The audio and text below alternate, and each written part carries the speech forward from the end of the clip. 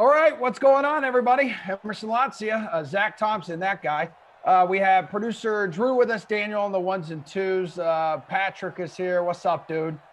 Cooking on the ops team. First of 6 sims today. A lot of NFL news to get to. We'll gossip. We'll get to the 4-1-1, ladies. Patriots at the Jets for this one. Lineups have locked already. 6 sims on the slate. Going to be a hell of a Freaky Friday here. This is the only one you and I are on, so let's make it count. How are you doing today? I'm doing very well. How are you? I'm doing marvelous. Thank you so much for asking. What'd you do with your lineup? I went with Le'Veon Bell in my captain spot, kind of throwing it back. I mean, Le'Veon Bell not even on the Jets anymore, barely played down the stretch for the Chiefs, but he's my captain for today because he does get so involved in these sims as both the third down back and the primary running back. He's had a couple of good games against the Patriots. Patriots secondary in these sims is awesome. Patriots linebackers and run defense a little bit less so. So that's why I went with Bell in the captain spot. My only other Jet is Chris Herndon, and then I stacked a little bit the Patriots with Newton, Asiasi, N'Keal Harry, and the Patriots defense. Who you got? All right. Well, since you were asking, I will tell you. So it looks like my lineup. I filled it out an hour and a half ago. I can't even remember. I'm pulling it up right now. Here we go. Thanks for sharing. Demir Bird in the captain spot. Zip it. Let me get through it. Cam Newton, Sam Darnold, Lev Bell, Julian Edelman, and Nick Folk. That's exactly what we're rocking with. That's exactly the lineup and the roster that will be atop of the Teenage Newton Ninja Turtles contest. There's 122 of you. So there's 121 of you who were brave enough to face me in the free roll. It's true. Hello down there. That's going to be me at the top of this contest. Hello, losers. I am happy you guys filled out a lineup, though. Do it for all of them today. All 6. Plus, you got the 2 classics, so you can do 8 lineups just on Madden today. Enter 8 $250 free rolls or put money on it, whatever you feel. However confident you feel, go for it. We're here into my veins, dude. Virtual MetLife Stadium for the Jets and the Patriots today.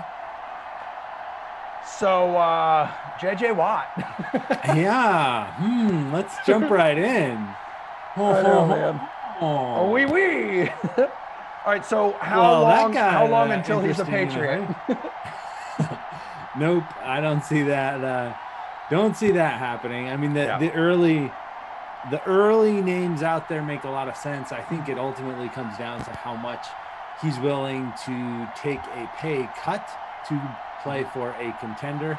Still graded very well this last season as far as pass rusher, as far as the plays he was able to make. I think the current version of JJ Watt is still a very meaningful piece to anybody who adds him, both from an on the field and an off the field perspective. You know, a great locker room guy, leader, that kind of piece.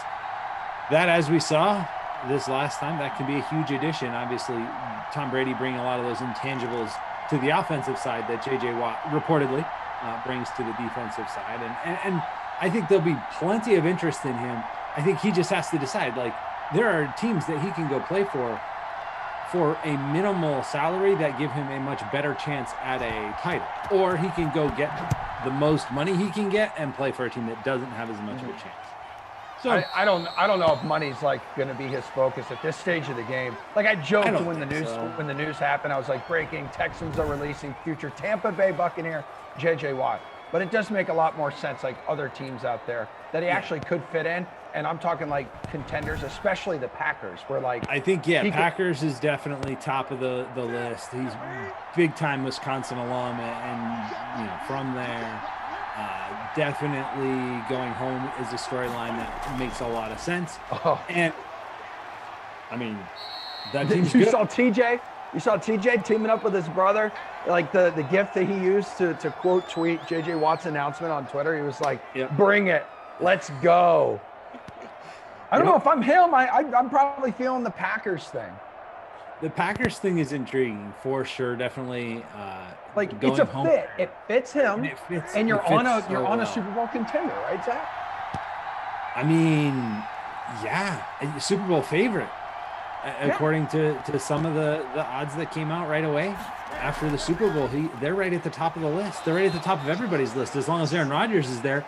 And if you're Aaron Rodgers, you want help. And if you're the Packers and you want to show Aaron Rodgers that you're getting him help, getting JJ Watt's a good place to start. So, I mean, it makes sense from all perspectives. The question is just, is he willing to take whatever they can afford salary? There are probably places that could pay him a lot more than that, but I would agree with you, as we see Sony Michel pick up the first down here, that's probably not the driving factor at this point. I think Buffalo is another name that has been floated out there that I think makes a lot of sense. If he's willing to take a little bit less and go join a contender, I think Buffalo's in a place. I mean, we saw them make it to the AFC Championship game. They're not expected to do a ton this offseason. They don't have a ton of cap, but they have enough where they could make that work. Pittsburgh has been around just because of his brothers, that fit. I kind of don't see that one as much just because I don't think the Pittsburgh offense is strong enough. Especially towards the end of the season, they kind of look like a mess. So that would be a few of my favorites. It'll be definitely interesting to watch where he lands. And how funny was it? Deshaun Watson's like, thanks to the best ever. And then somebody, and it made me laugh. They were like, P.S. take me with you. I haven't seen that yet. So Deshaun Watson tweeted out like a congrats. Yeah. Like a congrats and thanks for, one of the best ever, that kind of thing. And somebody added to the bottom of it, P.S. take me with you. Like, yep, that seems about right. I did see that the Texans CEO probably took time, I'm assuming through all this J.J. Watt stuff, to talk about some of the Deshaun Watson rumors. Oh, so there's a lot of misinformation out there regarding Watson's future and expects the quarterback to remain in Houston. I don't know. Immediately I see the J.J. Watt news, and I think about all the good he has done for that city. As Evan Asiasi pulls in a catch here, but also I'm thinking, all right, Deshaun Watson is like the meme of like the kid in the window and just hitting it. It's like, where are you going? Like, take me with you. Yep. Yeah, and I mean, the two trades or the two transactions, I should say, are totally different. They're not in the same situation, but it does signify a rebuild for sure. And if you're rebuilding, does it make more sense to trade away a very expensive quarterback and get a very high draft pick, whether it is the Jets' number 2 pick or another pick, and restart the clock with another young quarterback? I think that makes sense. Plus, he just seems very unwilling, unhappy there, and maybe I think they've already traded him. It's just trying to drive up the price, because if you're trying to trade Deshaun Watson, of course your best tactic is to say you're not trading Deshaun Watson. That's how you get the highest price. Like if you're doing it, the right move is to still say you're not doing it until somebody blows you away with an offer. And I think that'll happen. I think it'll happen before the draft. DK Simfam is on 3rd and 9 from the 22. Cam Newton, baby. There he is. The dig, make me a bird so I can fuck off our way. Your boy's captain. You got it. Way to be. Thank you. First off, I'd like to thank the big man upstairs. He has put me in this position to succeed and destroy everybody in the DK Sim fam in this Madden Sim. I'd like to thank my wife, who sits 3 feet away from me every day and puts up with my loud, obnoxious noises coming out of my mouth. My dog also, although I'm disappointed she did not make the bed today, which you guys can probably see in the crack between the door behind me. But anywho, and my parents, my parents keep me humble. My mom consistently tells me how much she does not want me to visit. So that's fine. It's motivation. And today I'm using it to put together the best lineup on the planet. Congratulations. Good start for you. That is Demir Bird's 8th touchdown in 37 sims with a catch. Even more than that, 45 that he has played in total. So 8 catches, 8 touchdowns in 45 games, and one of them belongs to you, sir. Personally. I'll just keep it. Thank you. It just feels so good, Okay, so Lev Bell, highest owned in the free showdown, 75%. Newton, 72%. Edelman's 47, Darnold's 44, N'Keal Harry is 44. It's the first time we'll see the Jets with the football in this sim. Again, you know the drill by now. First of 6 today, guys. We want to go to Demir Bird, 30% owned. 2% in the captain spot. 2% joining you in your wise captaincy to this point in the game. We'll see if that continues. Sam Darnold captained in 4.8% of lineups in the free showdown, 45% owned, as you said. Le'Veon Bell, 30% captained and stopped for a loss right there. by Dante Yeah. Hightower. Hugh Banks pointing out Emerson not in first place, though. That is true. Listen, it is a marathon in these things. It's a 4-quarter marathon, unless it's one of our mini overtime games we're always on together, Zach. So It's just true. keep an eye, Banks. Keep an eye on DK Latzia there, kid, because I'm coming for you.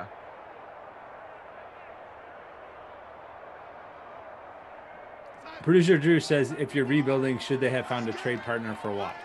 Yes, they should have, but they did not. They gave him the release that he wanted. I think it definitely, if you're JJ Watt, you want them to release you because now you can go sign with whoever you want. And you don't have to worry about the contract situation that they would have to have traded. But for the Texans, yeah. The counterpoint to that is aging veteran saves you a bunch of cap. There's no guaranteed money on it. So it basically takes his contract off your books with no penalty to you. A huge catch there. Darnold, 60-yard reception. That is Brashad Perryman, I believe. Yes, you are correct. And Brashad Perryman, I believe, is built by UCF. Keep the goods coming. Always count on you to bring that up. Oh, dude, I'm not going to lie. When I was building a lineup, building the roster, just like I'm sure a lot of you, I'm sitting here thinking, oh, God, I just don't know how good this sim is going to be. But as of right now, especially if the Jets can tie this thing up in the first quarter, for sure, it's already exceeding my expectations. So I come to some of these things so low. A Freaky Friday. Yeah, Jamison Crowder with his first catch of the day there, working out of the slot. Brashad Perryman owned in 27.4% of lineups in the free showdown, captained in just 2.2%. He is on pace for the bonus after just that one catch here in the first quarter. Checking it down. That's Bell. Touchdown. Can you ring my bell? Ring my bell. My captain answers your captain with the touchdown. I think he is in your lineup, though, isn't he? He is a wee. He's in 89% of the lineups. He's in basically every lineup. But that's all right. It's a play that makes a lot of sense.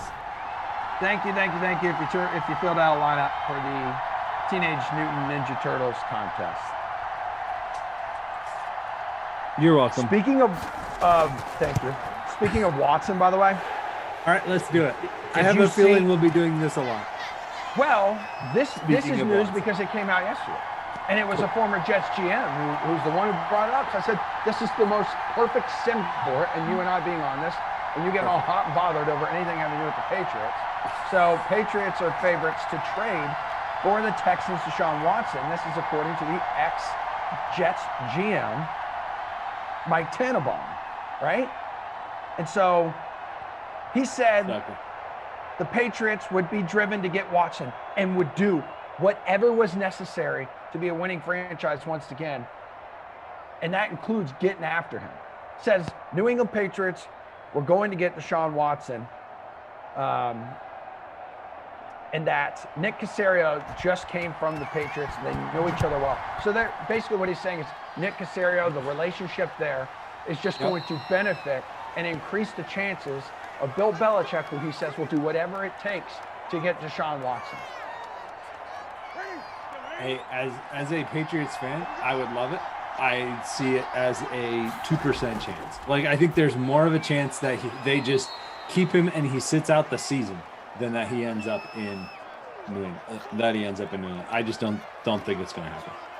I mean, if it does, I'm super excited as a Patriots fan. It's not like we ever draft anybody in the first round that anybody expects us to anyway. We trade those picks eventually. Just can't wait for their if pick it happens, great. Yeah, their pick to pop up. They're on the board. They're on the clock. It's usually at about 11 o'clock at night, right? It's usually 11 o'clock at night because it's towards the end of the first round. And at that point, there's been, usually at least one guy who's fallen. And everybody's like, oh, I can't believe this guy's still on the board. Like, I can't believe the Patriots are going to get this. And then they pick somebody either nobody's ever heard of, and you can tell ESPN doesn't even have a highlight package ready for this play, or they trade back. So like, oh, I'm going to bed now. Bill and Nike, you do whatever you want. It's going to be out of D3 Nike making Ithaca College. Exactly. Who's actually a really good pick. He's been good. But yeah, Nike making the picks was the highlight of the Patriots draft for the last few years. And I know both of us as dog owners can definitely get behind Nike making picks. Go ahead. Whether they're good picks or not, I will never blame the dog. Never. Cam Newton, who rushes a lot more in real life than he does in these games, you just saw him skedaddle for a couple yards, and then you see him here take a sack by the Jets defense. But in terms of rushing, Zach, no skedaddle. Going back to his past few games, so he goes 15, 20, 15, 22, 0, 21, a couple more bagels, 7, has a 46 in there, but yeah, he doesn't run that often. He's not a scrambling quarterback, really, in these things. Has pretty decent pocket presence, doesn't take off and run all the time. I would say his accuracy in these sims is a little more than what we saw from him this last season. His accuracy is a little lower, and his running is a little bit higher than what we're seeing in these sims in real life. But he is 5 for 7, 69 yards, and he just had the touchdown to your boy, Demir Bird. Sam Darnold, 3 for 3, perfect, 75 yards, and the touchdown to Le'Veon Bell. That was an entertaining first quarter, 7-7. I'm all about it, especially if you want to throw the hell out of the football. Do it. Because, I like it. In terms of rushing, not much. Sony Michel, 4 carries, 16 yards. Bell, oh, man, oatmeal. A bagel. 2. Oh, no, oatmeal, but Bell's got the bagel. I see what you're saying. No, I see what you're saying. I was like, I thought about getting a bagel today, buddy. James Dwight has like 1 for 6. N'Keal Harry, couple grabs, 20 yards. There's Bird with his 1 reception, as you've already mentioned. Has the touchdown, 22 yards. And Asiasi, 19 yards there. 1 catch. But hey, if you're going to have 1 catch, go for 60 yards like Rashad Perryman. Look at what now? Dalton Keene? Like we already have the 2. Yeah, we already have tight end 1 and 2 for the Patriots on the board. So the superstar trait alive and well in just 1 quarter. Chris Herndon not on the board yet for the Jets. And, we'll see who else we can get involved here. Is it who's the tight end 2? I'm trying to remember. Ryan Griffin, I think, maybe, for the Jets. Oh, for the Jets? Yeah, here you go. Yeah. I got it right here because I'm prepared. Yes, it is Ryan Griffin. And then it's Daniel Brown if you really want to go tight end 3. Let's do it. Daniel Brown and Matt Lacoste. Let's get them involved. Speaking of Daniel, shout out to Daniel on the 1s and 2s today, helping us out. Producer Drew, our dude Pat Daddy on the ops team. Much love to everybody here today. 7-7, second quarter underway on 3rd and long. Cam Newton freaking out, man. You got a dart in your neck. And then he chucks it into the cheap seats. Actually, those aren't cheap seats. Those are very expensive seats. Nothing is cheap inside Gillette Stadium. Nothing. Even if this is virtual MetLife Stadium. Like anything around it. I mean, a beer, you're gonna have to take out a small loan just to pay for a couple of beers. But it is a hell of a game day experience. Have you been to virtual MetLife, which is where this one is? Or not virtual, the real MetLife? No. Nice punt. 5-yard line. Jake Bailey, there's a reason he is a Pro Bowler. He was this past season, so down at the 6. How about the Chiefs punter? Nobody really talked about it because it really ended up being such a blowout. But the Chiefs punter in the Super Bowl was awful. He was really terrible. There was a few punts. It was like 20 yards. Like what happened? And they were like at terrible times where like you needed him to kick like a 60-yarder and it would be 20 yards when they were like back deep in their own half of the field. Like, come on, and it's not like Tom Brady needs help, right? Like Tom Brady doesn't need you to make it easier for him. Yeah, but he certainly did. He did. Going back into the chat here on Twitch, Winter Bold says Aaron Rodgers needs 1 more player to throw into the bus, baby. Regarding the chance of J.J. Watt going there to the Packers. Yeah, I mean, it's early. Nobody knows where J.J. Watt's going to go. I mean, he's only been available for a couple hours here, and he's got plenty of time to make his choice. I do think we'll get a resolution pretty quickly because he can pick wherever he wants, basically. That's what it means to be a free agent. And he can sign. He doesn't have to wait for the new, NFL new business year or whatever. Like, he's a free agent. He can go right now, go sign with someone if he chooses to do so. I don't think he will. I think it'll be a few days.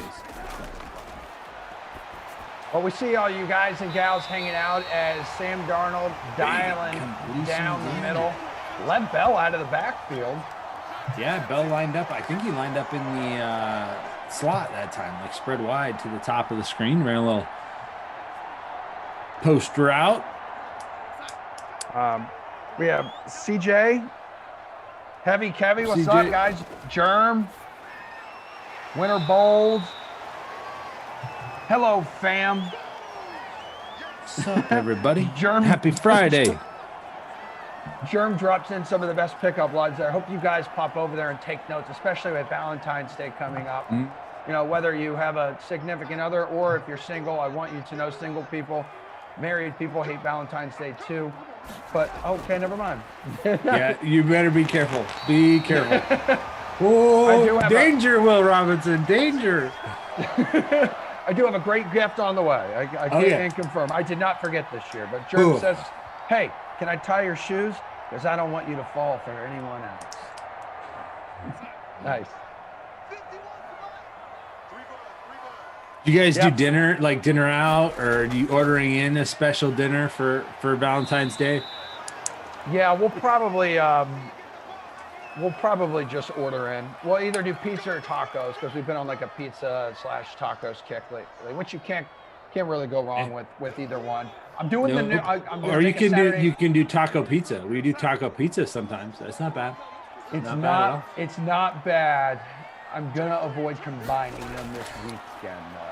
I'm gonna do my classic pizza. Or I'll do these incredible fish tacos we've been targeting lately. But I am gonna So Sunday, we'll probably just chill out, dude. I think it's supposed to be cold as hell up here, and I think some more snow coming into town. I'm gonna be on the news tomorrow. Yeah, it's really bad today and this weekend. It's like one of those polar explosions or whatever they call them. Vortex, but I love the explosion. Same thing.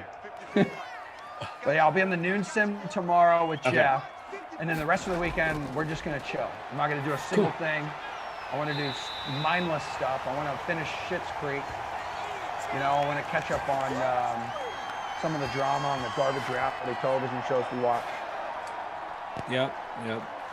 Is one of those J.J. Watt related, or is this separate from?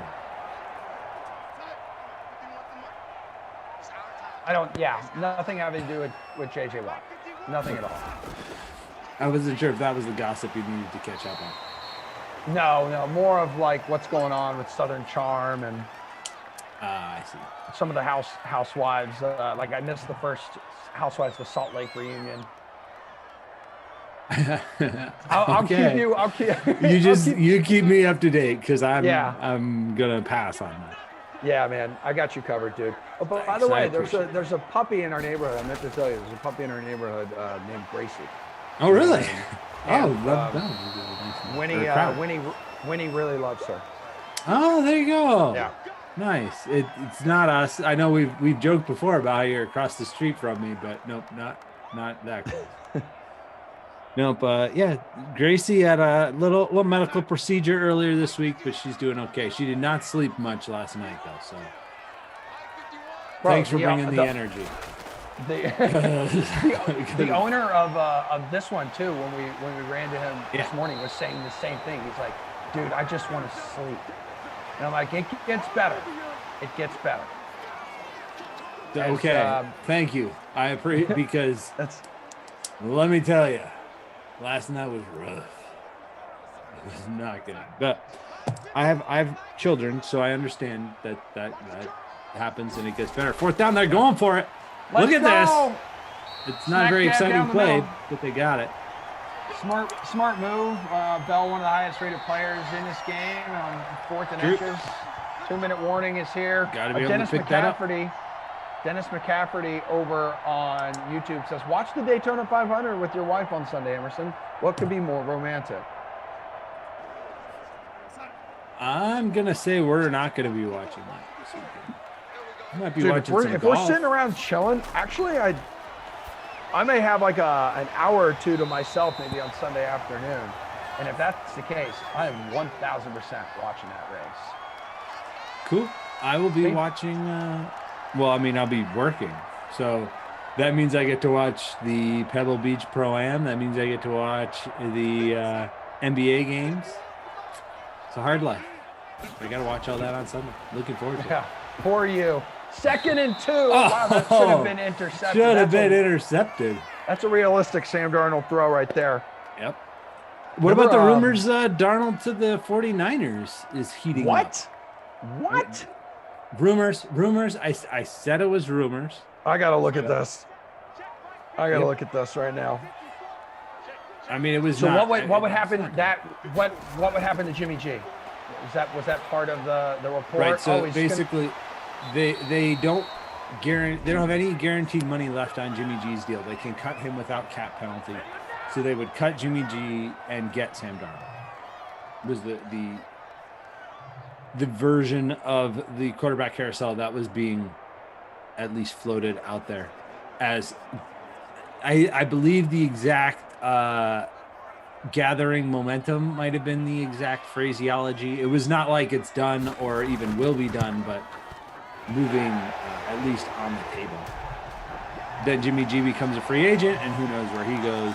And then the Jets would probably draft Zach Wilson with the number 2 overall pick.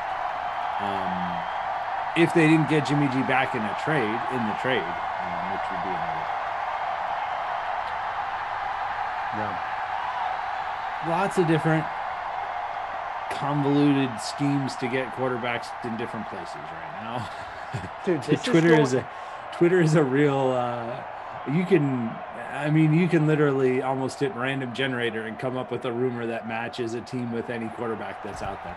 And now, of course, I love it. Russell Wilson, right? Like Russell Wilson now has just all of a sudden thrown his name out there as somebody who could potentially be on the move. It's funny. At the very beginning of this offseason, Koff and I think it was Christian did a list of all the quarterback situations that were in flux and all the quarterback situations that were not, like they were locked in. And I saw the list and I said, guys, you have too many in the locked in list. They had the Rams on the list. I said the Rams shouldn't be on this list. And then the Rams have already made a move. They've changed their quarterback since then. There was a few on there that I was like, no, they're the wrong list. And we're getting more off the settled list. Nobody really, aside from Lamar Jackson and Patrick Mahomes, are we sure any quarterback that is not moving? Maybe Josh Allen. We'll add Josh Allen. I think those 3 are safe. Other than that, everybody's in flux.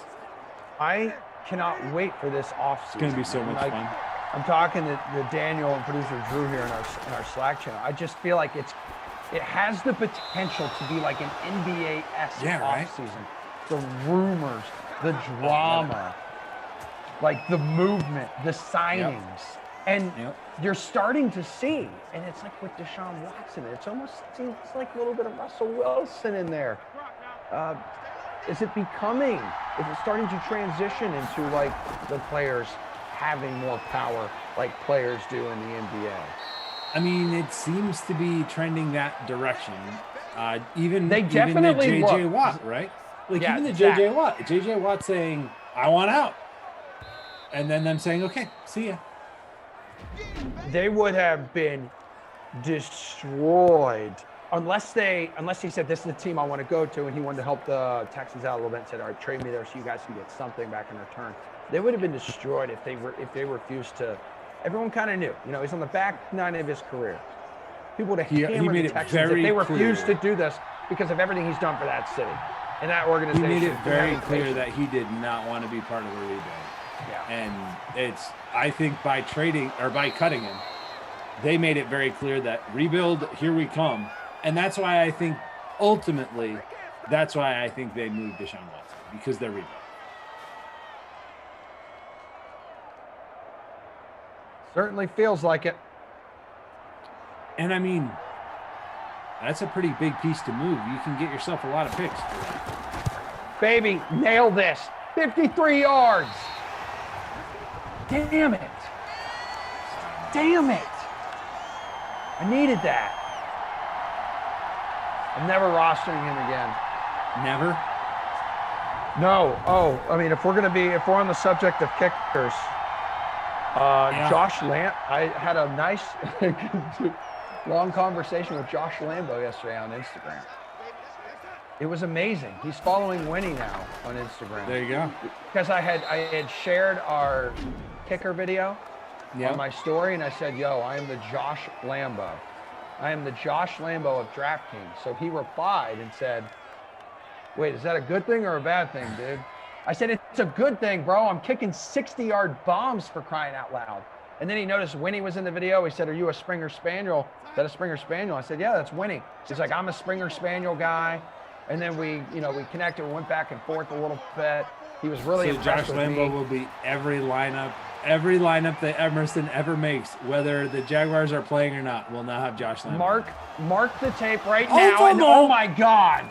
I was going to think, can he scoop and score it? That's Dante Hightower. I thought he was going to. I thought he was going to cause the fumble, scoop, and score all before halftime. That was the last play of the half.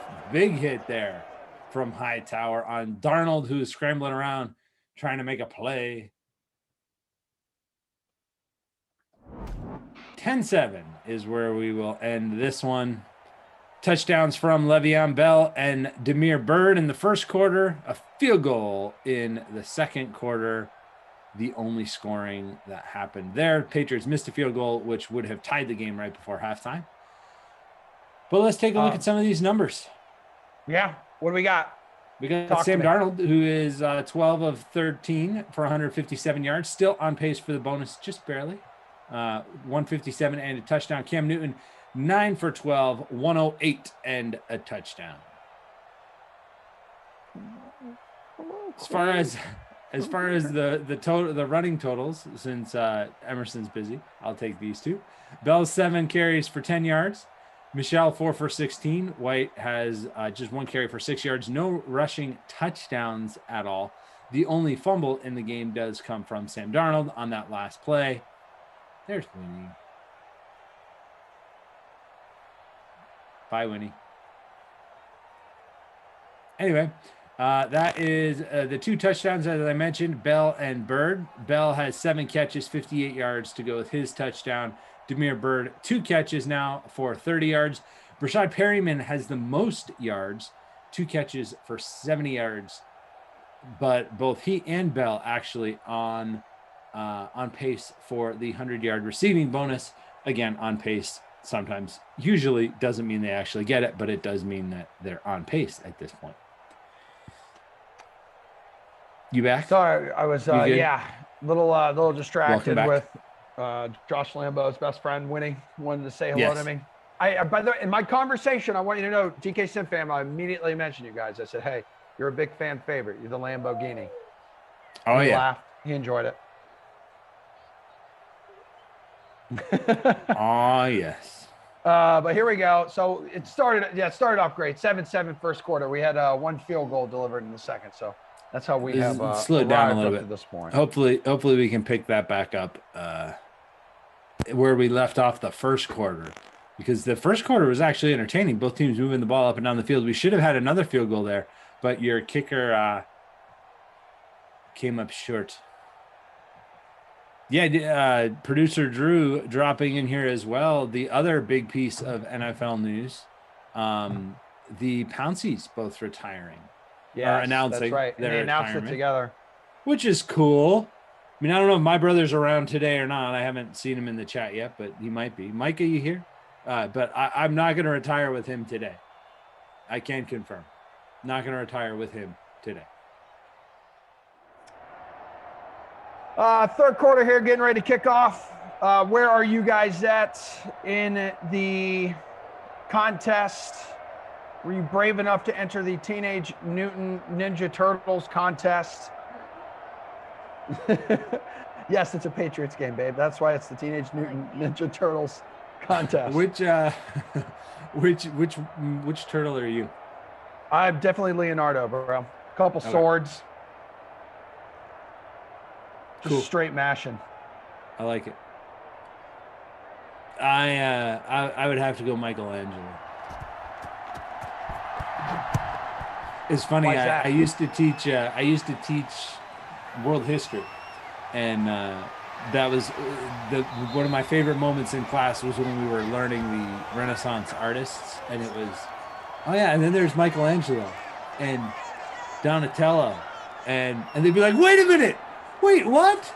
They named the Ninja Turtles after the. It was always kind of funny to see the students.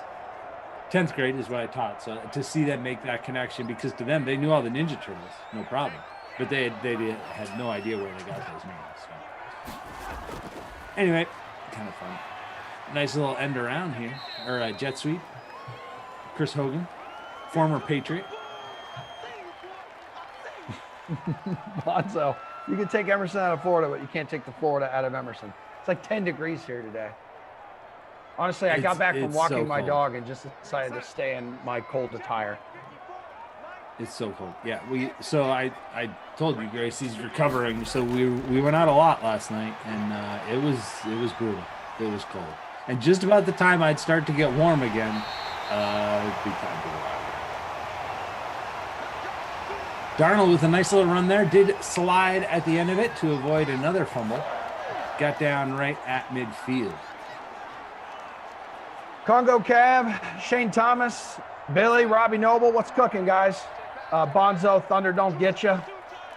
Good to see everyone here today. Carter Robinson. Lovely, lovely, lovely. Hello, Newman. Broby.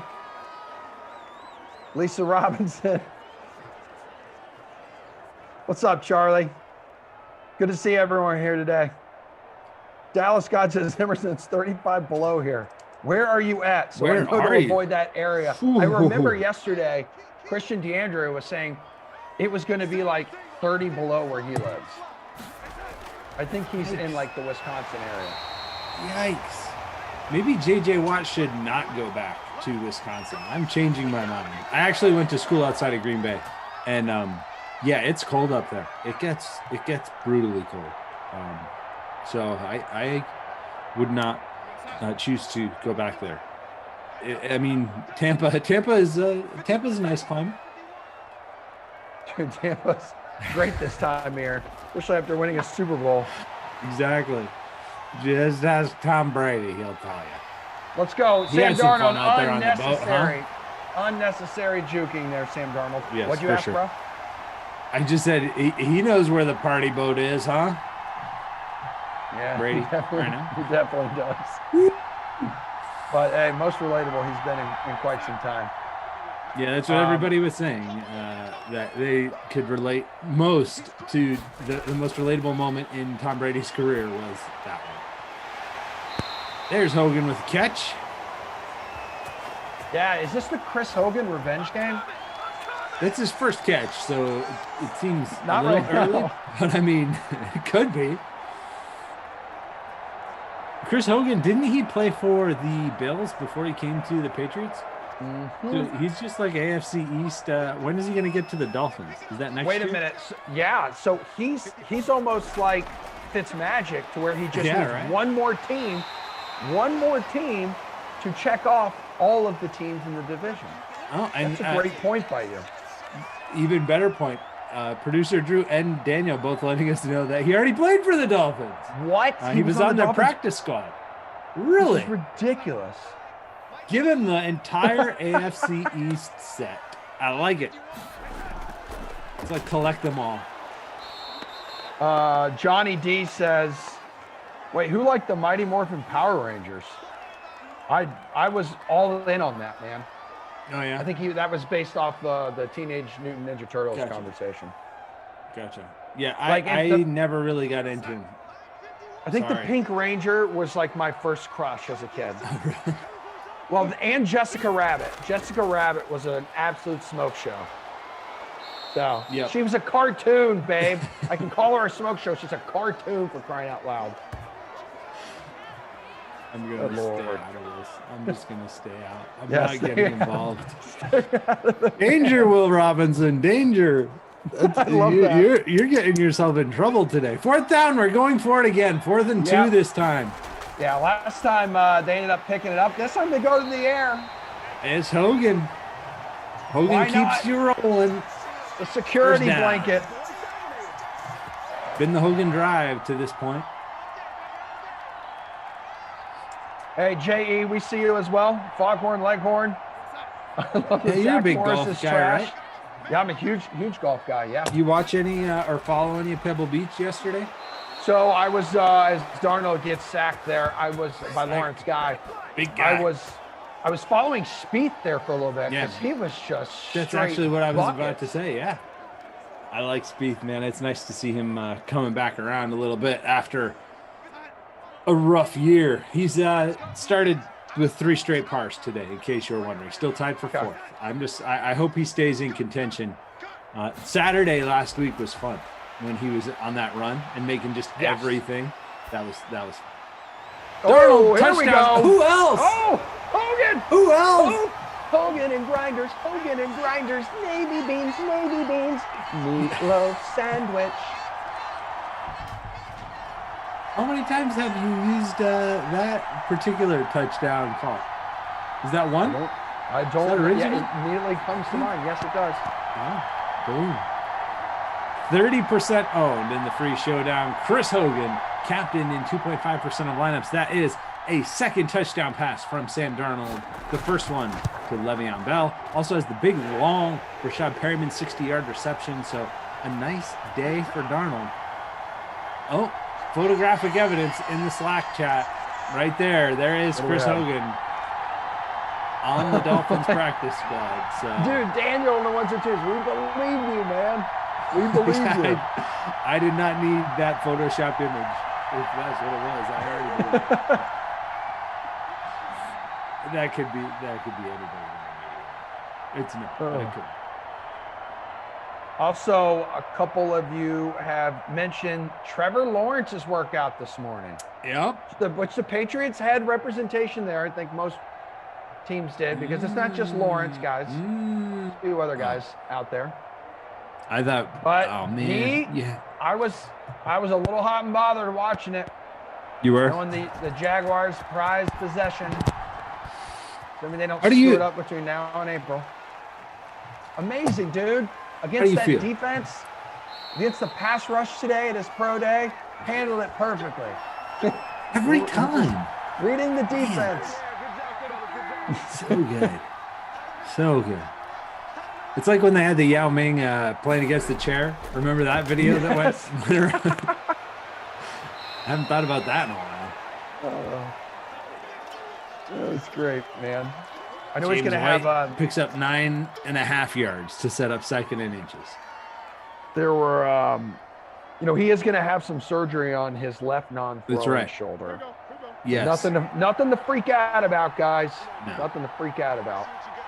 What is, and I know how good you are at these projection things. What are your expectations as a Jaguars fan for the next year? Tell me what.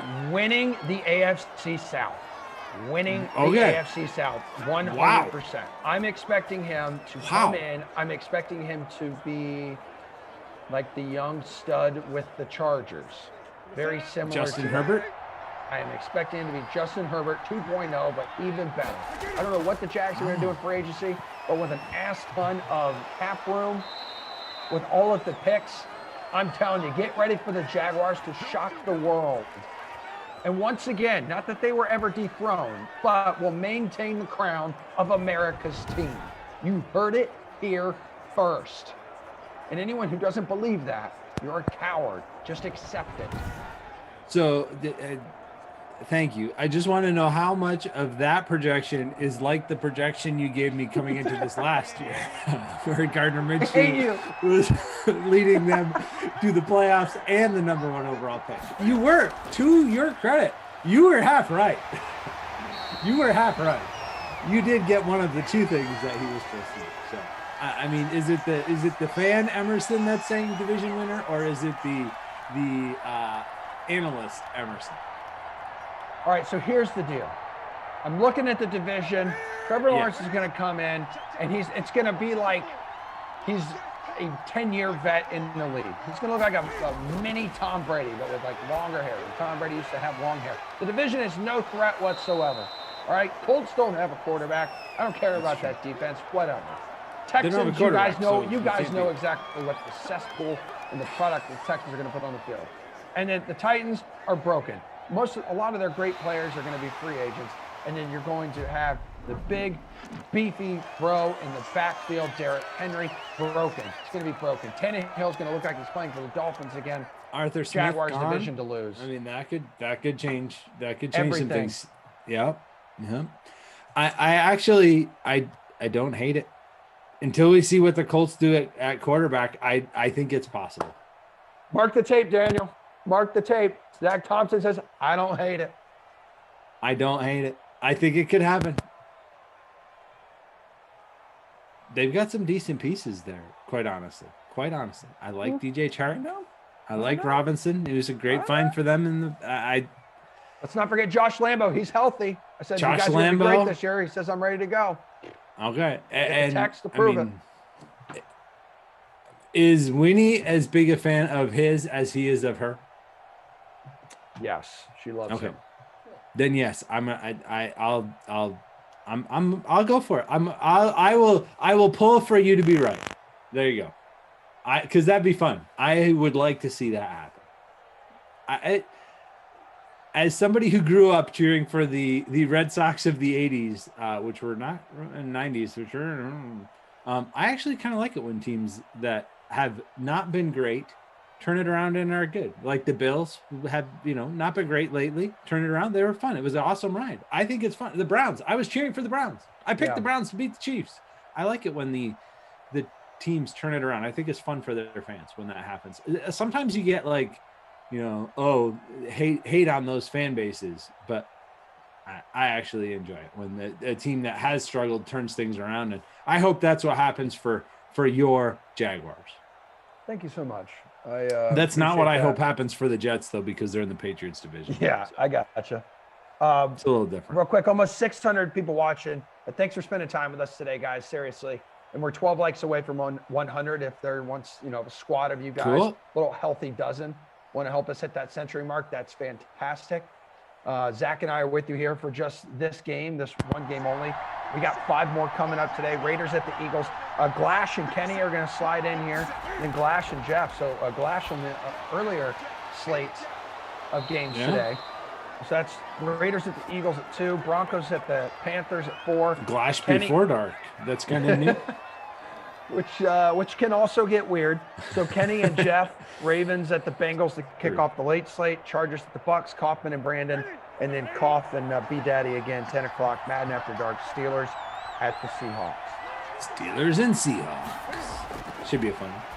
They've never played in these Madden 21 sims. That'll be their first matchup. ESPN. So Lambeau game-winning field goal in Game 18 against the Titans or Colts to win the division. Yeah, in Week 18, right? Week 18, because there are 17 games next year. I'm for it. More football. More football is good.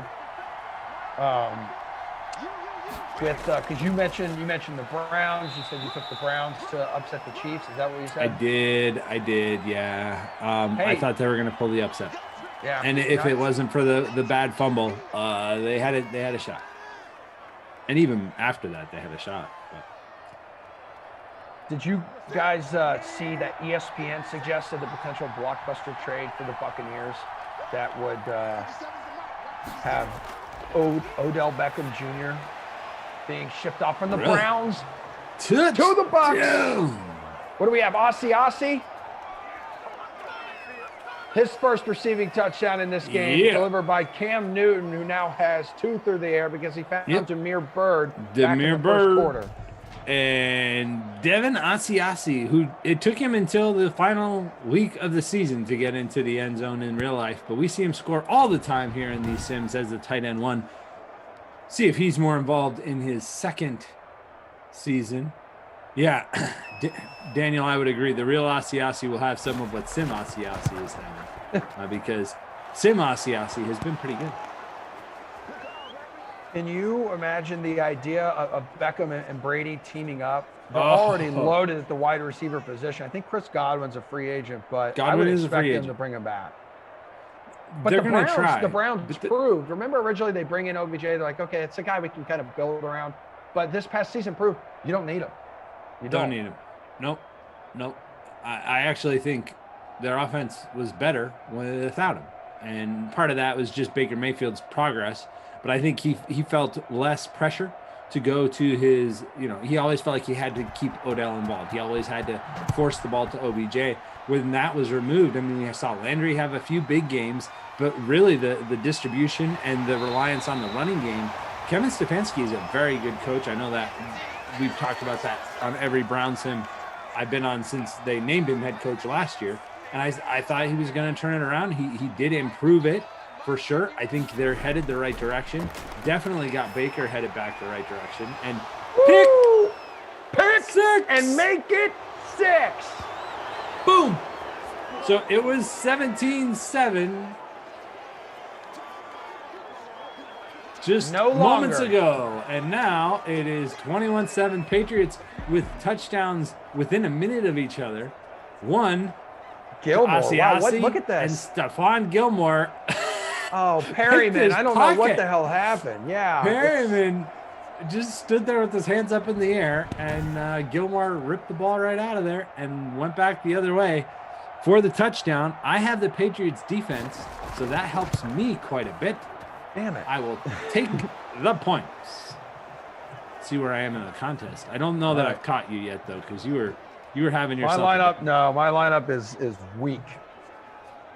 Very, very weak right now. It is falling apart literally before my eyes.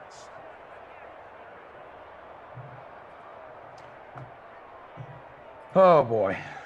Wow, Le'Veon Bell in the captain spot has been pretty good. I'm in 16th place in our smaller pool right now. In our smaller contest, the Teenage Mutant Ninja Turtles contest.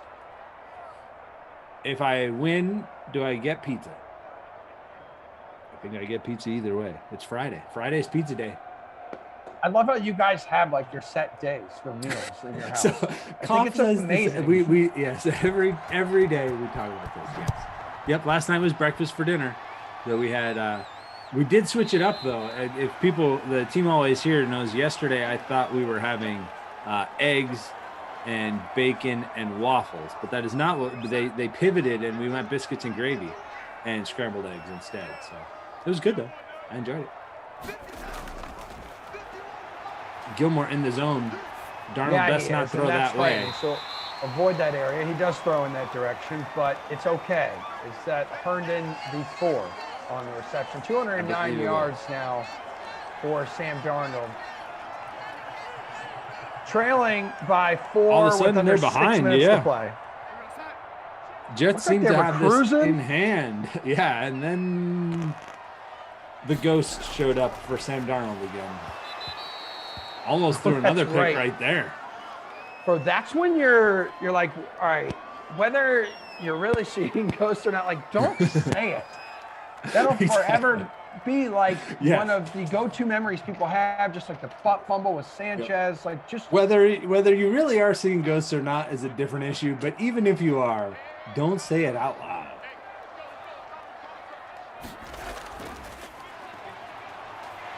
So on 3rd and 2, picking up the first down, Lev Bell. All work for Bell. Bell's having himself a nice game. Up to, well, that's in the captain spot. 30 points in the captain spot. In the flex spot, he's up to over 20 points. As it is manual scoring, live scoring, so they'll catch up if it's not 100% caught up yet. But other big games going on right now. Asiasi's got a big game. Chris Hogan's got a big game. Kim's got a decent game as well. Yeah. I still got Demir Bird with the 16.5 points in the captain spot. Newton's got 14 right now in the flex. And actually, in our smaller pool, The leading lineup, which unfortunately is not yours, does have Demir Bird in the captain's spot there. Oh, who was that? Train Train one. one. I see you. I see you trying to emulate my greatness. Well, they're in first, and you weren't last I checked. Hello, hello, man. That's me down in 63rd.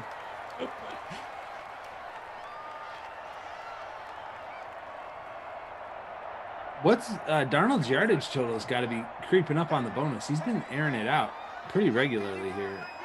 See if he can get to that bonus. He doesn't do that very often. Completes for another first down there. No, as I can look at his game logs here. In terms of yards, yeah, like you're very right. rarely. 1, 2, 3, 4, 5, 6, 7, 8, 9, 10, 11, 12, 13, 14, 15, 16, 17, 18, 19, 20, 21, 22, 23, 24, 25, 26, 22. No, he has not hit the throwing bonus. And you have to go back. Oh, touchdown! Sorry to Whoa, interrupt. Perryman. Perryman. It's fine. It's fine. It's fine. 35-yard touchdown. He hears us talking smack, and it's like, all right, dudes, shut up. Can you guys be quiet, please? I'm out here throwing touchdowns. Thank you. He's not still in the bonus. That does put him up to like 255-ish, but and it puts his team back in the lead. Rashad Perryman answering that the pickpocket touchdown with a score of his own, and the Jets go back on top, 24. Well, it'll be 24 in just a moment to 21. Smart move by 2.2% of folks in the free showdown. Decided to throw him in the captain spot. Ooh, very, very smart. Guy could break the slate right now. He could. He definitely could. Does he have the bonus yet? He's got to be at the bonus. Got to be there. He's got the 60-yard catch plus that 31-yard touchdown, and then I think he had at least one or two other catches as well. So should be safely in the bonus. Yeah, he does. So he's got 3 grabs, 105 yards, a touchdown, 22.5 points in the flex. Very nice. Very he's nice got work out of him. He's got just under 34 in the captain spot. A solid return on your investment if you paid up for the Jets wide receiver 2, right? I think Crowder's the one for them, and then he's the 2.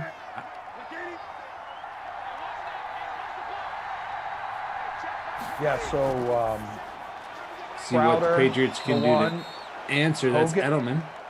Hogan the 2, Perryman 3. Oh, Hogan's the 2. Okay. Yeah. Josh Doxson listed as the 4.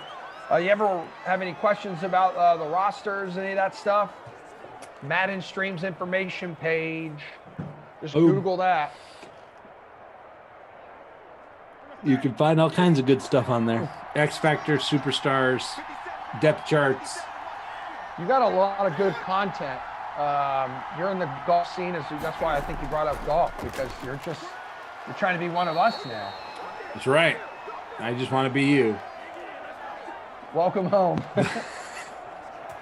Get in line, pal. How are your quads looking? Not as good as yours. I'm an elliptical, not a Peloton, so it's not the same. Jimmy B, I see you popping in the chat. What's up? I thought you were a late slate guy. Thought you didn't like us early birds in here. Hey, but thanks for hanging out. We welcome you. Welcome to the daylight. One of the OGs, man.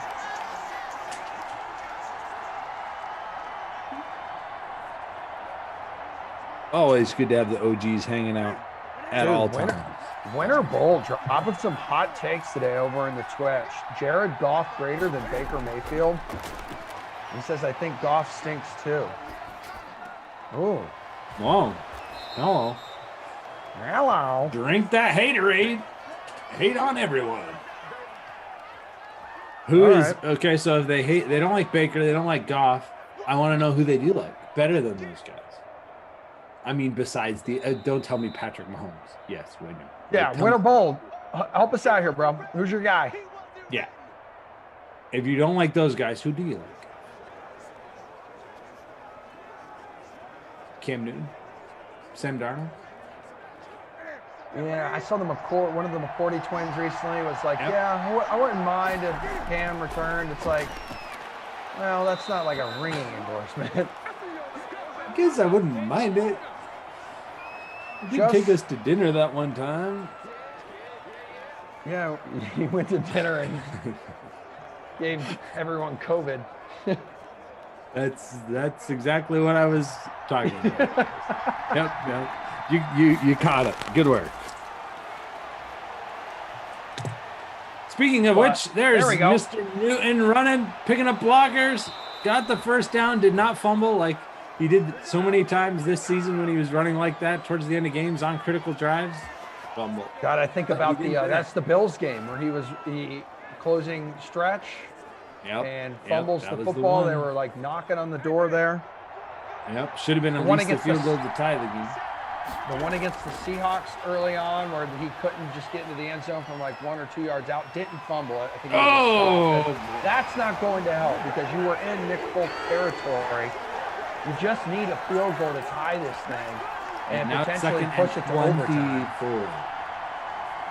2nd and 24. So we did hear back from Winterbold. Besides Goats, Allen, Burrow, Herbert. Although he spelled Burrow wrong. Allen, yeah, obviously Josh Allen's better than those guys. Burrow definitely, and Herbert had the potential to be, I would say. Burrow is B-U-R-R-O-W. Just, you know. That's Burrow, like, as in the city.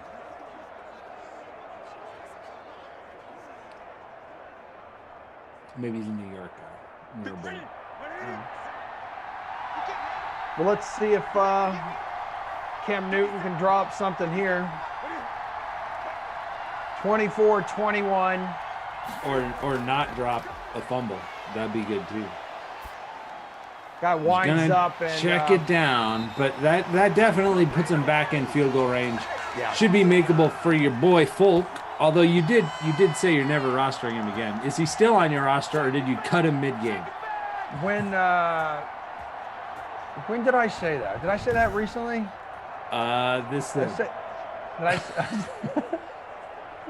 That's what started the Lamba. I am never. Yes, after this, I'm never rostering Folk again. And when we do have Jaguars games that I'm on, I will captain Josh Lambo every time from here on out. Mark my words, Lambo will always be my captain. Now, what about it once Trevor Lawrence is available? Still going Lambo? That may change. We may have to rethink the strategy just for a little bit. All right, fair enough. Congo Cab, you got it, dude. Can't spell Lazio without OT. Foghorn Leghorn and Blue Jays, go for it, cowards. I agree. Who wants to play for overtime, guys? They're not playing for overtime. It's 4th down. No, play for the win. Play for the win. Okay. This isn't going to get you anywhere. And this will be meaningless if they go to overtime and lose anyway. So just... That's a good point. Come on, send us home. Bags are packed. All right, Folk, you can at least hook up your boy with 3 points here. Got a 38-yarder. That would be funny. That would be awesome. I would have rethought my future with him. If he runs for the touchdown right there, little fake, that'd be fun. We've seen fakes, but not there. Obviously, needed those points for Emerson's lineup, and it also tied the game. But really, they needed him for Emerson's lineup.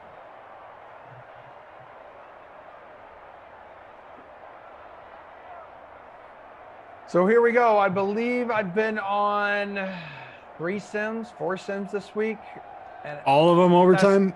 This has to be the 3rd one, I think, that's gone to overtime. Were you on the double overtime game as well? I was on a long overtime game. Was that? I can't remember. They all blend together. It's just extra time we get to spend with each other. That's right. Also, I look at my lineup and think, okay, I mean, Edelman hasn't done diddly-do. Maybe that's what we should rename the Not My Kid Award, the Diddly Do Award. I kind of like that.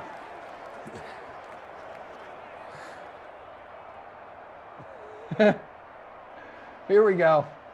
All right, let's go. Straight to overtime. Current Patriots winner will receive. The Patriots will receive. So they get the ball first. And as everyone knows, because it's the same in these sims and in real life and everywhere pretty much at this point, a field goal on the first possession, the Jets will get a chance to possess the ball. Touchdown on the first possession ends the game. Just like normal. We will continue going, double overtime, triple overtime, however many overtimes it takes. We will not leave here with a tie because why would we do that?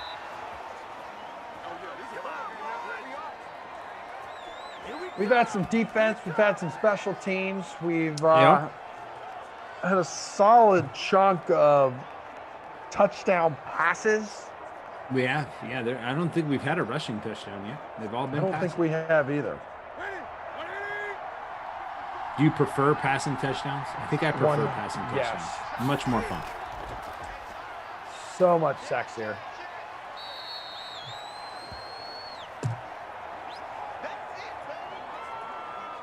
Just breaking news. Jason Day, second birdie in his first 4 holes, climbing up that leaderboard. You have turned into Reed T. Fowler with your golf up. Hey, man. 1 1/4. Hey, I'm not complaining. Reed Fowler is off this week. Reed is off this week, and guess who had to fill in for Reed? You, Big Daddy. I did. I got to. That's right. And Jason Day was one of my picks. So that's there you go. Called in the bullpen. That's what it was. Right. Bring in the closer.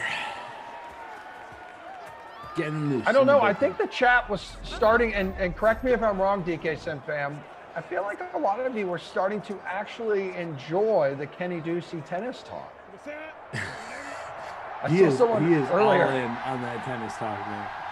All the someone time. earlier in the chat was like, "Yeah, come for the Sims, stay for the tennis chatter." He is that is legit. Who, yeah, that's all the time. Like we're in there talking about NFL stuff, and all of a sudden it's, hey, I'm thinking about playing this guy, and it's a name I've never heard. I'm like, never heard, can't pronounce, have no idea. It needs the vowel. Like, get me a vowel for that word, and I'll try. But yeah, it's like Johnny Alphabet. Like I have no idea. But I will say this: he gives pretty damn good picks. So he does. If you do play DFS or need some sports betting advice for the tennis side of things, check out the DraftKings. Yep, playbook.draftkings.com. It's over there. NBA stuff over there. There's MMA stuff over there right now. All kinds of good content for all the contests coming up this weekend, whether you're big time into staying up all night for the Australian Open or watching the great NBA action as their season continues to go full speed. It's crazy how fast that season has gone to get in all those games where it's just, I mean, it's a full slate every night, a jam-packed slate. There's 11 more games coming up tonight. We'll have the pre-lock show later on. Shirag will be joining us for that. You can check out his rankings. You can check out some value plays I like right now over on playbook.draftkings.com. I have 3 rookies under 4K who deserve a look in your lineup tonight. Chris B says, when this is over, I'm going to fill my bathtub with warm sim milk and think about the next sim. Jimmy B's already mentioned that because we have a plan to one day just fill an Olympic-sized pool with milk. And then everyone shows up. It's a bring-your-own cereal affair. And you just dump it in there, and it's good for your skin. First and 10 from the 29. I can't wait to see you there that day. It's going to be great. You and I are Speedos. Awesome. I can't. Yeah. Yay. 24-24. On pace for 6 overtime games on the slate today. We are. Speaking of Kenny, he will be here at 2 o'clock. Raiders at the Eagles with Glash Daddy. Glash, the latest, greatest TikTok star. Show him some love there if you're on TikTok. James White. Hello, James. James White knows a few things about scoring important touchdowns in overtime. Just saying. He's kind of done it, especially like, this one Super Bowl. Oh yeah, that's true. That as well. I was talking about the other sim when he did it, but yeah, I guess he did it in that too. Touchdown ends it. Field goal will give the Jets an opportunity to battle back.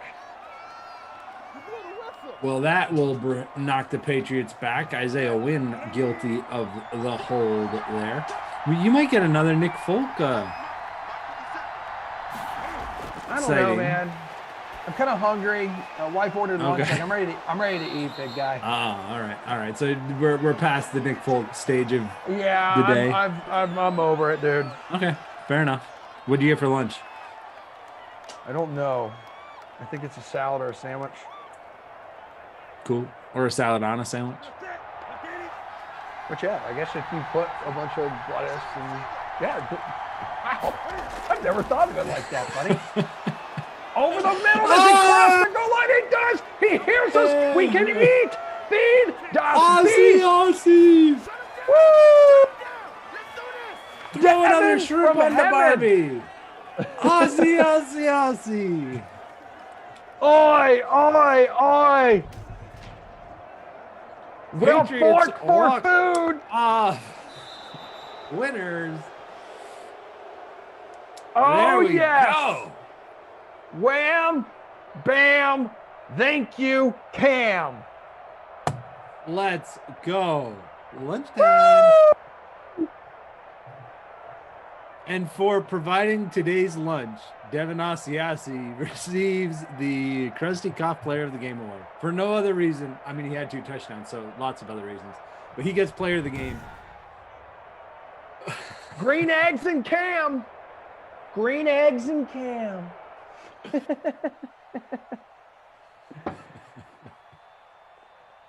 Yeah. All right, and then who's your babysitter, Billy? Not my kid. I'm still single. you always slide that in there. What did we recalled it? The Diddly Do Award. We renamed it for this. Oh yes, we have renamed it. The Diddly Do. I'm thinking I will go Jamison Crowder. Only 2 catches, 13 yards, 3 fantasy points, and he's the wide receiver 1. So almost 50% ownership in our smaller group. Sure, he was pretty highly owned in the free showdown as well. Not showing up. Sam Darnold threw for 258 and 3 touchdowns. Not a bad day for him. Newton 242 and the 3 scores, one of which ended the game. So both quarterbacks thrown for 3 scores in this one. Hopefully you have both of them on your roster.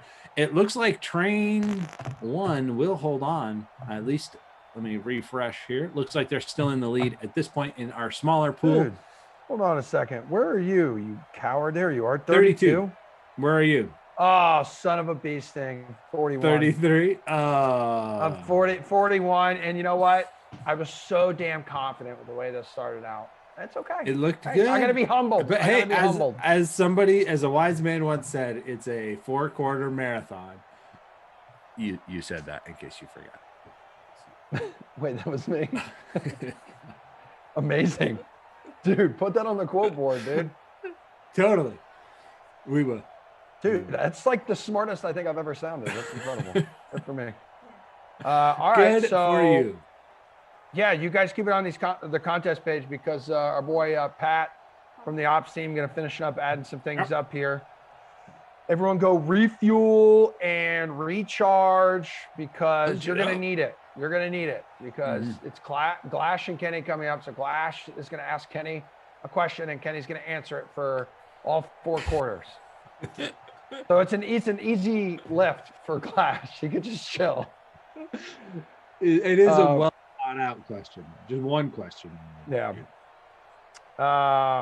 You guys and gals are great.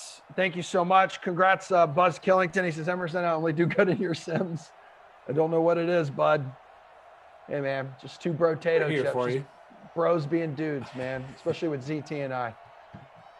Thank you, Producer Drew, Daniel on the 1s and 2s. Again, Patrick there on the ops team. Everyone have a great rest of your Freaky Friday. I'm back tomorrow at noon with the Moose. Later, dude. Lunchtime.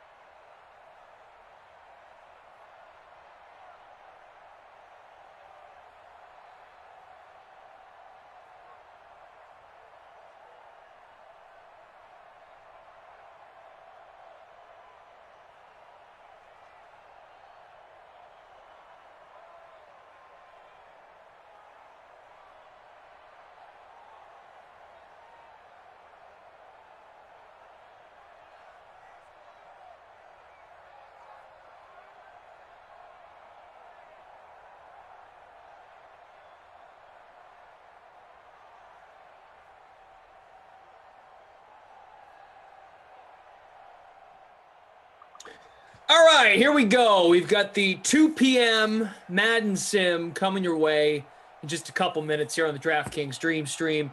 Brendan Glasheen, Kenny Ducey. What's up, man? How are you? Oh, everything's up, Glash. It's a great day. It's a great Friday. Good to be with you. I'm really excited about Carson Wentz, throwing the football. I love Eagles Sims because I love rostering Marquise Goodwin, so it'd be fun. You took the words out of my mouth. You've probably right. It's a must. It's a must at this point. You have to. So I like Deshaun Jackson, Darren Waller coming back for the Raiders, Carson Wentz. I always fade Miles Sanders, and I always regret it. So I decided to go with him today, and we'll see what happens. And the Eagles defense. So we're gonna roll the dice here and say it's gonna be a 24-3 Eagles win. We've got our great production team with us, producer Drew, Daniel on the ones and twos, Patrick from Game Ops. Daniel, can I ask a question? Why do I look so red on the YouTube feed? I look like I'm ready to explode. Because you're filled with rage. Just I can't help noticing it. It looks like I'm sunburnt. Hey, where'd you go? Nowhere. I mean, look at me compared to you. I look like Well, I mean, I'm always not gonna look red or tan. I'm gonna look, bright white. But I look like the little baby from Incredibles when he's like. You look like the meme with the guy with the vein popping out of his head. Yeah. That's what you look like. So I can change the color of me if that makes you feel better. Let's do about white. I can look, or blue even. I can look like bluish. It's okay. I mean, if we can't fix it, I just couldn't. I'd be like, whoa, what the hell happened here? Actually, there's 3 color settings on this ring light, so I choose the warmest color setting to bring some color to my face. Oh, man. All right, so the chat is locked and loaded. Love to see it. Ducey is encouraging, and I went ahead and did it. So I don't mean to be like a copycat, but I put Goodwin in the captain spot, man. So and lineups have locked. This is where we lose now because Goodwin's too popular in the captain spot. All of a sudden, things are gonna go south. Yeah, but it's it's a free roll for our sake. So it's not like these are your tennis picks, but your tennis picks have been helping people. That's right. My only redeeming quality. That's not true. That's not true. But I think you like saying it because it has a little pizzazz off the tongue. It does. So the freak of nature says it's an allergenic reaction to freeze pops. Could be. Freeze pops? What did he do to you? No, like I could see Tom Carroll when he gets mad, he could get really red. I could definitely see that. I've never seen him. He gets mad. I've never seen him get mad. That's what I'm saying. Like I don't even want to know whenever he gets mad. Does he turn into a freeze pop? Does he become frozen when he's mad? It could be. Could be Mr. Freeze. Interesting. He just comes off as a guy. You know those people in your life. What about the hero, the Freeze, or that's not? He's not a hero. That's the guy from the Braves games, the Freeze, right? Isn't that him? He could be. Not a bad comp. Adam Balkwill says, "Come on, you're not supposed to be traveling." Balkwill is also off to a good start in his classic. I'm burnt red like the bricks on your wall. Have I told you this? I really like the brick layout in your apartment. Thank you. People like to make fun of it.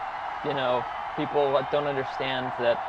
First of all, we had a new person start on our production staff the other day, and he thought that I lived in Boston because he was like, "Oh, this is just a very Boston look here." So yeah, I think that brick is pretty sought after. It's a pretty hot commodity, and I'm proud of it. I'm proud of good old brick. Yeah. Good. All right, guys. I like your beautiful day in virtual Philly. Your Boston T-shirt. Thank you. You're welcome. Got it at Marshall's, not a sponsor. Irwin says the most likely announcer to turn into the Kool-Aid Man and run through a brick wall when mad is Tugboat Tommy. Wow. Strong, but I could see it. Can definitely see it. All right, Derek Carr, you first. Get up there and crush it. People need your help. Producer Drew? Yeah, exactly. Exactly. Ducey and Glash here with this 2 p.m. sim. Moose will join me next for the 4 o'clock. It's Jalen Richard to get it started for a gain of 12. All right.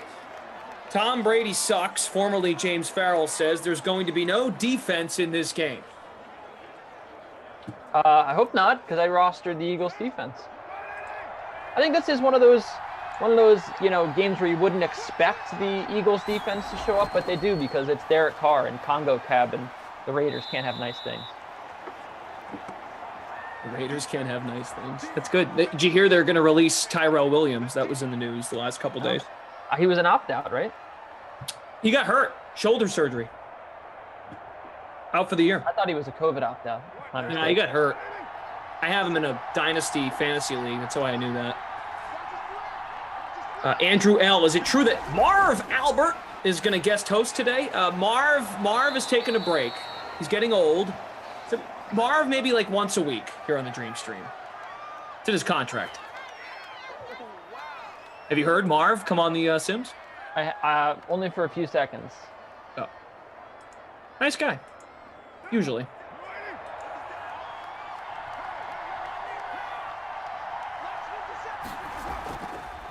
All right, here we go. First down for the Raiders. This ball is caught for a gain of 2 to the Philly 49. Tyrell Williams, speak of the devil. Chris B says, Ducey, I was going to give you a hard time about tennis, but we will handle it on Twitter, LOL. Yeah, I mean, it wasn't the best day, but it wasn't a bad day yesterday. We split. We can't win them all. But it was disappointing. I had Carousel again. You know, he did well. He had the upset of the tournament, but then on the other hand, pretty wrong about the Shapovalov of Felix Auger-Aliassime match, which was disappointing because Felix didn't play well.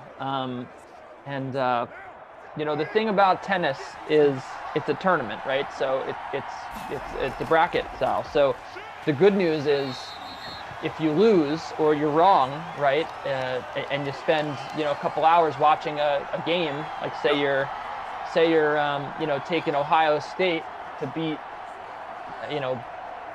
I don't know, or say you take Bucknell to upset Ohio State or something, and Ohio State plays really poorly, can't shoot, they're getting outmatched down, whatever. You see a weakness.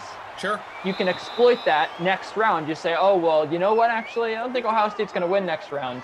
So that's the beautiful thing about tennis is that it's all form-based. So you spend 2 hours watching a match, and even though you might be wrong not one time, now next time you can say, hey, Felix actually didn't play that well. Denis Shapovalov gave him the match. So Aslan Karatsev is going to beat Felix Auger-Aliassime, and I think that his win is because you can't watch every match, and so sometimes if you watch a match, you have an edge over someone else because you might see things that other people don't pick up on, and there's not like an abundance of advanced statistics or whatever. So it's a very there's a lot going on. And like you said, not a lot of advanced statistics, but there's like you said, with the tournament, there are so many matches to watch that you've almost got to be glued to your couch and the TV constantly. If you want to, be truly, truly, truly committed to it. I don't know if that's accurate. But... Yeah, you want to, It's a hard sport for sure, especially in the Grand Slams with so many matches. In some of the smaller tournaments, it's a little easier because they don't really, they'll stagger the matches, but at the Grand Slams with all of them going on at once, like last night watching 3 matches at the same time. Daniel on the 1s and 2s says, I want to hear Marv Albert talking to Troy Aikman at some point on these Sims. We like to bring people together here on the Dream Stream, so maybe that is in the cards. Lisa Robinson, Glash, it's Freaky Friday. Last Sim, Emerson kissed his dog. Yuck. Lisa, that's only what he showed you on the stream. Do you know what else he does with that dog? Close your eyes and imagine. 3rd and 2, off the hands, incomplete. What? Close your eyes. It's a metaphor, you know?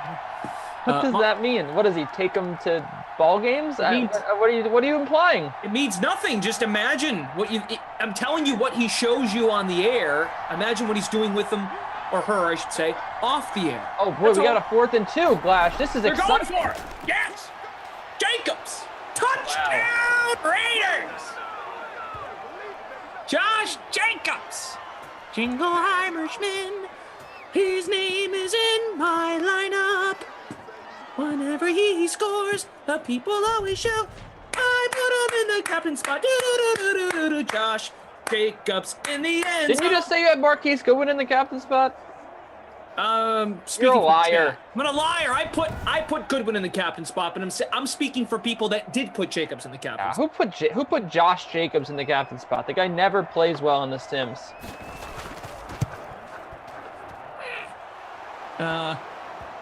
Oh man, Jacobs only 17%.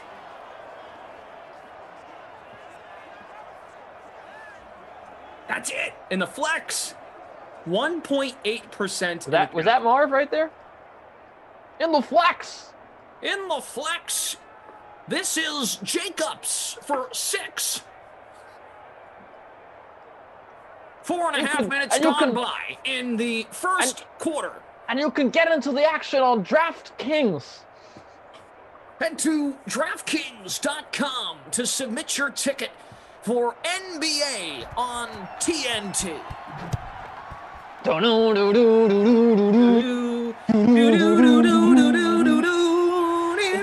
Is there a better noise? NBA on NBC. I think that's better, and especially now because ESPN did away with the traditional NBA and ESPN music, and now it's like the house version, you know? I like NBA on NBC more. But that's a good song going to commercial break. The NBA on NBC song is now Fox's college basketball song. It is. You know that? Yep, I did know that. Pretty power move. Apparently the license expired on it. Great move. Joe says, your voice just went right through me. Wow. Okay. Joe, you feeling okay?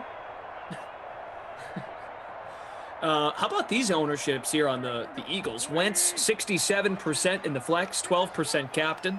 Sanders, a quarter of lineups in the captain spot, 25%, 69% in the flex. Wentz, incomplete. Now 3rd and 3. Matt Russo says NBC is better. John is a nice man, telling everyone that Mason Plumlee is out tonight. Of course. Get in on Stewart, baby. Get in on Stewart. The Celtics are going to destroy tonight. Yeah. Brad Stevens, second out of a back-to-back. You know the drill. You know the drill. No Kemba. You know No that. Kemba, no problem. Got True. Peyton Pritchard. Yeah. Pritchard kid. Do you understand? I'm on record tweeting this during the draft. I don't think you understand how badly I wanted the Knicks to take Peyton Pritchard. How good I knew he was going to be. Guy just shoots the lights out. You're a big Peyton Pritchard guy. Huge. Huge Peyton Pritchard guy. Elric is wondering, Williams, Tyrell being let go by the Raiders. Do the Packers pick him up, perhaps? The Packers are in on everybody, I feel like. Yeah, you know what the funniest thing to me is today? I'm reading all these articles. Where will J.J. Watt land? Yeah. It is so funny to me when you consider the fact that none of these teams can afford him. Every single article you read about, like, J.J. Watt might go to the Steelers, J.J. Watt might go to the Packers. Every single article, it's like, well, they'd have to dump $20 million in salary. Oh, well, they're the worst, they're ranked 29th in salary cap space. Like, it's just hilarious that like, you know, we just assume that like he's going to go to the contenders when like it might not make any sense. Like, would it make any sense in the world for the Steelers to blow up what was one of the best defenses in the NFL last year? Would it make any sense in the world for them to get rid of Bud Dupree, or, you know, God forbid, get rid of, you know, one of the key pieces of their offense, you know, their offensive line? Like Pouncey, I think, is owed a lot of money. Like, would it make any sense in the world for them to shed salary? Like, who are the Steelers getting rid of? Also, I think they. I think Andrew just said he retired, Bouncy. Oh, well, maybe they do have room then. Yeah, dude, him and TJ, they'll both combine salaries like the Cody twins. Look at the money that they have committed to that defense. I'm going to look it up now. Plus, they might be in the market for a running back. They might pay Leonard Fournette. Stealing that idea from Jeff. He said that the other day. But no, they're not. But the thing is, so you look at their salary table, they have like all this, they have $41 million committed to Ben, right? So they're not getting rid of Ben. So that's like the biggest thing there is like, would you get rid of him to shed money? You know, they would have to come up with what, like $15 million to pay JJ Watt to be competitive in that market. David DeCastro, $14 million, you're not getting rid of him. You're not getting rid of Cam Hayward or Stephon Tuitt. Right? Like, those guys are key pieces of your defense. I mentioned Bud Dupree makes a lot of money. Although, is he off the books now? Maybe he is. Or maybe he retired, actually. That's what we were being told. TJ Watt makes $10 million. Free agent for Bud Dupree. Joe Hayden, right? Like, you can't cut Joe Hayden. He's their number one corner. Sure. Minkah Fitzpatrick, too. You're going to have to pay Minkah Fitzpatrick after this year. He's going to need an extension. I mean, Minkah Fitzpatrick has been the biggest difference maker for that defense, right? My point is, like, I don't see any guys out there that it's just like an easy decision to get them off the books for the Steelers. Like, there's no one there. They have $203 million in cap allocations this year. They are $18 million over the cap. And to me, it just makes no sense where are you cutting $20 million of salary and being like, oh yeah, well, that's fine. It's not worth it to add JJ Watt unless he's going to come in on like a $2 million deal, which is just not the case. Because again, you're going to compete with other teams. I mean, unless he's like, hey, I want to sign with the Steelers because they have my brothers. But he could say, hey, I want to sign with the Packers because I'm a Wisconsin guy. And so, you know, and I don't know. My point is, money's not important to JJ Watt, right? But to me, like, you have to be able to open up at least $10 million to pay him. And like, the Steelers would have to lose a key piece of their team. And I know that we gave them a bunch of crap, that they weren't good last year, that they were the worst undefeated team ever. But when you dig into it, you know, it's not like they were a bad team, right? Like, they're still a playoff team this year, I think. And like, you're not getting rid of the defensive line's been great, right? Watt, Tuitt, Hayward, one of the best pass rushers in football. So not only do you not even need him, but like, why are you cutting Stephon Tuitt to add JJ? Like, it just doesn't make any sense to me. So I think it would be fun. I would like to see all the Watts play together, but I don't see how it happens. All right, I have got my regular skin tone back. Thank goodness. I was really worried. Thank you, Daniel. I was like, whoa. I mean, I didn't go anywhere warm. I wish I did, but you know, we can't do that these days. Right. So, but it's here. Tyrell Williams, 2 catches, 13 yards. Jacobs has the touchdown. He's only 2% in the captain and 17% in the flex. Duke JG with the Raiders defense in the captain spot, leading through the opening quarter. And then in our free roll, did you make a lineup?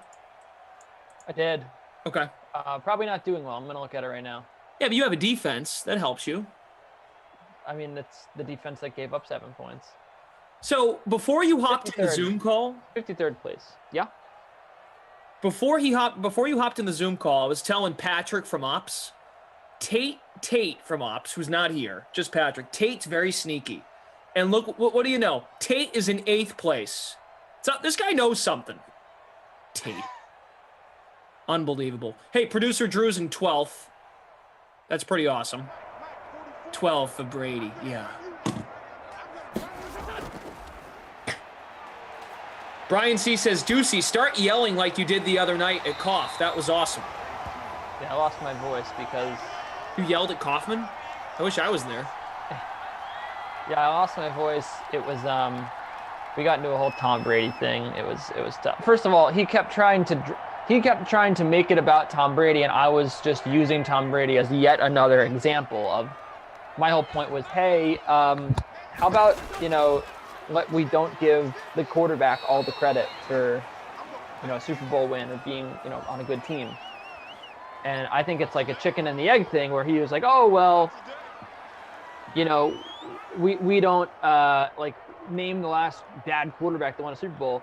And my whole thing is like, if a quarterback wins the Super Bowl, no one will ever call them bad.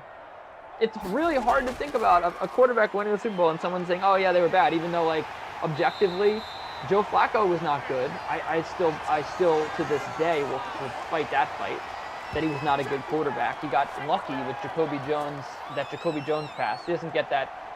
If the defender doesn't fall down there, Jacoby Jones doesn't score that touchdown, the Ravens don't win the Super Bowl. We don't talk about Joe Flacco like he was good. Nick Foles was bad. Plenty of bad quarterbacks either made the Super Bowl, like Jimmy Garoppolo last year, or were Super Bowl winners. And so, I don't know, like I just think that Eli Manning, of course. I just think that, it's when a team is winning, we immediately talk about the quarterback. We can't not talk about the quarterback position. Like the Browns this year, right? Like what did Baker Mayfield contribute to the Cleveland Browns? Absolutely nothing. Not only did Baker not contribute, I mean, his wide receivers didn't contribute anything, and whatever the reason is, the guy he had 5 games over 200 yards, yet what happened in the playoffs? All we could talk about is Baker Mayfield leading this team to the, what a game by Baker Mayfield. Oh, he's leading the, he's about him leading, right? Like it's not about Kevin Stefanski, who was the coach of the year. And I mean, I don't want to get worked up again, but how about the running backs? How about Myles Garrett coming back and having a fantastic season? Denzel Ward. Let's not just give all the credit to Deshaun, baby, to the quarterback. And that was my whole point. And so then it was like, oh, well, Tom Brady, though, he led the team. He inspired the Buccaneers. They would not have been great had he not inspired them. And it's like, okay, what are we talking about? So that's the recap. Okay. Wow. A lot to unfold. How about a 46-yard touchdown for Deshaun Jackson? I did not play Deshaun. Or Carson Wentz. It's not going well. 30. I'm up to 34th now. It's not doing too bad. There you go. Maybe the Eagles need to do something. How about that, Evan says it was funny because Zach Thompson and Koff were trying to say we don't overemphasize the quarterbacks. Did a bunch of math showing the opposite. We absolutely do. And yeah, you told me this the other day, and I tend to agree with you. The media narrative is just, oh my God, look how he takes this snap and hands the ball off. Exactly. But I don't know. My qualm too was, and it's funny, it's ironic because I've been in the media for 6 years now, but I have such a problem with the media, and that's where a lot of my takes come from too. I don't like when people are over or underrated by the public, or in this case, the media, and I think that when you look at the way that quarterbacks are called system quarterbacks, right? That's my or game managers, right? That's my favorite thing is Koff brought up Jimmy Garoppolo. He said, oh, well, I think people thought he was a game manager and wasn't really.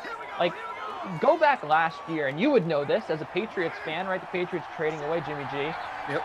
The narrative was that was a great trade, that, Jimmy Garoppolo was a budding star, that, it was worth the second round pick to give, right? People were excited about Jimmy Garoppolo.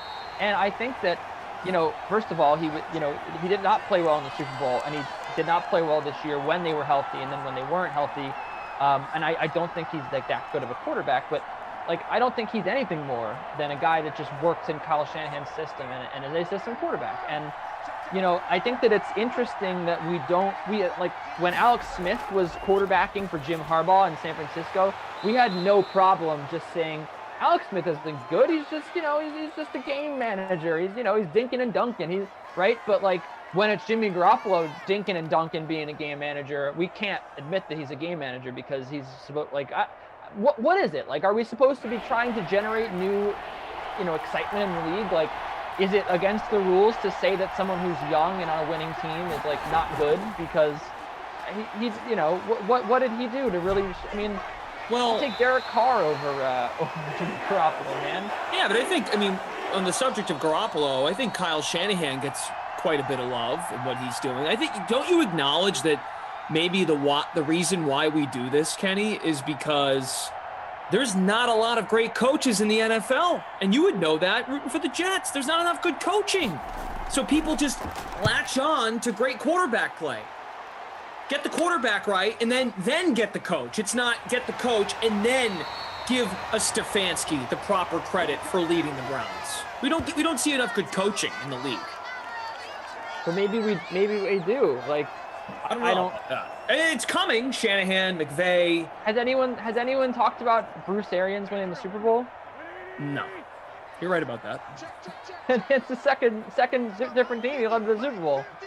No one's talking about Bruce Arians. Like I don't know. Like it's just weird. I think it's really weird. I think it's like there's some, you know, and being on the inside of you know, people who like the Giants and want to push the Giants narrative, and like, yeah, I get it. Like, you have friends, you know, you know, you're friends with ownership. You know, you want to push certain narratives, but like I don't get what it is. Like,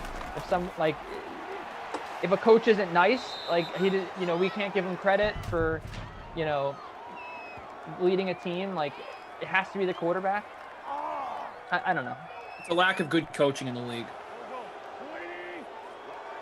Bruce Arians, while you're right, has gone to the Super Bowl. He's won it now twice? No, he's gone there twice. He's gone there twice. He led the Cardinals there, remember, the Kurt Warner team? And then, yeah. I mean, Matt Russo, good point. Byron Leftwich was the offensive coordinator. Yeah. I don't know. But these all feel like consolation points that people make. Like, they'll mention Byron Leftwich, but then they'll circle back to the top of the hour. They'll just continue to talk about Tom Brady. And I get it, like, it's what sells, and the quarterback is face of the team, but like there's just so much more that goes into, I mean, like, Tom Brady was like the fourth biggest reason the Buccaneers won that game, or in the playoffs. I think I said third, actually, with Koff. Like, defense number one, Leonard Fournette number two, and then I think Tom Brady number three. And we should treat it as such.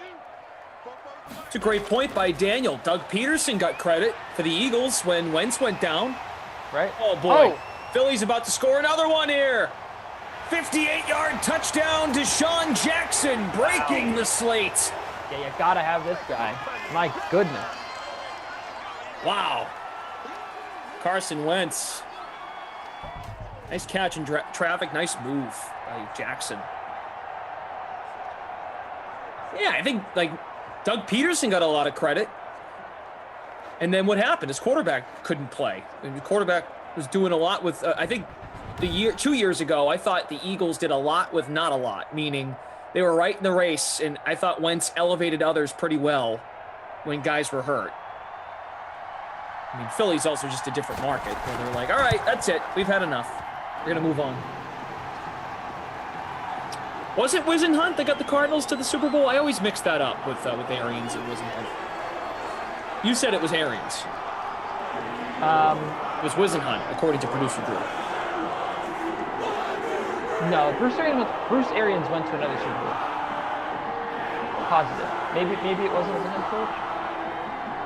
I don't remember where he was, because he's been with the Steelers, he's been with the Colts, he's been with the Cardinals. He was the head coach of the Cardinals 2013 to 2017. Yeah, then he was the coordinator then, right? Because he was not the head coach when they got to the Super Bowl. He was the coordinator with the Steelers. Probably got there then. Okay.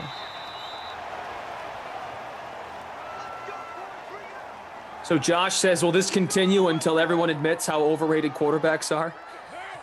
I think he went to the Super Bowl twice with the Cardinals, if I'm not mistaken. Okay. Not the Super Bowl, the playoffs, I mean. JJ Fat says Steelers offensive coordinator at one point for Arians. Right. He went to the playoffs multiple times with the Cardinals, but I don't know if they. Yeah, kicking club for sure. Todd Bowles defensively. I know we both talked about that, how he got that defense ready to go. Patrick, not in ops, says, damn, I wish I would have captained him, but thankfully he's in my lineup, talking to Sean Jackson. Jared Kilgore says, Ducey, the Bucs don't win without Brady. They won with Brady. Facts. Did he say facts or did you say facts? No, I'm reading exactly what he said. Ducey, the Bucs don't win without Brady. They won with Brady. Facts. I mean, I don't know. You could have put any quarterback. Again, Kaufman also wanted to give Brady credit for bringing in Leonard Fournette and Rob Gronkowski. Like, sure, right? But that's, like, come on, man. That defense is so good. They already had those guys. You know, you put any top 15 quarterback on that team, and I think that they win. And I think that's undisputed. Yeah, Daniel said that's what Koff said today. Like, I think you put, you know, Roethlisberger on that. I don't know, man. Actually, Roethlisberger is pretty bad. I won't say that. Roethlisberger was awful this year. But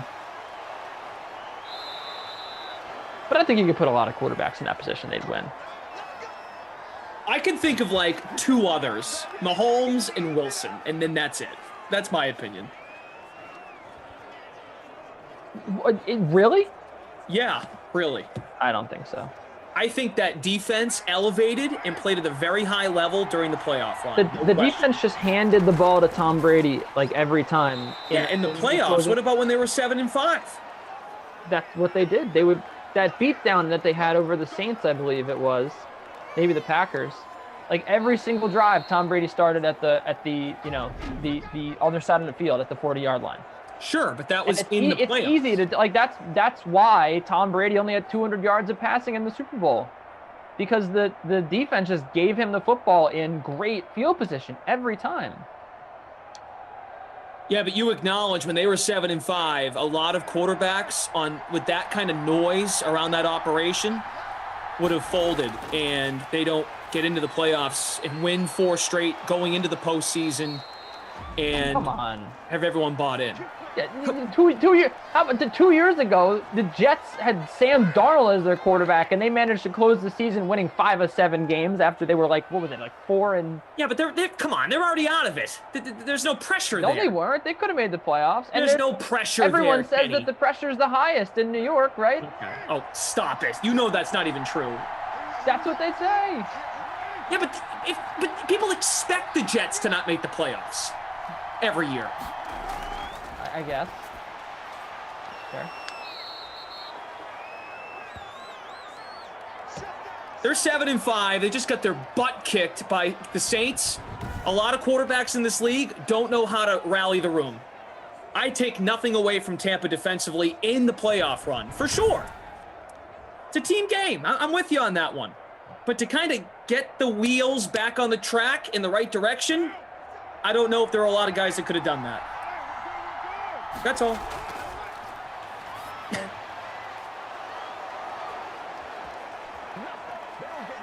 But in the actual playoff games, you have a point. You make an absolute point. No question. I mean, I think in a lot of important games, but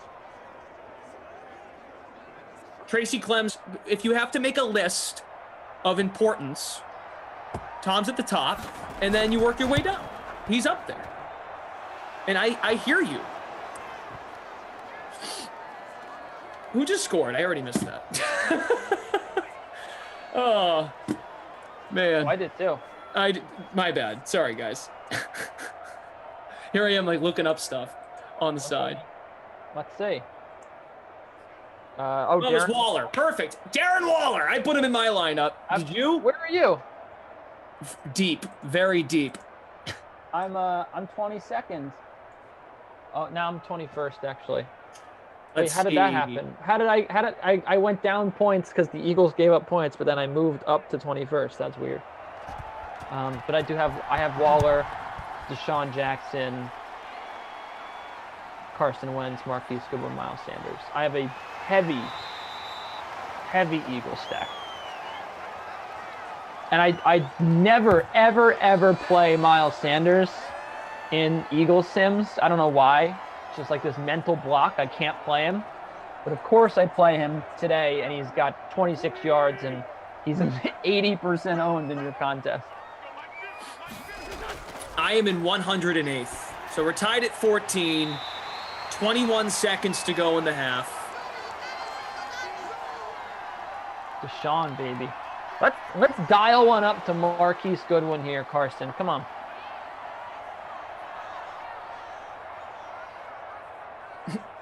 We got a review here. See? Did he get that one? Yeah, he got him in. Have you ever seen them overturn a call? Yeah. Really? Yep. Like a fumble. I wish that, and maybe the people of EA are watching, I wish that in FIFA they had VAR.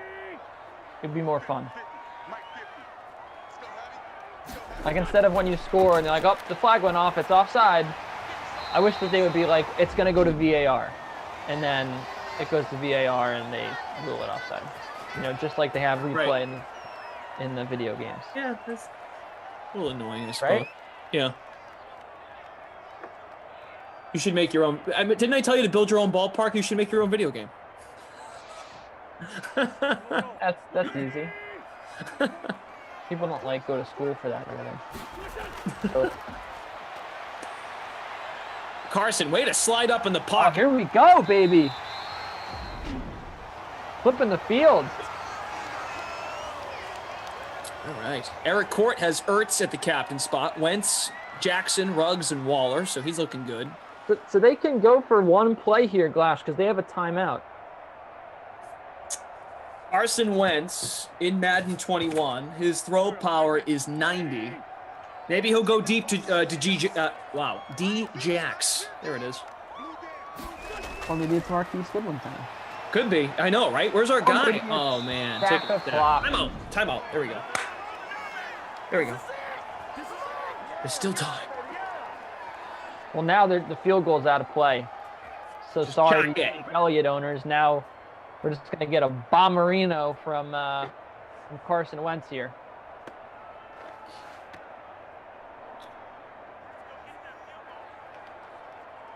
Oh, they're going to kick? I have Elliott. I wouldn't mind it What if are he you knocks in a doing? 58-yarder. He's standing on the logo. Oh, he got it. No, not close. It's either short or it has enough leg, but it's way off. That's the rules in Madden. Want to say hi to everybody? Show everyone your haircut. All right, everyone, you can go. Sarah says hi, everybody. In the words of Mike Breen, way off. Bang! No. Oh. Way off. Way off! That's not what he says. I said it correctly. He says bang all the time.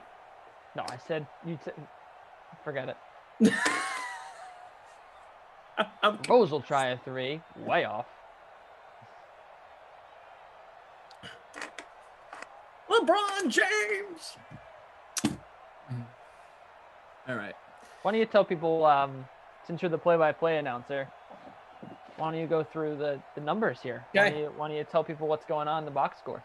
Carson Wentz, 8 for 11, 169, 2 touchdowns. Carr, 13 of 16 for 115 yards and a touchdown. Bang! Jacobs, 7 for 35 and a touchdown. Sanders, this is not good. Miles Sanders, 4 for 26. Jalen Richard, 2 for 17. Wentz with that scramble at the end of the half for 19 yards. To the receivers we go when Patrick's ready. Admittedly, I always ask, hey, can you go back? I missed it. Waller, 4 for 42 and a touchdown. Ooh, Jackson. Man, 4 for 126, 2 scores at the half. Ruggs, 3 for 33. Goodwin, 2 for 20. Williams, 3 for 19. Jeffrey, 1 for 21. Ertz, 1 for 2. Here's the pitch. Well, there you go, brother. Goodwin, 2 for 20. Yeah, Goodwin needs to step it up this half. Goodwin Nation, I know you're out there. I see you. I appreciate you fighting a good fight. We will rise. Marquise Goodwin will be a good captain. I'm sure of it. I love how you just looked right in the camera. And What am I supposed to do? What am I look over here? Hey guys, You know, but you Marquise Goodwin. that line right there just really drove it home. That was good. Marquise Goodwin Nation, baby. MGN. They're out there. I know you're out there. Billy says, huh? Billy needs Sanders and Ertz to pop off next half. Castillo says, I just got in. Like some of Ducey's takes, have I missed anything? Nah. If anyone wants the tennis takes for tonight, just let me know in the chat. Otherwise, we don't have to talk about it.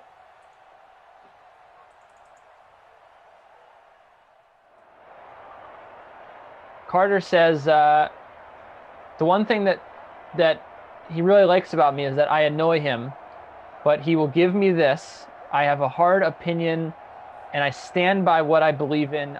You know what to expect with me. Like that. Consistency. Kinda. Daniel says, a man of conviction. I worry when I have the same captain as Ducey. Sometimes now I'm at a point doing these sims when we make lineups. Like I might captain Goodwin every time the Eagles sim is on. It's just pick a captain for every team and just say, I'm just going to keep going and ride this guy. But then that's a problem when I end up getting two teams that I really like to captain one specific player. I'm saying Shapilov, which is not his name. Damn, win some and lose some. Didn't watch. Shocked it was 3-0. Me too. He up a break in the first, up a break in the second. Just gave the match away. He looked like how I thought Felix would look, which was nervous. He was a wreck out there. Double faults everywhere. Just looked awful. Poor performance from him, but yeah, nothing against. I don't think that Felix really did anything to deserve any praise in that match, but of course he'll get praised for it. Right now we've got a solo leader in our free roll. Three-way tie for first in the public showdown.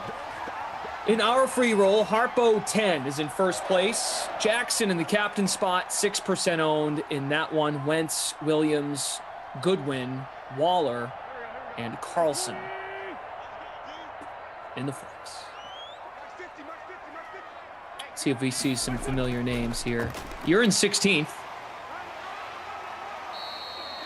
Yeah. Obi-Wan, there is a Chinatown in Boston. Carter also adds that you crack them up. There you go.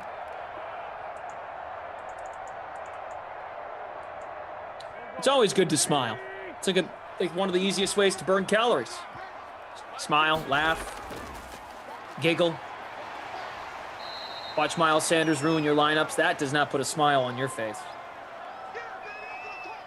Oh, and Dom, who's talking to you about tennis, is Harpo 10. He's redeemed himself. Kenny. Yeah. Who's the must play tonight in NBA? I mean, someone just said I jinxed Peyton Pritchard. Pretty hard to not play Peyton Pritchard and Isaiah Stewart. Sub 4K, going to be just running out there. So many minutes for both of them. The Knicks don't really defend centers very well, so I think that Stewart's probably a pretty good play. I agree. I haven't dove in too deep to the NBA slate. However, I have found. Let's see, Mark, come on, Miles. When you guys get all your information, whether it's tennis related, Madden related, over on DK Nation, looking at the playbook, Madden Streams info page, there's plenty of basketball content there. Matt LaMarca, Big Saxy, putting out his cheat sheet today, his values and stud plays. Shirag Hira does a great job with the playbook. We will have NBA pre-lock today. It's a Friday. And there we go, Sanders. There we go, Sanders. Bam! Touchdown, Eagles. Boom. 36 yards. I might win this free roll. Needed that. Wow. I needed that in a big way. Here comes my rise up the leaderboard. I know. I got to be careful, though, talking about NBA, because Fooligan has me involved with his head-to-head contest with the DK Sim fam, so got to be careful. You know, don't want anyone copying me. Twitch. Those Twitch people. Colonel Sanders, yeah, Sean. Tracy Clem says, whoop. Thank you. Tracy Clem is talking to you, Miles Sanders. Thank you. That was a cool moment. Yeah, Fooligan says he's going to play Karl Anthony Towns. It was good to see Karl back in action the other night. Tom's Microwave, great point. And the most important thing is Kaufman's probably listening, so don't give away your plays, because he will listen, and he will try to find a way to beat you. So careful.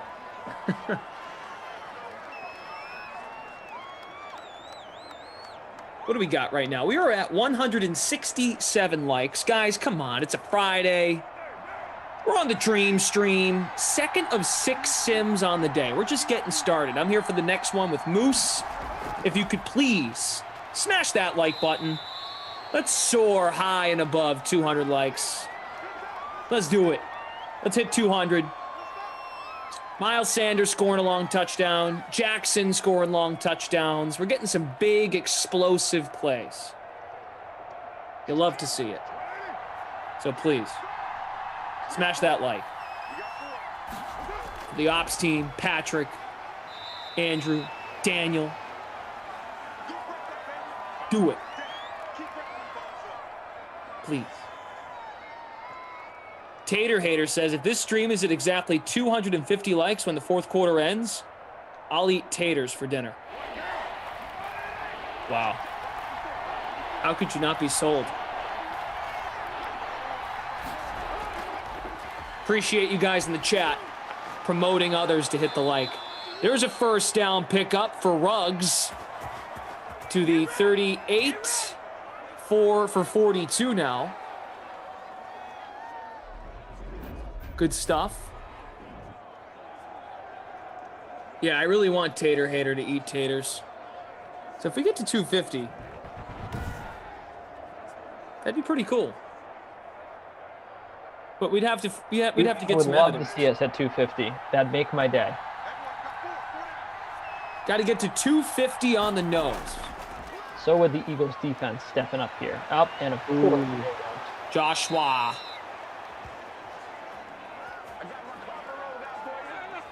Patrick, not Nop, says Sanders is trending towards the B word. Oh boy. Look what you did. Not you, Patrick. DeMac Lion Clash, I won Koff's basketball contest last night with a horrible lineup. Koff's last 2 nights have been iffy for his standards. So, guys, got to get him while he's down. Take all the money out of the piggy bank.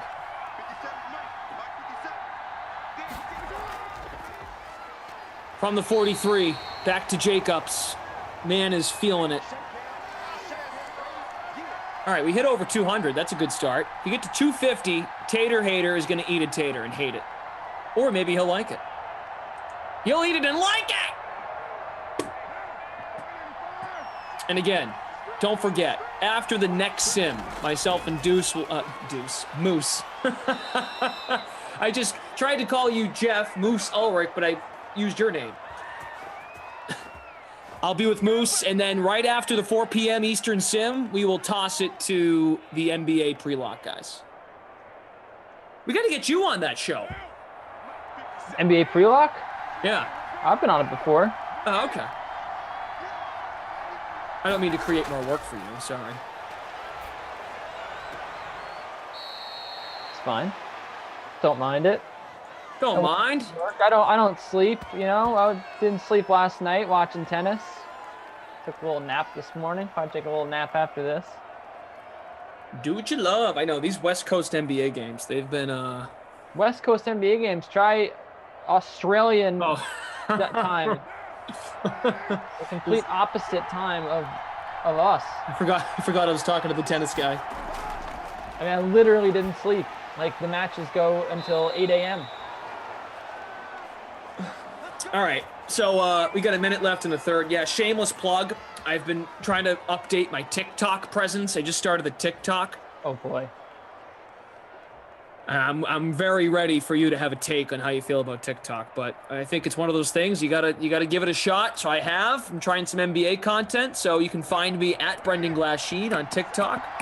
Would appreciate the opportunity to deliver to you guys, and suggestions are of course welcome, with the exception of shaving items on my face. We've done that before. But no, I mean, right now it's NBA, producer Drew, and then, I don't know, NFL offseason. Just starting with NBA, because something I'm familiar with. But please, if you don't mind, check it out. If it's not your thing, totally fine. I don't really think it's my thing yet. It's uncomfortable. It's actually a lot of work. Bonzo says it's actually encouraged nobody. See? That's okay. 2nd and 11. That's a touchdown for the Raiders! Williams! Bam! I have him. That makes me feel good. Producer Drew in 6th. That's going to change now, though. Yeah, I'm also going to be dropping. Pretty sad about it. Not going to lie. Now negative points for the Eagles defense, I think. Sean Griffin says you must be bored, LOL. You know something, Sean? It's really not it, because I actually just enjoy sitting and watching the game. I've just been told from fellows in the in the field, like, it's a good idea to get on it and give it a try, especially with the DraftKings background. So I'm giving it a shot. That's all. Patrick says, Clash, perhaps you should wear the pink outfit the streaker wore in the Super Bowl.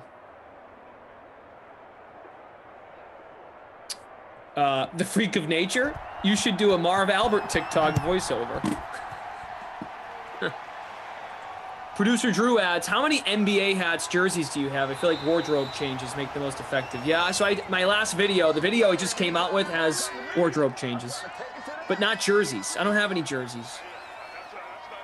We've talked about jerseys before, Ducey. I mean, I'm a grown man. I don't own any. I have a Brady jersey from New England, but that's it. If you want to go to a game, you want to go to a watch party, like, Super Bowl party, go to the local establishment, watch it, like, that's fine, wearing a jersey. But if you want to wear a jersey in everyday life, you want to go do your laundry and wear a jersey, you want to go to the mall, wear a jersey, you want to go, I don't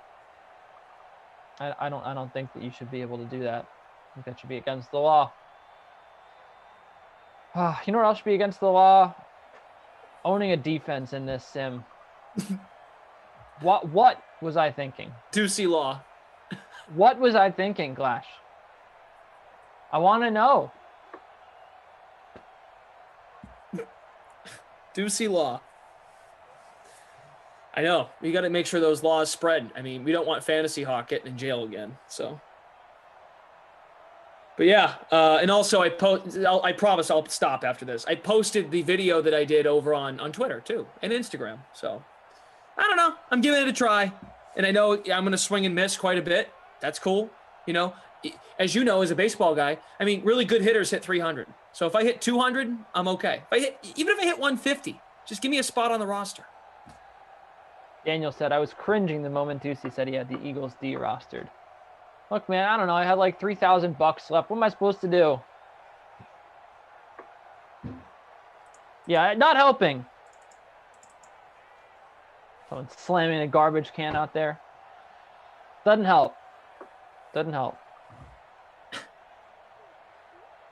Choker says you don't wear tennis skirts, Ducey. Where is the commitment, man? I wear tennis shorts. Do you actually play? Yeah, Central Park. I would love to see you just your form. I'd be in. I'd watch that. All right. Maybe when you come to the cookout in the summer, you can bring your rackets. That'd be great. We'll tennis it up. We'll do a little one-on-one bet, you know. But I get like a tennis. I'm not like amazing at tennis. But I get like a other sports, but I mean, yeah, I love playing. Wow. Let's go. Yeah. The match tennis version. Ducey and Glasheen, summer 2021. All right. Wow. And you know what? We could do like a series. Like you come to Boston, then I'll go to New York. Home and home? Yeah. We'll do a home and home. Like Champions League, like I go there, and then like 3 weeks later you come here and play, and we do the aggregate score. Yeah, I mean, dude, I'll hop in the car. I mean, not right now. When you know, I mean, I kicked field goals in the snow, so if we have to shovel out a tennis court, sign me up. I just need you to give me a racket. I think if we wait like a month, we should be okay. All right. Look at this, man. We already have plans for the spring and the summer. Look at us. Look at us. The only thing that could bring us closer together is if you sent me some DraftKings swag. Oh, Ducey. God. You just had to ruin it.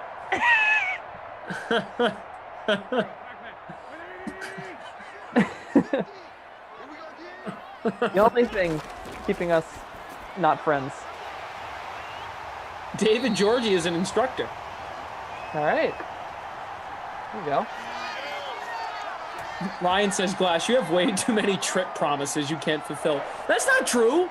I mean, the clothes thing, that's not a trip, but I've been to Kaufman's porch.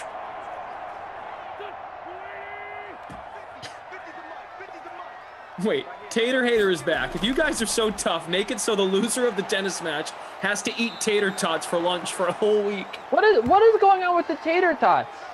This guy's people weird. Not like tater tots? Yeah, really. Like, what's your spiel, man? It's your problem, people. Tater tots are delicious. Tater Hater. I had tater tots with a burger last weekend.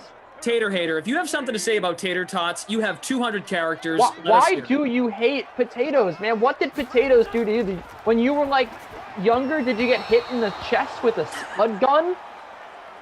Yeah. Who hates potatoes, man? There was a food fight in his cafeteria. He got nailed in the face. I'll never eat this again. Who hates potatoes? I am now the Tater Hater. Mashed potatoes your mom made? Hang on to it for your whole life? You're like sitting here commenting about how you hate potatoes 30 years later. You hung on to that for 30 years that you hate potatoes. You had to make it your YouTube name. I think this is a take we can all get behind from Kenny Ducey. Seriously though, like I've never met someone who hates potatoes. Have you? Like you talk about like whatever, like my girlfriend doesn't like tomatoes, like there's like weird foods out there, right? But like at least it makes sense. Like the complexion of tomatoes are weird. Like potatoes are delicious. The consistency is beautiful. French fries are one of the most beloved foods.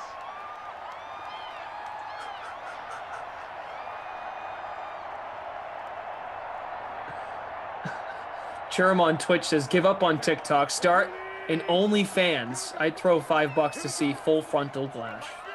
Have you heard of this? OnlyFans? That's one of the new things too that everyone's on. No. Interesting. Let's give that a look. Jackson, another catch. Can we spread it out, Carson, please? The OnlyFans app. Okay. See, now I feel like there's just too many apps. Come on, let's go, Wentz. Let's go, buddy. Break the tie. Gets rid of it. First down. Good win. There he is. Jared says, Ducey, I'm wearing my hockey-style Tom Brady jersey at work right now. I hope that drives you nuts.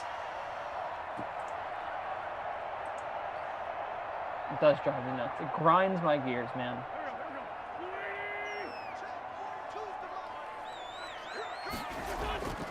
First and goal. Oh, that hurt.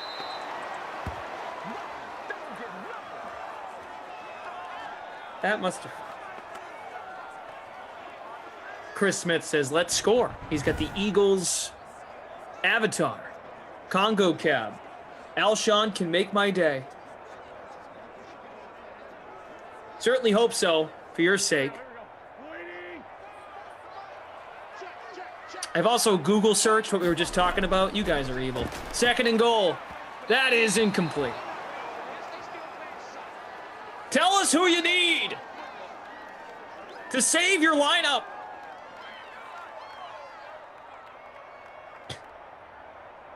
David Georgie says potatoes are amazing. Tate has unleashed. Did Tate respond to this take? Oh, here we go. Did you read this? I did not. Okay, you ready for it? Brace yourself. Touchdown! Alshon! Jeffrey! All right, still plenty of time for the Raiders. Pretty good sim here, midway through the fourth. Good energy in the sim. Alshon Jeffrey, 32% in the flex. So Tater Hater says, it's not potatoes, it's gross tater tots. They are a horrible texture, they ruined my marriage, and they are bland. Mainstream potatoes are fine. Tater tots are the devil. Wait a second. You gotta elaborate and keep it appropriate, please. How did they ruin your marriage? If you would like to share.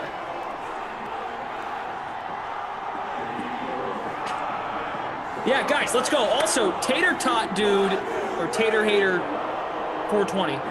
If we get to 250 likes exactly, we can't go beyond 250. Tater Hater will eat tater tots. He will give in. And I think we should all be here for it, because he hates them so much. Really. How did they ruin your marriage? That is just dark. Could be really funny, though, too.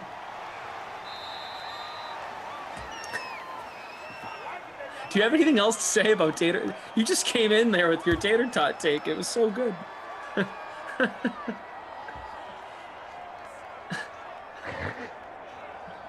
Was she a lunch lady? Yeah, his wife was a lunch lady. Caught a spud to the dome. Derek Carr went to the elementary school. Yeah, my wife's the lunch lady. Hated how she made these tater tots. Come on, Tater. Come on, Tater Hater. Where are you? Producer Drew. Good God. That is dark. I don't even want to read that. And that's coming from me. Coming from you who reads things all the time, you shouldn't.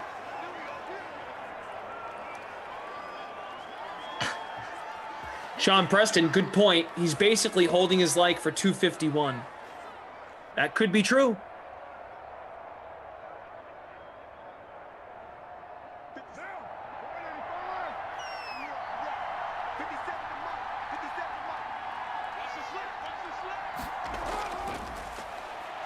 I'd love to share, says Tater Hater. Well, come on, spit it out.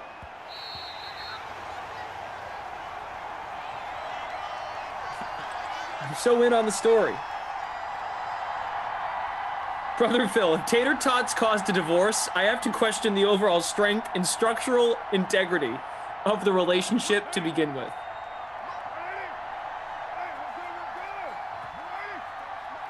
Oh, he did respond. All my wife could cook was taters. There goes Darren Waller. And he will reach. Oh, what an effort. What an effort. Damn. All my wife could cook was taters. Totally took the spark out of our relationship. My gosh. This is the fakest story I've ever heard. Well, now I understand the 420 part. There's a touchdown. The Raiders. That is just the worst. Ruggs. Waller can't score, but What a waste of time. Ruggs can.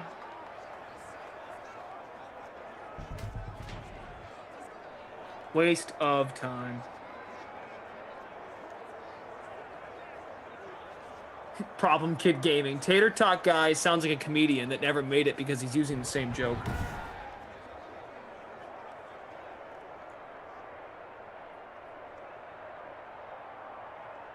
Poor guy. Oh, please call it no touchdown. Please. I would love nothing more than to see this overturned. Now his feet are clearly in. Pretty good sim here, guys. Pretty good sim. Justin Craven says, my relationships end because. Is that a fill in the blank? Is this in Mad Lips? Mad Lib? Mad Lips? What is that thing called again? Mad Libs. Yeah, okay. We're at 225. We're only 25 likes away, and the tater hater is going to have to come forward and eat tater tots, hopefully on video, and then he can tag you. I want him to tag you, especially on Twitter or Instagram. Are you on Instagram? Of course I'm on Instagram. Are you? Yeah. I don't know if I follow you on Instagram. Probably don't, because you're not my real friend. And you don't follow me. Okay, all right. Okay. I mean, if you did, maybe we could be friends. See? There we go. I found you. Follow. You didn't even follow me, jerk. We can rectify that. Okay. Here we go, BJ Glash. Did you used to go by BJ? Nah, I just go by Glash, but I just put the B and the J, for Brendan Joshua. Perfect, Tater Hater. I'll make an account just to eat the tots. Tater Hater, can you tell us your actual name, your first name? You don't have to give your whole name. So I can call you by your name, unless you really want to be called just the Tater Hater. I've never met someone who wanted to be associated with hating a food so much. Also, normally people are like embarrassed about hating food. Like, you go out to eat at a restaurant, like, aren't you embarrassed to be like, can you save the home fries? Why don't you want home fries? They're delicious. Oh, well, I don't like potatoes. Hey, should we get a plate of fries at the table? I'm not gonna eat any. Why? You're watching your weight? No, I just don't like potatoes. That's an embarrassing life to live. Tater Hater is back. And again, we have to be at 250 likes exactly when the fourth quarter ends. I want to see this happen. People also, like, if I didn't know any better, I would think that the Drews planted Tater Hater in the chat to get more likes. Because there is no way that this is a real person that actually hates potatoes. 0% chance. Oh my God, Foghorn Leghorn of Blue Jays. You do have a name, and I forget, but we did a pizza thing together. Oh my God, that was so long ago. That was 6 months ago. You got to remind me. I'm sorry. Tater Hater says, I prefer Tater Hater, but my mother named me Andy. The fact she didn't name me Tater Hater ruined our relationship as a mother and son. So you don't have a mom anymore. You don't have a wife. Does your dad, does your dad make you something for dinner?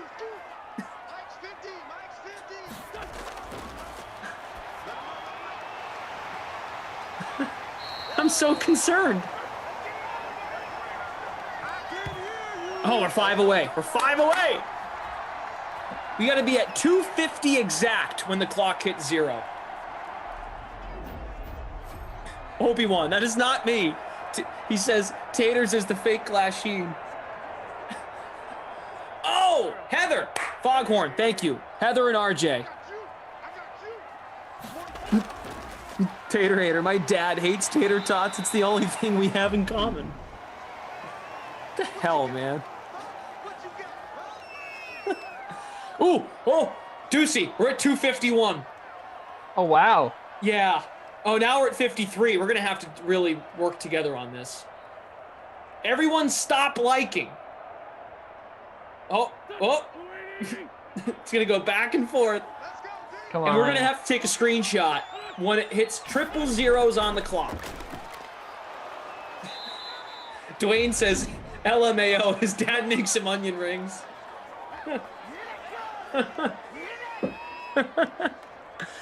Oh, wait a second, though. It's tied. We might get overtime, for crying out loud. What am I saying? Now a lot of people are disliking to even out the likes.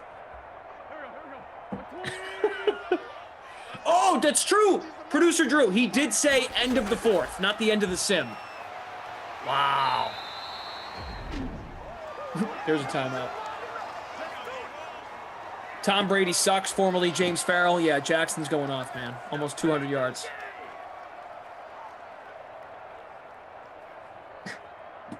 We got to stay at 250. Now we're at 248, 251. We're just going back and forth.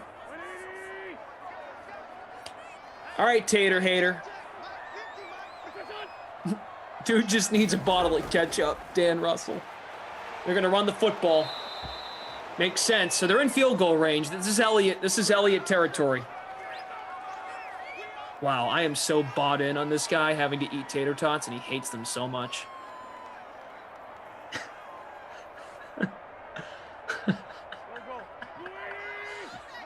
Oh my God. Brad Wallace, my relatives literally left Ireland because there were no taters.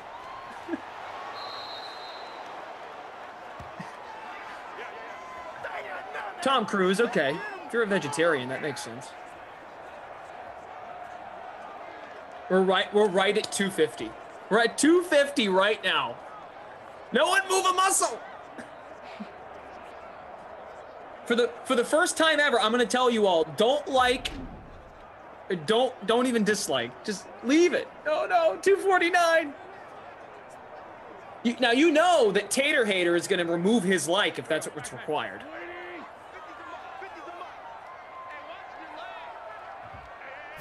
All right, Philly still has 3 timeouts. Raiders are on. They're gonna run it. Brilliant. So now you gotta call another timeout. You call timeout. Oh, they're just gonna let the clock go down to 11 seconds. Call timeout. Run one more play. Call timeout and take a field goal. Here's 11 seconds. Timeout. Oh, they're gonna run them all the way down and kick. Now they're gonna kick, and they can't even freeze him or ice him. All right, here we go. Get down, get down, get down! Get down to 250, remove your leg, we're 250! Hurry up, screenshot, screenshot, screenshot, screenshot, screenshot! Get it! We did it! Yeah! We did it! Yeah! We did it, everybody! Yeah! How do you like them taters? Yes! I hope someone got that.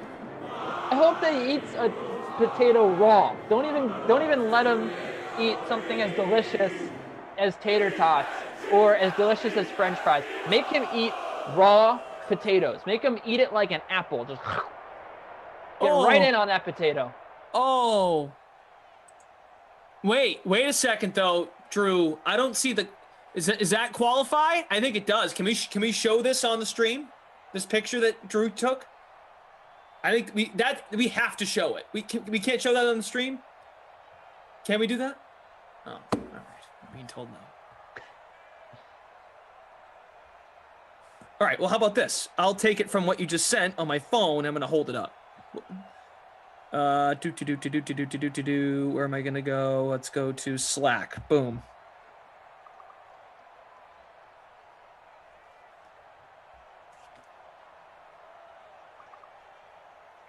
Okay.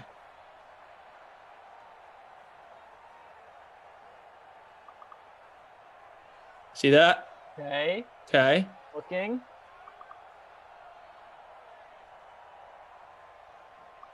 Wow. Game over, 250 likes. Wow. Eat the taters, man. Eat the taters. I don't know if people could even see that. Probably not. Hold on. Give me a 10 seconds. 5. Give me 5. That might be better. All right. This is harder than I thought. Okay. Well, we have proof. And I'll put my light back on. All right. Let's go to the stats. We got to get out of here. Sanders hit the bonus. Andrew said TikTok it. Tater Hater's already in here. I'll be making my account tonight. Expect me to pay up this weekend. But I might be dead by Monday. Holy cow. All right. Player of the game. Jackson, right? Gotta be Jackson. Gotta be Deshaun Jackson. Absolutely. Guy went off today. You had to roster him, broke the slate. $8,600, 34% owned in your free roll, 42.5 DKFP. Pretty darn good. I was 17th thanks to Deshaun Jackson. Least valuable player of the game. I think it's going to go to Zach Ertz, $7,000. Pretty popular. Over half of you owned him. 2.9 points, 2 catches for 9 yards. Pretty unacceptable. Also, special honorable mention to the Eagles defense for getting me -1 points. All right. Cool. Let's look at the leaderboard, and we ended up with a 12-way tie for first place in the public free showdown. Jackson in the captain spot. And shout out to Patrick, doing a great job updating the scores. Wentz, Sanders, Ruggs, Waller, and Jalen Reagor is the punt play. Run E-Mover in first place in our free roll. Jackson captained. Wentz, Sanders, Waller, Jeffrey, and Eagles defense. Producer Drew finished in 10th. Nice job. You finished in 17th. Yeah, I was up there. I made an impact.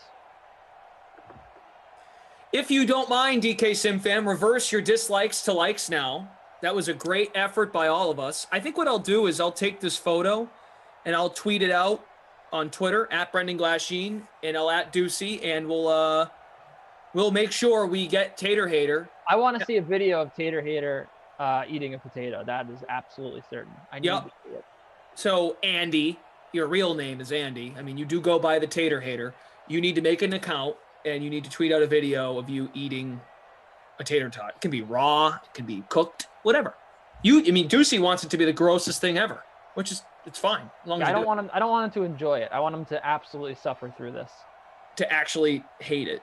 Yeah, I want him to like show why he hates taters so much. I want him to be like, "Oh, this is the worst." There you go. All right, so we'll work on that. Hopefully, the Tater Hater shows up for the next sim. I'll be with Moose. We will have the Broncos taking on the Panthers.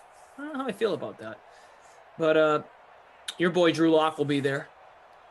So me and Moose to wrap up the early classic. Thanks to producer Drew, to Daniel on the 1s and 2s, Patrick from Game Ops. Ducey, you have a great rest of the day. You too. I'm looking forward to the 6 o'clock sim with Jeff. It should be great. Happy hour. As always, it's one of my favorite streams. So I'll see you guys there. It'll be a lot of fun. I'll make a contest, which I'll put live in a few minutes here. And then also I wanted to let everyone know that my tennis targets should be up pretty soon. So we'll get those going. And I really, really like the underdogs here. I think that there is great value with several players that are super cheap on this slate. I think that you can go all the way up and pay for Nadal, Rublev, Tsitsipas, and then you can go all the way down and get Fabio Fognini, $4,300, favorite play of the night. No crowd in Australia. Alex de Minaur shouldn't see the boost that he is used to seeing. Last week, ATP Cup in Australia. This week, he's had the fans there. No fans, and Fabio Fognini, more talented than de Minaur. I think that he can get this done here. But I like him. I like Radu Albot again. And Jen Brady probably might be my favorite play of the high-priced options. $9,700, too cheap for the American. She'll hit Hoovan off the court. So those are my tennis thoughts if you guys were waiting for them. Winter Bold says, quit threatening me to bet on more. And then we'll get out on this. Brother Phil, a strange yet strangely likable person. I admire a guy of principles like myself. The fact he will disown his mother, divorce his wife, and be willing to die on this potato hill. All right, Deucey's back at 6. I'm back at 4. Going to go have something to eat, and I'll be here with Moose for the 4 p.m. Sim. We'll talk to you then, DK Sim Fam. Thank you.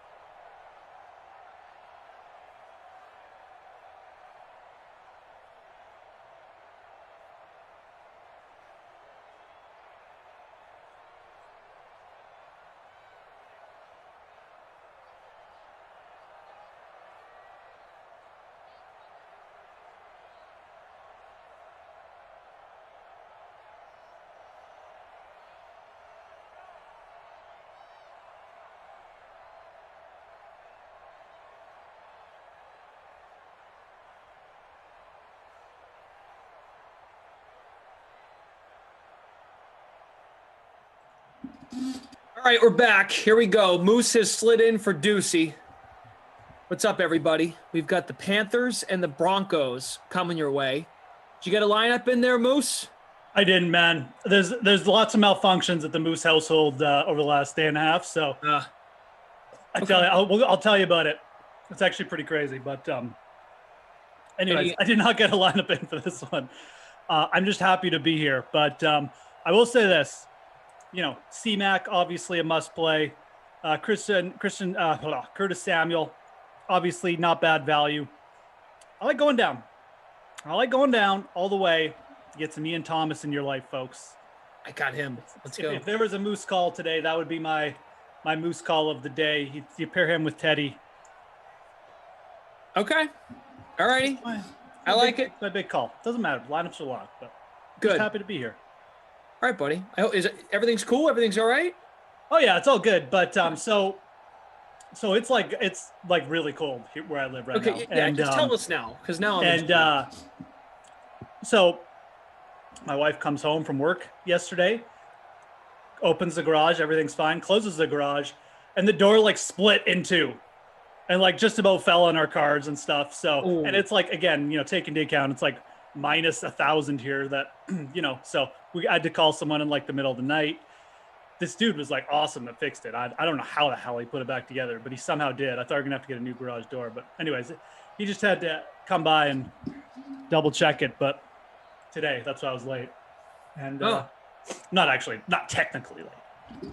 Anyways, it's all good. It delayed your day. It delayed your other things to do. Yeah. It interfered, and then on top of all that, my internet has been buggy, but I got that fixed today too. Just had to ream out a couple people, and we're good. So the internet's back.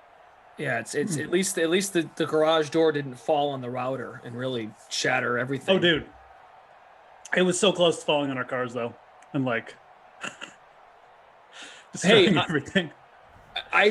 That hasn't happened to me personally, but I have family that similar situation. Bad weather here in New England in the winter. It's brutal. Yeah, winter. So. Crazy stuff happens. Oh. Anyways, like I said, I'm happy to be here. Sorry to hear that. Oh, don't be sorry. It's all good now. I mean, just a stupid house anyways.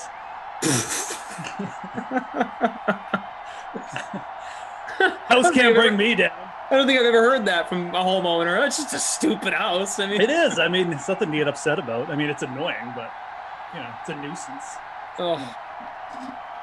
Well, if I had a buzzword today, I would make it garage. For Jeff's garage. Prayers up for the garage. You know what? If I go broke, Brendan, and I'm just moving to a hot place. Yeah. You're bum in like Hawaii or something. Stupid house. Yeah, and you have all those Moose Air miles. You can just fly wherever you want. Right, exactly. I've never heard a stupid hobo of the air. Just the way you said it too, just the cadence. Stupid house. Who cares? Carl and his bets in the chat says, "Who's here to take my lunch money?"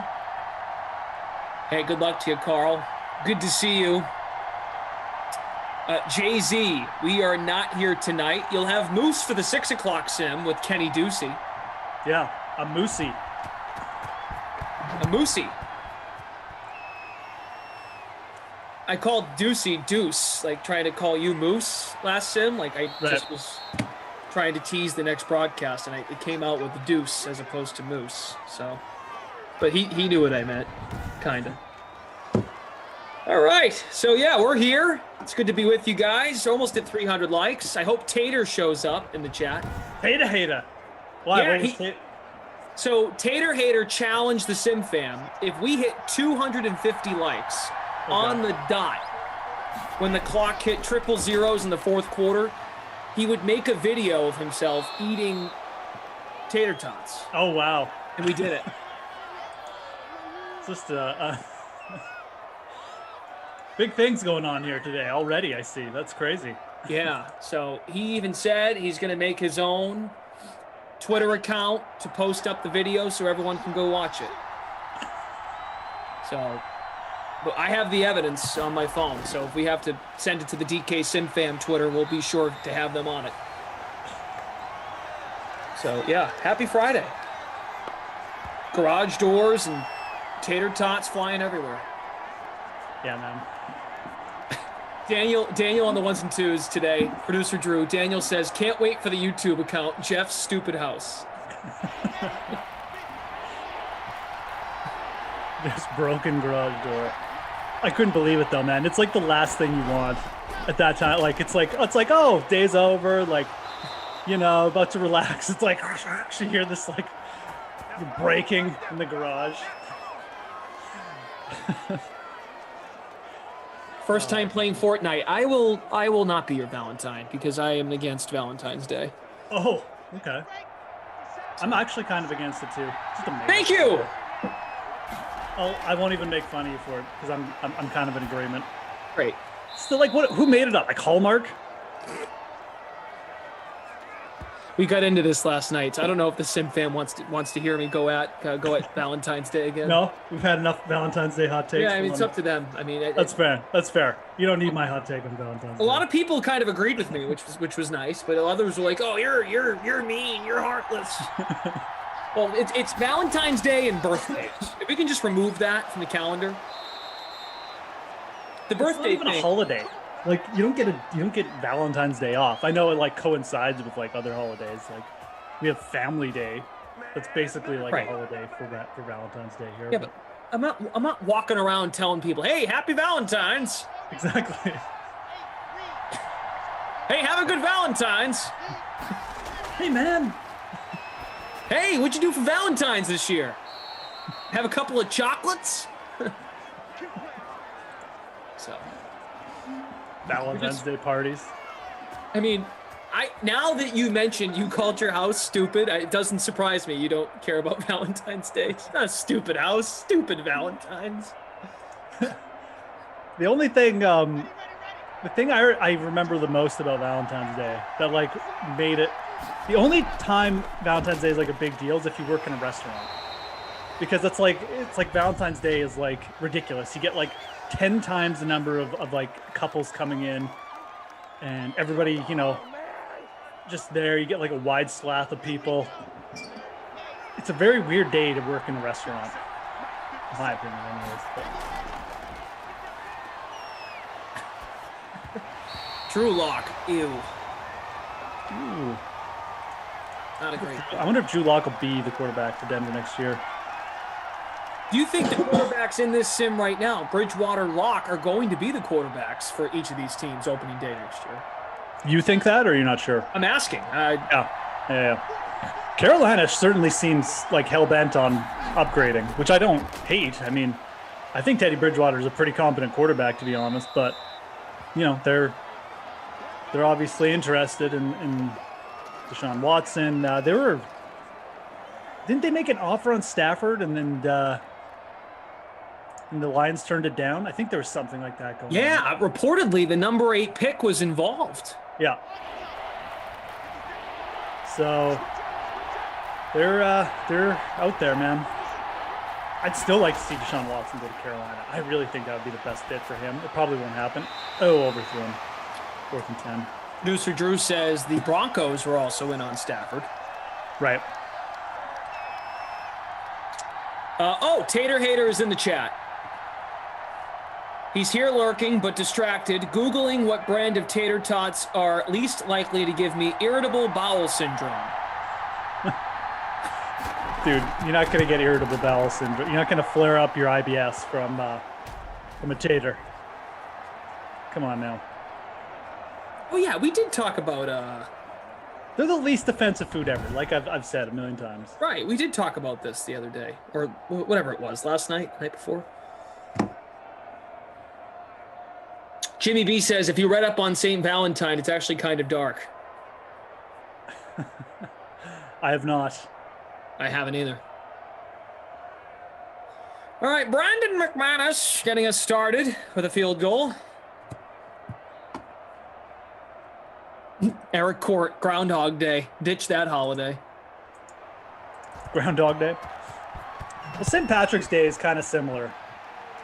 But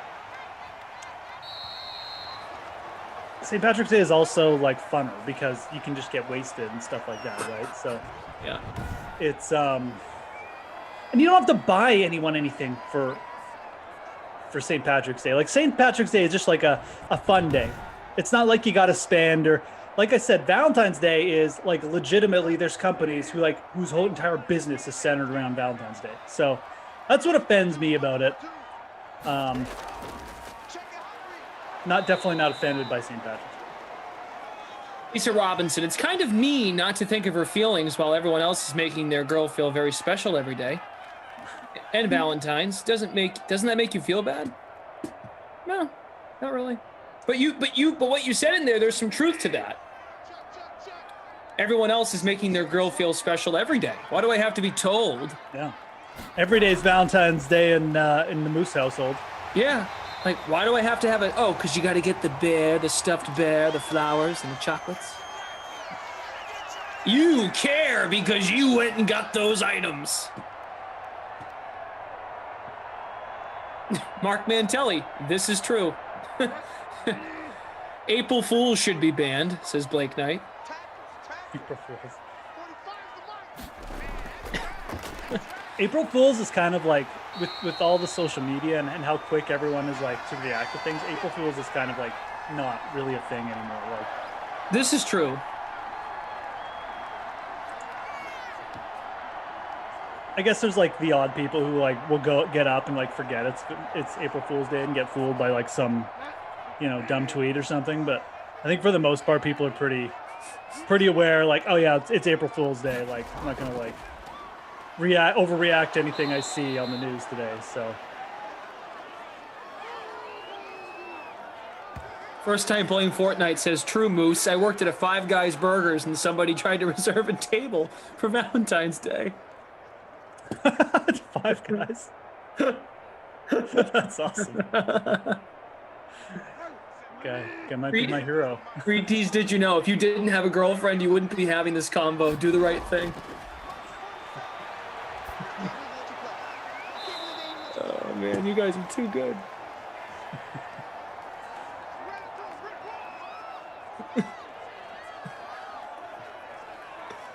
Kareem says she would look at you weird if you brought her flowers on a regular day. Trust, I know.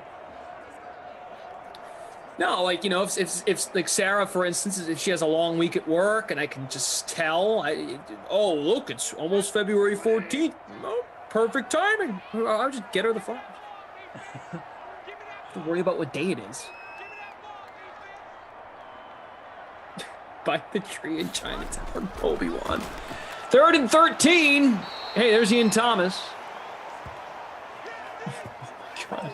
Producer Drew, my friend once asked my other friend to be his waiter at a Wendy's one time for Valentine's Day. He put a tablecloth on the table with a candle.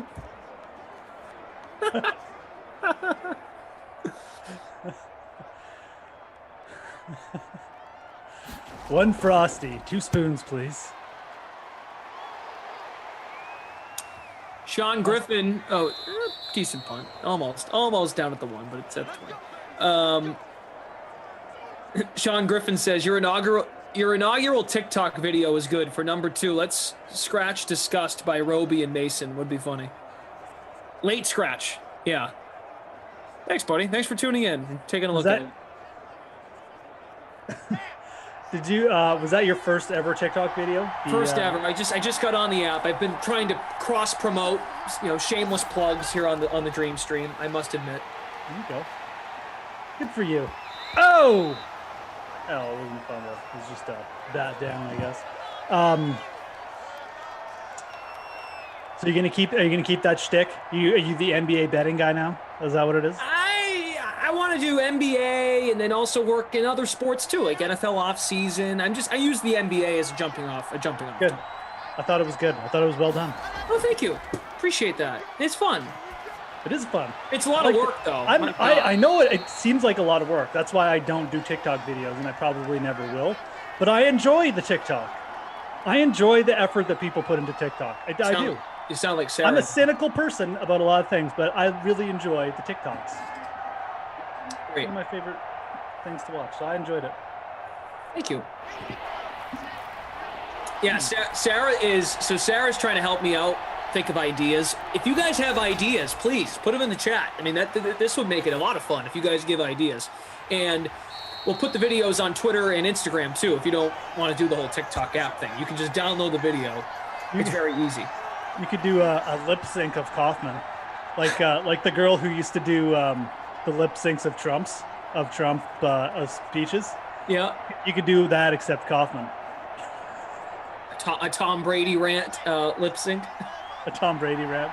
I don't think Tom Brady has rants, but you could do a Brady lip sync. No. Kaufman doing a rant about. Oh, right. Yeah. Yeah.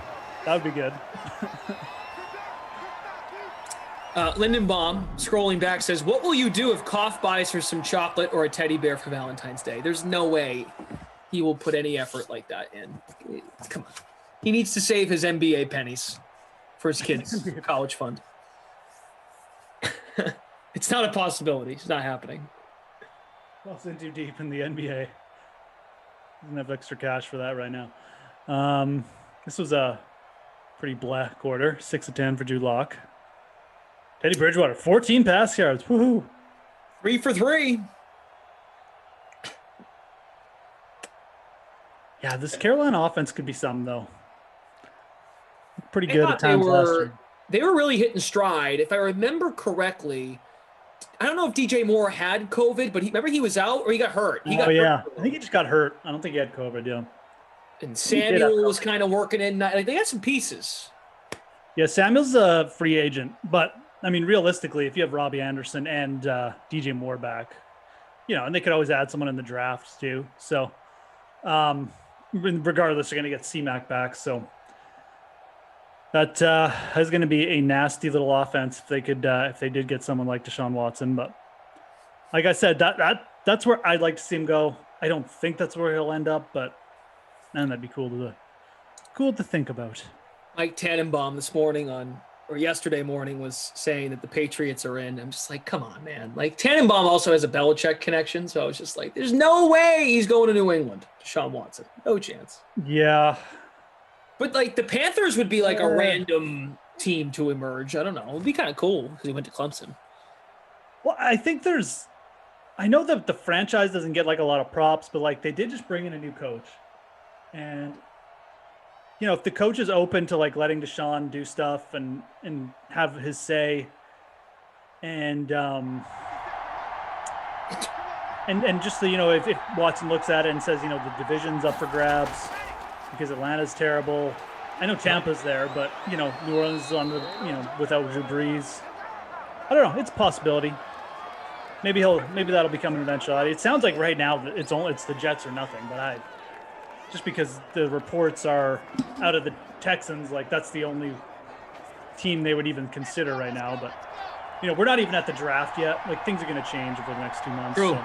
True. The Texans are still in playing hardball mode, which they really should be right now.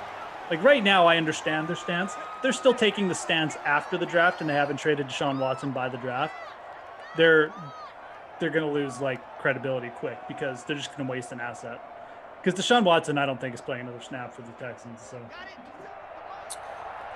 catching up in the chat, Larry M says, "Hey guy, what's better, one flower or a bunch of cheap flowers?" Hey guy. Oh, go with the one flower, man. Okay, here's a couple reasons. First of all, flowers are a disaster to take care of in your household after like 3 days. They get all dry. They get everywhere. Sometimes they attract bugs. Actually, ask Emerson.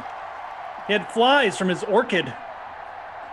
Poor guy. But you get that one flower. It's special, and your lady or whoever you're buying it for, your partner, is like, wow, dude, like one flower, like this must be like an incredible flower. So they're like, hey, my person has some taste here as well, right? So I'm all about keeping it simple. Get that expensive one flower.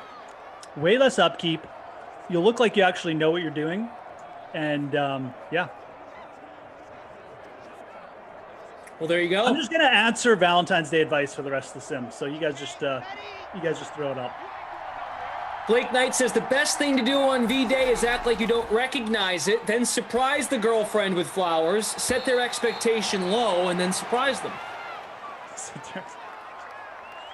Steve Davis, I don't get why women love flowers. It's if someone bought me flowers, I'd punch them in the face. Jeez.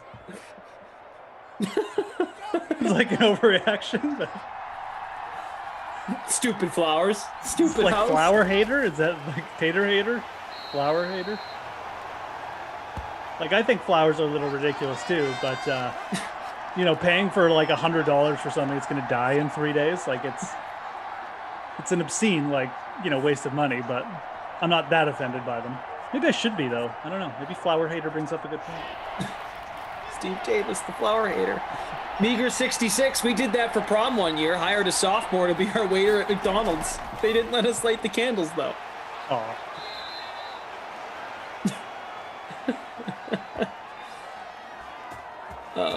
Let's see. Oh, Carl is looking for hockey advice tonight.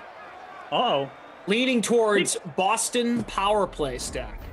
Hey, Carl. Good to see you. So I kind of like the Rangers tonight. I mean, look, it's a 2-game slate, so you got to get a piece of the Boston power play. Absolutely.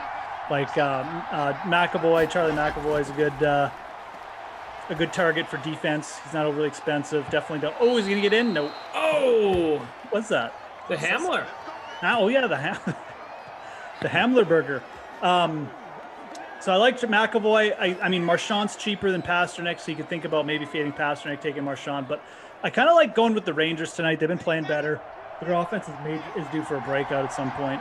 But yeah, you got to get some exposure. You know, Marchand, Bergeron, Krejci's a cheap piece. He plays on the PP1 too. It's a 2-game slate, so you don't have many pivot options. Ooh, where's Melvo Gordo? Melvo Gordo. Let's go. I got him in there with Thomas, Fant, Anderson, Bridgewater, and then I've got McCaffrey in the captain spot. So I'll take it. I have no one because I didn't enter lineup. That's right, because your house Terrible is human being. Let's see. Blake Knight asking about the St. Louis, Arizona game. And like you said, 2-game slate. So. Yep. So St. Louis has been bad lately, like bad. So I don't know about that one. I think if I was on a side, I'd take Arizona. Clayton Keller is a really good value. He's playing on the PP1. He's on the top line, only 4,300, shoots the puck quite a bit. I don't mind Kemper for a goalie pick either. Like I'd still rather take Arizona, even though they're like, I don't know if they're going to be able to win 4 in a row, but they're the better team right now. So Keller, backhand Chychrun, Jacob Chychrun. I think that's how you pronounce his name. I keep forgetting, but he's a really good value too. Definitely like those two. Care Bear on Twitch says, I have Valentine's Day all planned out, reserving a nice restaurant, pay for 2 dinners, watch a movie, and then cry in bed for eating 2 dinners.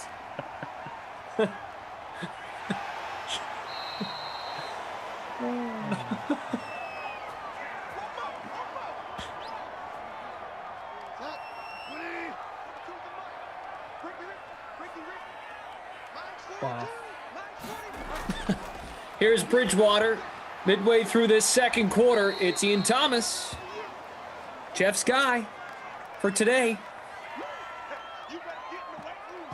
John Judge, when looking at stats, what week was the switch from Madden 20 to Madden 21? So if you're talking about the game logs, John, in the DK app,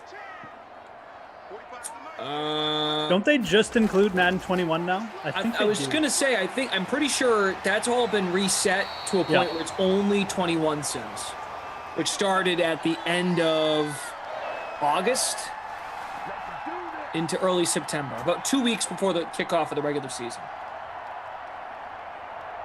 Yeah, if producer Drew does the math. Yeah, that checks out.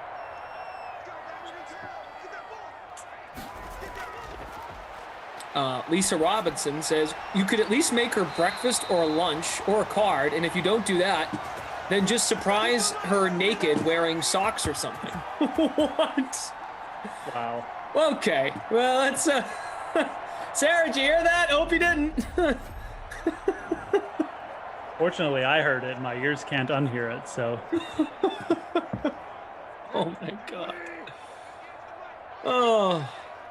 Wow, wasn't expecting that. 3 minutes to go here in the second. There's McCaffrey for a gain of 4. Come on, Christian. 9 yards. Let's go.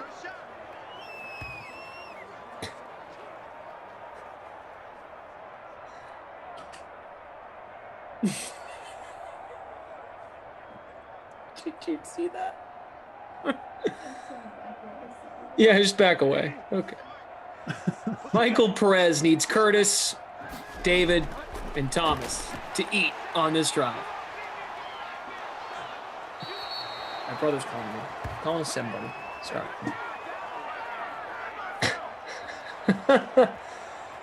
Smash that like button, guys. Almost at 300 likes. About 500 of you watching on YouTube. We have producer Drew with us. Daniel on the ones and twos. Patrick updating scores.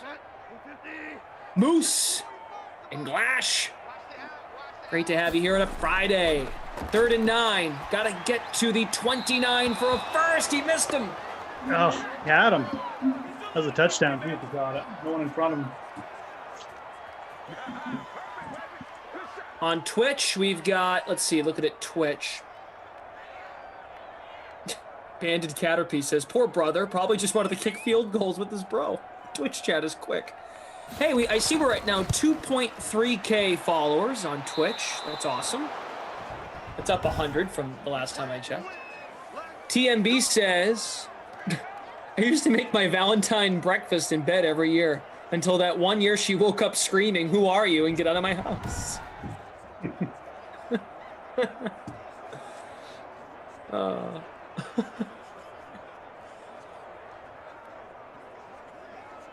Smash Lanta hanging out on Twitch. What's up, man?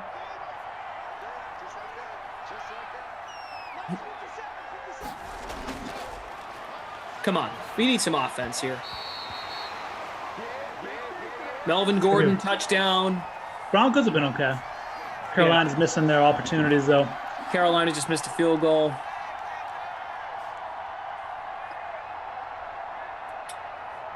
Chris Smith, I haven't heard anything on Von Miller. That's a sticky situation in terms of where he might go.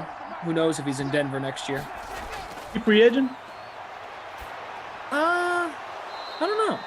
Look that up. Noah Fant with the catch. Out to the 38. Yeah, Brandon Cristal, our Denver Broncos insider. He'll be on the streams tonight at 8 and 10, so he can dive in. Good note from producer Drew. What'd you think of the J.J. Watt thing? Where do you think he's going, man? Everyone thinks he's going everywhere. Yeah, everyone thinks Tampa just because, you know. Just because. Because apparently everyone just wants to hang out with Tom Brady now. Mm-hmm. Coolest individual on earth. Avocado tequila, man. I don't know. Maybe we'll go to Tampa. It's obviously a culture there right now. Where do you think he's going to go? Maybe go to Green Bay. Something like that. You know who brought that one up was was that Ducey who brought that up? Maybe. Someone brought up Green Bay. I'll ask him on the next sim because I'm on with him. So. Who the heck? Drew, who told Drew? You remember this? Who said that? Was it Ducey? I think it might have been Ducey. Ducey did say that. Okay, I know the chat, and the chat's been weighing in too.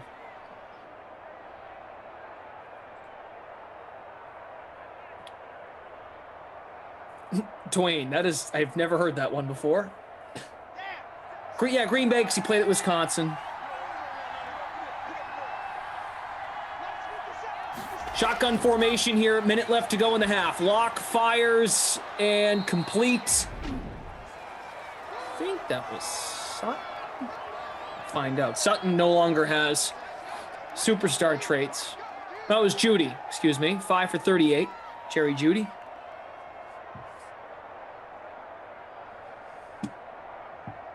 Looking at the leaderboard here, Jeff did not make a lineup. That's too bad, isn't it? I'm in 78th. Rob Roy, really? Oh! Robert Roy. He's in first. Rob gets in the chat from time to time. Wishes these were real. Drew gets rid of it. Atta babe. Tom Brady sucks, formerly James Farrell.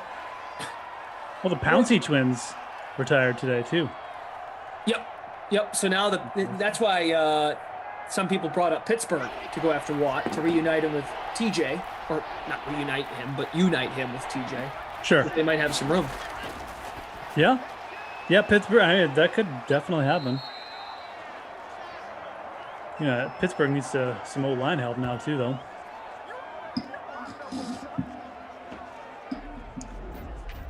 Interesting little day. Yeah, the Texans, giving J.J. Watt his release and still refusing to do anything about Deshaun Watson.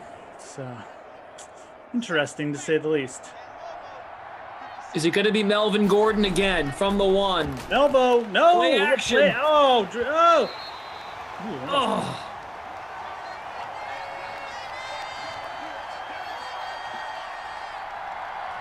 Just got my DK Nation alert. I know you're going to have Ducey with you next sim. But guys, and Ducey's had some momentum here on the stream, giving you guys his tennis picks. They just got posted on dknation.draftkings.com. Wow. So go check it out while you're looking up your Madden info. Gordon stopped again. And now the Broncos use their final timeout. 3rd and goal. They're going to probably throw now from the 4. Also, in case they don't complete the pass, they can still kick. Or if they don't get in running the ball. Michael Perez shouting Melvin. All right, they'll put him in the gun. Come on. Drew Lock. Touchdown. Ooh. Judy. Yeah, he's in. Jerry Judy. Double J. Beautiful. 38% in the flex, 3% in the captain spot. Oh, this is pretty cool. Did you see what producer Drew dropped in our channel here? No. It's a free agency cheat sheet. Oh, nice. From Mike Clay. Mike Clay NFL. Interesting. He works over at ESPN. So let's go through the quarterbacks here. Who is going to be the quarterback for the Patriots? It's going to be Mitch Trubisky, Cam Newton, Jameis, Fitzpatrick. You skip Dak? Yeah, Dak's not going to be the quarterback for the Patriots. Tyrod Taylor, Dalton, Beathard, Flacco. Ooh, Joe Flacco on the Patriots. That sounds terrible. Mike Glennon. Everyone else on this list sucks. Okay, so who would be your choice from Dak Press, from not everyone under Dak? Who would be your choice? What a brutal list. I thought Mariota was a free agent. I guess not, eh? No, I think the Raiders have an opt-out with him. Yeah. Okay. But he's making decent money. He's getting like $7 million. He is. Yeah. I thought he signed a 1-year deal, but like you said, it must have been a 2-year with an option or something like that. Right. Opt out or something. And you know them, they might be looking to move on from Carr, so who knows? Maybe they're keeping him as insurance. Yeah. I mean, I'm sure he could be had in a trade, But Mariota's base salary for this coming season is north of $10 million. Yeah. They gave him some cash. So he made $7.5 million in 2020. A potential out. So maybe they will get out of it. That could change, I suppose. I still think someone should go after him. Like who realistically, again, we're taking Dak out of the equation. Who would you rather have than Mariota on that list? I'm a Mitch Trubisky fan, so right. I would probably rate him around equal with Mariota as like a project QB or whatever, but it's a great question, and I think you've got a case. This list has Dak on it and Trubisky, and then I would probably put Mariota third. Yeah. I wouldn't mind Fitz for a year. Yeah, Fitz could actually be interesting. It actually wouldn't shock me if the Patriots went to Fitz for a year. Yeah, I take that back. So I would put Trubisky, assuming Dak gets signed with Dallas. Trubisky and Fitz at the top of the list. Yeah. I'm sorry, Cam Newton. I know the Patriots didn't have a lot to work with on the offensive end, but that was bad. Maybe he gets another chance. I don't. For Cam Newton's sake, I hope he goes somewhere else that actually has stuff in place, because it's not happening for a while in Foxborough unless they go make, as we've heard around here, uncharacteristic aggressiveness in the free agent market for offense. Maybe they'll give him some pieces. Yeah, who knows? They certainly don't like to spend. Like every now and then they'll bring in a big name player, like they brought in Moss before, and they brought in Josh Gordon, things like that. But yeah, and they don't like to go out and splurge, do they? They certainly feels like they need to replenish a little bit, but they traded for Brandon Cooks. That's true. They traded for Brandon Cooks. Yeah. Even on defense, they've signed. They signed Revis to a prove-it deal. They signed Stephon Gilmore to the biggest contract for a corner at the time. It was the richest contract for a corner. So every once in a while, they do surprise people. But I think there's good talking points here. I think Trubisky, Fitz, and then Mariota's a good one if he ends up being available. It's the thing with the Patriots too. It's going to be hard to attract a top wide receiver free agent when you don't even have a quarterback for next year, right? It's like, yeah, come play with us and Jared Stidham. Yeah, and that was why the Cam thing was so disappointing, because if they had a little momentum and he got better, he didn't get better as the season unfolded. It got worse. So, yeah, it's going to be a lot of quarterback movement. Going to be interesting this offseason. And that's why I think,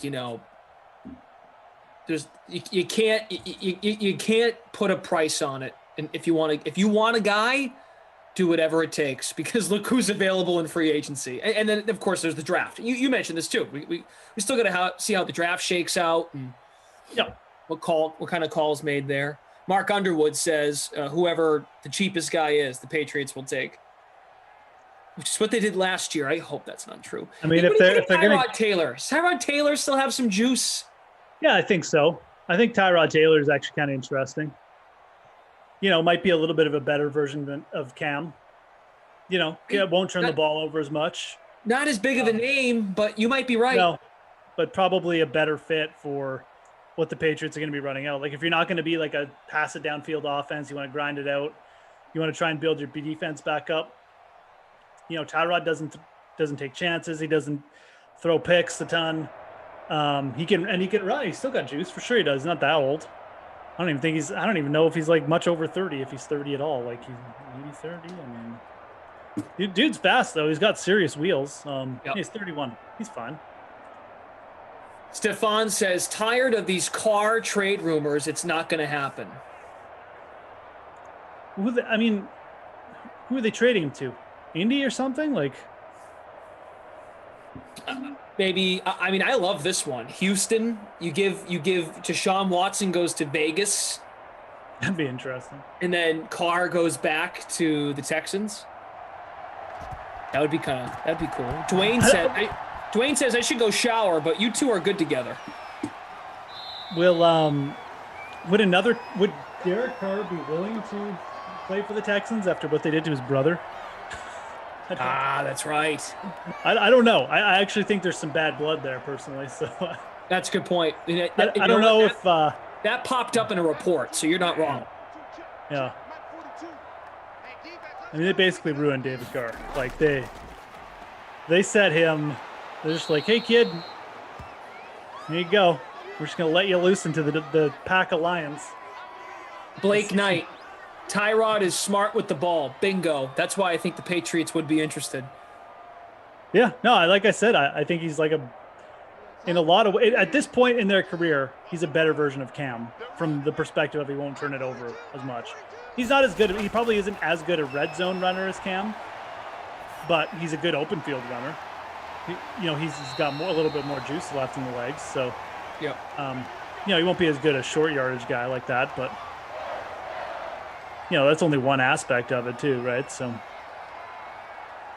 here's the elephant in the room about Cam Newton. He was the last quarterback to get signed from the free agent pool last summer in June after the year he just had. I mean, who's to say he doesn't get signed? Is he down to be a backup somewhere? I think he might be, because I think he really showed he can be a leader. But I'm worried for him. I feel bad for him. Like I don't see it. I don't see how he helped his value this past year. Oh, he didn't. I mean, At all. Because and what were his injury issues too? Did he have arm issues again? This past year, I don't know. He had the shoulder surgery. Yeah. And that was kind of the thing. Like, people wanted to stay away from it. He was a great teammate. And I don't mean to make light of whether or not he was a good teammate in Carolina. I'm just being honest from seeing him on a week-to-week basis with the New England media. Like, I mean, he's great. He handled it well, and he took criticism, and he pointed the finger. He's a thumb guy, pointed the thumb at himself. He didn't look right. No.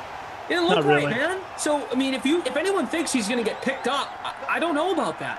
He wasn't signed till June of last year. Yeah. The last guy to get off the market. So, I feel bad for him if that's the way he's going to go out. I don't know. And who knows? I've told you this. There's chatter he could be back in New England. But I don't know that for sure. Yeah, and I mean, I think if he does, it's a continuity thing, right? Yeah. Because like learning an offense and bringing a free agent, unless it's like a really high-end guy, like, if you're just going to rebuild, like at least if you bring in Cam Newton over Ryan Fitzpatrick, Cam Newton gives you the continuity aspect, right? So I could see it. If they strike out, if they're just like, we're not going to waste draft picks on Mariota or Trubisky. We don't think it's a big enough upgrade, or they're not good enough projects to waste capital on, or draft capital or money, then maybe they'll just bring him back. I could see it. That might be his only option, though. You're right. Who else is taking him? Like, there's not enough. He's 31. He's not a kid. He's been in the league 9 years. If he was 20, if he had a bad injury and he's 1 full year removed from it, and he's only like 24, I mean, I think you're like, all right, we'll give him another chance. 31 years old, guys. I don't know. I mean, I think in the chat is agreeing. Like, it's not there anymore. It's not even. I don't even know if it's like a debate. Yeah, his arm fell off a bit. I don't know. Just happens. Yep. Age catches up to you at different times. I mean, it's Brady's the exception, not the rule. And for his sake, I hope he proves everyone wrong and he comes back and it was just a really weird off year. He had COVID. Maybe it threw him for a loop. I don't know. Lisa Robinson, I'm gonna direct your attention for your sleeper pick, because if I tell you a sleeper, that would no longer be a sleeper. Go to DK Nation NBA. Matt LaMarca has a great write-up for tonight, and he's got some options at that price that you're looking for NBA.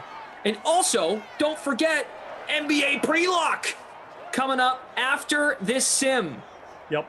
Shirag is joining us. Who's with Shirag tonight, guys? We have Shirag, Hero. Hopefully not Julian. Matt Meiselman coming back, not Julian. Ah. I know. Matt Meiselman. I've told Julian to smile more when he's on the air. He needs to be more happy. If you tell him that, he'll just smile less. Oh, there's a completion. Oh, come on, DJ. DJ. I can show it. But yeah. Yeah, so those guys will come on right when the sim's over. We'll run through stats, give you the player of the game, the Not My Kid award, and then they'll take the reins till about 5:45 Eastern. So that's good stuff. 11-game slate tonight in the NBA.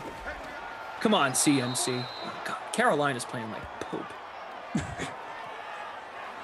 Come on, Panthers, give us some energy. So, and those guys do a great job. Jeff's on there as well. Jeff has golf picks coming up and also following the NHL. So Check him out, DK Nation. Got an article up there on DK Nation for the NHL tonight. Bets. Kind of like the bets I put up tonight too. You can go check it out. 3rd and goal. Come on, Teddy. Is he out? Oh, he was out of bounds. Robbie Anderson.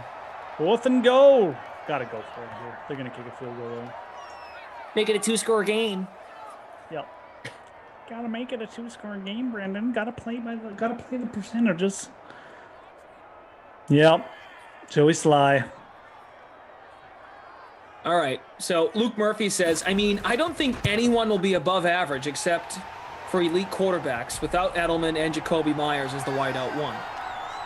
Luke, I hear you, man. I'm just saying, like when you watch the game, the eyeball test, it didn't look good when Cam was playing quarterback. It just didn't look right. He was shot putting a cantaloupe playing quarterback. Yeah, he's always had that kind of shortish motion, but yeah, but he used to have. I mean, look at his arm power in the Madden sims. It was a 95 in Madden 20. No, he used to be able slinging it. Yeah, when he first came in the league, he had a cannon. Like, he could get it down there. You're right. Absolutely, no doubt. I agree with pretty much everything you're saying. It was weird. He looked good in spurts, and you're like, okay, well, there's still something left. But then it's like, I don't know. I'm not as confident as you that it's like he's done, but I'm like, it's not looking good. I agree. I mean, yeah, and I think it really doesn't matter what I think. You're right in saying he didn't do himself any favors last year. Like, his value is not gone up or anything. I mean, right. He gets a job, it's probably going to be because of an injury or something like that. So, and I'm with you. The roster could have been better, and that's on Belichick. Like I hear you, but just go back. Like, he was the last guy available in June. That was with no season like this past one, where you're like, oh, like there actually could be something. At least last June, you're like, oh, remember the narrative was, how is Cam Newton still out there? Like, this guy has something to prove. And someone gave him a shot, and if we had to wait till June of 2020 to see Cam Newton get signed, then who knows when we're waiting this year to see exactly. I don't know. That's all I'm getting at. Like, no, you're right. It's too bad. I'm not saying that to be like, oh, I'm right. It's like, I feel bad for the guy because I don't know. It sucks when that's how you have to fall off. And he was an MVP, and he went to the Super Bowl just 5 years ago. Yep. Yeah, it's injuries and age, and they all affect people differently. And I think he probably got one of the worst kind of injuries, with the elbow, shoulder, whatever it was, for a quarterback to get, especially, at that age. So yep. I think it's just conglomeration. He looked pretty good running the ball. Like, he can still do that. I think he kind of got himself in shape for that again. But, again, I mean, that's only part of it, so.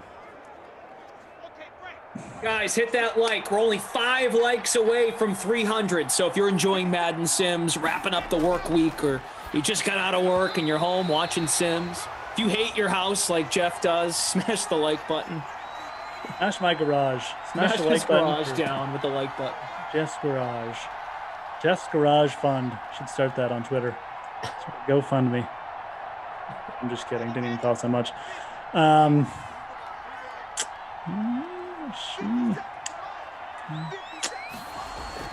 Second and 10. Come on, Drew. There you go. Tight window. First down. No offense. Again. I am in 62nd. Andy O. There it is. Andy O. 256. First place in our free roll. Broncos Panthers 4 p.m. In the public free showdown, 3-way tie for first with Judy in the captain spot.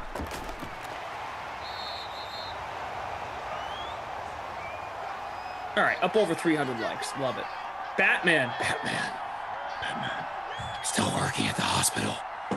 And I enjoy watching you guys when I can. Either die a hero, or you live long enough to see yourself become the villain. I can't do those things. It's been a while since I've done that. Felt good. Batman likes us, so that's good, man. Thank you for your service, Batman. Appreciate it. Batman, which one are you going after? Rachel. Who's your captain's pick? Judy.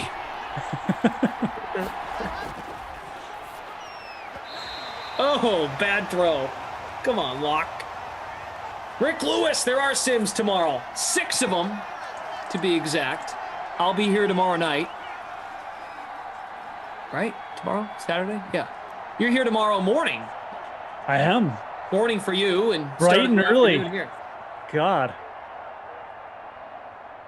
Have to get up early for that one, man. Who am I with? Emerson?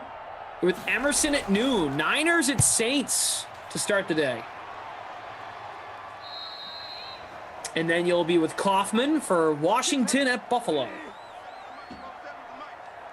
And producer Drew notes there'll be 6 Sims on Sunday because Valentine's Day isn't a real holiday.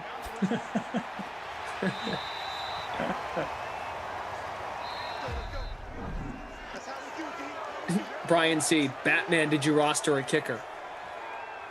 Brandon McManus. Actually, I don't think I did, but others may have. All right, 17-3. This is a snoozer. This is just, I mean, I saw the matchup, and I'm like, ugh. Unless, like, McCaffrey does some cool stuff. Drew Locke's threw the ball 31 times. Well, Batman, you tell Batman wants to know what we think of the Robert Pattinson Batman. I mean, what do you think of it, Batman? I think it looks good, but we've only got one preview, so.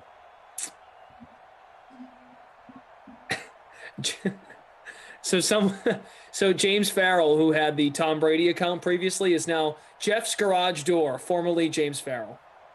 That's his new name. McCaffrey, 8 for 25. Damn. Judy, 6 for 42 and a touchdown. Lindsey, 6 for 58. Fance, 5 for 48. Moore, 3 for 42. Thomas, 4 for 31. Not much more to add there. I mean, McCaffrey, 2 for 10. Anderson, 3 for 26. Producer Drew says, I can't not think of Glash licking fake snow when we talk about the Robert Pattinson Batman, because that's what you guys were talking about when that happened. I didn't even know that. What the subject matter was, because the edit just cuts to me saying, I didn't know that.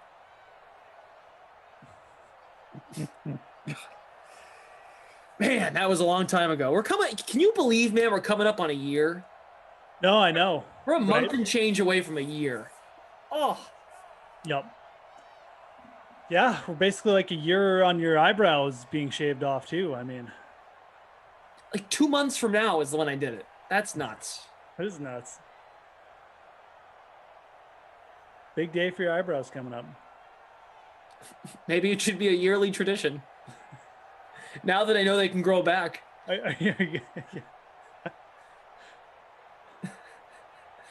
Maybe not. Curtis Samuel, yuck, 1 for 10. So we got Patrick here updating scores. He's solo, so he's catching up, getting the game center all caught up for you guys and your lineups. Scores have been updated through 3. Got Daniel here, producer Drew. Rick Lewis says, what's the date for the year? The anniversary will be March 28th. It was a Texans-Saints sim with Reed and Emerson. It was on a Saturday. That was our first one. March 28th. So about a month and a half away from hitting the anniversary. Okay. Nuts. Emerson's forehead. It'll be the new Browse B-Day in 2 months. Get them some flowers.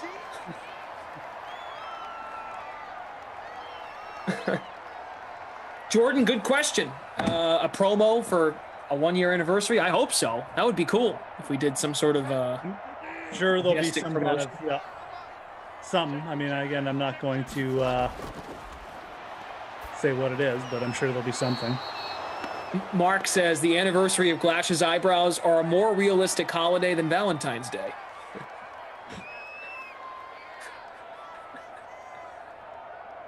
Oh, man. Brandon needs a Robbie Anderson touchdown. And so does Chef Man Dan. Come on, 3rd and 4. Carolina's a touchdown away from making this interesting. Oh, way to be, CMC. Bucky says, Glash, TikTok idea. Shave your eyebrows again while eating tater tots.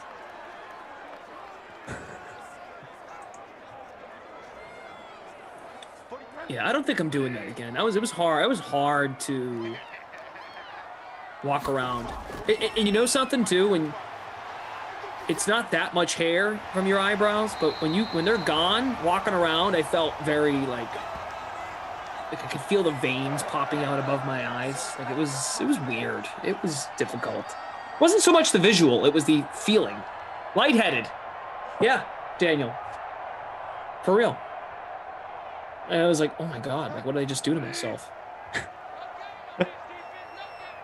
Pasting oil on my, what were eyebrows, pasting oil where they would be every day.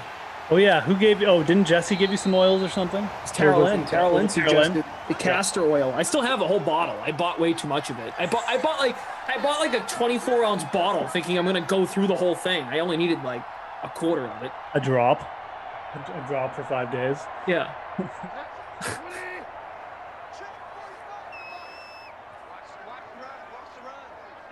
Yeah, Mo, I'm with you. TikTok is very hard. It's kind of annoying.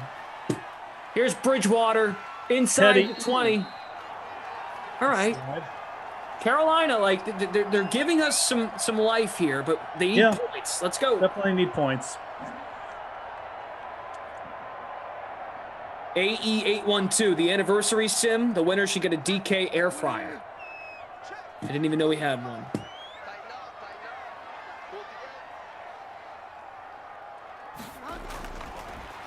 Here's a little fake. Bridgewater now going into the flat here. McCaffrey stumbles to the 12. Kenny would do the giveaway. All right. So Andy O, which producer Drew is wondering if that is the Tater Hater, because he did admit his name is Andy. Andy O is in first in the free roll. He's got Anderson in his lineup. Oh, he missed more. Wide open. Come on, Bridgewater. Missed like 4 touchdowns. Like legitimately 4 touchdown passes. Jordan says, I can only imagine the reaction people had when he went to the store or whatever. See, Jordan, I wasn't, of course, it was at the lockdown period. Sarah was doing all the trips. I'm like, I ain't going anywhere looking like this. So you can go to the store, and I'm going to stay home. All right, McCaffrey, here we go. Tick, tick, tick. We're halfway through the quarter. Let's go. 100% on Christian McCaffrey, obviously. People would like to see that happen, but... Yeah, especially in Classic. Yeah. First and goal. I mean, they got 3 more chances to get in here, but they're sucking up way too much time probably to make the full comeback at this point. Here is Bridgewater, set to throw. Oh, my God. Wow. Teddy. What you doing out there, friend? He's missed at least 5 touchdowns now. Are they gonna draft at 8? The sim is rubbing me towards a way to not bring back Bridgewater. I mean, I don't know if the quarterback they'll want will still be there, so they might have to trade up. But yeah, I don't know. I mean, that's close too. Samuel probably should have gone in there. You know, with draft hype and stuff like that, I mean, a couple guys might get hyped up. Carolina might fall in love with one of those guys who, you know, probably more like late round firsts. And quarterbacks always make the biggest moves like that if it happens. So, who knows? Play action. Oh, and down he goes. We get a flag, though. Face mask. Gonna get 3 more chances. Wow. The OG penalty in Madden 20. It carries over in Madden 20. Right. Everything was face mask. Everything. I know. We moved to the new game. It's like, oh, now we actually have to pay attention to the flags. Wow. Good old All right, man. First and goal. You got to score like now. Come on. McCaffrey. Oh. Man. Carter Robinson, yeah, but think about it. Why do we have eyebrows in the first place? What are eyebrows good for? What is the use for an eyebrow? What do they do for us? Keep sweat out of your eyes? Yeah, sweating. Something Definitely. like that. There's some utility that there's a reason for it, and it's, to protect your eyes. Something. Yeah, which I didn't do, clearly. Hey, there you go, DJ Moore. Hey! Ta-da! DJ Moore, yep. And it took them to the 2:36 mark. Those the 3 timeouts and a 2-minute warning, so. I feel like we could take Carter's sentence and just replace it with anything you want. Like, yeah, but why do we have blank in the first place? Like, what is blank good for? What is the use of blank? What do they need for us? What do they do for us? Why do we have blank? Like DJ Moore, until now. All right. Oh, more promotion. I'll admit this. Just recently, and by recently I mean like 2 days ago, I finally turned on the alerts on my Twitter account for DK Nation. So now I'm getting all these alerts, which can be a little annoying, but it's also very helpful. Because I can say things like this. This is why it's helpful.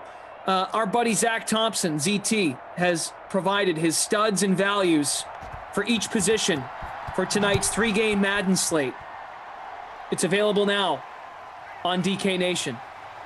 Madden Stream's info page. Zach has a write-up for tonight's classic, studs and values, available at each position. So check it out if you guys are looking for some guidance. So there you go. There's the wind-up in the pitch. Can the Panthers here get a couple stops and reclaim the football? Nobi Roble, ever notice how eyebrow hairs grow outward toward the side of your face? When I was shaving them, that was something I had to think about in terms of what direction I was shaving. It was a very careful process. But I definitely screwed that up when it actually had to play out.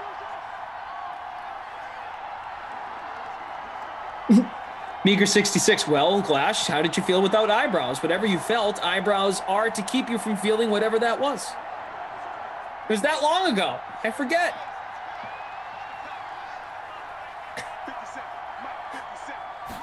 I know, here we are, like, we're talking about biology again. We're not talking about mammals. Now we're talking about what the purpose for each of our body parts is. I mean, they're clearly, an expression thing. So you can, give someone the people's elbow, right? Or the people's eyebrow.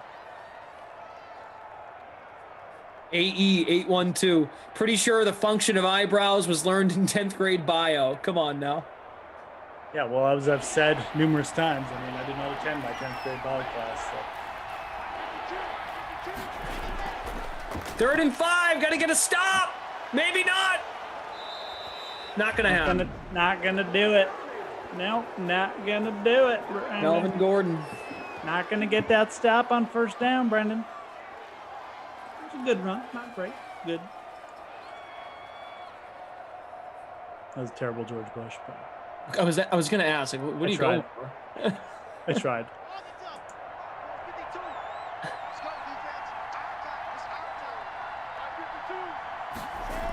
Oh yeah, 1 timeout left.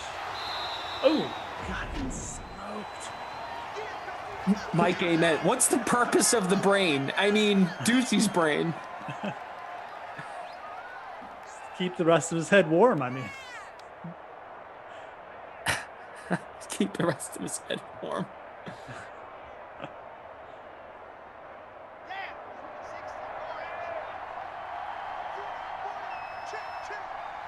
All right, 2nd and 11.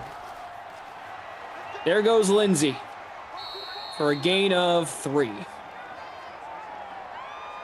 Once again, don't forget, stick around, guys, for NBA pre-lock. Shirag and Matt Meiselman, the DK Nation team. Shirag does big things with the content manager over there at DK Nation. He'll be joining you guys, give you NBA pre-lock, 11-game slate tonight.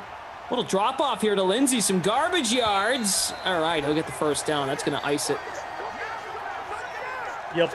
This was a pretty pathetic performance by Carolina. Not gonna lie. I mean, probably more so on Bridgewater because how many, it looked like the receivers were getting open. Yeah, he missed like 5 open touchdowns. This is the way it goes, though. He's not that, from a Madden perspective, he's obviously not that good a quarterback either. So I guess we shouldn't be that shocked. Anyways. All right. So coming up, Moose will be with Kenny Ducey at 6 p.m. They will call Ravens at Bengals. I like Bengals sims. They're kind of fun. Like they're kind of a good team. John Ross and even Burrow's not too bad. Burrow. But before the sim, we're going to have the NBA guys join you in just a minute. We're going to go through the stats, look at the leaderboard, and then we'll get out of here. Get your NBA questions ready, guys. Yeah, and that's the thing, guys. Use the chat just like you do during the sim. You know how you drop in questions, you drop in suggestions, who you like at X price. Those are all things you can get at. Sportsbook related stuff. Have at it. Have at it. Okay. Valentine's Day advice. What kind of flowers? Bring it. Just bring it in the chat. All right, here are the stats. Drew Lock, 22 of 33, 202 and a touchdown. Bridgewater, 22 of 30, 187 and a touchdown. Lock really wasn't much better then. Anyways. McCaffrey, 10 for 37. Brutal. Yeah, Lock wasn't as good. You're right. He started off okay. Gordon, 9 for 18 and a score. Lindsey, 5 for 16. Bridgewater, 1 for 3. Lock, 1 for -1. Yeah, I think Sim Burrow is pretty good, like real Burrow. It's actually not bad. Receivers, Judy, 746 and a touchdown. Lindsey, 7 catches, 66 yards. That third down back receiving power. Moore, 6 for 74 and a touchdown. Fant, 5 for 48. Thomas, 5 for 42. Anderson, 4 for 32. McCaffrey, 4 for 20. Samuel, 2 for 12. Sutton, 2 for 19. Thompson, 1 for 7. Colin Thompson, what a random name. Colin Thompson, tight end 3, had a catch. And KJ Hamler, the Hamler, who almost scored, 1 for 23. All right, buddy. I think Bridgewater should be the Not My Kid award. Who's the player of the game? I was going to give the Not My Kid award to McCaffrey. I'm going to give the player of the game to Judy. Led everybody in receptions, had a touchdown. Pretty good game for him. Pretty good value. So Jerry Judy, and then McCaffrey is the Not My Kid guy of the week. All right. Excellent.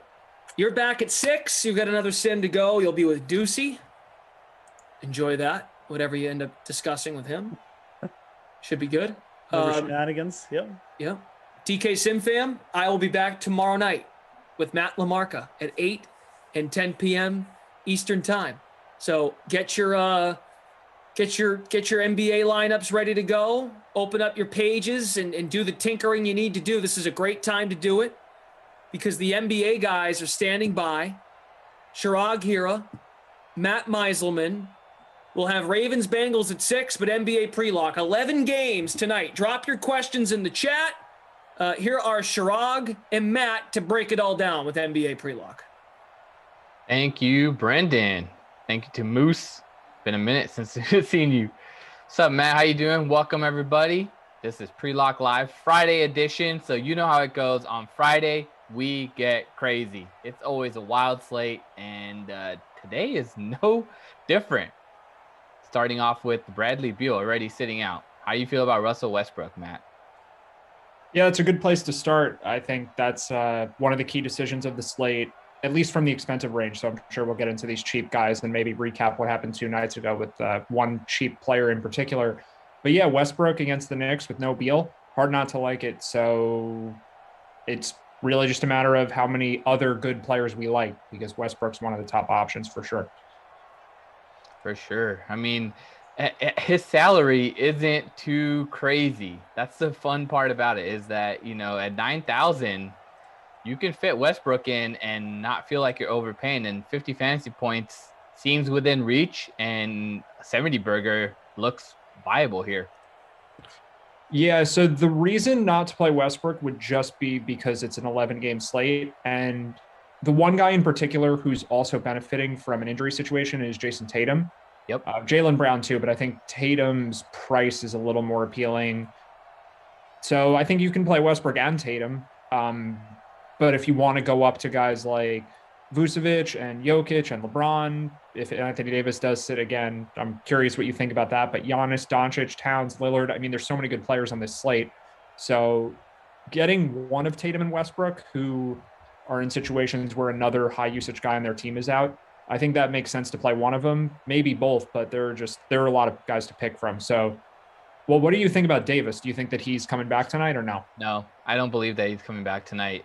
The Lakers are going to be taking it easy with him, and I think that potentially, this could bleed into maybe using it as an option for him to sit out the All-Star break. That's how much I see it potentially impacting him. Interesting. So LeBron certainly becomes more appealing. He actually had a pretty weak game, even with the Lakers going to OT again at home against the Thunder the other night. I think he finished with 41 fantasy points in overtime with no Davis.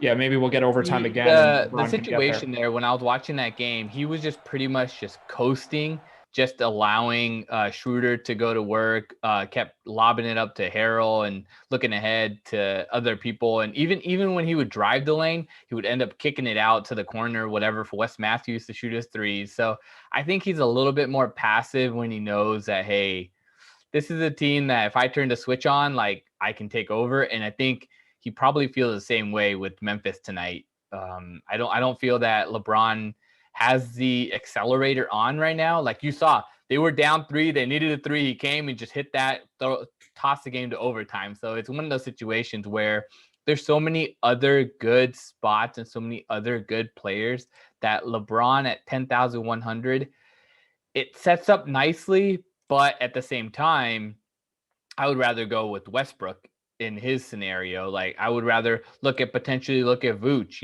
Vooch has been playing really well. Cole Anthony didn't play last night. Also, we had Evan Fournier sit. So the usage for Vooch is way too high. And at 9,400, he's just a little bit cheaper. And I think it just makes sense to go in another direction personally. Yeah, I think there are a couple edges to this slate potentially. One of them is Orlando, which I'll get to in a second. But the obvious plays tonight, it seems like Tatum and Brown, Westbrook, Vooch, probably Donovan Mitchell with Mike Conley still out. So if you go above that salary range, all of those guys are between 8,000 and 9,500. The ownership on everyone except maybe Doncic just should be pretty low. So if it's just an ownership thing for LeBron, I think I agree with everything you're saying on him. The biggest appeal is just that most people won't go there. So I think that's true for Jokic also, and probably true for Giannis, maybe for Towns, maybe for Lillard. Like, those guys will just be a little lower owned than the cheaper range just because they are a little more expensive. But with Orlando, we have to keep an eye on injuries there. So any idea who's playing for that team? Because that could change the slate in a big way, and that game is well after lock also. Well, Michael Carter-Williams is the guy that's really interesting. I mean, he was questionable, and he was upgraded in his scenario. And I think Michael Carter-Williams coming back sets up poorly for kind of that Frank Mason situation. Frank Mason played 4 minutes the other night, got injured. And I really think that, with MC Dub being available, or even don't get me wrong, he's not going to come out here and drop 30 actual points. His season high right now is 10 actual points. And I think Cole Anthony is one of the more bigger injuries than that. But I don't feel like you can get away from the Magic just because it is a scenario against the Kings. And the weird part is the Kings are really favored. So how do you attack it with the Kings being favored, but most of their most of their value is already priced up. Like you have De'Aaron Fox, who's been playing extremely well, and we have a question about De'Aaron Fox as well. Fox is playing, dropped 60 fantasy points, 2 in his last 5 games, over 50 fantasy points, 3 out of his last 5. So what do you make there? Because we saw what Curry did to Orlando last night, and I don't think Michael Carter-Williams is going to be able to stop De'Aaron Fox. Yeah, this game is really tough. And aside from maybe the Laker game, this really seems to be the pivotal game on the slate. But there is one guy in this game, like you said, Vooch, who is a pretty strong play no matter what the scenario. So I think one of the reasons I want Vooch in lineups tonight is to just have a spot that's saved for this game, and then maybe have a second or third spot too that's a later game, so at least you can pivot around based on the news we get. Maybe that means play De'Aaron Fox, who is roughly the same price as Vooch. He's $400 cheaper. But overall for the Kings, it seems like the prices are just not that appealing. I do think this is one of those situations where the players who are active for the opponent would impact how I feel about the team in question. So Fournier playing and Cole Anthony playing is better for the Kings because those guys are good scorers and will mean the Kings need to score to keep the game close. They're not really good defenders. Neither Cole Anthony or Evan Fournier is good on defense. So it actually improves the matchup. The Magic, without Frank Mason, who got injured last night, if they don't have Fournier and they don't have Anthony, they're going to be playing some pretty big lineups and probably slowing the game down a bunch. We could see Kem Burns at power forward, and then Dwayne Bacon and James Ennis. Like these aren't that's not a lineup that's conducive to a lot of fast breaks. And Michael Carter-Williams is coming off a foot injury, so I don't. One, he could be on a minutes limit, and two, I don't think that we should expect him to be, totally 100% yet anyway.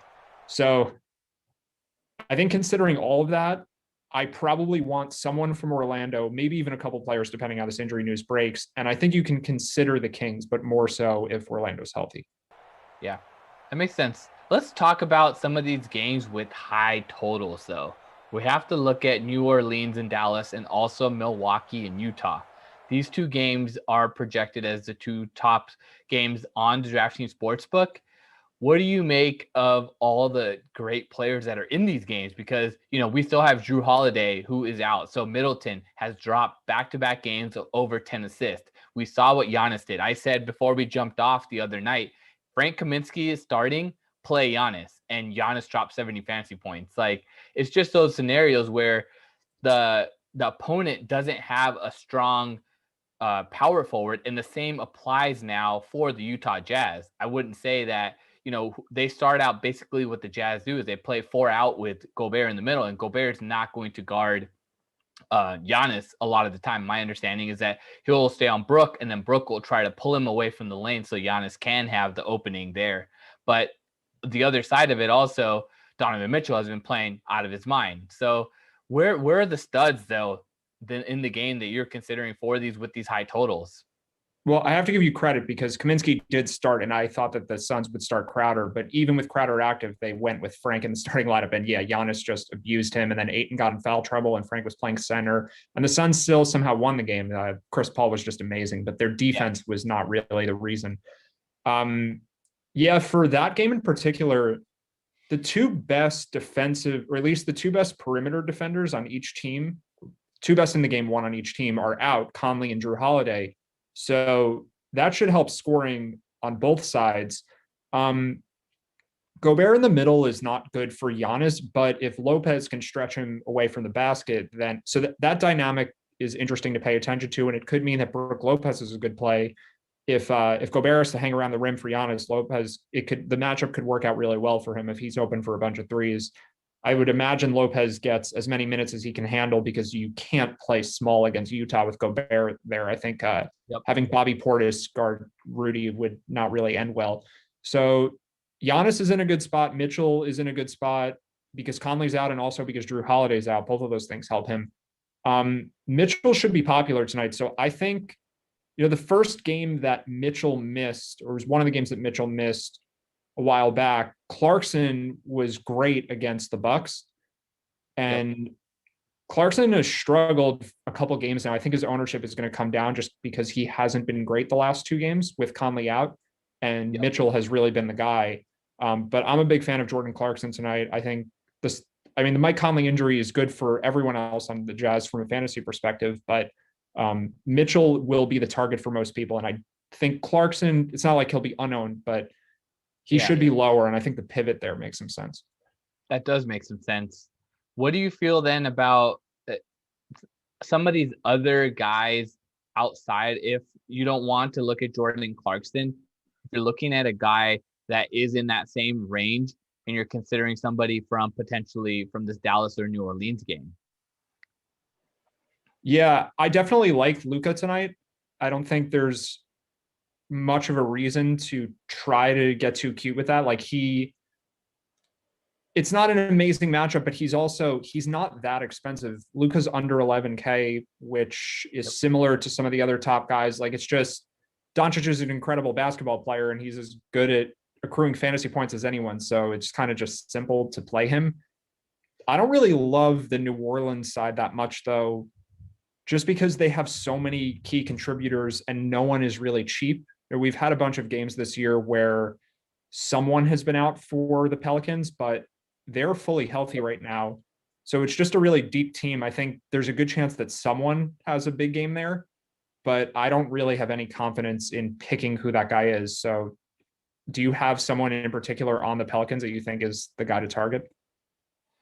I like Ingram and Zion. I think that they're going to do well just because, Kristaps is there, but they're not actually a great rebounding team. Doncic goes and grabs a lot of the rebounds and impacts that a little bit. And they're overall a smaller team outside of KP, who's their size. And I think that plays into Zion, Adams, Ingram, who have a little bit more length and rebound ability. So that gives a potential double-double upside. And the minutes are starting to get there now. Zion, he goes through little lulls and stuff, but he did play 36 minutes against the Bulls. So that sets up here nicely where you could be in a matchup where I feel like there's games on late where you have to really pay attention. And those are the national TV ones. For whatever reason, guys tend to get up for national TV games. And this one is a national TV game here. And the other one to note is the Lakers one. So it's Memphis and Lakers on a national TV stage. So maybe LeBron was saving himself for this scenario, knowing that he had to go into this game. But playing Zion or Brandon Ingram sets up really nicely, but then that impacts your ability to late swap based on the injury news. Yeah, I really like the last point you made about LeBron. I mean, I think if we can be confident that Davis is not playing, LeBron is probably my favorite player on this slate. But as for the Pelicans, I think that's fair. I think you can play one of them. I wouldn't stack that game, though. The prices are just not appealing enough to try to jam in too many players. So having Doncic and running it back with Ingram or Zion, that seems totally fine. It's just that Zion and Ingram are priced right around guys like Tatum and Brown and Mitchell and only a little cheaper than Westbrook. And they're just not as good of plays, points per dollar as those guys most likely.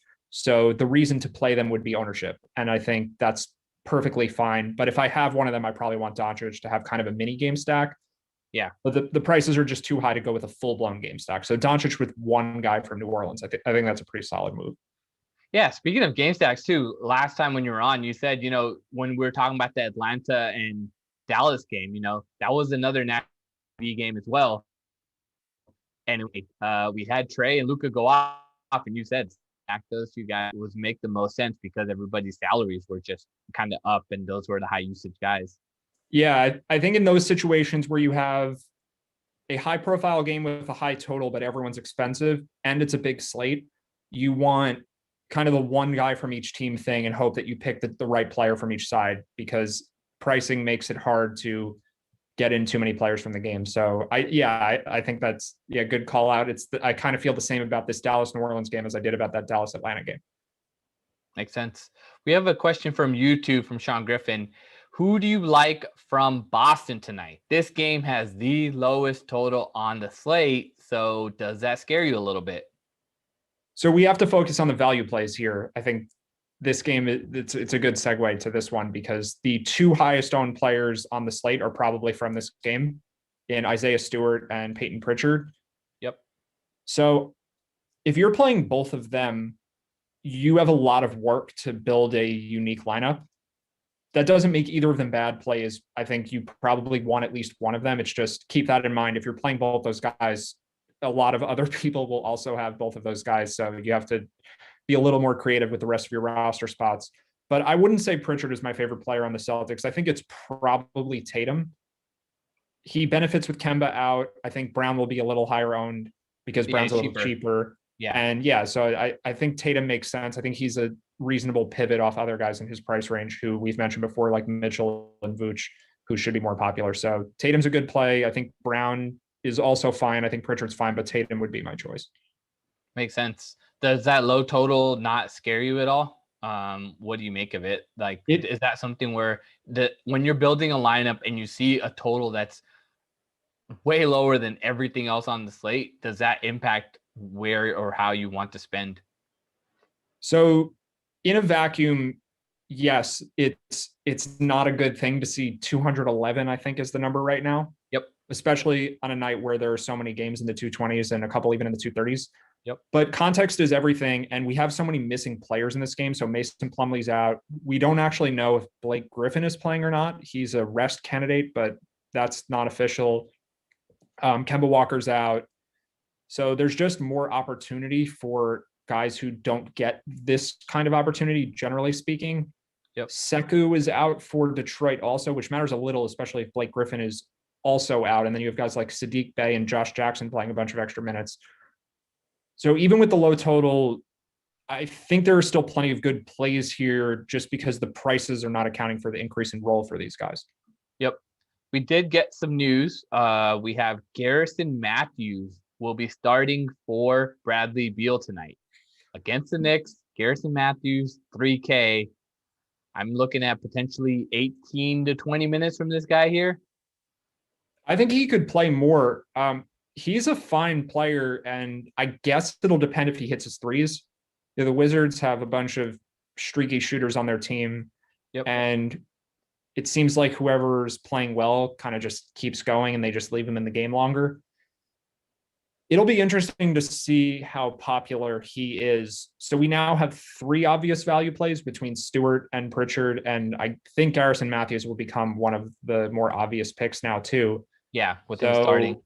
They're all good values, and then it becomes a question of how many of them do you want in a lineup and who are the other cheap guys that are potentially worth going to. And maybe we go back to this OKC team who plays every night that we're on the show. And look for some of the cheap guys there. But yeah, that is interesting that Matthews is starting. That kind of changes the dynamic of that lower salary range. Yeah, I think, with that lower salary range, you have to consider, you mentioned Sadiq Bey in there. He's 3,400. I could see him potentially playing a lot of minutes. So that's someone that you have to. And then Isaiah Stewart went off last night. And, there's going to be a lot of people that kind of have that recency bias and want to just plug and play him right back in. Especially if Blake Griffin sits, he could play again 30 minutes. So it doesn't really hurt you either if you go back to that well. But a guy that, kind of stands out to me that was a little bit cheap was with on the Minnesota side. This game has a really high total as well. And Jordan McLaughlin, yeah, he's not going to blow you away, but 3,300 for a guy that has a chance at 25 minutes in this high total game, I think he also is someone that you should consider. Yeah, I'm definitely a fan of his, and I think even more so with Matthews starting. So it seems like generally when we get news an hour or two before lock where there's plenty of time to react to it, that's kind of exciting for people, and they'll go to the guy who's getting this clear role bump. I'm not sure who was expected to start for the Wizards. I don't think it would have been Matthews. Maybe Denny Avdia would have been the shooting guard. Yeah. But McLaughlin should be a pretty contrarian play today. And yeah, he gets an increase in role with D'Angelo Russell out. So I definitely like that call. I would say he's up there for my favorite value at this point. Like, the more cheap guys that are highly owned there are, the more low owned cheap guys there are. Like, the ownership, just if it goes to a few players and it gets condensed like that, then there are just a bunch of other guys who no one's playing. So McLaughlin, I think his ownership has to come down if Stewart's popular and Pritchard's popular and Matthews is now popular. So I like McLaughlin, but the Orlando team is just, I find that spot really appealing. Like if Anthony plays and Fournier doesn't, I like Cole Anthony a lot. If Fournier plays and Anthony doesn't, then I like Fournier a lot. And if both of them are out, then we could play some Michael Carter Williams, Chuma Okeke, or Dwayne Bacon. Like those guys, because the news is likely to come after Locke, those might be good pivots off of Stewart, Pritchard, Matthews. So it's we didn't have much news yet when we started, but it's starting to roll in like always. One question I have for you here, because we have so many cheap guys, and then we also have other players in roles that can be kind of exploited. We mentioned Westbrook with Beal out. We're mentioning Tatum or Brown with Kemba sitting. Do you feel that it's a stars and scrubs lineup type of slate because we do have all these cheap players that you can consider, or do you feel that maybe play 2 or 3 and then use this slate as a multi-entry type of slate and have a lineup where you're kind of rotating and flexing depending on how the news breaks, and then you have one lineup where it's your main lineup with the values that you prefer? Yeah, so if you're playing 2 or more of these cheap guys that we talked about, and then you're also playing a few of the 8 to 9K range like Mitchell and Brown and Tatum and Westbrook, that will be replicated by many, many people. So I guess that is kind of stars and scrubs. You know, it's not like the absolute top of the salary range, but it's pretty expensive players mixed with really cheap players. So the 8 and 9K range with the under 4K range, that should be a popular build. Yeah, I think you could look at it 2 ways. That's where all the value is in those 2 price ranges, and that's also what other people are doing. So depending on the context of your tournament that you're trying to play in, it could make sense to differentiate there. Maybe you just use different players in those price ranges, like you talked about with the Pelicans, with Zion and Ingram, who are in that price range, but just won't be as owned. And then Jordan McLaughlin, who's also really cheap, but won't be as popular as guys like Stewart, Pritchard, and Matthews. But you could also just use a different lineup construction and play Clarkson and Rui Hachimura and Cole Anthony or Evan Fournier, you know, that mid-tier, which may get kind of lost tonight. So it really depends what your contest is for which way you want to go. But I think the stars and scrubs will be the popular route. That's for sure. That makes sense. I was trying to throw together a little bit of a lineup right now with some of these names that we've been talking about, and it sets up really easily. If you throw in McLaughlin, you throw in Pritchard, you throw in Matthews, it makes it so it's really simple to just continue to go. And Matthews, a really good part about him is that he's small forward eligible. We've been talking about a lot of guards on this: Pritchard, McLaughlin, even Luka's a guard. So if you're looking at, if you want to play Luka, Matthews slotting in as a small forward kind of sets up nicely. And then if you wanted to, you could also look at LeBron James there. You know, then when you can set up 2 studs, and then you make your decision. Hey, remember Russell Westbrook, also another guard. So I think the way that this slate is shaking out, that Matthews may turn out to be one of the most popular, that shooting guard small forward eligibility. And the way that all the slate is we have a bunch of guard eligible players that are standing out. Yeah, I think that makes perfect sense. And that's another reason why, like you mentioned LeBron again, getting to LeBron with those cheaper guys. Like if you just want to play the chalky cheaper guys because the value is so good, that's perfectly fine. But I think going up to someone like LeBron or Jokic, who won't be as highly owned, that's probably the way to do that and also be a little bit different from other people. So I definitely like that move too. But we just got more news, so that could change some things. Marvin Bagley's questionable, and that is that same Orlando game. So more reason to leave slots there and just kind of wait for something to happen and see if you can maneuver your lineup later on in the night. What do you make of it if he ends up sitting? Is it a scenario where you have to play Richaun Holmes? Does that put Whiteside back into contention here? Maybe your boy Bielitsa? Nah, he's not going to play. I'm not getting burned by Bielitsa again. We shouldn't talk about him. But seriously, Harrison Barnes can slot down and play the power forward. What do you make of this injury? Now, this is something that's a kind of a midday downgrade. And whenever there's midday downgrades, I lean towards a player not being able to play. Yeah, we should have data on that. If the questionable player was announced as questionable in the middle of the day as opposed to coming into the day questionable. I think it's definitely true that they play less. I just don't know how much less. I would expect that he's out at this point. That's just never a good sign. And he's a young player and they don't need to force him if he's not right. So, I mean, maybe he plays. We don't know for sure, obviously, but I would expect him probably not to. Yeah, I think they would just go smaller. I think that makes the most sense. They don't really have too many other bigs, but Whiteside would get a bump in minutes. And then I think everyone else who's smaller than Bagley would get a bump too. Richaun Holmes right now, 12.5 is his points total. And if Bagley sits, 12.5 at -110 seems really appealing on DraftKings Sportsbook. Holmes gets in so much foul trouble that it's really hard to trust any over with him. And going up against Vooch doesn't help. I think he's safer with Bagley out. Like he will get as much minutes as he can handle without picking up too many fouls. And I don't dislike that bet. It's just I worry that he just is in foul trouble the entire game because it's happened a lot lately.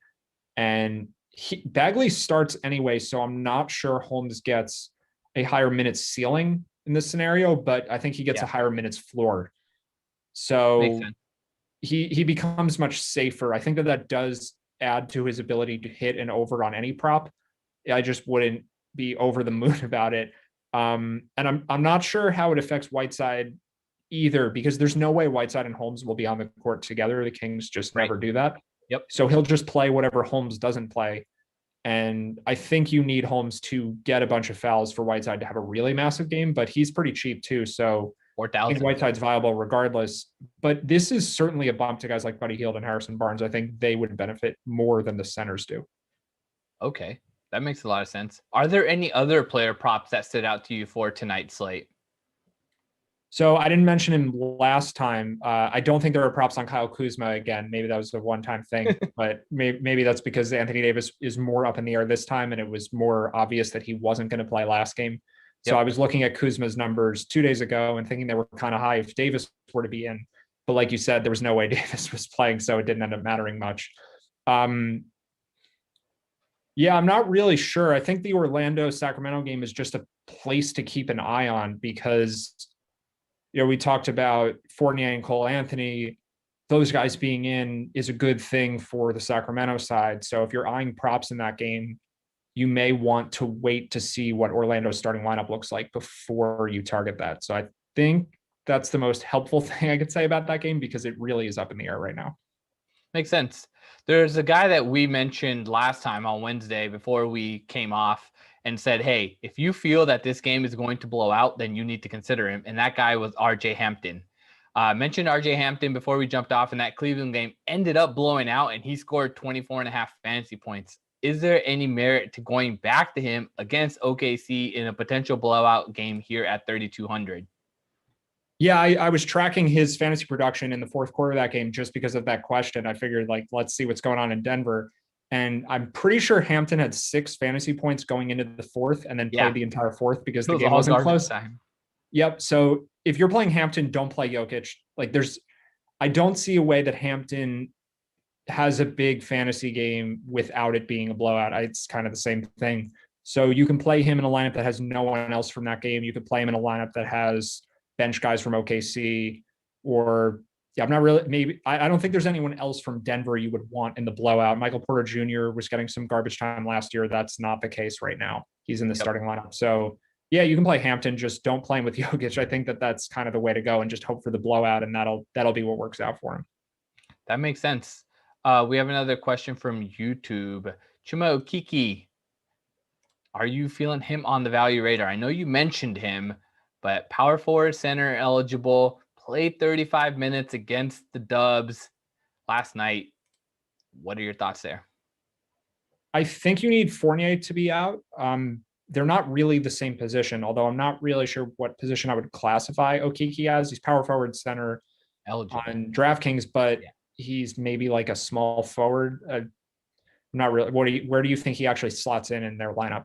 I see him as as that wing guy, small forward, power forward type of player, and it just happens to be he's just bigger guy, and that's why he's not even a strong rebounder. He's more of he reminds me a little bit of a Draymond build. Mm-hmm. But him being in there at small forward or power forward has James Ennis and Dwayne Bacon sliding down to guards, which they wouldn't do as much if Fournier is playing, especially if him and Cole Anthony are playing. You'd see Orlando run a more conventional positional setup. So Okeke, I think, is dependent on those players being out, at least one of them. And if Orlando's at full strength with MCW back too, then I don't really think you can consider him. And the game would also be much more likely to stay close if Orlando's healthy. So that's a pivot that would make sense if we get that injury news late and Orlando is missing players again, and then you can play him for sure. I think he would be a solid value play in that scenario. We're going to bring up the injury report pretty soon. But one thing that stood out to me on there is Charlotte is really shorthanded here. Both the Martin brothers are not going to be playing due to health and safety protocols. So is there something to make of the wings or on the bench guys? I know Bridges has been playing a little bit better now, and it's come at the cost of PJ Washington. And now with the Martin brothers both out, what do you make of that? So it's going to depend entirely on whether Devontae Graham plays. He's the one guy we don't know yet. If Graham is in, then there's still enough bodies there that I'm not really excited about anyone. If Graham's out, I would say that just puts Rozier and LaMelo Ball more in play at increased prices where people won't really play them. And LaMelo Ball is 8,600. It's just that they're going to need their starters to play more if they don't have Graham and they don't have their bench really intact. But Malik Monk at 4,700, that's a tough price. But if Graham is out, he kind of has to have an increased minutes share. So I think he's viable at that point. That doesn't sound like an appealing price tag, but it's all contingent on Graham. So we still need that news before we can really know. Sounds good. Speaking of other news that we need to remember, Detroit missing a lot of bodies, and now Blake Griffin potentially sitting on the second night of a back-to-back. They have a lot of guys out, and Isaiah Stewart coming off that monster game. You kind of need a cheap center. Like I said, I was kind of playing around with some of these builds, and Isaiah Stewart fits in really well if you're going for that stars and scrubs lineup. He fits in. He's center eligible, and all the guards that are on this slate kind of makes it sets up where you need big. But also something to consider, George, Clippers are favored by a healthy amount, but is there something to gain from there? So I'm kind of looking at the Isaiah Stewart part first here. And yeah, it's hard. We don't know if we're getting the increased role potentially for Holmes and Whiteside. Like there aren't too many cheap centers, like you said. He really is that guy. Well. More news. Yeah, what do we have? PJ Washington is out. So now we go back to that Charlotte game. Interesting. So Miles Bridges has to play a ton now.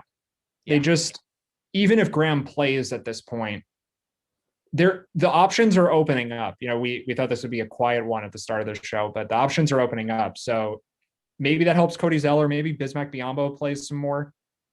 I don't know if I think he would need Zeller out probably because they won't play Zeller and Biyombo together. I think Bridges is certainly the biggest beneficiary there, and maybe Gordon Hayward too. But if Graham is out also, then it's just the starters may play 40 plus minutes across the board, and that could be pretty appealing. Yeah. Miles Bridges, double-digit rebounds in 3 straight games, double-digit points in 4 of his last 5. I think that sets up really nicely. And the last time he started, he did play 32 minutes, which was a season high, dropped 32 fantasy points. So a fantasy point per minute in a game where we know the Timberwolves, we've been attacking the Timberwolves all season long. This is not a strong shooting team. Yes, Cat is back, and I believe Cat's going to be ramping up, and he's a viable option for the slate just because of the size that Charlotte lacks. But they're not a strong shooting team. There's a lot of rebounds to go around, and I think Miles Bridges just sets up really well now. Yeah, Graham being out would help him more just because there were fewer minutes being occupied there, and he would have more of a minutes floor and more of a minutes ceiling too. You mentioned the Clippers, though, and we actually haven't touched on Kawhi Leonard at all yet. And he's right in that range of players like Westbrook and Tatum, who are around 9K, that are just benefiting from other players on their team being out. So yeah, Kawhi is a really solid play too. I'm not so worried about the blowout. It's hard for the Clippers to win by too much without Paul George. Yep. Sure, there are a lot of differing opinions on him as a player, but I think Paul George is awesome, and not having him there is certainly it makes the game much more likely to stay close. Yep. What do you make of these Clippers values, though? Like, they are not overly expensive, all under 6K. We have Serge at 55, Batum at 52. Lou Williams coming off a monster performance against the Timberwolves to get him back in that game. He's at 58. Reggie Jackson, 54. We saw Reggie Jackson starting next to Beverly the other night, and it didn't set up where he had to come off the bench. So are any of these guys appealing to you against the Bulls? I mean, the Bulls, we know that Kobe White and Zach LaVine are not actually elite defenders, but I mean, coming back to it, you can say Zach LaVine might even be nice if they start Reggie Jackson or Luke Kennard as shooting guard. Yeah, I do like LaVine. I'm not really a fan of the rest of the Clippers besides Kawhi. Beverly being back just it just makes everyone's minutes security a lot lower. I think everyone plays a few less minutes because Beverly's there. So it just doesn't seem like that appealing of a spot, even in a good matchup, because the backcourt is a little crowded now. So once George is there, the prices are going to come way down on everybody. As of now, I think Beverly back hurts everybody except Kawhi. Kawhi is still getting a massive boost without George on the team. So I like Kawhi. I don't really think I have much interest on the Clippers elsewhere, especially because now we have all these other value plays opening up. Oh, I did see something that was noted in the chat, and I saw it earlier on Twitter as well. There's a reason why health and safety protocols is affecting his team, and the Hornets did call up Jalen McDaniels. Thanks to Barbs for calling him out in the chat. I think that's somebody that he might get even there, and that's another 3K guy. He's played the last time when he was able to play. When he played 15 minutes, he was able to get about 5x. Yeah, it's a tough situation to figure out. At this point, I'll say I'm not really sure. Maybe we need to see a starting lineup. They could start a big team, like maybe they do something crazy and start Zeller at power forward and then Biyombo at center, and then that hurts the potential for Bridges and anyone else that's a big on their bench. Speaking of health and safety protocols, though, and just injury situations in general, I feel like we have to touch on Isaiah Roby a little bit. Yep. Because he's a value play on this slate, and I'm a little concerned that he's still hurt, but no one is going to play him tonight after 2 nights ago when he got taken. I think he was expected to start. The starting lineup came out. He wasn't in it. Personally, I saw that as a red flag given the high ownership. I didn't think he would miss the game. That was surprising to me entirely. I just thought he'd only play 15, 20 minutes because he wasn't starting. And then it just, well, not only that, but Muscala was also back too. Muscala had a season high in assists that night. So they were using him. And then Kenrick Williams has been playing that small forward, power forward role for them. So but both of those guys being available, really, I don't know what to do about Roby right now. I'm not really feeling him now with Kenrick playing well and then Muscala back in the rotation. The lack of interest from you and most likely from everyone else is what I like about it. I would say if Roby's starting, he's a great play tonight. And if he's not starting, he's very risky. That game is not as late as the last Thunder game. That game starts at 9:00. So I think this is just another slate to leave the late swap availability. If we get an OKC starting lineup between 8 and 9 and Roby's in it, he's definitely someone you can use because he won't sit out the game if he's in the starting lineup. I think we can be pretty sure about that. Yeah. And he can play garbage time too. It's not like they're going to say, oh, you're going to, just because you started, you don't get to play in garbage time. If this game blows out, they can sit Horford down and Isaiah Roby can slide down to that center spot for them. Yeah. So this is the big reason why I don't necessarily feel that excited about Charlotte, about this Wizards value with Garrison Matthews, because there's so much potential to get really, really good value plays later.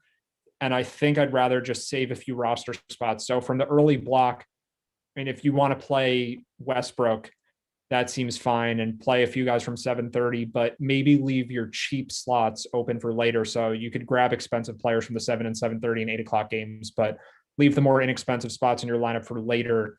Isaiah Stewart starts at 8 o'clock, so that's probably the decision point at that time. Yep. I don't think I want to tie up the slots on cheaper values at 7 to with maybe one Hornets player, depending on what the starting lineup is. But the value here seems to be from the late games.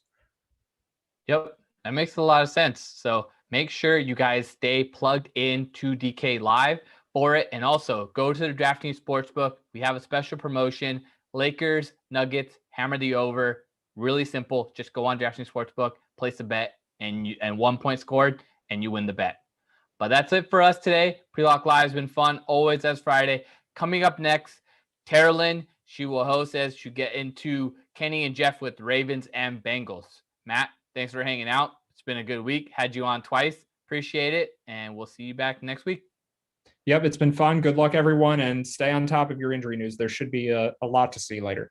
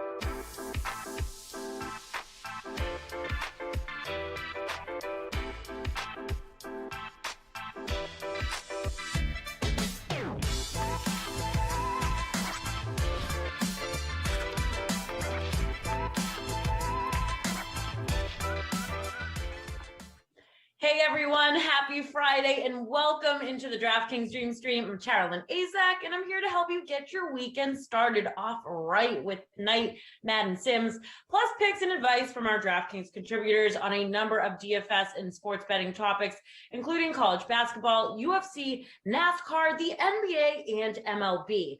We have a 3-game late slate of Madden Sims right on the way for you with the showdowns for these games, all featured in our Madden Stream 4K early bird special. So that classic contest is $10 to enter and features 4K in prizes, including $1,000 going right to first place. Now let's take a look at tonight's schedule, shall we? All right, so first at 6 p.m. Eastern, we have an AFC North showdown as the Ravens, they're taking on the Bengals, and we got Mr. Kenny Ducey and Moose Ulrich. We are having you covered with that call of the game for that one. Then at 8 p.m. Eastern, we got Adam Kaufman, the biggest bozo of the year, and Brandon Cristal. They're joining the Friday night party to bring you a matchup featuring the new Super Bowl champs as the Bucks, the hosts and the Chargers in virtual Tampa. Finally, at 10 p.m. Eastern, Adam and Brandon, they make their way back from Madden After Dark as Big Ben and the Steelers, they're battling it out with Russell Wilson and the Seahawks. That's all right around the corner, but first, here's what else is happening on DraftKings right now. So we have plenty of NBA and NHL contests available tonight, including the NBA 500K Micro Millions finale. For just $4, you can enter this contest for a shot at $500,000 in total prizes, including $100K going to first place.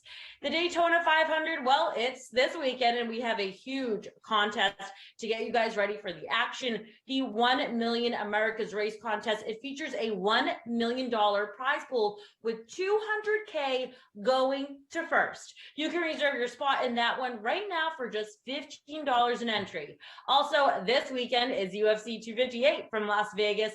Our featured contest for the event is our MMA 600K 258 special, 600K in total prizes with 150K to first place. Enter now for only $20. And don't forget to check out all of the other action. Yeah, we have so much more on the DK Sportsbook, on the NBA, NHL, college basketball, UFC, PGA, and so much more. So we will have previews of all of those big events coming up with our DK contributors. But right now, it's time for some Madden football under those Friday night lights. Here are Kenny Ducey and Jeff Ulrich for the Ravens and Bengals from Cincinnati. Take it away, guys. Thank you, Carolyn. Yeah, it's always good when the Deuce and the Moose hook up. Kenny Ducey, Jeff Ulrich with you. We'll talk about this one for just a little bit, Jeff. What is your lineup construction looking like? You are the guru when it comes to the Madden stream lineups, aren't you? Oh yeah, me, the guy who rosters the tight end 3 every time. Yeah, are you buying into the Bengals here? Do you like John Ross, Gio Bernard, Joe Burrow, or are you just doing a total and complete fade of Cincinnati and perhaps just taking the Ravens defense, taking Lamar Jackson in the captain spot? I went pretty equal. I didn't go heavy Bengals, but I did put Joe Burrow in the captain spot. I did pair him with John Ross. John Ross is a sim MVP. So I figure I threw Azuma in there too. I went heavy on Burrow. I went all in on my man Joe Burrow. I still put Lamar in there. Obviously, got to get Lamar in, but I went heavier on the Bengals. Like I said, I put him in the captain. I put Burrow in the captain. So we'll see. He's got to outperform Lamar. It's a big task, but if he gets there, Kenny, he's only 2.9% owned in this in your free contest. So, the Moose might come out on top if Burrow comes through with like a big game.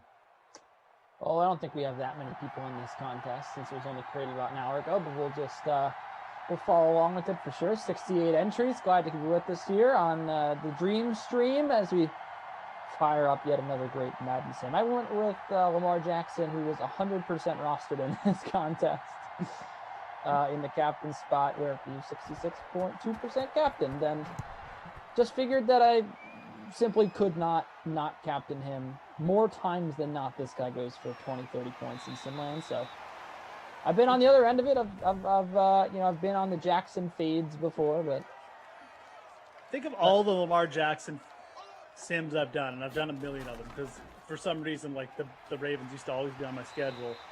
I think I only remember one time where like he didn't factor into the winning lineup.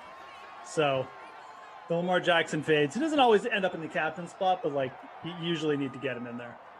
What mic setup you got going there, Jeff? You sound very good, and I've always wondered if it's a USB situation or if you have like a mixer. No mixer. I wouldn't know how to use a mixer. If I did, I would probably just screw it up. It's just a mic, a USB mic, and a Fifine. I don't even know what company it is. I literally went on Amazon and like looked at 3 mics, and I just picked this one like randomly because it looked nice. So that's good. That's how I do things around here. Sometimes they work out, sometimes they don't. We'll get another handoff up the middle here. So Mixon that time for 2 yards after Bernard got a nice little chunk. You playing any DFS contest tonight, Mr. Rollerick? Any NBA, any tennis? Terrelin didn't mention we got tennis DFS going on. 10K the top prize. Is it back? Before the pandemic, I was literally playing like almost every tennis slate. Is it back? The Australian Open's going on, Jeff. Right. God, I'm so thrown off by sports, and I'm doing NHL now, and golf is on every week. So this is weird because I just got back into NHL. So yeah, man, I don't know. I know tennis is back, but I haven't really been able to get back into it yet because it's been so disjointed and like, right. And stuff. I know you're into it because you're like me with the golf. Like you do it every week, but I just haven't been able to like get back into it yet. I will though eventually. That's gonna be one of the first things I do when like the fans are back and the regular schedules are back. I'll be like grinding out the DFS tennis again. I think because that's fun, man. DFS tennis. If you guys haven't checked it out, seriously, you'll get into it really quickly. It is very fun. I like it a lot as I tinker with my lineup here. Joe Burrow getting the completion over the middle. So did the Aussie Open start then, Kenny? Is it? Did, yes. It's already in the 3rd round. Oh, we're in the 3rd round here. Okay, so give me the rundown because again, like this week's also been insane. Like I was telling Brendan in the chat last sim, my garage door broke last night because it's so cold here. So I was like, I got like no sleep last night, but we got it fixed. And but I haven't been able to catch up on the regular news that I usually do. So give me the rundown on the big upsets so far. There been any or what? So there's a lot to go over here. The first thing to say is that none of like the big seeds are out for the men's side. Ash Barty certainly didn't look great in her last match, but no big upset. So the main storyline that everyone's talking about today, there's 2. One of which is that the fans, because there was an outbreak in Melbourne, now no longer allowed in the stadiums for at least 5 days, so until the quarterfinals, and then they're hoping to let fans back in just so they can figure out how bad the outbreak is. So that's going to force the players back into more of a bubble, which people already weren't happy about. So that, and then last night, or I should say at like 8 a.m. this morning, Novak Djokovic got taken to the 5th set by young American Taylor Fritz, who is on the whole pretty average, pretty not good. But what happened was in the 3rd set, he like went to go. He was wrong-footed, and he like fell, and I guess hurt something in his abdomen. So the rest of the match, he like wasn't really able to return, which is how he wins. And so it ended up going 5 sets, and it looked like he was gonna maybe lose because he really couldn't move, like he couldn't twist to take his shots. Yeah. But he ended up winning. So now everyone is essentially saying like, well, who's gonna win now? Now the favorite is Medvedev. So that was a big thing. Also last night, Nick Kyrgios, last night with fans for a while, went up 2 sets to love on Dominic Thiem before Thiem came back and won. Oh wow! Epic match. Sophie Kennan's out, which was not really a surprise because she's been playing pretty poorly, but she did win last year. Yep. And my favorite story is there's a qualifier named Aslan Karatsev who is Russian. He's 27. He's been playing in the lower level tournaments for like 10 years, and had never won a main draw match, and just beat Diego Schwartzman, who's the 8th seed yesterday. Damn. Yeah, Schwartzman's good. Absolutely destroyed him. He has been his first round match he played, and against Igor Gerasimov, and he lost 1 game. So he has been just outstanding, sort of out of nowhere. Thriving in the pandemic. Yeah, That's so interesting. I love stories like that. They're always fun, no matter what sport.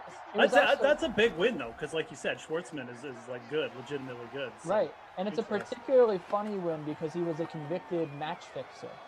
So it's almost as if someone told him you're not allowed to match fix anymore, and so he figured, oh well, if I can't make money match fixing, I better just make money winning tennis games. Oh, you mean this guy who's running through everybody is a convicted match fixer? Yeah. Really? Like really? That's wow. I mean, not anymore, but no, obviously really. I assume he was suspended for a while or something. I mean, I don't know. Yeah, I forget what happened. I mean, he might have been, or there might have been evidence. I'm not really sure the whole story, but he was a match fixer. But I just think it's funny that he hit the switch from like, let me lose on purpose to, this is the only way I can make money now. I can just win. That's easy. And people are just kind of stunned, right? They're like, well, where did this guy come from? He's just killing everybody. So he plays Felix Auger-Aliassime next round, and I think he's going to win once again. Yeah. All right. Yeah. So that's pretty much your short recap. And also on the way, now every time I'm on the Sims, the chat just wants to ask me for my DFS pick. Hey man, so they're here. We'll talk about DFS. There goes who's that? Is that Marquise Brown? That's Marquise Brown, a little end around there. Actually, that was a reception, a little dump pass or shovel pass there. So, anyways, little Marquise Brown action. Yeah, man, that's interesting. I'm gonna have to look that one up after. Convicted match fixer. Like, could you? I can't even believe he's back on tour after that. Like, I just can't even imagine like a convicted like golf like fixer or something like that being allowed back. Right. I mean, I don't know. Golf has its own issues with like cheating, I guess, but it's just a different form of cheating, like match fixing. So I'm looking it up right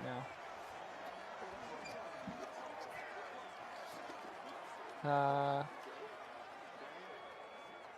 Hold on.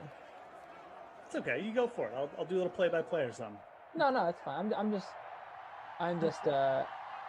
scrolling here. So, yeah, I think that there goes Lamar. He was up. I think it's suspicion. It's not. I don't think there was anything confirmed. Although I think that people have posted videos online. Okay, so he's been investigated, probably. So in 2019, last year, he was up 7-6-3 love with a double break and was dominating. And then the line on his opponent shot down. A lot of money came in on his opponent. Right. And then he retired out of nowhere. He retired. Don't they refund the bets though if the player right, retires? That's what I'm thinking. Because I'm reading this now. And people were just like, "Oh, that was highly suspicious." But yeah, I don't really understand what that means. But that is pretty ridiculous, though. I'm trying to look up. I swear there was more. Like if you're up a set in 3 love, unless you lost the leg, you're probably trying to like finish the match. So right. It also could be a case where the match that he was involved in, right? Like there could have been like a guy was convicted of match fixing who ended up playing him, right? So like by association, maybe he was okay. Yeah. By association, maybe he was convicted. He was guilty. There's a little Lamar to Marquise Brown again, 3rd inches. It's a really funny story, like incredible. Yeah, no, I mean, when a guy like that comes out of nowhere, grabs a couple big wins, it does happen. It happens more on the women's side of the draw, doesn't it? That kind of stuff. Yeah, I mean, I've seen it. One of my favorite things to do is to watch highlights of like, matches that people think were fixed or like, oh, like this guy was kicked off tour for match fixing. And then you like watch one of his matches. Apart, see where he tried to dump points. Yeah, it's very funny. That actually would be pretty fun. Looking up in the chat here, Robbie Noble says I'm in the wrong seat. Actually, Robbie, I'm in the right seat. I am the play-by-play commentator for this sim, despite what you may have heard. Captain Ducey. That's right. Lamar Jackson, 6 carries, decent day. Marquise Brown already up to 3 catches. So if you rostered him, you're having a good day. Lamar Jackson, 20 passing yards, 25 rushing yards. Joe Burrow, 26 through the air. Nothing really to speak of other than that. No points, no Justin Tucker involvement. But so both defenses are pretty good to roster right about now. Yep. You could get Justin Tucker any second here, though. Baltimore, man. I mean, when their offense gets rolling, they put up points quickly, but they also can like suck the life out of games because they run it so much. If they're not putting up points, so it's kind of what we're getting so far. But, anyways, I'm just like the fact that we get a little taste of Joe Burrow here. I was watching Joe Burrow highlights the other day. He's good, man. He's really good. Speaking of taste, there's really just something about black tea that I like. I can't put my finger on it, you know? Like a good, well-steeped cup of black tea. Not like... So I think that, if I have... it's a little scarring, but I think that black tea was ruined for me because I didn't steep it properly. I would leave the bag in there, and I would just drink it with the bag, and it was like in there for 15 minutes, right? And like, it's like a bitter, not pleasant taste, right? Okay. But if you properly steep your tea, like I took the tea bag out after about 4 minutes, it's a nice, smooth flavor, and it goes down pretty easy. I like it. Fair enough, man. I mean, black tea. I mean, I don't know. I mean, I'm now you've got me thinking about what black tea actually tastes like because I don't even remember the last time I think it's just tasty when it's like, there's like notes of the flavor, right? Like it's like it blends well with the hot water. But like what I used to not like to drink black tea was when the flavor would just overpower. You know what I mean? Like it's a nice subtle flavor. I kind of like it. I'm kind of getting really into it lately. Anyway, I'm a huge coffee guy. All that said, I'm a big coffee. I'm not a tea over coffee guy. I'm a coffee over tea guy. Gun to my head, coffee over tea. But I definitely, I drink both. And today I really need the tea. Tea is much better for you. Since we're now on the topic. What? Since we're now on the topic, tea is definitely much better for you. But well, also every now and then I got to take a little break from the coffee because you get too strung out on coffee with the caffeine, and you got to like if you detox from coffee for like a couple days, and then you go back to it, it's great because then you get like that new caffeine rush. But you're right, like tea is something you could drink every day, and it's like it's just good for you, right? So, I'm not like you. I'm not like people like. There's some people out there who just need. Chip Hunt's asking me what I'm drinking. A million times. I already said I'm drinking black tea. Drinking properly steeped black tea. About 4 or 5 minutes. So the one thing, like, I don't need to drink coffee for the caffeine. I drink coffee because I like the flavor of coffee. I've drank coffee since I was in like 2nd grade because which I guess makes a lot of sense knowing me. But I just love the taste. Like I think it tastes fantastic. And some people just can't. Some people like put sugar and milk and just load it up with stuff because they can't deal with the taste, and they just drink it because they need to for energy. But I really just drink it. I think it's very relaxing to drink. I think it's very pleasant. But yes, I've had a coffee and now a tea because I didn't sleep last night. I was up writing and watching the Australian Open, and then the Kyrgios match started at 3 a.m. And I was like, well, now I can't go to bed. What am I supposed to do? Go to bed for an hour, wake up at 4, watch? No. So I watched the Kyrgios match, and then that ended at, 6:50. And then, here I am now. All of a sudden, Novak Djokovic might lose, and so anyway, I ended up being up till like 8 a.m. Took a 2-hour nap, turned around, started working today, and here we are. Dude, if I did that, I'd literally die if I did that. I mean, if I stayed up all night watching tennis. Like, I'm older than you, so that's just like, when you get to a certain age. But I would die. Definitely die. No, man, I'm liking this stream of thought from Kenny. I mean, he's giving us good notes on the tea. It's true. Like, you got to properly stream your tea. He's right, man. Like, I don't like putting a bunch of stuff in my coffee either.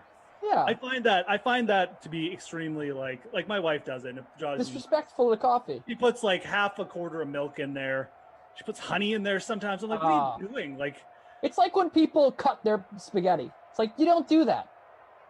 Respect the spaghetti. Respect the spaghetti. I went to college right by Arthur Avenue in the Bronx, all these fantastic Italian restaurants. And one time my family came to visit my sister. We went out to lunch, and my sister was cutting her spaghetti, and someone walked up to her and said, no, don't do that.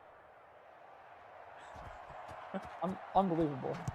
But yeah, I'll go with a little. What do you put in your? I go with. I can't drink it black, but I'll go with a little nowadays oat milk, but normally just a little tiny milk, because I like the way that it complements the flavor of the coffee. But I don't really use sugar. I don't use sugar here. Hate sugar.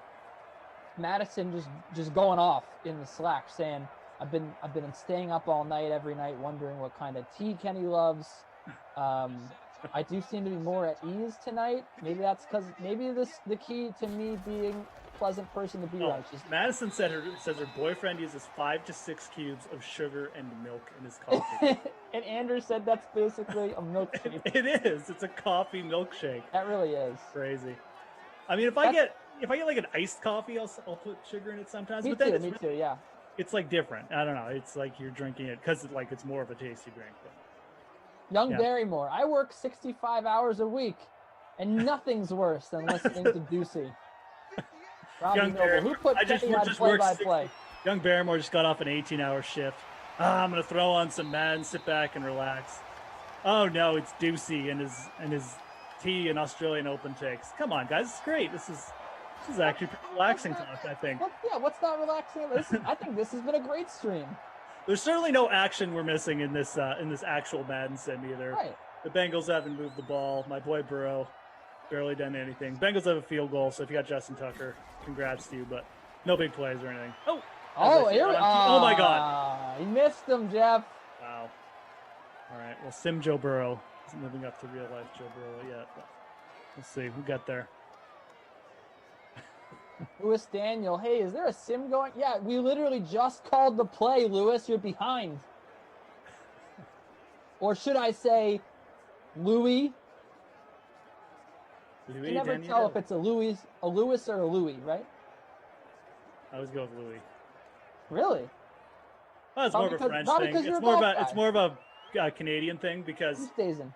When you get but if you get names like that in Canada, 9 times out of 10, they're the French pronunciation. So like Louis is always Louis. Roy is another one. Like Roy pronounced in French as Roy. So like if I see the last name Roy, I'll pronounce it Roy, even though it's like in America it would always be Roy, right? Like there is a Canadian Counter-Strike player, which is an esport. And his name is Roy, Roej, and he's Canadian. Oh, okay. I don't know if that is what you're referring to, but... Kind of, but not really. Joey B finds a man in space. Skylar Boyd. Patrick Waugh. That's right, Bruce. You know who one of my favorite players was? He was a goaltender for the New York Rangers, just because of his name. Mike Richter, John Van Beesbrook. Guy Herbert.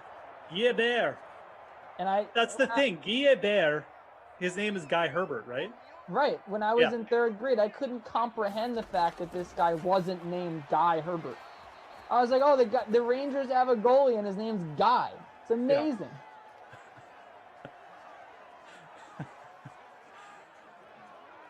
Yeah. No, in Canada, everyone calls him Guy Herbert. But his name is Guy Herbert, right? Well, people called him Guy Herbert in America too. Yeah, because they figure because there's so many French Canadian goalies in the NHL, they just figure, oh, here's another one, right? So yeah. Sounded like there was someone in my house. I'm sorry. Former Anaheim Duck. Was he a Duck? Yeah, he's on the Ducks.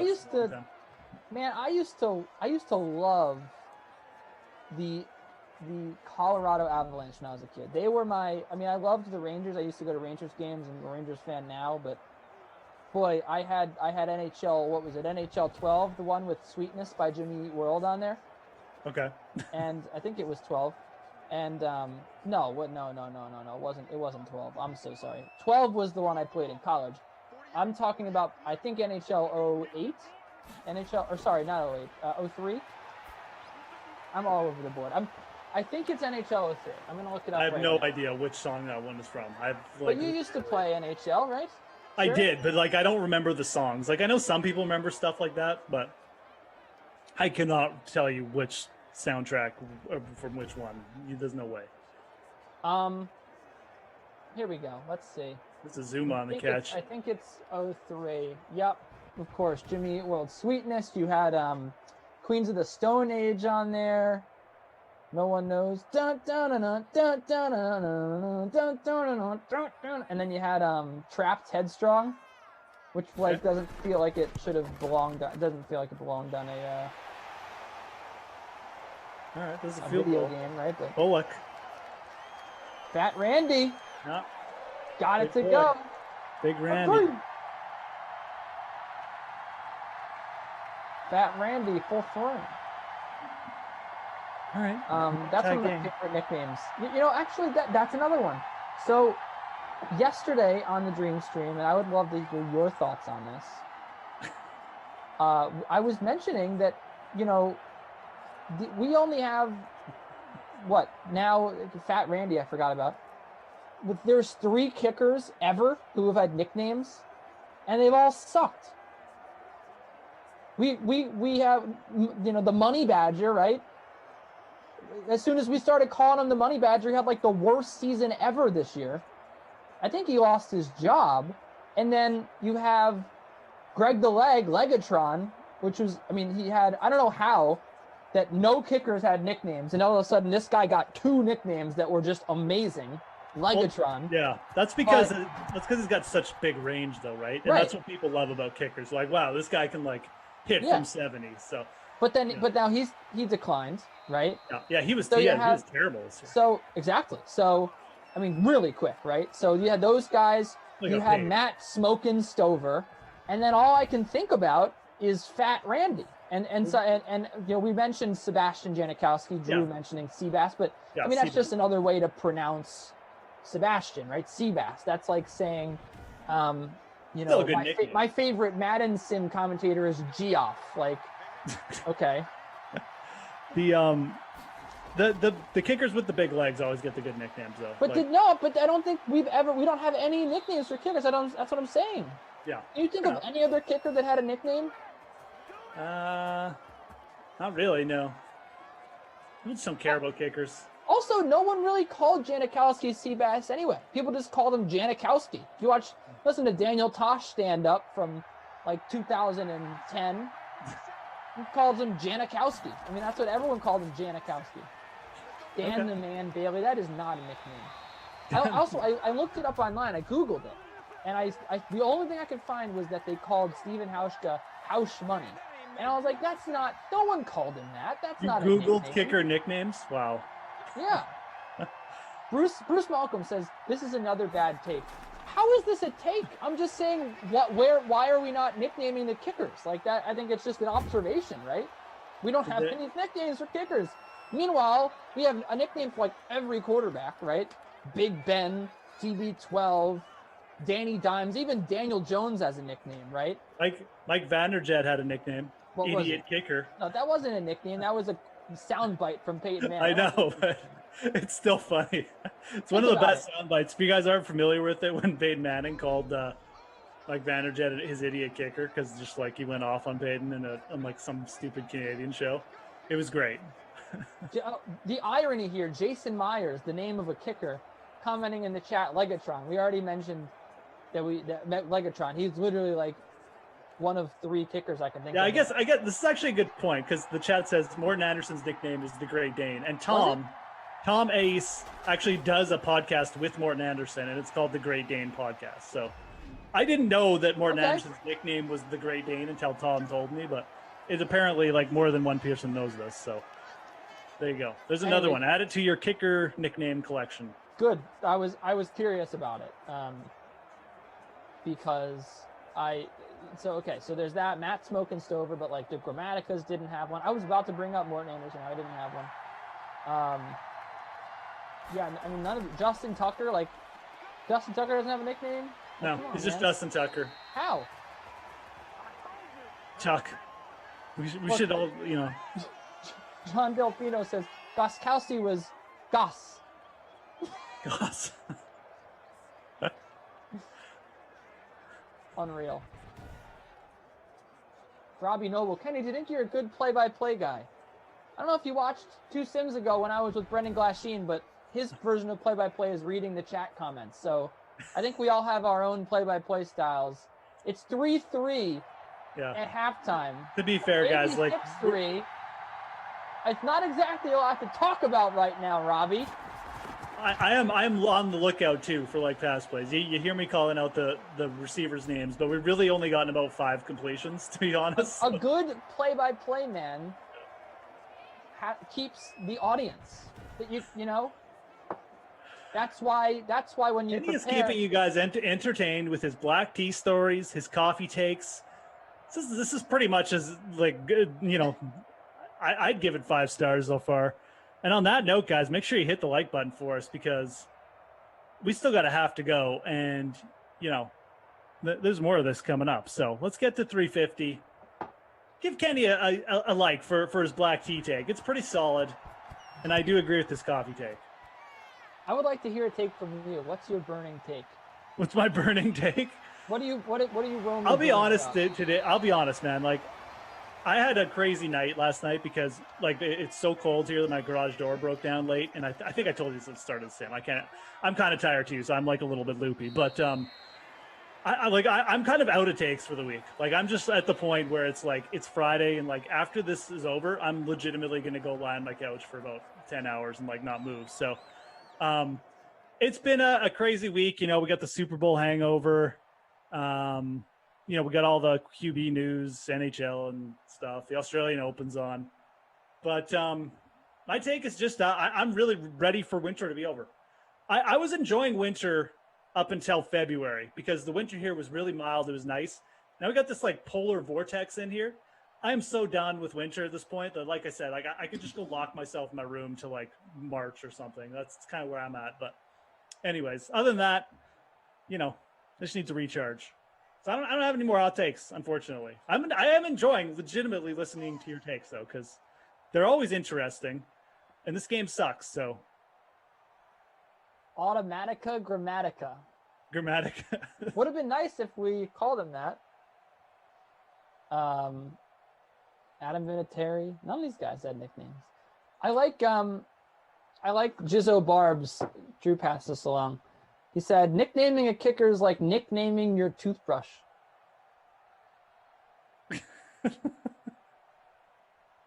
It's a solid take. I like it. Yeah, I should give my nickname, my toothbrush a nickname. Oh, boy. Hyro's in the chat. Dude, I can't afford to move to Vancouver. It's just a damn cough, man. I have to move into someone's basement. It's too expensive. It's just a damn cough, man. Automatica? That's actually kind of funny. Martin Grammatica. Automatica. Which Grammatica? Martin? Yeah, apparently. Who was the one who tore his knee? That's jumping? what I was going to say. I think it was Martin that did that, didn't it? Maybe it was the other one. We need kicking brothers back in the NFL. That's what we need. We almost had it with who was the guy? He got taken first round by the Buccaneers, the kicker. Oh yeah, Arroyo? No. Yeah, no. Yeah, it was. Yeah. Arroyo? Roberto Arroyo, right? Is that right? Aguirre, Roberto Aguirre. Aguirre, okay. His brother kicks at Florida State, or did kick at Florida State. So we had a chance there to have brothers kicking in the NFL once more. And has anyone given that guy a second chance? Nope. Isn't that crazy? It is. Young Wei Koo, look at Young Wei Koo. Young Wei Koo got booted out of the Chargers. I mean, they got rid of him after like 3 games, and then he went to the Pro Bowl. Yeah. Maybe he doesn't want. Honestly, maybe he doesn't want to kick. Yeah, I think I was reading something about him like last year, and I think he was trying to get back, but maybe he just hasn't impressed people enough. I don't know. He seemed to have a pretty live leg. Like, I don't think that was the issue. You know, it feels like the talent's there. But yeah, maybe you're right. Maybe he got like a couple mil, and he's just like, I'm good. Yeah, I mean, obviously he didn't enjoy kicking. I mean, it was mentally difficult for him. As what a just third a and 4, disaster. Jackson's gonna get sacked. Yeah. If the Tampa Bay Bucks hadn't just won the Super Bowl, I mean, this would look a lot worse. But I just can't believe that a team wasted a second-round draft pick on a kicker. Right? Like we'll just ignore that because they won the Super Bowl. It's really funny.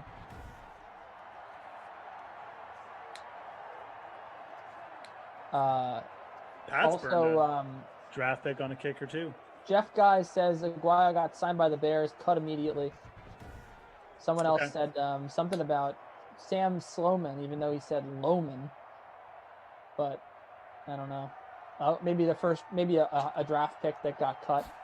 Younghoe Koo was definitely like the kicker MVP of the year, though. Like that's a good story. Right, which is crazy, man. He was literally. I mean, he was gone. He had his chance, and he was a big story at a training camp with the Chargers, right? I mean, the name, right? Like everyone was. Yeah. Then I remember I drafted him in fantasy football, and then he got cut after like 3 games because he missed a few field goals. Which, by the way, and I brought this up before, but like that is the biggest fallacy ever. That like kicking in the NFL is so difficult that if you miss a kick, your job's. Remember that? Like we used to talk about it like that. People used to legitimately say, like, "Oh, your kicker misses 3 kicks, you just got to get a new one." Like it's difficult to kick in this. It's difficult to find a job in this league, right? How many bad kickers are there now? Like there's so many. Like the quality of kickers has really dropped off, and I just feel like, first of all, I should preface this by saying that I looked at the numbers and the numbers aren't as bad compared to like the last 5 years. But I think just in general, it really like. I don't think we really ever had like this golden era of kickers, and I think some of it's due to the extra points being moved back. It did seem to work, but like you just have guys losing their jobs, switching teams left and right. Like whether it's like Ryan Suckup, who was looked at as one of the 5 best kickers, now what is down like his 3rd team. Big run here. This is Joe Mixon, and he's gonna get in for 6. Here we go, folks. A little action. 62-yard run from Mixon. Yeah, it'd be nice to see Mixon back next year too. Another dude who's like mega injury prone or has been. Nice run though. Oh my God, that's not what I'm coming up. Robbie Noble says Kenny is color commentary only. Okay, Madison. Unless you're the primary shareholder of DraftKings, Robbie Noble. I know you're the mayor of Simland, but you don't get to tell the people who make the schedules that I can't feed my family with some Madden sims, okay? Madison says, Robbie, I am in charge of the schedule. Thank you. Joe Mixon, the top-rated player on Cincinnati. 91 speed. Kareem says, Ducey has ADD. Oh, really? You think so? I think Ducey's got tennis sleep deprivation. Breaking news, I have ADD. I didn't know that. No one's ever said that before. You've worked with Emerson before, right? Like in SM? Yes. When I work with Emerson, it's great. I think our minds work on I assume there's like 0 play-by-play. I mean...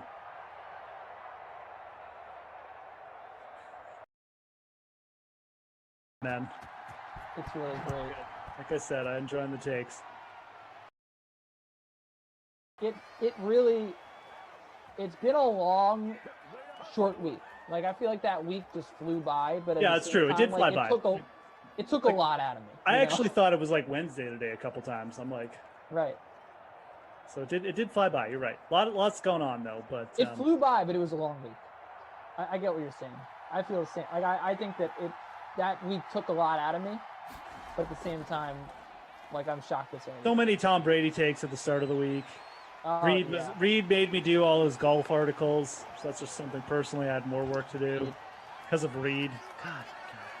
And then my whole garage destroying itself yesterday was fun. So that's tough. That's a tough scene, just for a couple hours though. Tough scene. Knew what they were doing. He made it go away. He made the bad man stop, so it was all good.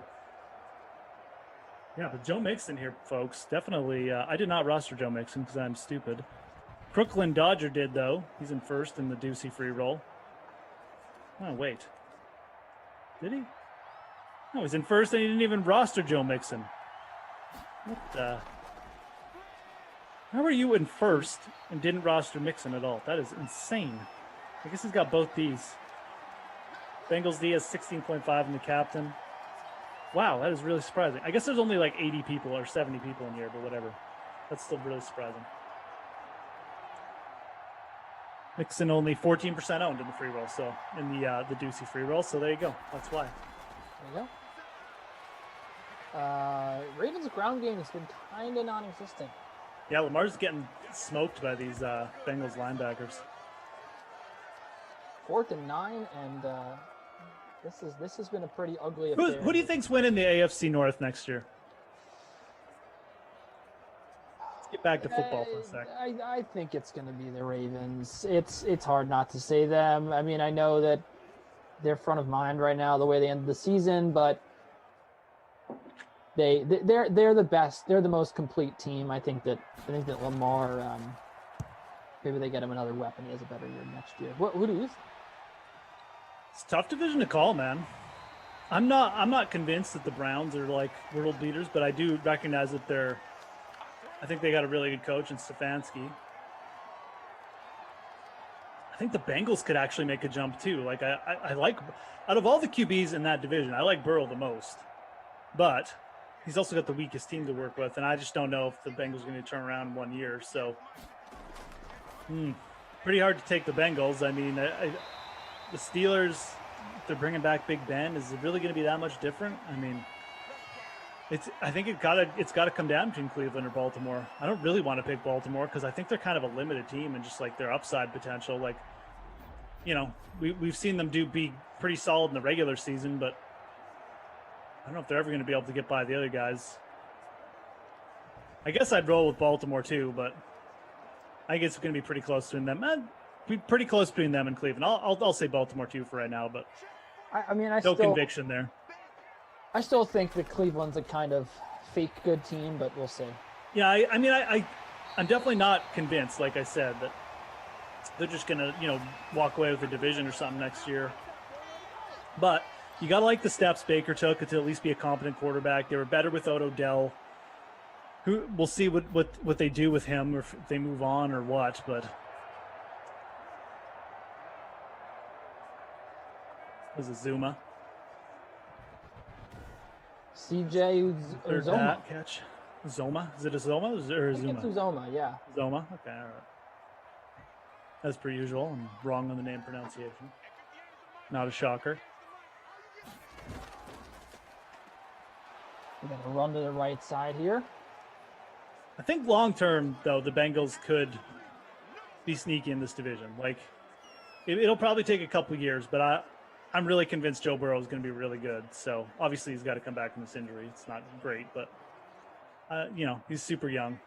He's still got that Wolverine healing power. Probably be okay.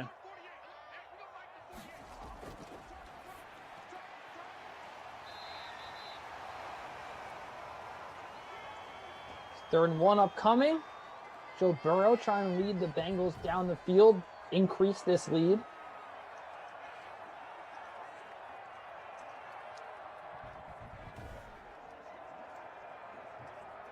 Joe Burrow set to resume running next week. All right. Good. Interesting. Very interesting. Hope nothing for the best. I hope for nothing but the best for. Wish nothing but the best for Mr. Joe Burrow. They had some good offensive weapons. T. Higgins is going to be a good sleeper next year, I think. Yeah. He might get pumped up too much, but. I absolutely agree. Another guy I thought looked way better than I thought he was going to be coming out of college. I thought he was going to be a little bit too slow, not be able to get open, not do much. He's a big, strong dude, though. Ooh. That's a big run to the right side. Joe Mixon again. Joe Mixon, not the guy that is rostered a lot in Sims. It's usually, that honor usually goes to Gio Bernard, but it's been a big time performance of Joe Mixon so far.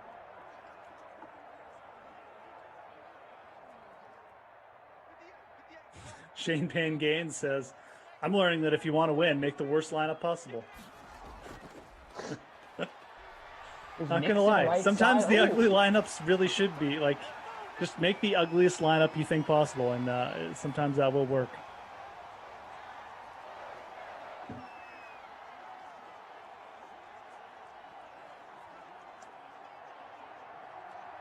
It's another 1st and 10 as the Bengals try to move this clock. Over the middle. Nicely done there to Tyler Boyd.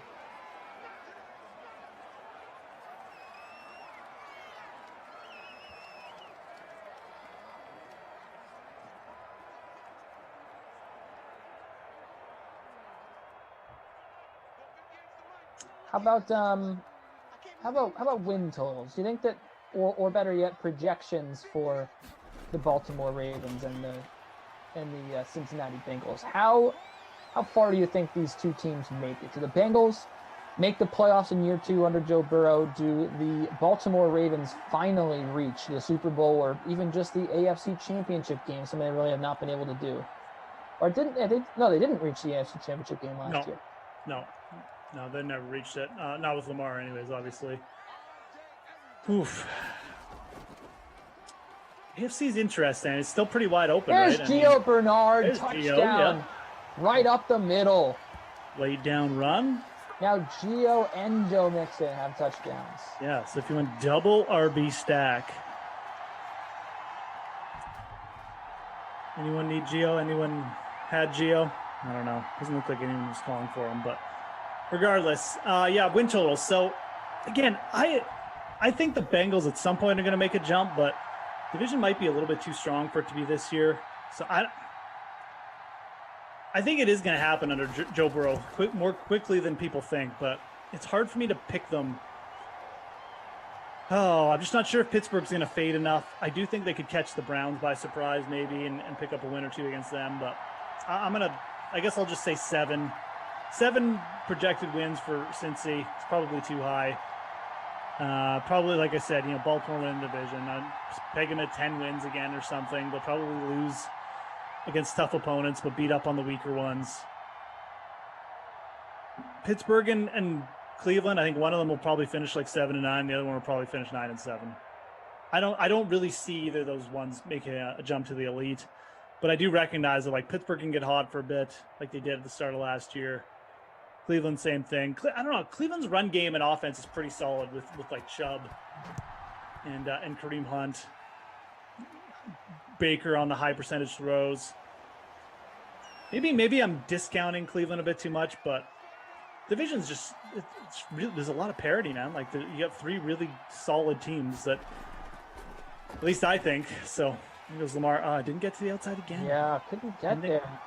Not been a good day for Lamar as we wrap up the 3rd quarter here. Thanks for being with us here on the DK Dream Stream. Introduce you Jeff Ulrich, producing the Moose, some might say, as we take a look here at what's going down. Well, in my free contest, I am 66 of 68, so everyone's going to be real happy about that. AJ Green, the captain spot of that lineup, he's got 11.4 if you put him there. Lamar just 6 DK fantasy points. Gio Bernard 9, Tyler Boyd 7. The Bengals defense has 4 sacks, and thus far, probably the MVP of the game, Jeff. Yeah, man, it's pretty low scoring, pretty low production as well. Zuma 3 catches, Boyd 3, Marquise Brown 2. Big run for Mixon, really the only big spark there. Obviously, Gio had the other touchdown, so no passing touchdowns. Couple of Bengals RBs, and the defenses is kind of who you need to know. So Chris Beek, Bengals D isn't even this good in Madden. Come on. This is and like the Baltimore D in the old game, or the Baltimore offense in the old game, was terrible. Like even with Lamar in the 2020 version of Madden, like the Baltimore offense was pretty bad. Lamar would get some rush yards every game, but like they wouldn't they rarely score like more than 20 points. But in this sim, the Baltimore Ravens offense is like way more efficient. Like they scored more. So this is one of the worst games I've seen Baltimore play. I can kind of understand why the chat is tilting it because we don't really see the Ravens offense play as bad. So Yeah. I totally understand as we head to the fourth quarter here. It seems like every time I'm on a Ravens sim, the Ravens offense can't get going. So maybe I should take blame for that.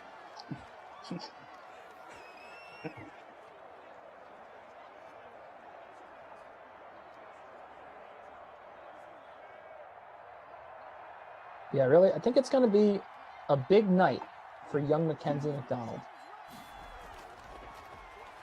Okay. Is that your favorite tennis person to target for DFS? I think it is. Yeah. Okay. Go. I love Mackenzie. Good young kid. But I also think that Radu Albat can pull the upset as well. He's very cheap. You got Fabio Finini, dirt cheap tonight. I definitely have some exposure to him. Who's Fabio playing? Alex DeMinor. So the thing about DeMinor is there's no crowd there. So Right. I'm skeptical as to how great he's going to be. He's an Aussie, right? DeMinora, I forget. Yes. Yeah, okay. So he's obviously like a good player, right? But I think personally that Fabio should be able to push him. How big an underdog is Fanini? Because like he's a pretty good player. Plus 475 tonight.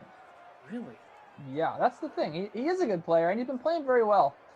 And I think a lot of these lines are, or I should say, prices on DraftKings or anything for that matter, have a lot of history baked in because new season, players coming into a bubble. I think a lot of it is like, well, in years past, like if you look just solely at how Fabio Fanini's played over the last week and a half, he's got a great chance to win this match.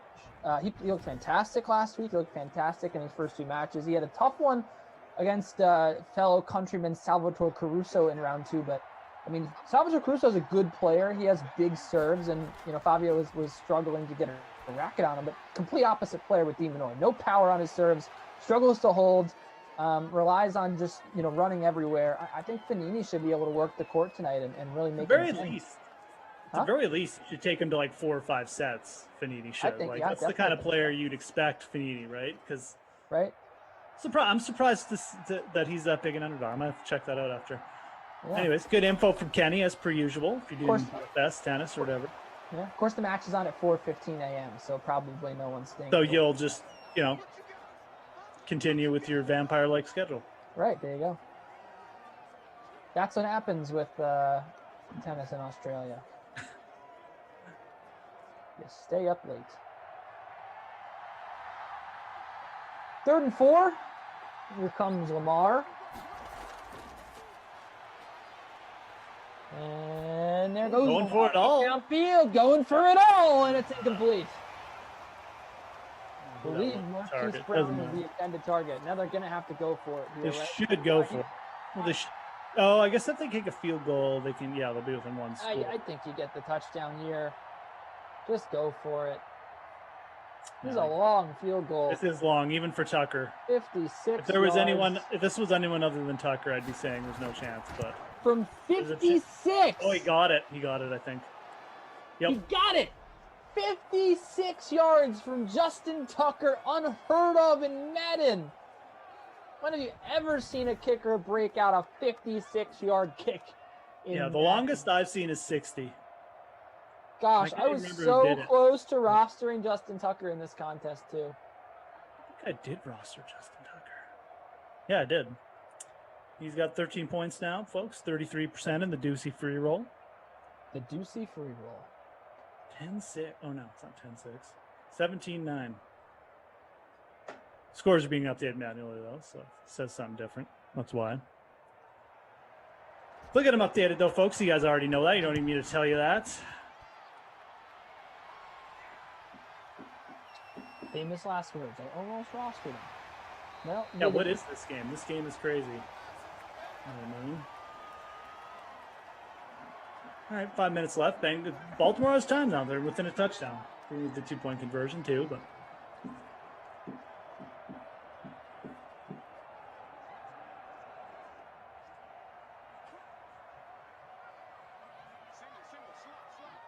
First and 10. Here, the Ravens looking for a big stop. Oh, they almost got it. Yeah, what Was Jimmy Smith right off his hands?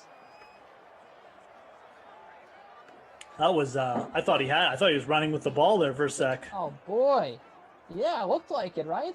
That would have been a turnaround.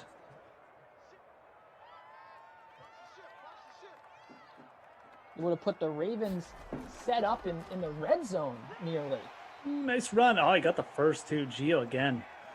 35 yards now and a touchdown. Oh, he didn't get the first. Didn't. Do not know how the spotting Get your works. eyes checked here, Mr. Ulrich. Yeah, I guess. Certainly looked like he got tackled over the line, but computer makes those decisions, not me.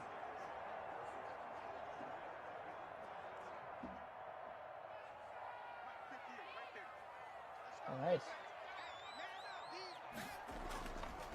Handoff. Oh, there he goes. Oh, did he they get give him that. Did Ngakwe get him? No. Ngakwe? He didn't. Calais Campbell on the edge. Yeah, surprise. Calais Campbell's a pretty highly rated player, but Mixon, like I said, is a pretty highly rated player too. So Mixon was able to. He's got the arm bar factor. He's able to roll front. That's Madden animation there. You like it? I mean, it's cool from the game. That's broke out of the tackle, rolled forward, got the first. Absolutely.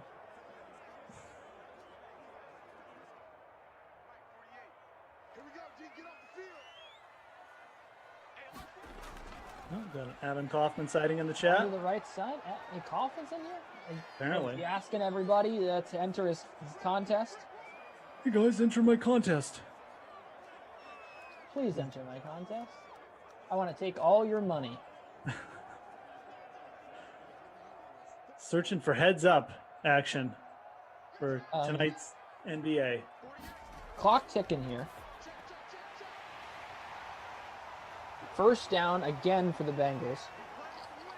Yeah, that was Boyd. Not looking good for Cincy.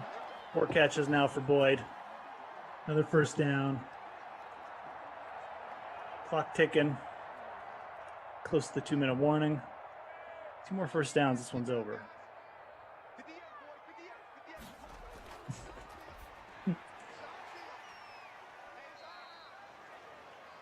I don't have to ask anyone to enter. Now he's trying to be like Fantasy Hawk and talking in all caps too. So Oh wow, he is. Really invading on your Yeah, your I fantasy think that hawk. you forgot to switch your account there, Koff. That would be like one of the great scandals in Dreamstream history. If it turned out that one of the commentators or the play-by-play announcers, if have you, right? If one of them wound up having a few burner accounts, A popular burner account, like if Glasheen was the creature from the Right. Glash Lagoon or something like that. like if Glash ended up being Choker or something, or like Christian D'Andrea was actually Robbie Noble. I don't know if you know that Christian makes contests. He watches The Sims all the time. Oh, does he? Yeah, what if he was Robbie Noble, and he was just in there. Fantasy Hawk said all caps are played out. Jeff, There you go. That's right. You fade what Kaufman's doing. Oh, Fantasy Hawk! Wow, he just faded it up. played Love it. Kaufman. Completely played by Fantasy Hawk. Holy cow! I'd love to see that. First down here. The bank. Jim said game. This is why, Jim, that you're not. It's not game yet. This is why Charles Davis is the analyst on Madden and not Jim, and frankly not us either. There's still a chance here. Baltimore with 3 timeouts. They can get this ball back. Yep, they could. They 3 can timeouts. absolutely get the ball back. Although since he is in field goal range, so Fat Randy could put this one out of reach. But there's still a chance. They're only at the 30. 1 sack and they're out of field goal range. So certainly I've seen quarterbacks in this situation take like 20-yard sacks before. So Fantasy Hawk has gone to typing in lowercase now. I never thought I'd see the day. No, I mean, Ravens need a big it's like a step. legitimately like big development in Simville, man. I mean, This is intriguing now, Jeff. A third down for the game. 3rd and 1. Looked like the animation tripped up Joe Mixon there. He was just stopped a little bit short. no, if that was Tom Brady, the animation would have let him score. Now Tom Brady gets all the breaks in life, so you need push here. Joe Burrow in the gun. You need to just, what do you do? I bring the house here. Do you? oh yeah, if you're the Ravens, what else? You gotta bring. All right. Ravens, bring it! Oh, they got him behind the line. Timeout. The Ravens are going to get the football back, but I believe the Bengals might have something to say about it with a field goal try from the 26. So we'll see. Yeah, this isn't auto field goal, I guess, but it's pretty not close. auto. 46 yards, or no, not even. So it's pretty close. Oh, they're going to go for it, Jeff. Oh, wow. What is going They on? could have put the game on ice with a field goal. Instead, they hand off up the middle and stop before the line is Joe Mixon. And the Ravens have a chance to go down the field with 1:45 and tie the game. Wow, this is what scenes, Jeff. This is scenes. What are they doing? I don't know. I mean, I thought they were well within field goal range. I really thought that they just come out and kick it, man. It would have been a 44-yard field goal from there. Jim in the YouTube chat said this game is over. This game is not over, James. 8-point differential. Lamar, the clock didn't even here run. he goes on the run, complete to the sideline. I feel the need for Snead. Out of bounds, number 83 with the wavy hair. Willie Snead. Lamar now 57 yards. We see the replay here, the toe drag on the sideline by Willie Snead. Ops team letting the replays go because this is a big drive. Lamar, another throw. This time again, it's Andrews past the 50. And the thing about this, Jeff, is while the Ravens don't have any timeouts, right? Normally in these situations, we're like, oh, what are they going to have? 2 plays, 3 plays? The Bengals gave the football back to the Ravens with 1:45. That is plenty of time for the Ravens to score. It is. The Sim's not good at managing the clock, but you're right. It is enough time to at least take a couple shots at the end zone here. There's another one, this time to Dobbins. And, of course, you have Lamar Jackson with the Truz X Factor on it. We're under a minute, nearly. Unless someone goes out of bounds, we really still probably are looking at like 4 plays. But we still have a chance. Don't want to get tackled in the middle of the field. Maybe they can afford one more middle of the field pass. With he's just 45 seconds, Lamar going for it all. Overthrows his man. He had a man open in the back of the end zone. Couldn't get him. But the silver lining here, Jeff, is the clock stops. It stops. Second and 10. He was looking for Willie Snead, I believe. Yep. Clock is stopped at 43 seconds. I still don't know why the Bengals didn't kick a field goal. I don't either. It would have been a 44-yard field goal to put the game on ice. Instead, Lamar Jackson with the chance. Running right. Got to get rid of it, Lamar. He does on the run. Where did he get him? He completed it to the 18. Miles Boykin, what a catch. So they're going to have... They should have a couple shots here. They should. They absolutely should. You got to go down and spike this ball, Jeff. With about 18 seconds, they could get the spike down. No, they're going to go for it instead with 18 seconds. Yeah. No spiking in Madden. Lamar, complete. Oh, that's not good. That is the game. That's a dagger. That's the game. J.K. Dobbins underneath makes the catch. That is the last play of this game. The Baltimore Ravens, they had a prayer in this one, folks. They did. They made it exciting.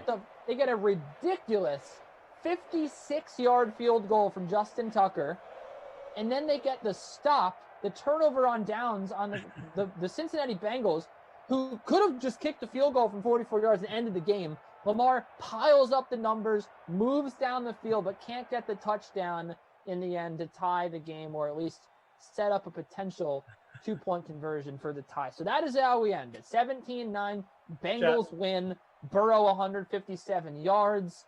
But the story here really has to be the Bengals defense and the ineptitude of the Ravens offense. Yeah, chat. I'm just laughing at the chat. Chat did not appreciate that play by Lamar, the dump off. Lamarbage, I think they called him. Lamarbage, that was what Robbie Noble said. Robbie, you don't make the schedule, but you did make a funny. All right. Player of the game, Jeff. What's that? Oh, I'll let you stall if you need to stall. Player. No, I don't need. I don't need to stall. What did you ask me? Oh, player of the game. Is that what you said? Sorry. Player of the game, Jeff. I don't know what's going on with your mic, man. You're like in and out, like you're loud and then soft. I think it's just the way you talk. I don't really know who the player of the game is here. I'm going to give it to Joe Mixon just because he had easily the best play of the game. 15 points, 14% owned. He did end up in the top lineup of the free roll. Spaz 13 took down the Ducey free roll, but I'll give it to Mixon. Super low owned, good production. Lamar 10 points, terrible game for him. Burrow 6 points. So Mixon, the only guy who showed up on offense. And how about the worst player from this one? Like, there's just so many candidates. I don't even know. Did AJ Green even catch a pass? I feel like he caught one or something. I believe he did. I believe he caught a few early. And John Ross. Never heard from again. Let's give it to John Ross. 2 catches, 24 yards. He's actually a pretty solid value most nights, so he's a pretty big bust. Give it to him. All right. Well, that was a sim. Yeah, man. About it. Got a little tea action in there, coffee takes. Yeah, we talked to. We got the Ducey Australian Open update. I got to go look up this dude. He's like making his way through the big names. Karatsev, yeah. And Fantasy Hawk changed from regular caps. Now he's back into small letters, and now he's back into big caps. So it was a pretty eventful sim, to be honest. It really was. Who I would had have fun. ever thought Fantasy Hawk dropping the all caps just out of nowhere? Cough made him do it. Yeah. Anyways, guys, I had fun hanging out today. Hit that like button on the way out. I think you got another Terraland update coming. So stay tuned for that, and we'll see you guys tomorrow, because I am on the early sims tomorrow, folks. I'm getting up early to hang out with you guys. 12 you're getting the Eastern. old man Ulrich out of bed. Oh, boy, I tell you. I will not see you guys tomorrow, but I will be back at noon for Eagles-Jaguars with Koff, and I can ask Koff why he decided that he needed to start typing in all caps and throw the spell off of the fact that he is Fantasy Hawk by just making Fantasy Hawk night. I don't know what. So Kaufman is Fantasy Hawk is the new. I think that's the truth. I think that Koff is behind the Fantasy Hawk account. Interesting. All right. Until next time, for Jeff, for our entire crew behind the scenes, producer Madison, Drew, the ops team that does a fantastic job. We are talking, of course, about Zach behind the scenes. I'm Kenny. Great to be with you. And let's hand it off to Tara Lynn to hear what's going on for the rest of the night. And not just tennis. There's plenty that's going to be going on the Dream Stream and at DraftKings, I'm sure, Tara Lynn. All right. Thanks, Kenny. Thanks, Jeff. And if you don't want to listen to me, you got plenty of great advice from Kenny to how to steep your tea.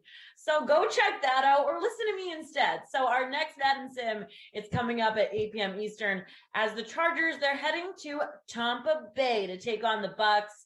Adam Kaufman and Brandon Cristal, they will be along the ride for that one. The game is a part of the Madden Stream 1K Flea Flicker contest, a $5 entry. It's going to get you a shot at a $150 top prize in the free contest for that showdown. Has a $250 prize pool with $25 going right to first place. And there are a number of big events happening this weekend, including UFC 258. I already mentioned the MMA 600K 258 special. 600K in total prizes with 150K to first place. Plus, there are a number of bets available on the DK Sportsbook. Here now with some insight on all of that is DraftKings contributor Tim Finnegan with, he's all over the place as usual, Adam Kaufman. Check it out. Big weekend ahead. We got UFC 258 in the Apex in Las Vegas coming up with Tim Finnegan, DraftKings contributor. I am Adam Kaufman. And Tim, Let's dive into this thing because obviously it was a huge MMA $600,000 contest, 150K going to first place. There are a handful of fighters who are priced at 9K or above. Who stands out to you? I really like Kamaru Usman. He's the headliner of this card. DraftKings had a recent change to their scoring system, and it really, really benefited Usman's fighting style. Where in Usman's last fight against Jorge Masvidal, he originally finished with 108 DraftKings fantasy points at the time of the fight.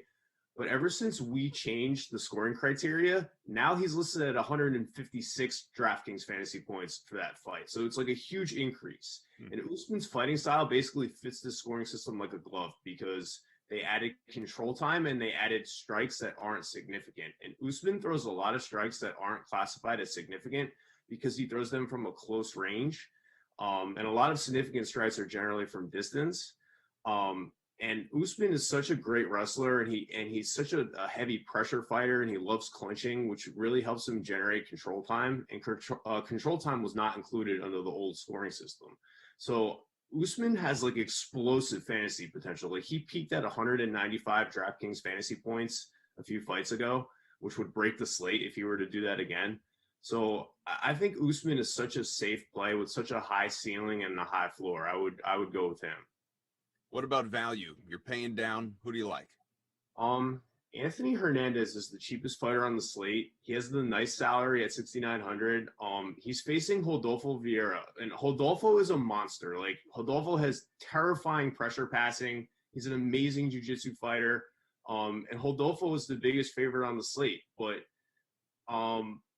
Rodolfo is still somewhat new to MMA. Like he just started fighting in 2017. His striking's not really that developed. And his takedowns, he shoots like a lot of blast takedowns, which require a lot of energy.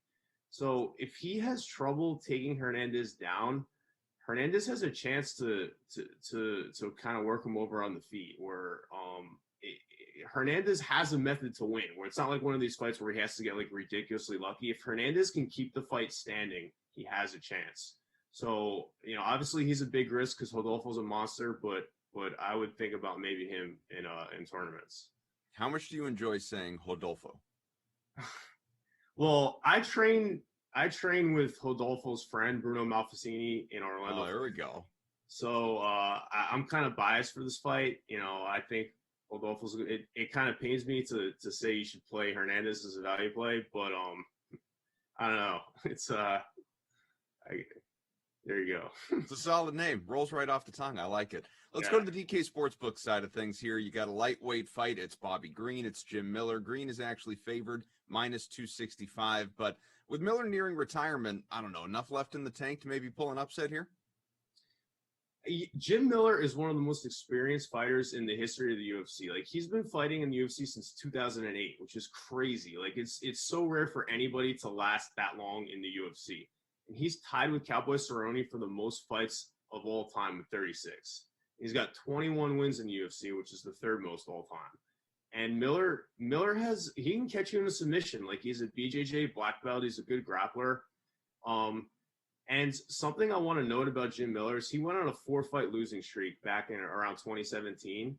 But he had Lyme disease and he didn't really catch it at the time, but he finally got diagnosed and he got treated. And ever since then, he's won 4 of his last 7 fights by submission. So he feels a lot better. He feels a lot healthier. He definitely has a chance to catch Green in a submission. That's not out of the question. Co-main event is the women's flyweight. You have Alexa Grasso and Macy Barber. Now, Grasso only slightly favored, -127.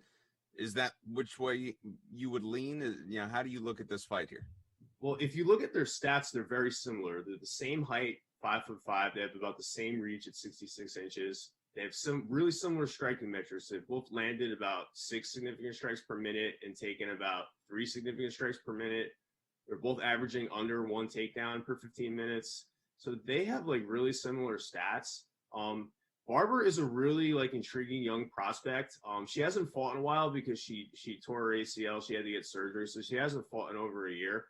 But like, it's possible she made improvements behind the scene because we haven't seen her in over a year, and she's got a lot of talent. She's an up and coming fighter, so I could see Barber, really, I could see her being impressive in this fight.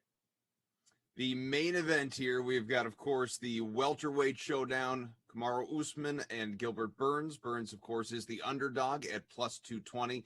And for Usman, only one career loss came 7 years ago. Which way is this thing going to go? So I expect a typical Kamaru Usman fight, a lot of clinching, a lot of pressure, a lot of close iron punches. Like Gilbert Burns has power. Like he has a puncher's chance. He's got great jiu-jitsu, so he's a submission threat if Usman decides to take this fight to the ground. But Usman's won 9 of his last 11 fights by decision. Like that's just his fighting style. He's a grinder. He clinches. I just think Usman by decision is the most likely outcome of this fight. And DraftKings Sportsbook agrees with me. I think it's plus 115 is for Usman by decision, which is easily the most likely outcome of this fight. So I'm looking for Usman by decision.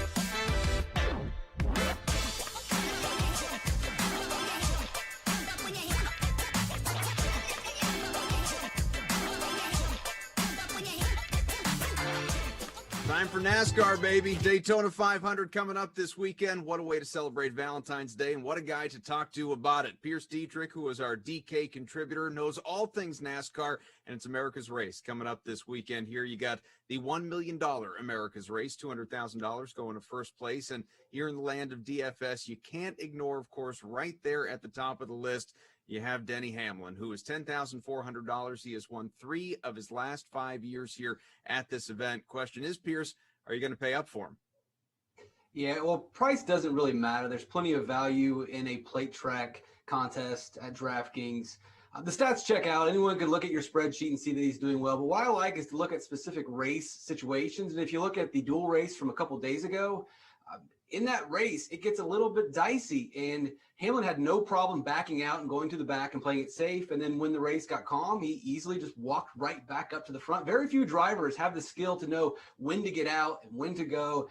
And it becomes apparent that he can do that by just looking at his latest results.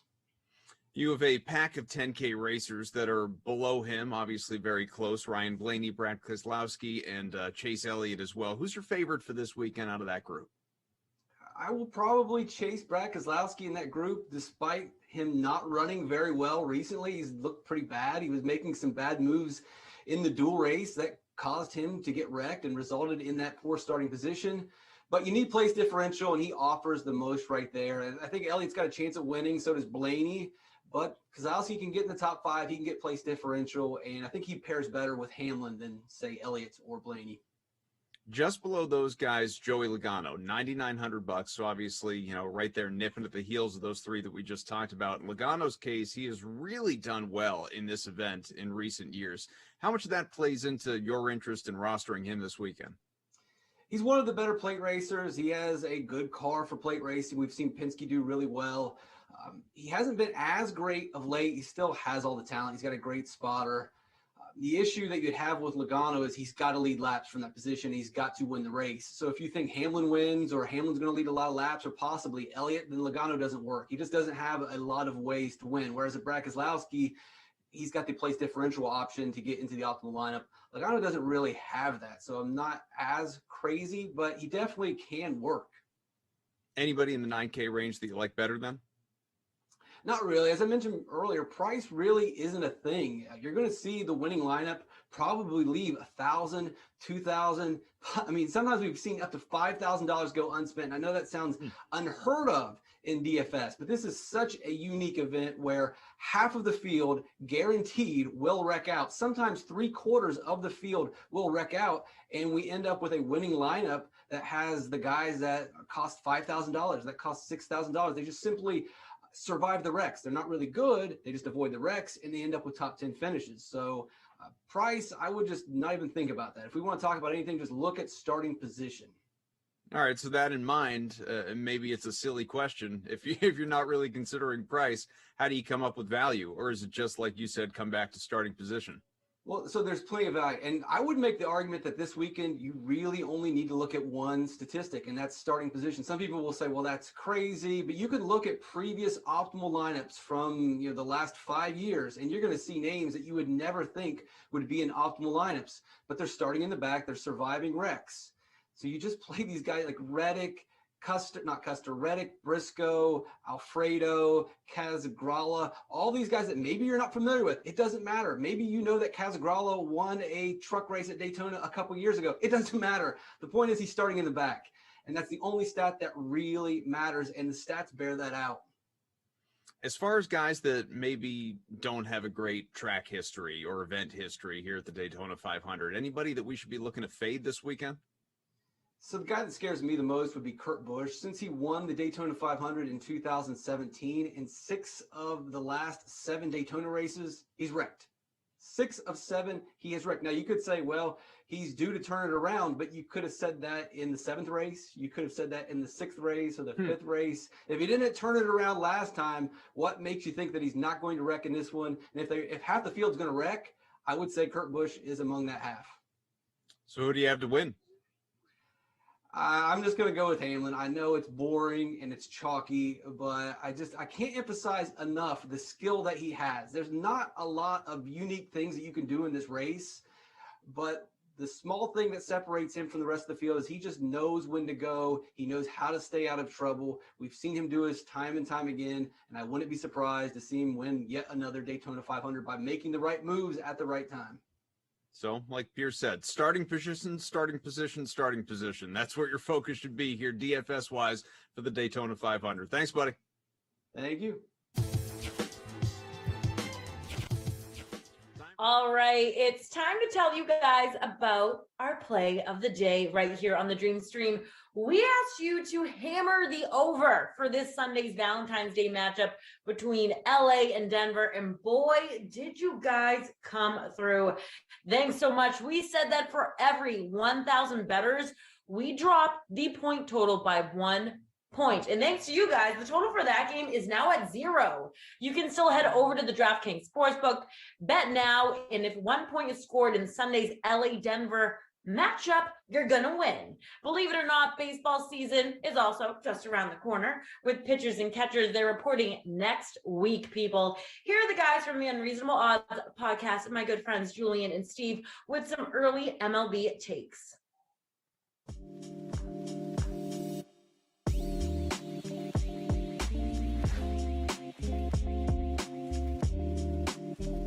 And then one other thing I wanted to bring up that's on the DraftKings Sportsbook now is there are some MLB futures that have finally dropped because, quite frankly, spring training is right around the corner. They are expected to go with, a full season, things as normal as they can be, which seems impossible at this point. Don't want to dive too much into this as of yet, but actually, as I'm looking right now, there's actually more categories that are up now. They now have home run leader, which is on there, which is not on there earlier. Hits leader and RBI leader. So I'm actually just seeing this as I'm talking to you now. So I don't want to dive into that too much. I did want to get into National League MVP though, real quick. And I'm not totally biased on this, so spare me. But I was shocked, honestly shocked that Fernando Tatis Jr. is plus 850 for National League MVP. The fourth best odds on the board. Ahead of him, Mookie Betts, Juan Soto, Cody Bellinger. All guys that are completely capable, don't get me wrong. But I honestly was expecting Tatis to be 2. I really thought that he was going to be second on the board, so I was pleasantly surprised to see that he is 4th. And the reason I am saying that is because obviously we know what the Padres have done this offseason. This is going to be a winning team. That is going to be an unbelievable lineup, an unbelievable rotation that he is surrounded with. And we haven't seen Tatis play a full season yet. He's played in 2 seasons, but he's played a total of 143 games. In that span, 39 home runs, 98 RBIs, 27 stolen bases.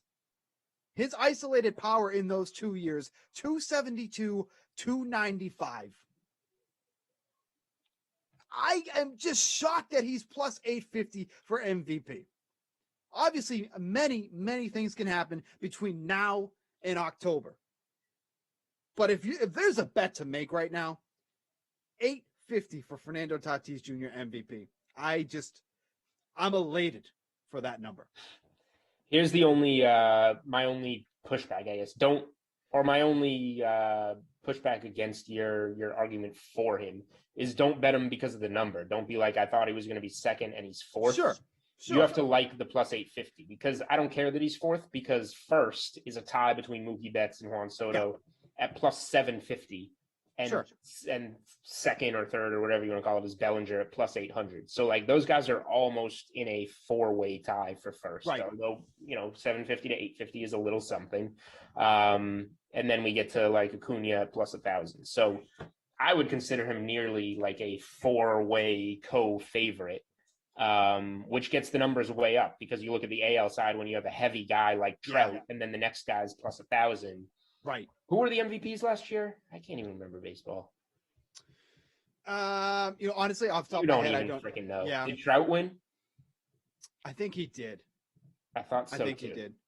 I mean, it was just such an odd season that it was just I didn't even really pay attention. No, I know, and I don't want to judge anything too much off last season, but here, like, Jose Abreu. That's right, Jose Abreu and Freddie Freeman. That's right.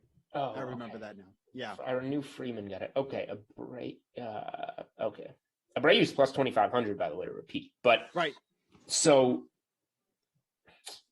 here's the thing with Trout. Like, all the nerds are always like, at the end of the season, it doesn't matter. Oh, Trout's WAR and his whatever stuff that I don't even follow makes him the MVP. But we had 1 million playoff teams last year, and the Angels still couldn't freaking make the playoffs. So, like, I feel like this team has to be good to make it. I feel like somebody is going to have a great year for a team that does really well, and that'll make them the MVP.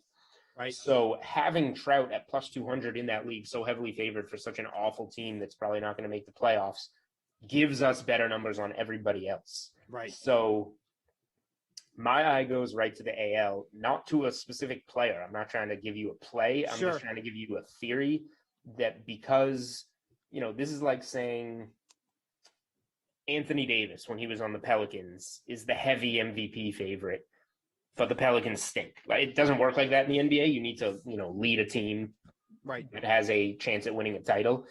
But it's a similar argument, saying like Anthony Davis was putting up such ridiculous numbers, but he's not going to win MVP. Baseball works in a way where if there isn't somebody that is dominant, it's just kind of like the backup plan is we'll give it to Trout because he'll have all the numbers. Right. Going with anybody else is just, you're getting good value because Trout shouldn't be plus 200. He is based on numbers, but he has to get his team to the playoffs to win it. Right. So just something to look at here. I'm pleasantly surprised that these other ones are up there too as well. Kind of dive into that real quick. Pete Alonso, Mike Trout, both are the favorites for home run leader, hits leader. Trey Turner is a slight favorite over Mookie Betts, RBI leader. Juan Soto, a slight favorite over Cody Bellinger. Well, I'm kind of surprised Juan Soto's top dog there. We'll get into that more as we look into it. But those are all up on the DraftKings Sportsbook. So go head over there, take a look, maybe start making some futures bets, because before you know it, baseball is going to be going. Spring training expected to start next week. They are going with a normal schedule. It looks as of right now, no universal DH, which is stupid. That's a different story. We could do a whole nother podcast on that one. Can't wait to watch Adam Wainwright, bat for the Cardinals with bases loaded in the ninth inning. Nobody wants to see that. Ridiculous. Actually, that's a lie. Adam Wainwright's not going to be in the game in the ninth inning, but whatever. That's neither here nor there. So check that out over on the DraftKings Sportsbook for all the MLB futures.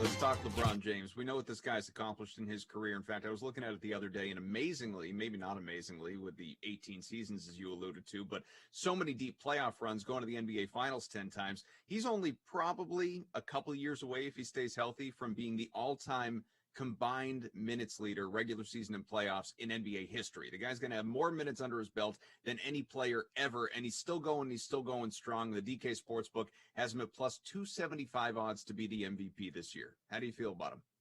I think he should be the MVP every year. Like, this is why I don't get a vote.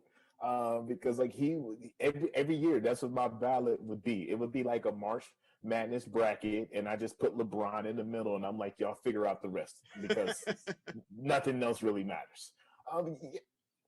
You brought up a really good point, because we're all just figuring out, trying to, how is he doing this in year 18? Like, that guy's literally like a year younger than me, and I'm like, I can't do 3A straight in the gym. And I'm only in there for like 90 minutes. So I don't know what he's doing to his body. He's half mutant, half android. I don't know. He's probably like Vision from the MCU. But no, this guy literally can be in the MVP race every year. Sadly and unfortunately, we know that award is not given to the most valuable player every year. It is turned into an award where they give it to the best player on the best team, unless you're Russell Westbrook and you break a 60-year-old record. So yes, but I just really wish somehow, some way, we would get back to what that award is supposed to mean, in the same way in college football with the Heisman supposed to be the most outstanding player. So yes, LeBron is always going to be in that race, and he would have a lot more than 4 if we gave it to the person that was really the most valuable to their franchise. Let's talk LeBron James. We know what this guy's accomplished in his career. In fact, I was looking at it the other day, and amazingly, maybe not amazingly, with the 18 seasons, as you alluded to, but so many deep playoff runs, going to the NBA Finals 10 times. He's only probably a couple of years away, if he stays healthy, from being the all-time combined.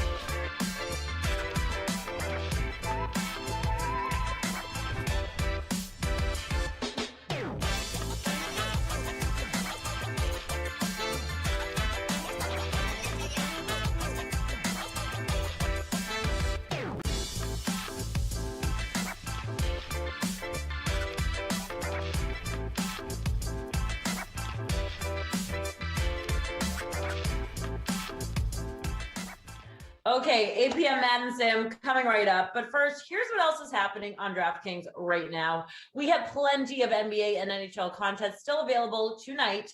We have a 2-game NBA Turbo slate. It's locking in just a few minutes at 8 p.m. Eastern.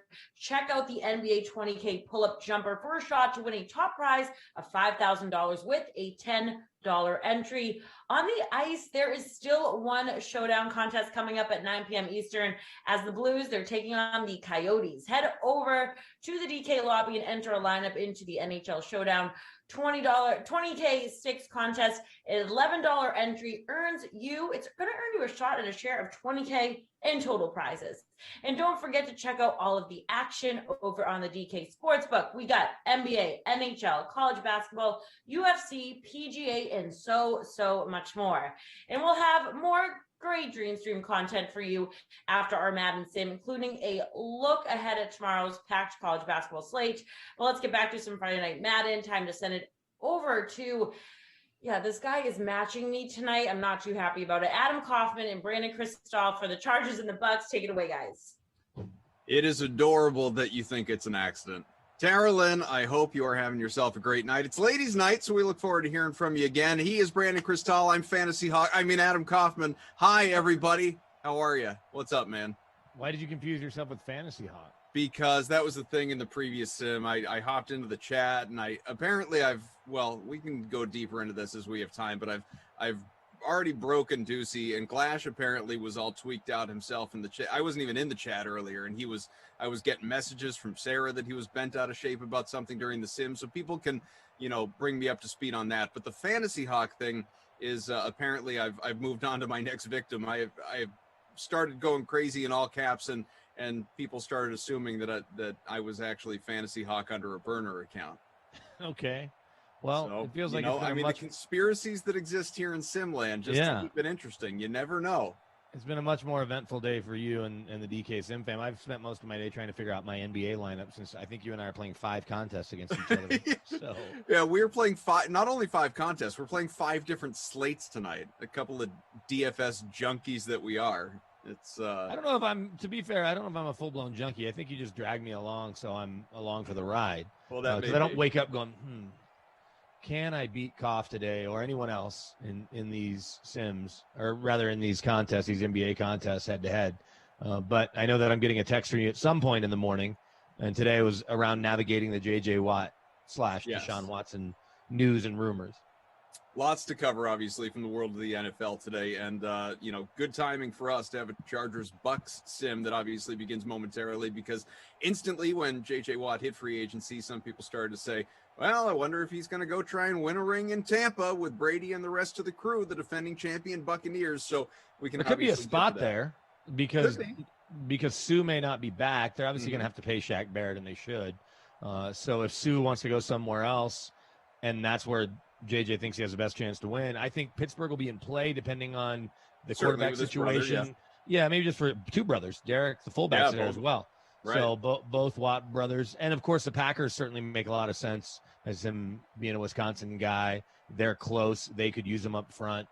And I don't think he's going to try to break the bank wherever he goes. It'll probably be a $3 to $6 million deal with a bunch of incentives, right? If he leads the league in sacks, if he makes a Pro Bowl, if he makes all pro. But it'll be a team-friendly deal. And I think with the economics being what they're supposed to be coming into this next season, you'll see a lot of vets take a 1-year deal. So it won't look like he's saying, I'm screwing the Players Association by taking way below market value. And to be fair, we don't know what his market value is. We know what his value as a presence in the locker room is and in the community and all that, and as a spokesperson, representative of your team. But on the field, he only had 5 sacks last year. And he had plenty of opportunity because he was healthy to actually go out and make more plays, but we know that they weren't very good. So I think he'll get a shot in the arm wherever he goes, and if it's the right fit, could end up being huge, right? Could come near double-digit sacks. But I don't think you sign J.J. Watt and all of a sudden your defense is over the top. So where Daniel Jeremiah tweeted, and I said the same thing on my podcast, the Bills make the most sense, I think, in terms of a need where his presence would be felt both in the locker room and all that on that side of the ball and on the field. Well, listen, my friend, the sim is just kicking off. You got all sorts of time. Don't get that all out of your. in pregame, pal. We got a lot of time to discuss. I didn't get to tell you my lineup. I'm trying to go back to back after winning last night's contest. Let's see DK what you got. All right, this is the prime time. Will JJ Watt join the Bucks free roll that we have created? 169 entries. Nice. What do you have? And then I will reveal my lineup after. Mine is loading again. I captained Chris Godwin. He hadn't gotten in the end zone lately. Didn't do much in the Super Bowl, so I think virtual Chris Godwin is going to come up big tonight for virtual Tom Brady. So we'll see. And then with that, I also have both quarterbacks in the flex. Leonard Fournette riding the hot-handed real life. Hunter Henry, because I had to have somebody for Herbert to throw to. And then I went with the kicker for the Chargers and Michael Badger. Okay. On my side here, we have a 2nd and 10 from the 28. Chargers ball to start things off. Again, BKAK, Brandon Cristal, Adam Kaufman.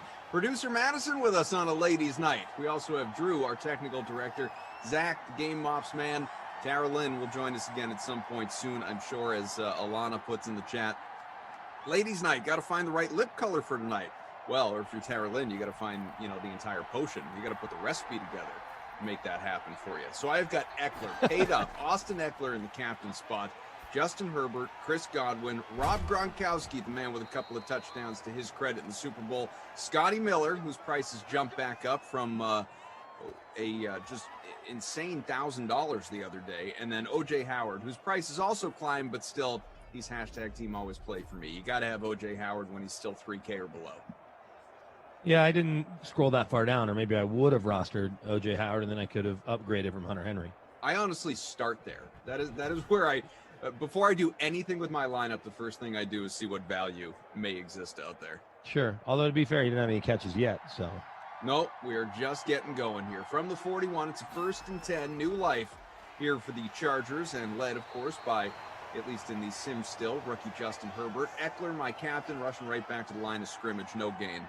So, all of that said, let's revisit a little bit here. I'm in 14th place, by the way. What's that? I'm in 14th place. You're crushing it. You are absolutely on fire. I am 78th. Well, that can't be right, because other people have scored. Slow start. And nobody on my team scored except for Herbert. That doesn't make any sense. Anyway. Herbert's going to be off and run. Well, because defense. You got the DST points right up. But I'm not playing any defense. Well, you're not. So you're saying I'm in 14th with 0 points somehow. I don't know. Well, that can't be right. You're going to need to refresh that. I'm just reading it. Refresh it. It'll refresh itself. Anyway, we don't need to get bogged down in my lineup this early in the game. Top ownership, by the way, in the larger contest. We got. I'm in 78th, by the way. I'm 2 spots behind Drew. Oh, so there you go. Brady at 65, Gronkowski 47, Godwin 46, Evans at 45. Jim Barb says, Koff's the type to announce his DK contest is up when it's already filled. That's like him offering us an egg roll after he ate the last one. It's true. I did jump into the chat after I sent out the last-minute NBA contest, and I said, last-minute NBA contest is out, and it fills up in 10 seconds because it has 10 slots. I mean, the people rush into this thing, and it's a wonderful thing. Fantasy Hawk says, with regard to the lineup and looking for value, we employ the same strategy, Koff. We'll go figure, Fantasy Hawk. Apparently. Same person. 4th and 13. Here comes the punt. I think it'd be funny if you really were Fantasy Hawk and you were able to multitask and be in every sim that Fantasy Hawk is in and still be yourself. Well, that's what I said. That's what I said in the chat when Ducey and Moose were accusing me and or Fantasy Hawk of this. I said, imagine if I were able to call a game and post in the chat as often as Fantasy Hawk does. And there's just no way.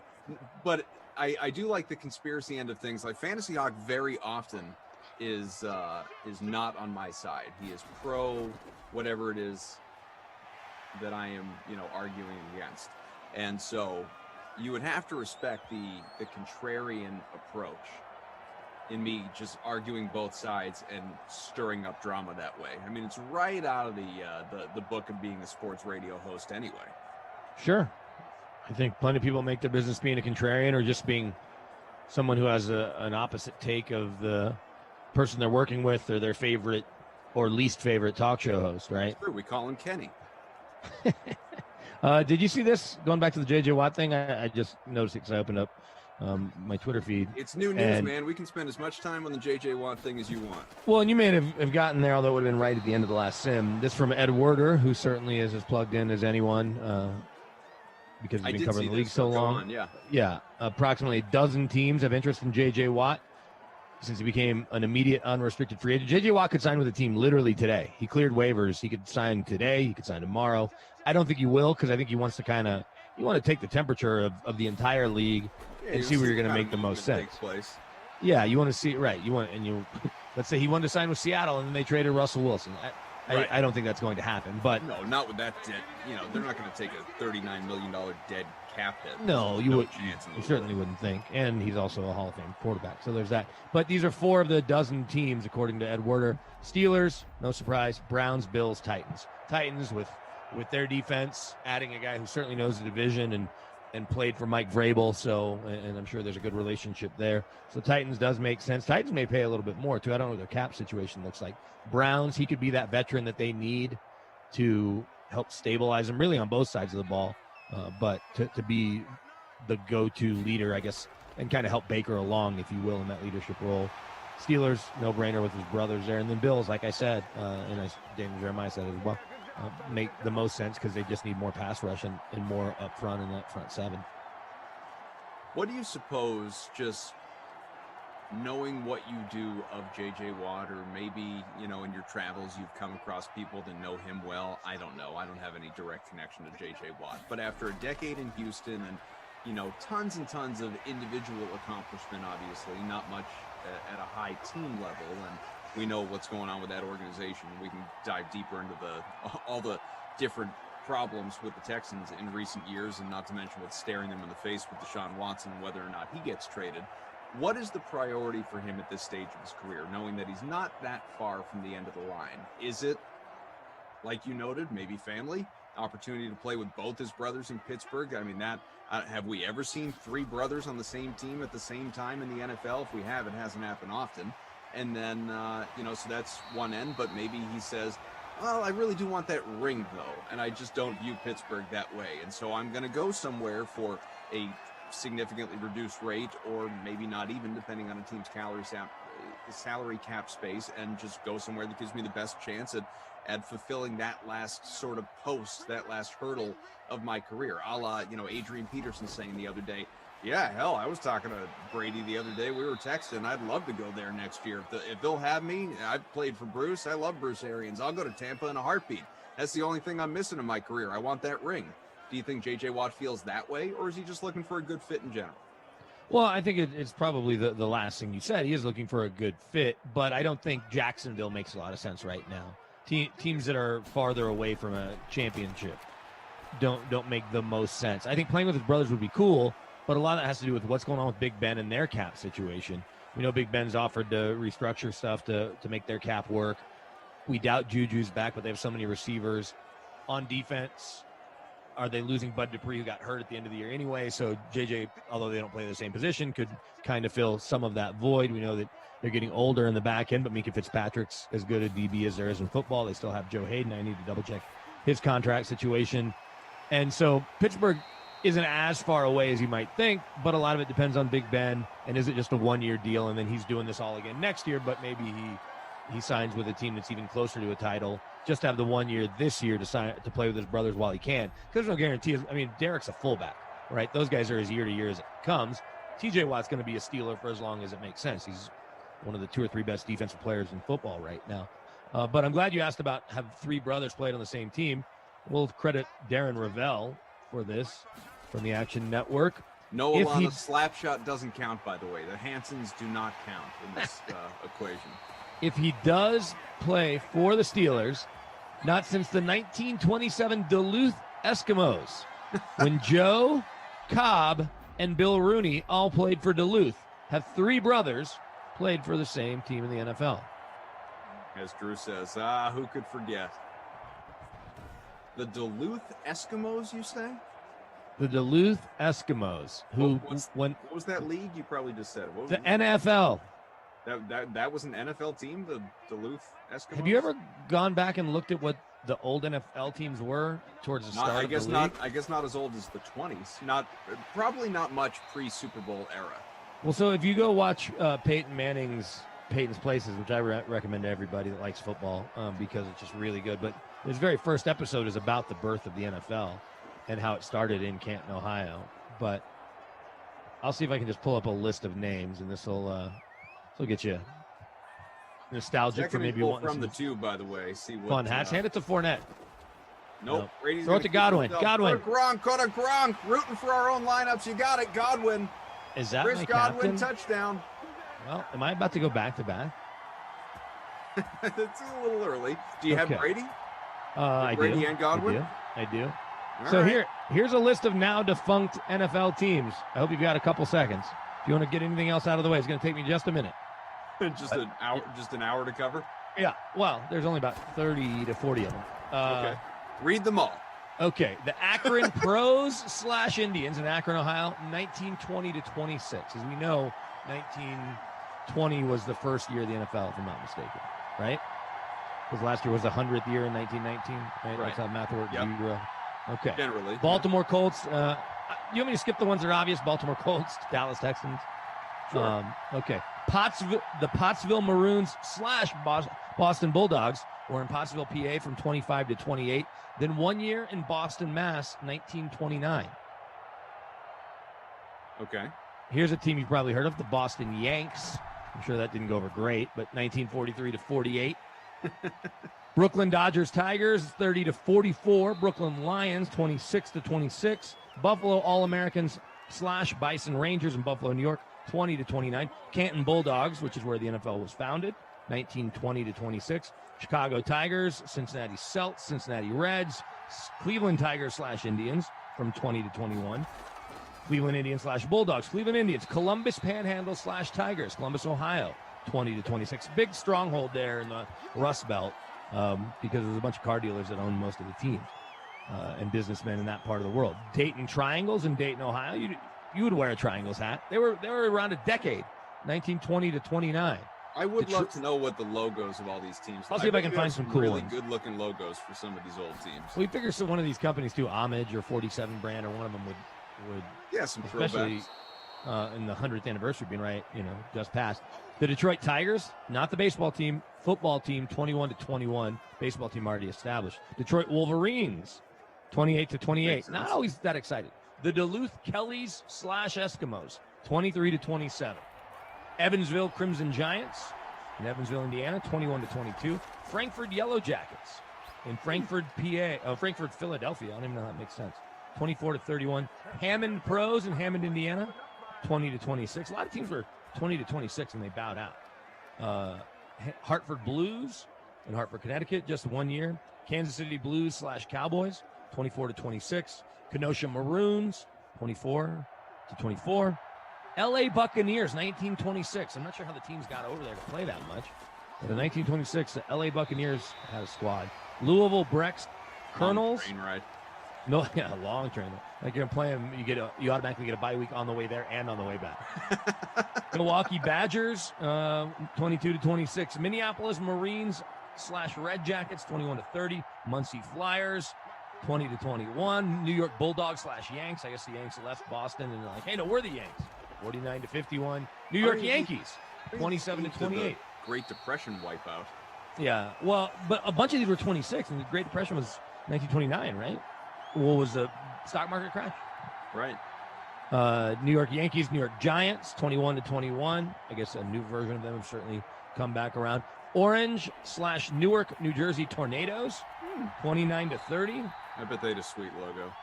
Big The tornado on Oorang cap. Indians, 1922 to 23, played in LaRue, Ohio. The Oorang Indians, LaRue, Ohio. Oorang. That's what it says. I'm just reading.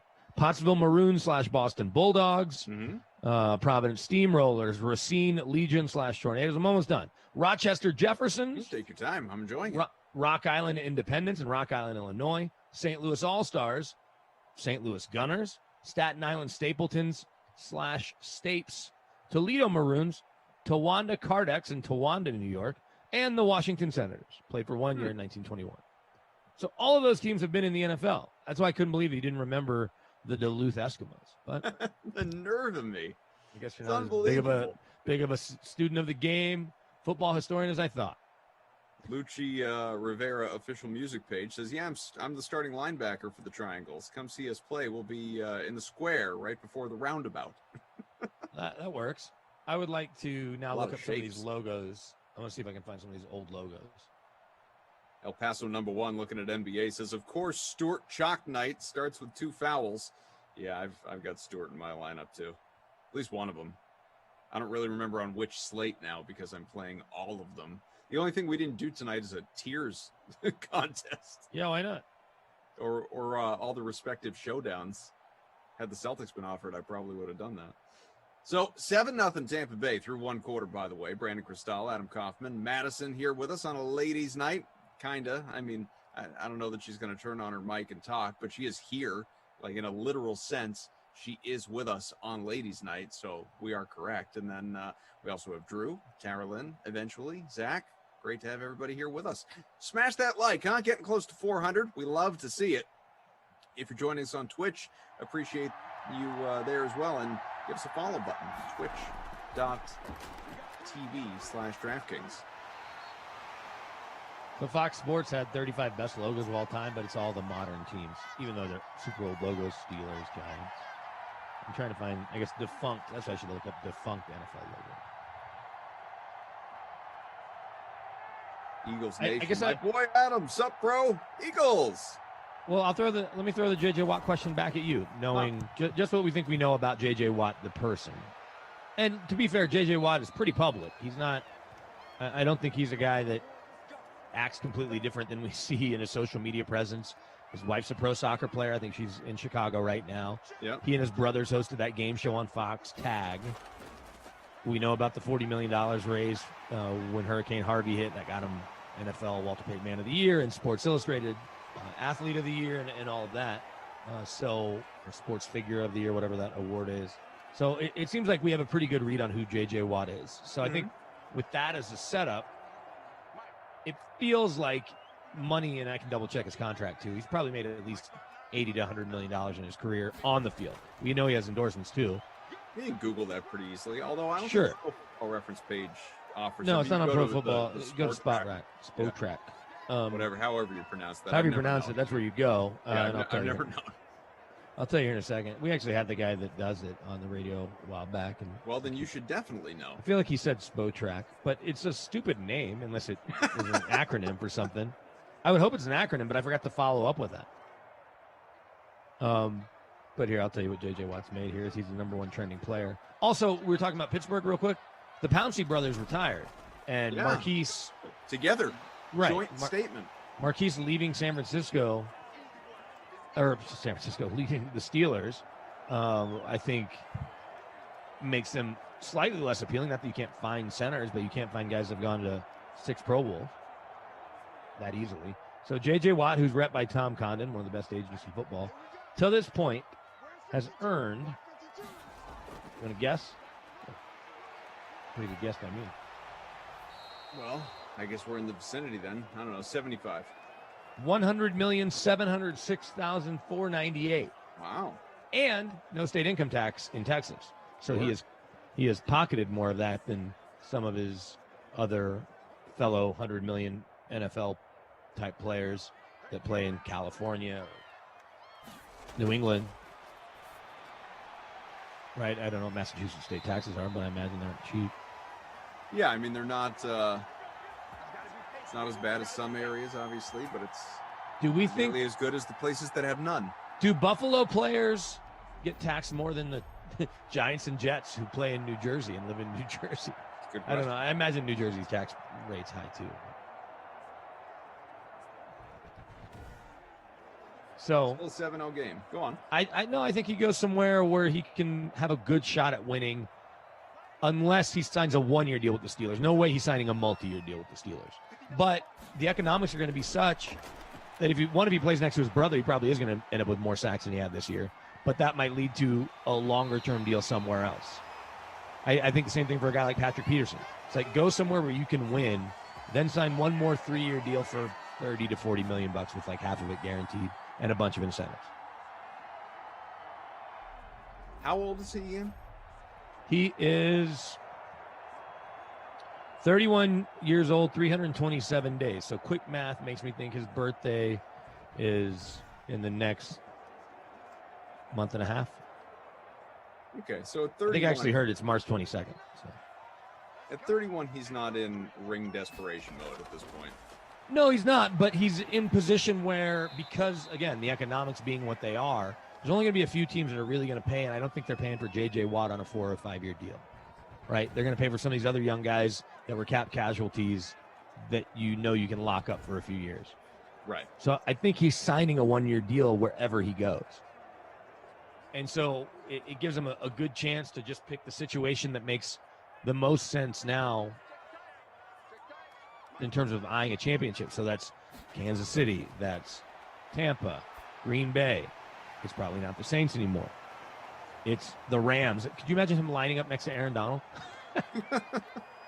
I know it sounds crazy, but it's not that crazy. Sue did it 2 years ago, and they went to the Super Bowl. San Francisco next to Bosa and with the Kinlaw kid and Eric Armstead. 3rd and 5 from the 24, about halfway through the second quarter here. It is still 7-0. Tampa with the ball and with the lead. Brady drops back. The Super Bowl champ again completes the pass to the right. It's Godwin once again. Brady at 129. He is certainly pacing toward a bonus. We'll see if he can get there. Godwin, the only guy with a touchdown so far. Titans, like we mentioned before, we know that they're going to be a playoff caliber team. The Bills are the type of place, and I got to look at their cap situation, but Josh Allen's still on a rookie deal, at least for now. They could probably pay him a multi-year deal. Let me see. Alana says, before I was engaged, I was in ring desperation mode. Okay, so without knowing what the salary cap's going to be, Buffalo Bills, they're going to have to do some restructuring. They only have $4 million free right now. You need about 7.5 to sign your rookie class. So there's that. But I haven't looked to see who the Bills can cut. We're going to see a lot of veterans that are about age 28 to 33 hit the market in the next month. A lot of teams are going to want to do right by their guys. They're going to say we moved on. The Broncos did it with A.J. Boye. Now, he obviously has no allegiance to, or Denver doesn't have the allegiance to him that Houston does to J.J. Watt. In fact, Houston has more allegiance to Boye, who he played his first 4 years. But they let him go. They knew he wasn't going to be part of their future. They saved $12 million. They're going to do the same thing with Jarrell Casey when he's healthy. So guys like that are going to keep hitting the street. Just a damn cough, man. Says San Francisco Giants outfield in late 1963 was Felipe, Matty, and Jesus Alou. If you want 3 brothers on the same team there, Cough and BK. It's true. The Alous obviously are, just a legendary baseball family in general, with all the different players, managers, bench coaches, and members of staffs and the like. But in football, I mean, not to say it's common in baseball, it's certainly not. But football, well, BK told you last time it was Duluth in the 1920s. Doesn't happen. Here's a name that I think is going to be cut, and I guess ESPN might have even done an article, the guy most likely to be cut from each team. But John Brown's making $9.5 million. You have Stephon Diggs, and I think there's 1 more year left on Diggs' contract. So maybe they would rework his deal to free up some more cash and, make most of his money next year a bonus. Is that Gronk for you, or is that Godwin again? Did he drop that? Yeah, apparently. That was pretty terrible. You don't see that often. Well, the last time, if I remember correctly, the last time the Bucs scored, it was 2nd and goal from the 2, and it was to Godwin. So we'll see what we get here. You're not feeling great if you're a Leonard Fournette owner. Which I am. Who knows? Maybe things change right here. That was Evans who dropped it. There you go. Whoa! Oh! Almost juked his way right out, but instead we do have a touchdown, and it is playoff Lenny. Leonard Fournette with the score to make it 14-0 at least after the extra point. Well, I was in 41st place, but I think I'm going to jump way up to 31st probably. DeMacline says, Cough, I know on good authority JJ has the draft night recorded to hear the boos as he was drafted. He uses it as motivation all the time, so he's got a Jordan mentality to him.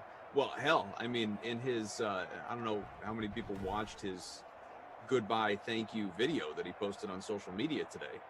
But one of the first things he says is you guys have been in my corner for 10 years or whatever. Well, not draft night. Draft night you booed. But after that, you've been with me for... So, I totally believe that has stayed with him, considering he asked for his release and thanked all the fans for a decade of loyalty except for draft night. It's a heck of a thing to bring up. That gives you an idea who J.J. Watt is. He's still got that little twinge of smart ass in him. Am I right, though, with this is, again, just looking at it, Cole Beasley as a second-team All-Pro and Stephon Diggs first-team All-Pro, John Brown at almost $10 million feels like an impossibility that he's back when they're only $3 million over right now. Mm-hmm. I don't know who else I'll cut, but that's just one that comes to mind. You could cut Jerry Hughes and upgrade with J.J. Watt. That'd save you another $10 million. Although Hughes has been kind of their best pass rusher. Also, they're going to have to pay Edmonds here soon, as well as Josh Allen. Buffalo's got to figure out some cap stuff. Maybe Mario Addison, he's $10 million. He's probably gone. So, there you go. Your deep dive on the Bills. Finances. 14-0, first and 10. 2:20 to go here in the opening half. Thank you all for being with us. We do appreciate it. Smash that like. I am curious to know from the people, what are your big Valentine's Day plans other than inevitably hanging out with us in Simland? I'll be here on Sunday doing a sim. I think I've got a couple. I literally have zero Valentine's Day plans, but that's because 14-year-old's at his dad, so we got too many little kids and no babysitters. So, well, we'll go out. The 14-year-old double as a babysitter at this point in time? A lot of times, yeah. Yeah. Because he owes us so much money for stupid little things here and there that... Like, room and board? Well, no, like $200 on the PlayStation charge when he claims... And then the other day, let's see, what was it? $19.99 times 3. Says he was asleep on the floor, which he was, because I saw him the next morning. Says he rolled over and purchased something 3 times while he was asleep. He must have fallen on the X button 3 times. Even though anyone that knows, if you go to the PlayStation store, it asks you like 2 or 3 times. Yeah, You sure you want to buy this? Are you sure? You got to confirm those charges. That's $60 he owes us. A couple of years ago, it was $200 for the Nintendo Switch charge. He always owes us money, so we're always ahead. And he's only working for $5 an hour. So. Gotta be careful. There are labor laws to that. Well, I think you get a little bit of leeway when it's in your own house. Yeah, I think that's probably true. Robbie Noble's in 132nd. 132nd. Robbie Noble's in 132nd, and he's wondering what the heck, because last night he finished right behind me as I finished first. I believe he was second. I took a picture. I'm in 23rd right now. Keep in mind, you got a half hour till lineup's locked for the next NBA slate. You better make sure you get that in there. Here's what I want to know. The person whose screen name is Cutler Fan, who's right ahead of me, are they actually a Jay Cutler fan? Or Jay Cutler, the famed bodybuilder? Or is it an ironic screen name? Very fair question. And if that person is with us in the chat, we got to know. Do tell.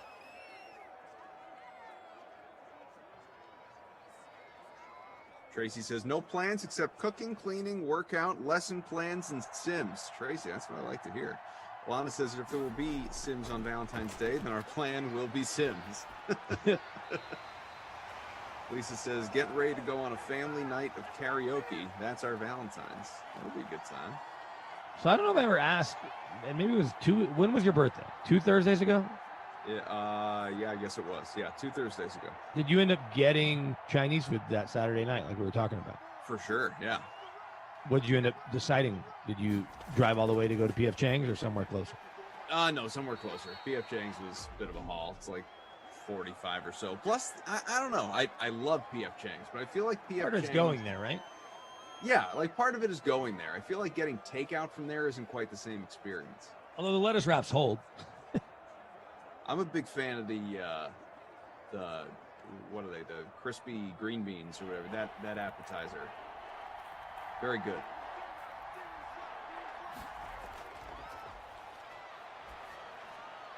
Third and 7. That's completed. Eckler. Who's Eckler? A lot of people needed him. You captained Eckler? I captained Eckler. He's done very little. Yes, I noticed. Alana says, one Valentine's Day, we ate pizza in bed. It's going to be tough to top that. Sounds good. I had pizza for dinner tonight. So I've been asking for it for a week. Not that I don't have the capacity to go. I Get was pizza. gonna say, hello. Just dropping clues all over the house. Well, it's one of those things where if I did pick it up and she wasn't feeling pizza, then I would still eat it. You know, it's got to be a team effort. Went out and got Chinese just last night, as a matter of fact. Nice. Steak tonight. It's good. Steak? Steak, yeah. How do you like your steak cooked? It's been a big conversation in Simland at points in the past. I'm a medium guy. Okay, that's about as far as you can go, unless you don't like flavor. Right. I'm a medium guy, but I have enjoyed a medium well steak before. I'm not a medium rare guy. I know everyone, you got to get medium. I'm not a medium rare. I'm sorry. I don't like it that pink. Okay. I don't like it bleeding all over my plate. I'm not going to apologize for it. It's your loss. Well, that's fair. When we went and got steaks, and Scott Zolak crashed our party. Right. The nerve of that guy. In Get away Atlanta. from the table. In Atlanta. I think mine was medium rare. Do you remember who started the dinner with us and left in the middle? Started the dinner with us and left in the middle. No. I was asked to essentially chaperone. That's not the right word because she's a grown woman with kids in college. But Gottlieb's sister was with us. Doug Gottlieb's sister. Right. Because Doug Gottlieb's sister. Because started Doug out in the middle of our meal. Doug had some meeting that he was going to, and we were staying in the same hotel. So she and I walked back to the hotel. I dropped my bag, and then we all went to dinner at that steakhouse, like a block from my hotel in Atlanta. But she just sitting there listening to the five of us nerds. I think it was before Zolak came. If Zolak would have come sooner, she probably would have been more into the conversation. And then Doug got done with the meeting, and she left. Yeah, I don't think we were too entertaining to her. Oh, but then I saw her that night. Remember they showed up at that party that you just posted the picture of, the Jay Glazer MVP party. Oh yeah. With the vets and players and that charity. That was the most I drank any night of the Super Bowl week was that night. Super Bowl week is a good time. Missed it this year. Yes, we all did. Could you have figured out a way to go cover it between DraftKings and Brady being in it and Gronk? I don't know. I mean, I just knew I wasn't going, so I never even pursued it. Well, no, yeah, hardly any of us were going. In fact, Right. It was more interesting to find the people that actually went. But Yeah. they all seemed to have seats in the press box. So Yeah, that's true. Yeah, there might have been an opportunity from the Brady angle. I don't not know. to sit in the press box, No. But just to be there. Ben Volen sat in the press box. Yeah. Your big national writers from big publications Yeah. also sat in the press box. We've reached the half. It's 14-3. That is it. You know, we had a late field goal there by Mike Badgley, and that's all we've got so far. So Brady is just a hair away from pacing toward a bonus now. 146 and a touchdown. Not even 100 yards so far for Justin Herbert. Fournette 4 for 19. He has a score. LaShawn McCoy 1 for 5. Eckler has 0 yards on the ground. 0. He has rushed the ball twice. Good thing I didn't captain him. And he has 0 yards. And he's not doing anything of note in the air either. He got 41 for Williams, 5 catches, a touchdown for Godwin, 3 for 16, 4 for 29 for Gronk, 2 for 41 for Evans. People want more Evans. I get you in the chat. 3 for 20 for McCoy, who has actually been pretty active here in this one. Brady hit Evans in the hands in the end zone, and he dropped it. Yeah, like I said, people definitely want more from Mike Evans at this point. Choker says, Koff's the guy who goes to Ruth's Chris and orders an $80 steak well done with ketchup. I think that's Patrick Mahomes. Yeah, you should know by now, Choker. I'm not a condiment guy. It's not my thing. So there would be no ketchup anywhere near my plate. Not a condiment guy. I don't think I knew that. So French fries, you're just eating them without ketchup? Yeah. I mean, I'll probably put like salt on them, but that's not a condiment. No. Do you qualify salad dressing as a condiment on salad? Now, ranch on like wings or French fries or pizza is different. Right. That would be full condiment. But I'm saying Sure. salad dressing. So I've never had a salad in my life, so it wouldn't even, and it wouldn't matter. How's that possible? I mean, I guess I know how it's possible. I mean, I eat plenty of components of salad. I eat plenty of greens, but I've never had a salad ever. Okay. Madison is bothered. Wow, that sentence. Yeah, she asked the question I want to ask. Why? Like, if you've had all the elements. Yeah. Like you've had lettuce. Well, you have lettuce on a. On I a don't burger? like lettuce. Lettuce. You does don't not like lettuce. Okay. I don't like lettuce. So you don't like the It's lettuce not one of wraps, those, like, then. oh, I just don't want it. Like, I've tried it. I don't like lettuce. But I will Okay. have, I'm trying to think of all the other different things. You'll that have are- carrots. You'll have cucumbers, I'll have cucumbers. I'll have, tomatoes. Not a tomato guy. Madison wants to know if you're 4 years old. Do you only eat chicken fingers and French fries? No, she Apparently said- without ketchup. Well, that's very true. But she says no. When's the last time you had lettuce? Were you 4 years old? Oh. No. Last time I had lettuce at this point in time was probably college, when I wish I could remember all of what went into this, because it would probably make for a good story, but you guys are off the hook because I just can't remember it. Somehow involved, there was this big, I don't know, there was a thing, there was a competition, there were a bunch of us, and you had to attempt to eat an entire head of lettuce. So I have had lettuce. Do you think that's what turned you off? Because Neville Cleanup Hitter, with all those indignant emojis, it's official. Koff is just one of those guys. Yeah, Madison brings up a point. Your taste buds have changed since college. Also, there's a lot of lettuces out there. I'm not necessarily saying going Tom Brady all kale diet or whatever, kale smoothies. But you could do mixed greens. You could have a Caesar. You might like that dressing. Croutons. I'm in 8th place, by the way. Drew says the last time you had it wasn't even because you chose to. Well, there's that. That's very true. We're all eating a head of lettuce because of that SNL sketch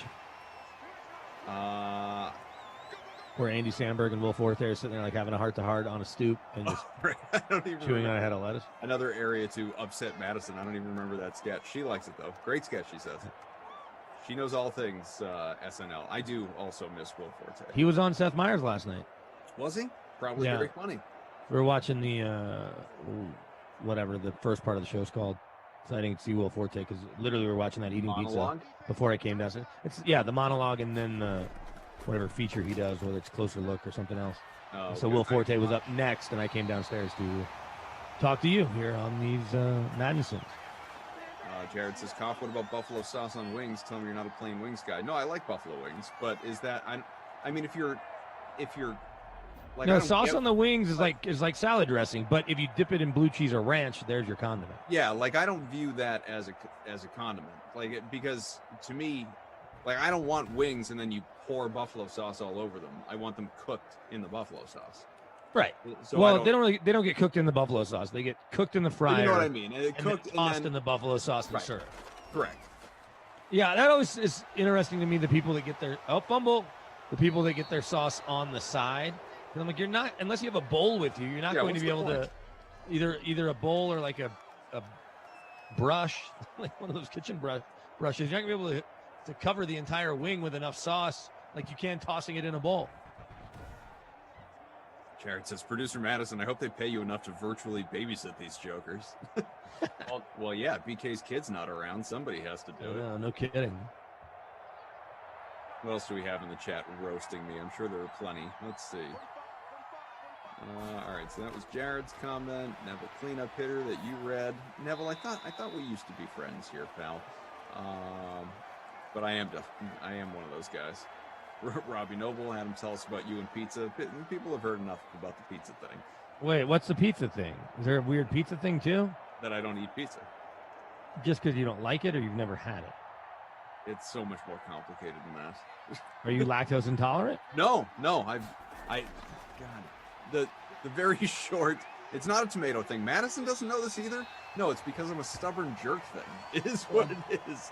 So, when I was a very young kid, and Mad says I knew that. Mad, when I was young, like I don't know, my kid's age probably, ate pizza all the time. Loved pizza. Really enjoyed pizza. My grandfather would often, when he lived in Hawaii actually, so when he would come to visit, he loved like making us pizza. He'd come over and he'd make pizza, and there was just one night. I don't really remember it at this point in time, which makes the whole thing so much worse. But there was one night where he was like, we're having pizza. And I don't know, maybe we had it the night before. Whatever the thing was, I said, I'm not having any pizza. I don't want pizza. And as a parent typically does, as you come to learn, unless you just want to be a restaurant kind of household, he was like, no, you're eating pizza for dinner or you're not having dinner. I was like, fine, I'm not eating it. And you know what else? I'm never eating it again. And for some reason, I've not had pizza again. I don't eat pizza. I've never. So it's not like I don't like it. I don't, I'm lactose intolerant. I'm a stubborn jerk. I just don't eat pizza. And this is, I can't tell you how many like times in my life this has been problematic, because like if you're a kid, I mean, I can't believe you're married, but it wasn't an issue with your wife. Like how many flipping birthday parties do you go to when you're younger that it's like, it's a pizza party? It's like, cool. Well, what am I going to have? Because I wouldn't eat it. Like there was just no exception to this rule. And yeah, I mean, like my wife loves pizza. The kids eat pizza. I don't discourage pizza. I'm not trying to turn them into me. So on pizza night, what are you eating? Because you're not making yourself a salad. No, are you making chicken fingers and fries on that night? I'll get like buffalo wings. All right. I'm still gonna eat, but I'm just not gonna eat pizza. Mad says this is the first time I'm hearing this, and I just don't even know how to react to it. Yeah, it feels like at this point you're doing it just to continue to be a stubborn jerk to have the story to tell. And you're missing a lot of really good pizza in the world. Well, I'm definitely missing a lot of really good pizza in the world based on what, everybody says. Because here's the thing. Though, like I don't go out of my way to tell this story. Like I didn't bring it up. Whoever it was, Robbie brought it up in the chat. Okay. So I don't draw attention to the I don't eat pizza thing just to like have a story. I just don't eat it. Look, the salad thing I was gonna let slide. The condiments thing wasn't even really bothering me. It just seems weird. This is probably something I'm going to bring up every time we do a sim together for the rest of our lives and or have a conversation. Yeah, I get it. And in fact, we're going to quit wagering money on some of these NBA sims or football season, and I'm going to put pizza on the line. It'd be like a glass contest. You can win a pizza. Yeah, that'll be the only way you can beat me. Runner Travis says, dude, you need help and some true. pizza. Boy, Justin Herbert's having himself a rough series. Back-to-back sacks. Chris says Koff eats ice cubes and NBA stats. That's all he needs.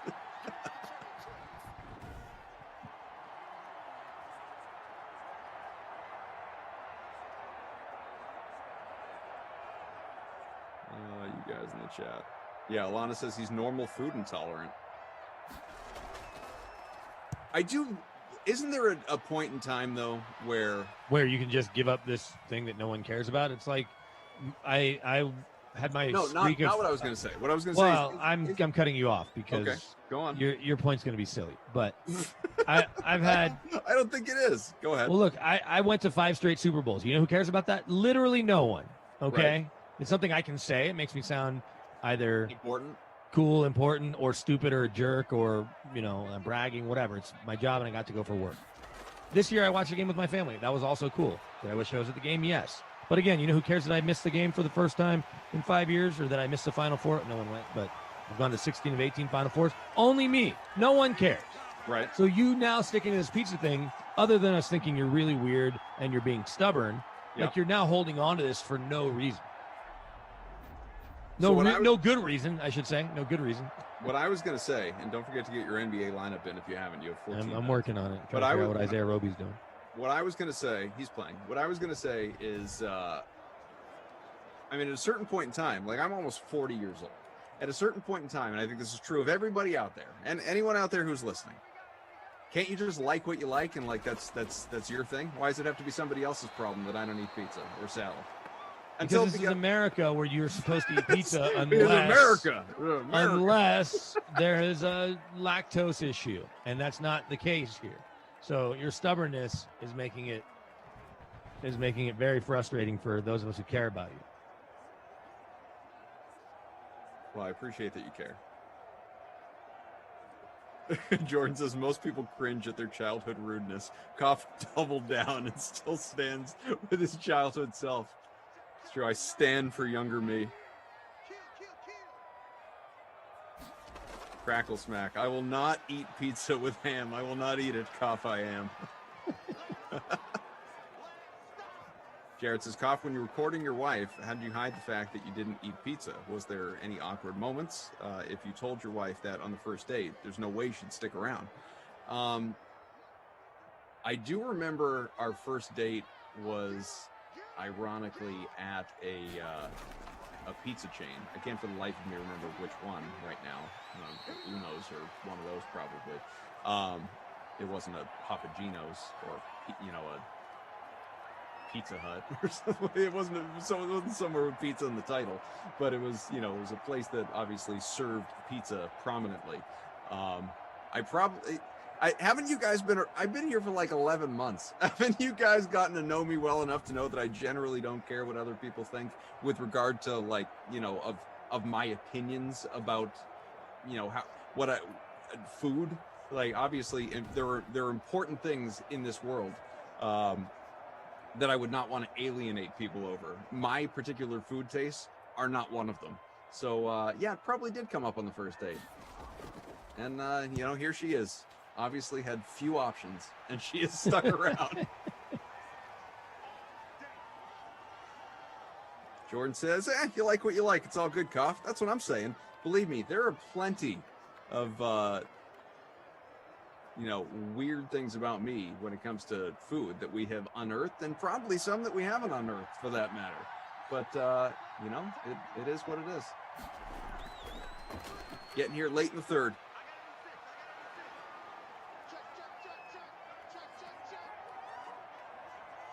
Problem Kid Gaming says, bro, Koff's that little nephew when you're going to sneak out and hang with the bros. I'm going to tell mom. That's not true. In fact, my two older kids, it's one of my fond memories. My two older kids, they're much younger. It was probably 3 or 4 years ago. There was one time where, you know, one of them hit the other, as brothers do, obviously. They both come crying to me. And one was like, you know, what was it? I'm trying to remember. He had said something like, you know, Dad, he hit me. And then, well, it wasn't my fault. He started it. And it was like, you know, you don't hit your brother. You don't narc on your brother. let's learn some life lessons right now. Did it stick? No. Still tells on him all the time. Because what are the age of your kids? You're kind of like the Mannings, right? Where the two older ones are close, and then there's a little gap, right? A little gap, but not a big gap. It's 8, 6, and 2. Well, yeah, that's kind of. Well, I think Peyton and Cooper are like a year apart, maybe, and one of them's 5 years older than Eli. So it's a little bigger. We'll see how the grades shake out too.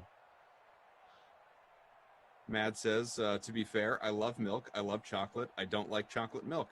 See, that's okay though. But we all have our quirks, though. Sure, but there's plenty of people that don't like chocolate milk. It might be too sugary in that, you know, in that combination. Yeah.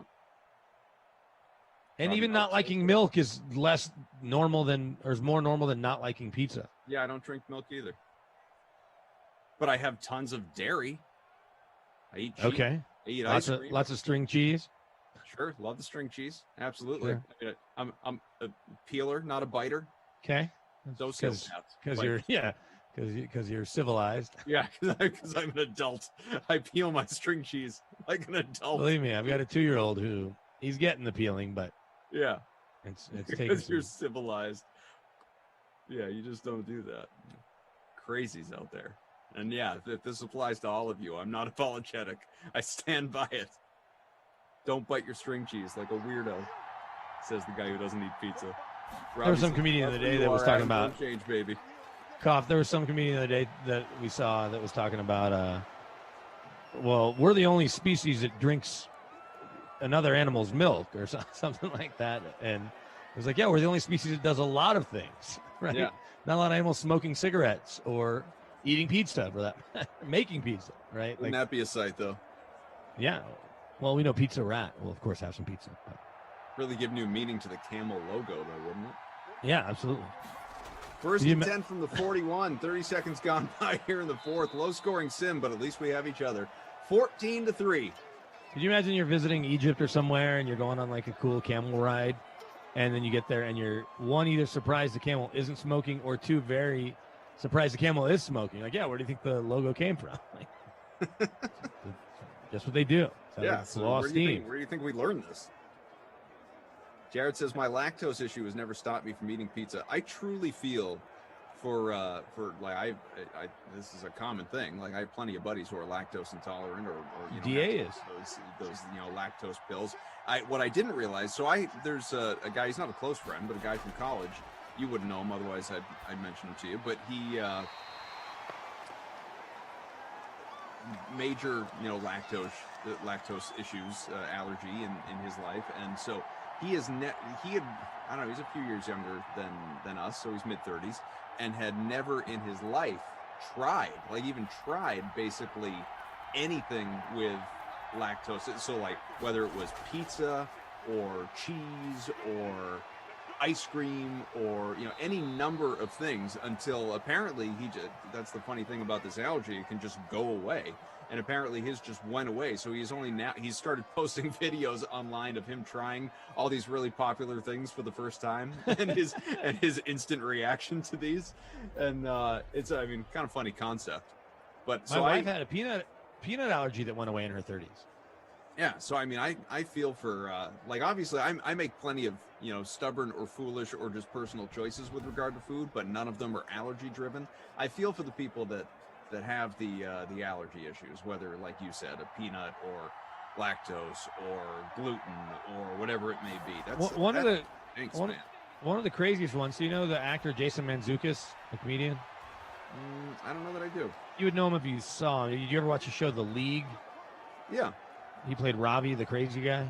Okay. That guy, Jason Mantzoukas. He has an egg allergy, like that he could die if he has an egg, anything with egg in it, and everything has eggs in it. Right. It would blow your mind how much stuff has eggs in it, except salads, unless you get them with an egg. Fantasy Hawk, a.k.a. me, apparently, says, Cough, your smug needs to be donated to science. I really would like Herbert to Henry here, because I'm dropped all the way down to 29th. I need to get back in that top 10.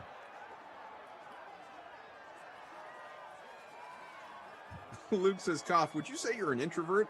BK is not, but I don't know about you, bud. Nothing wrong with doing Madden Sims all day, though.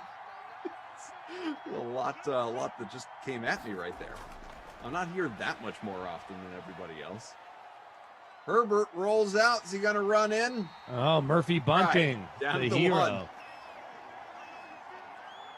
I was more of an extrovert in my younger days. I think I've grown into more of an introvert as I've gotten older. That's for You just keep buying more DVDs and staying in the basement, and you're like, oh, that's what the sun looks like? I'm just going to go to my screening room and be left alone. If you didn't have kids, you would never leave your house. If I didn't have kids, I'd probably leave the house more. Touchdown, Chargers. That's a Henry. Be open to things like going You out. throw it to the third tight end? Or is he the second tight end on here? Henry? No, that was 82. Oh, Steven Anderson? Right. He's the third tight end. He's behind Virgil Green, right? Yeah. That's why Anthony Lynn got fired. Stupid stuff like that. Yowzer. I'm just kidding. Anthony Lynn's a good dude and a good coach. Just kept finding new ways to lose. He's the assistant head coach in Detroit. He'll be in place when Dan Campbell tries to bite one too many kneecaps off. What a situation that is going to be to monitor. Eckler, 2-point conversion is good. 3-point game, 4:40 to go. We'll check in on our leaderboard and all that fun stuff here coming up in just a little bit. It feels unfair to make Dan Campbell the first coach already on the hot seat. And I have some friends who played with Dan at A&M, and apparently he's a good guy, but I don't know. I'm not sure he's who I would have hired. Well, he certainly is sold as a motivator. Whether or not he truly is to his players, or whether they, laugh at comments like that and can't take him seriously, that I have no idea. Well, the whole thing, that's the kind of guy you want to run through a wall for. Like, okay, well, what's on the other side of the wall? If it's at the edge of a cliff, then we're all in trouble.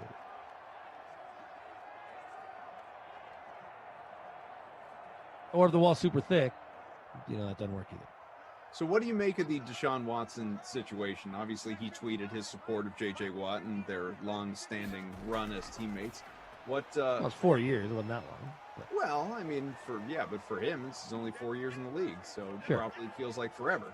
So where are things headed now with the Texans, who in the last few years alone, last 2 years, given up a third rounder for Duke Johnson, 2 firsts for Laramie Tunsil's $50 million guaranteed.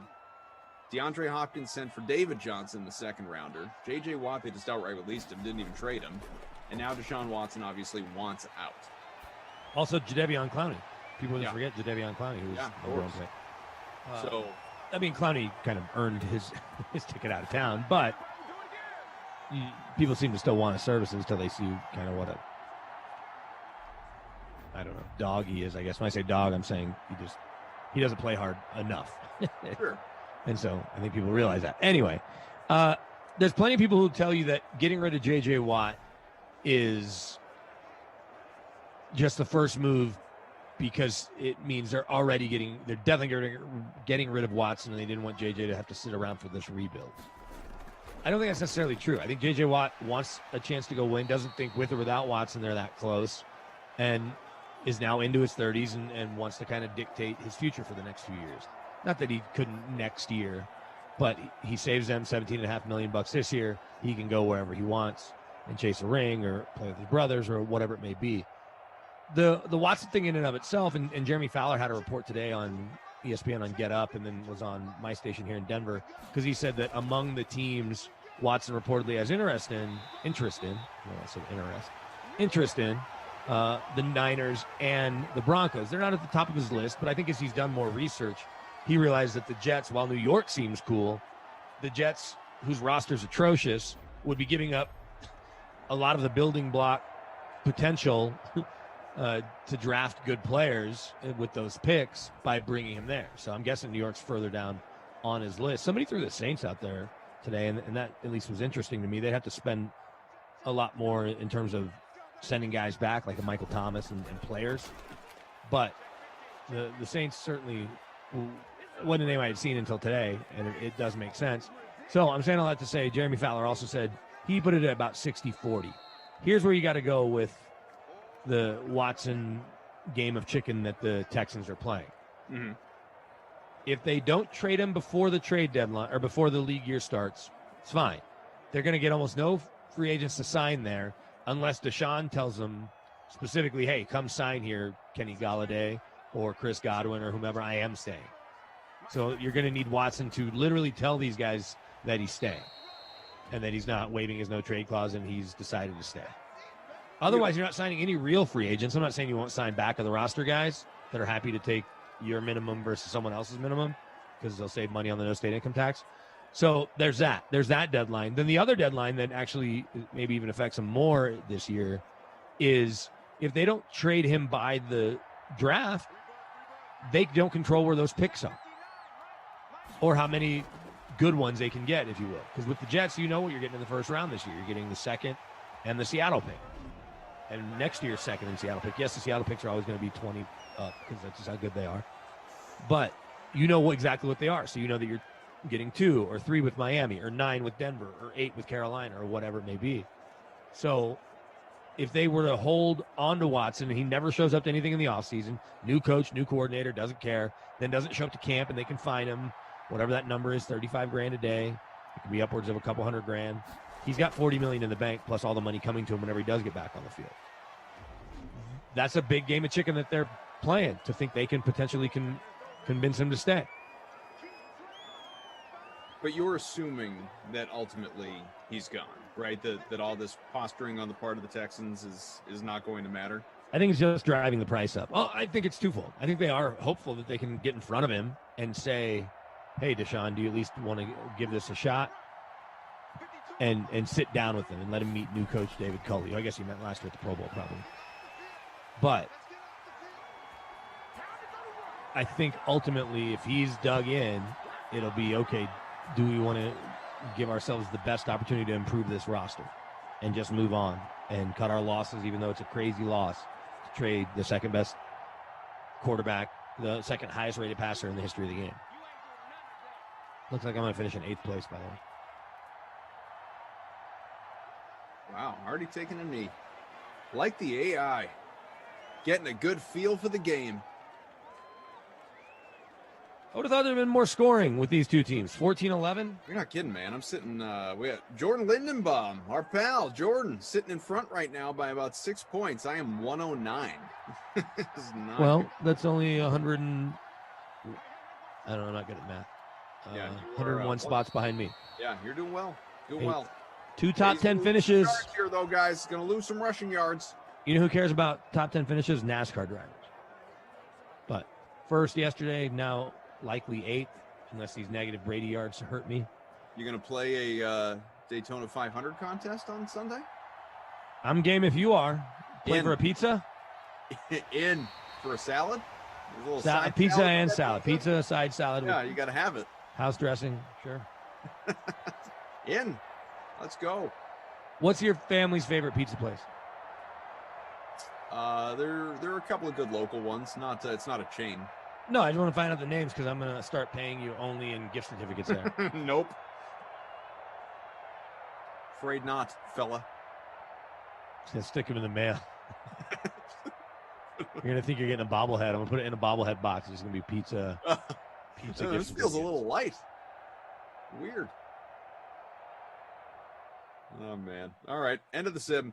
Let's review some of the numbers here as our guy Lindenbaum looking like he is the projected winner anyhow.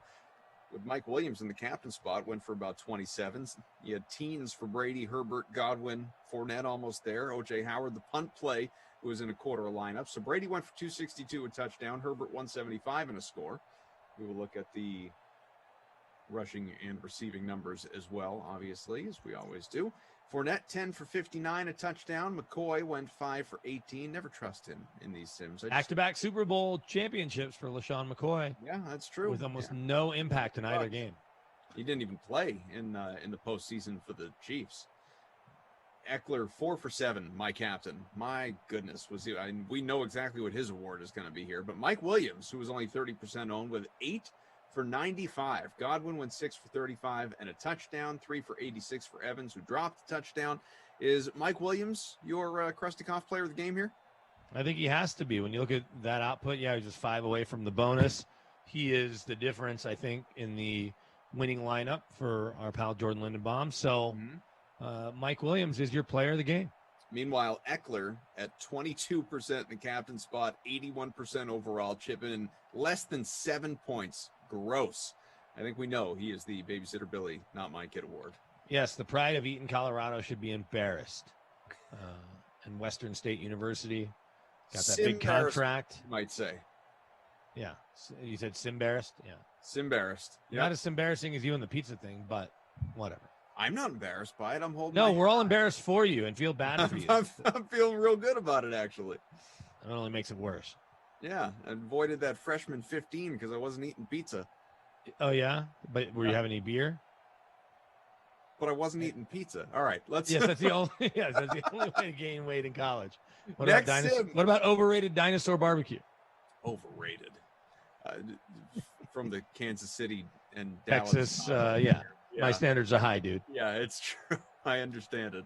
Next sim, Madden After Dark, a little less than an hour from now, you get the two of us again. So who knows what is on the way? We didn't do any TV or movies, but we did plenty of food. Steelers and Seahawks. So more of an opportunity to talk about J.J. Watt. Obviously, Russell Wilson as well.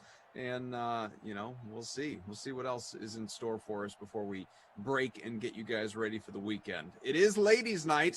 And we have a couple with us. Madison, our producer, Drew, our technical director, Zach, and Game Ops. Many of you out there in the chat, we appreciate it, but it doesn't end there. No, not by a long shot. My twin in Simland, Carolyn Asak. We'll be back with you in a little bit. TL, take it away. Oh, I don't even know what to say to that. Thank you. Because you hate pizza. I love pizza. We're wearing the same sweatshirt. I don't even know. This is the worst Friday of my life. But it's not like we shopped at the same place. I mean, I think a lot of people have this sweatshirt. thank God we would have killed each other during that shopping experience. But Well, you wouldn't have gone to the food court and gotten pizza. That's a good point. All right, gotta go. I actually ate pizza tonight. So we still have one more Madden Sim in the books with Madden After Dark coming up at 10 p.m. Eastern. Adam's making his way back. And Brandon, they're going to be back for the Steelers, and they're taking on the Seahawks. That showdown is featured in our Madden Stream 3K Flea Flicker contest. Check it out. A $5 entry. It's going to get you a shot at a $1,000 top prize. And the free contest for that showdown has a $250 prize pool with $25 going to first. And then we saw our last NFL game of the season on Sunday. As we all know, the football machine never stops. So take a listen to our friend Ross Tucker from the latest edition of the Ross Tucker Football Podcast. He's going to break down the game tape from Tampa's Super Bowl victory. Look, you actually went back and watched the coaching tape of the Super Bowl multiple times. Got to get some of your insight and takeaways. Before that, though, I do want to ask just one quick question. Washington football team re-signed Taylor Heineke. Greg, the guy was studying for finals in early December, started a playoff game against Tom Brady and the Bucks in early January.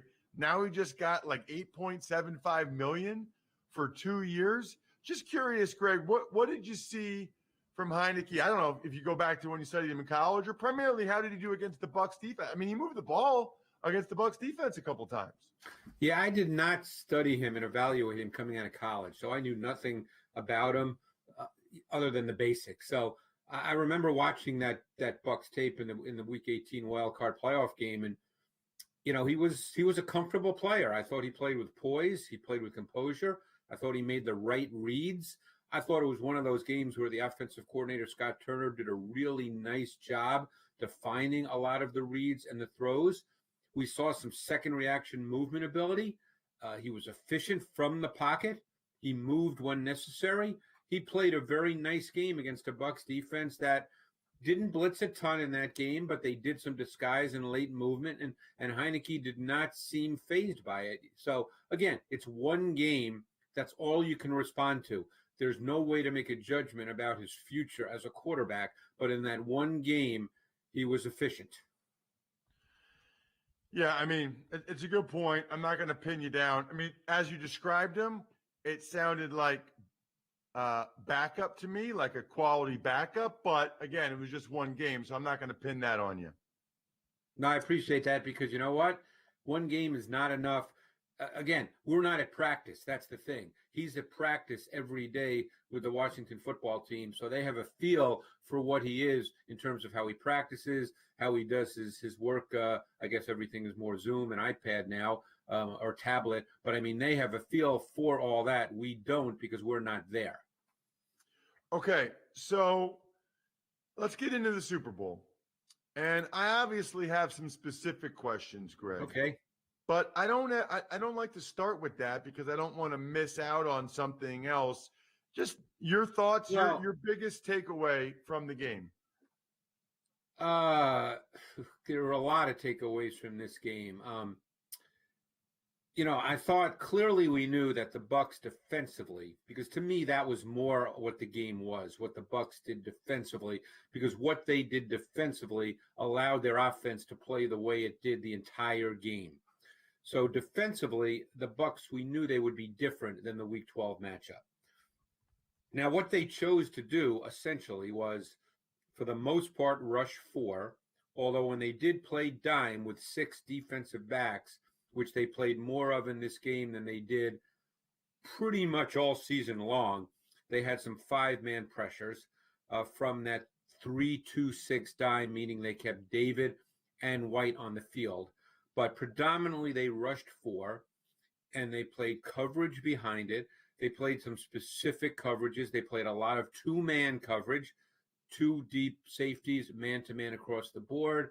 They played a lot of 4 across quarters, and they would lock. If the Chiefs were in a single receiver to the boundary and 3 to the field formation, they would lock the single receiver, what we call 4 lock.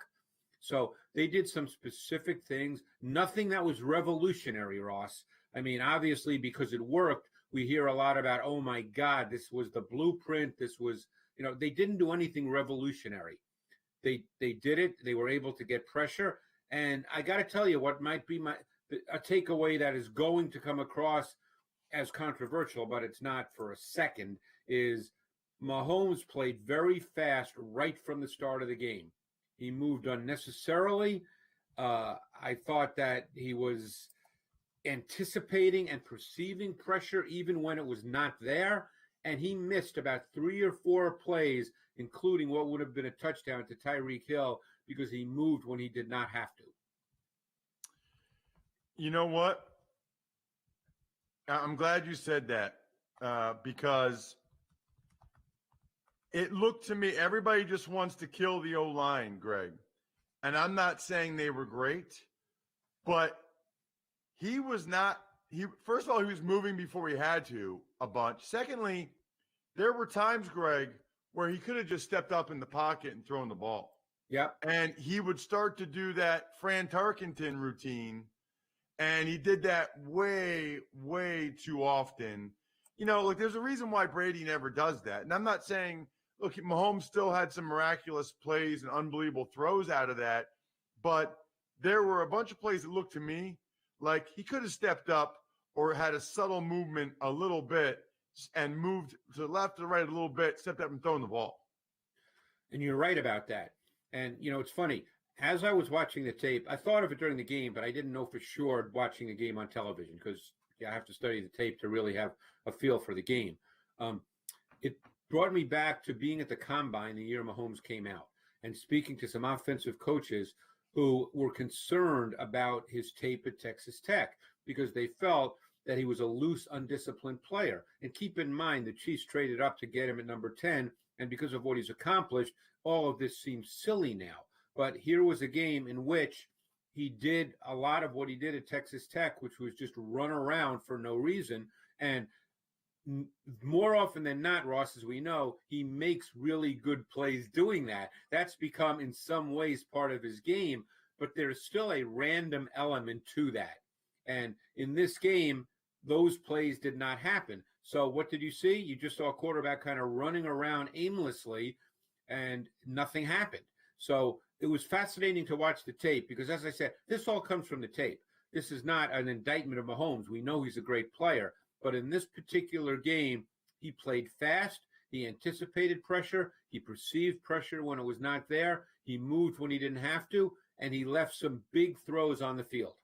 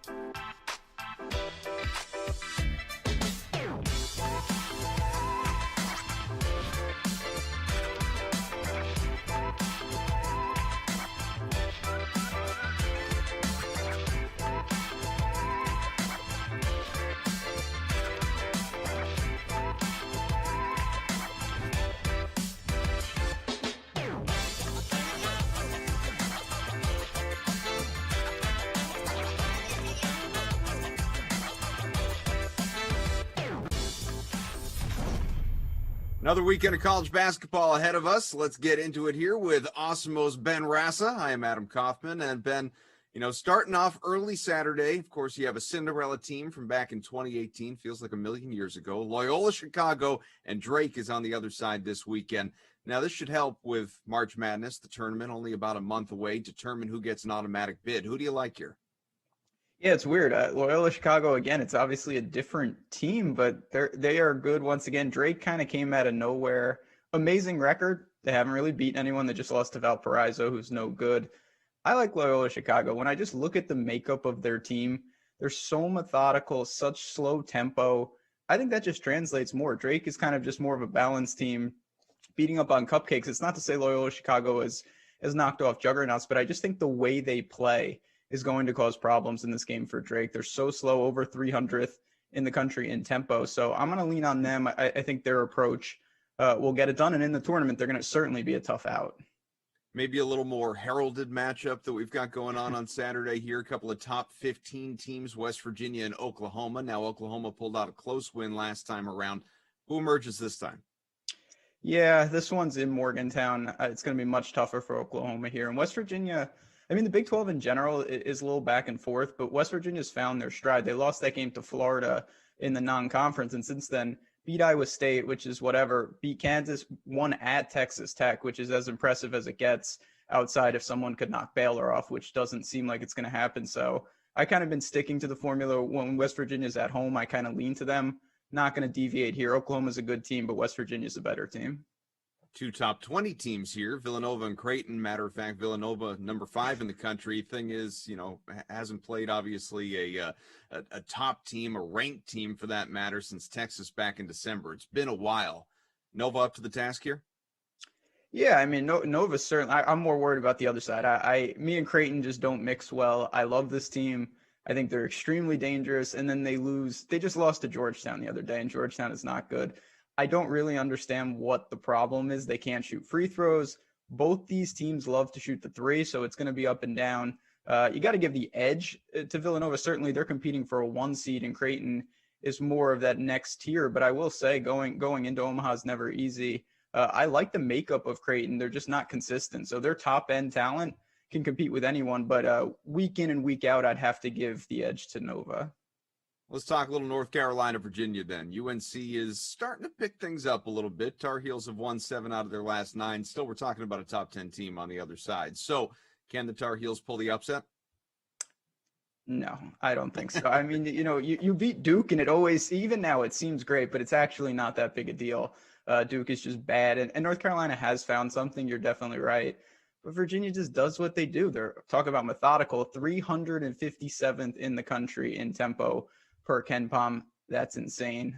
Lean on the defense, really low scoring. They just held Georgia Tech to under 50 points in a game. I don't know how UNC can compete with that. So I have a feeling, like most, Virginia will control the pace, control the tempo, ultimately will win the game. Who's your upset pick this weekend? So I'm not going to – this would be too dangerous to say that this team is going to win outright. But I will say Gonzaga has gotten through all their quote-unquote major hurdles. They beat BYU again. They play San Francisco on Saturday, who's not a great team. They're 10-9. You're going to be getting a ton of points, certainly, if you want to lean that way. I think San Francisco can give them trouble. With a minute left in the first game, and this was at Gonzaga, they were only down 3 points. Gonzaga hit a couple threes, extended it to 10, blew them out in the second half. This is in San Francisco. They're coming off that BYU game. Obviously, Gonzaga's the better team. We all know that. Don't sleep on the Doms, though. If this one was closer and kind of hung around into the second half, I wouldn't be shocked. I would be shocked if they won the game, but I think San Francisco keeps it much closer than everyone else thinks. Raz, pleasure, my man. Enjoy the weekend. You too, man. We'll talk soon.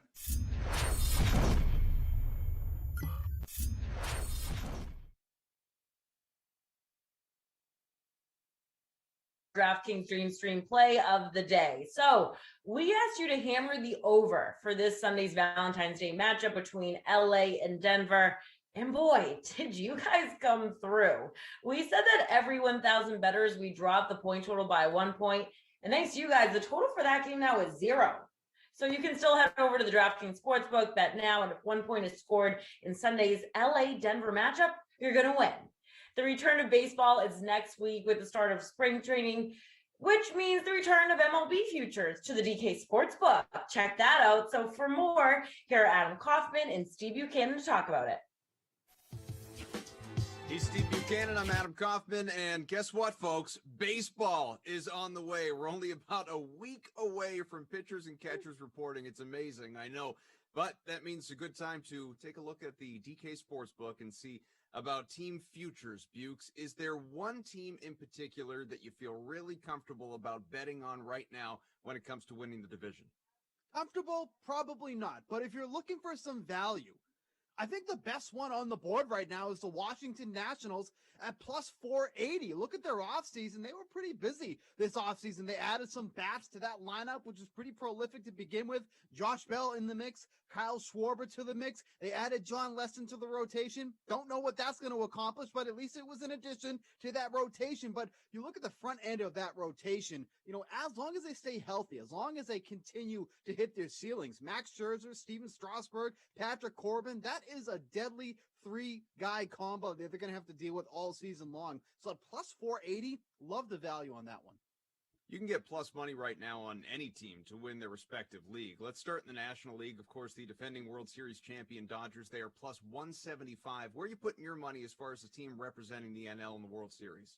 Look, we're going to hear about this team plenty, but the Padres at plus 385 before the season begins is hard to ignore. I mean, obviously, they have been the talk of this offseason, adding Yu Darvish, adding Blake Snell. They even added Joe Musgrove, which is kind of a trade that we didn't hear about too much, but he easily could step into so many other teams and be the number 2 guy. So getting him into the mix as one of the back end guys is massive. This is somebody who only threw 39 innings last year, but still struck out 55 guys and had a 14.4% swing and miss rate, which was a new career high for him. Getting someone with that much upside in the back end of the rotation is going to be huge. Those two teams are going to be battling it out all season long, but I love getting the Padres at plus 385. Other side of the bracket, of course, the American League. The Yankees plus 260 to represent the AL in the World Series. Now, I don't know. You could decide how you feel about putting your money there, obviously, but is there somewhere else you'd rather lay down some cash? I mean, look, don't get me wrong. Like, it would be weird for me to say that the Yankees aren't the team, because of course they're the team. I mean, that rotation has a ton of potential, but that's the key word, potential. I mean, how is Corey Kluber going to fare here? This is somebody who's only made 8 starts over the last 2 years. What about Jamison Taillon? He's coming off his second Tommy John surgery. How is he going to respond? For me, I've been a big White Sox backer for the past year. I'll be on them again at plus 380. I absolutely love what they've done with this team. I love what they've done to the bullpen. They grabbed Liam Hendricks, who's going to be the closer for them. That's huge. That bullpen's going to be strong. Obviously, they have a core power lineup they're going to run out. Not crazy about the manager at all. I hope that doesn't come to be a big factor during the year, but I think the White Sox plus 380, that's obviously the team to watch, but I don't think I had to tell you that. It's not just team future bets. There's player future bets as well. You can look at most valuable players, Cy Young winner. You can go in either league. So let's start on the mound. A Cy Young favorite for you on the DK Sportsbook for futures odds, both leagues. Yeah, so I'm going to go with Tyler Glasnow here. Now, maybe that's not a name that's going to jump out to you immediately, but plus 950. This is somebody who ended last season third in K percentage at 38.2%. When he is healthy and he is on the mound, he is absolutely nasty. And we, talk about guys like Shane Bieber, Jacob deGrom. When we talk about strikeouts, believe me, I absolutely understand there. But Tyler Glasnow in his first year with the Rays 2 years ago was almost untouchable. He had some injuries that he dealt with last year, had some issues with home runs, but through a full season, I think we could really see what Glasnow can do. And he's someone that I could think could be a dark horse in the AL Cy Young race. Who's your favorite MVP bet? Either league. Oh, man. Fernando Tatis Jr. plus 850. I mean, come on. I mean, this is a guy who we haven't even seen play 162 games yet. In the 2 years that he's played, 143 games played. In those games, 39 home runs, 98 RBIs, 27 stolen bases. Isolated power in those 2 years, 272 and 295. Last year, his wins above replacement was at 2.9. That was the best amongst all shortstops and the 4th in the entire major league. This guy is going to be a player.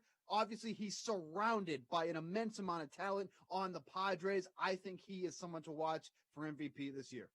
It's all about winning. World Series here. You gave us your league favorites. Who's a good long shot to go out and win the whole thing? The Blue Jays at 25-1, I think, is a really enticing number. Look what they've done during the offseason as well. One of the biggest names is now with the Blue Jays, George Springer.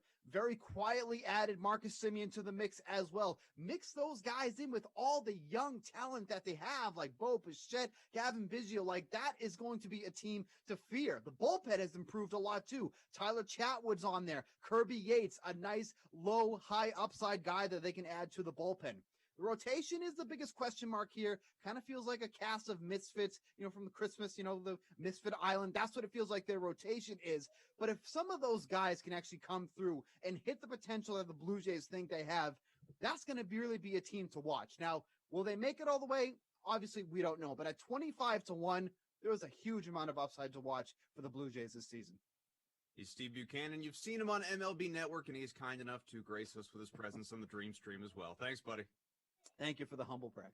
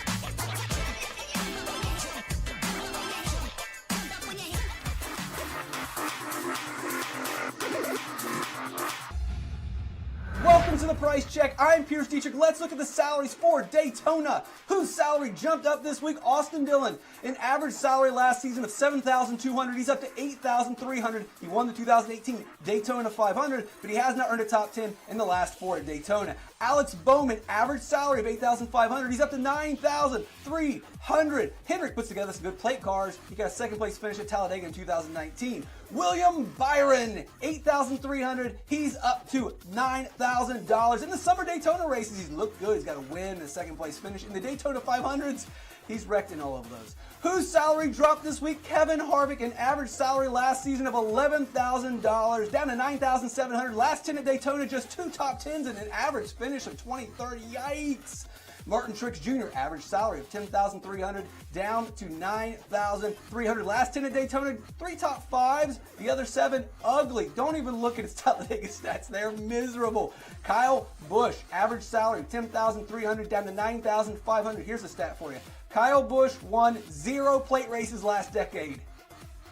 Let's hope the 20s are kinder to Kyle Busch. Favorite play of the week, Denny Hamlin, $10,400, back-to-back Daytona 500 winner, looking for the 3-peat, and why not? He's out there playing chess while the rest are playing checkers. Eric Almirola, $8,600. The numbers don't lie. Over the last 5 seasons, that's 20 races, he has the best average finish. All right, guys, check out DK Nation for your DFS information needs if you've got NASCAR questions.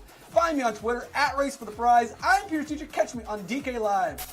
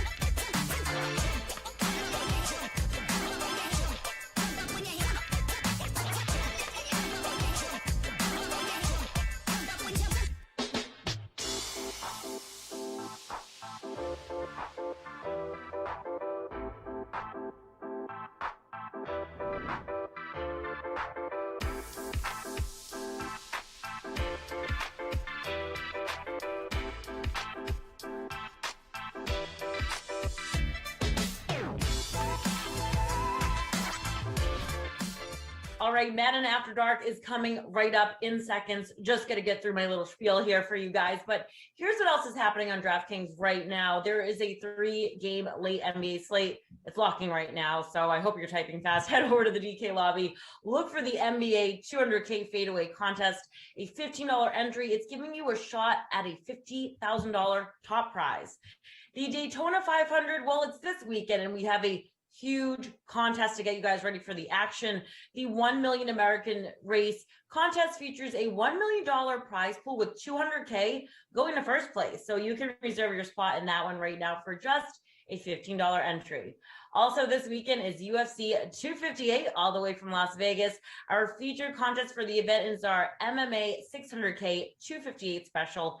$600K in total prizes with $150K going to first place. Enter now for only $20.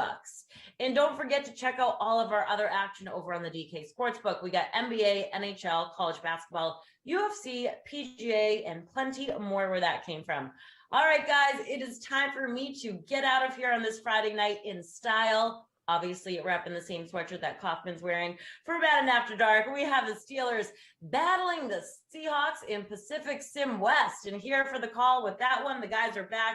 Kaufman and Brandon Cristal. Take it away, guys. DL, thank you so much. Enjoy the rest of your ladies' night and, of course, your weekend. Brandon Cristal, Adam Kaufman, you just heard it. We are happy to be with you. Lineups have locked, so hopefully you jumped on into the free roll, whether the larger one or, of course, our more modest one that we keep a close eye on. With 166 entries, the Madden After Dark, the Ken TJ and Derek Watt bring their bro to pit free roll that we've got going on. BK, how are you, buddy? Well, I'd be doing better if I'd remember to fill out a lineup for this contest. I did it for 5 NBA contests. I'd love to say it's because I finished 9th last game and 1st last night that I'm trying to give everyone else a chance to do well. But what happened was you invited me to both of these. I clicked on this one first earlier this afternoon, realized it was a later game. I was like, no, I'll get to that in a second, but that looks like a good game. Steelers, Seahawks, a lot of fun choices. So I filled out, obviously, the lineup for the last game. That got me in the top 10. But I'll tell you, I would have captained Chris Carson. Just in case anyone was wondering. I would have captained Chris Carson because I always captain Chris Carson when the Seahawks play. So I would have gone Chris Carson, both quarterbacks. Probably wouldn't have been able to afford a top-flight wide receiver, so probably like a James Washington and likely both kickers. Well, so I went with, I decided to pay up. Russell Wilson in the captain spot, along with Ben Roethlisberger, Eric Ebron, Greg Olsen. So a couple of QBs, couple of tight ends, and then Carlos Hyde, who I love the value play, man. $4,400. He's in almost half the lineups. A lot of people thinking the same thing. And Seahawks DST, which is why I am near the top right now, because I was one of the folks to decide to play that DST 18% owned. We'll see if that holds, though, for us. But we are underway. Seattle will start off with the ball at its virtual home. And how much longer will we get to see this? Russell Wilson quarterbacking the Seattle Seahawks. Probably another decade. Yeah, I don't think he's going anywhere either. Here's the easiest thing to do. Instead of trading him, just let him talk to you about personnel issues, and then you're done. Involve him, not unlike Tom Brady basically running the ship there. I guess no pun intended or pun intended. I'm not really sure, to be honest. In Tampa, where you'd be captaining the ship at that point. Yeah, that's a great point.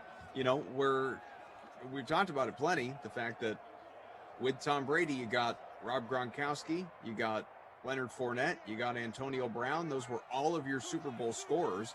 And who knows who's going to follow in the future, whether it's Adrian Peterson, who would love to. All they have to do is offer him a contract, or maybe J.J. Watt, or any number of guys that Tampa will now effectively, for as long as Brady's there and playing well, which, knowing him, could be another 6 years, they are going to be Patriots South now. They are going to be the team that recruits veteran guys looking for rings at low salaries. Russell Wilson, however, if he got, to your point, a little bit more of a say in personnel, maybe the Seahawks could get toward that point too. So it seems almost impossible. And he said maybe he'll be quarterback for another 6 years. Could you imagine if he did that and they went to the Super Bowl a bunch and he wins 3, 4, 5 rings in Tampa? Then does that make the Patriots Tampa Bay North all those years? It doesn't really work like that. But at that point, we will, I think, have put to bed the Belichick-Brady argument, although it does seem like you have to realize people are going to come play with Brady in Tampa. That's an easy sell. If he would have left for the Bills and gotten people to come to the Bills, that's a different conversation. I was having a text chat with. Is that, by the way, because of climate or? Yeah, well, I think it's and part of it is the Belichick way, right? Is also going to be off-putting. But I'm just saying, even in Buffalo, with what they have, say he would have signed there, they would have traded Josh Allen.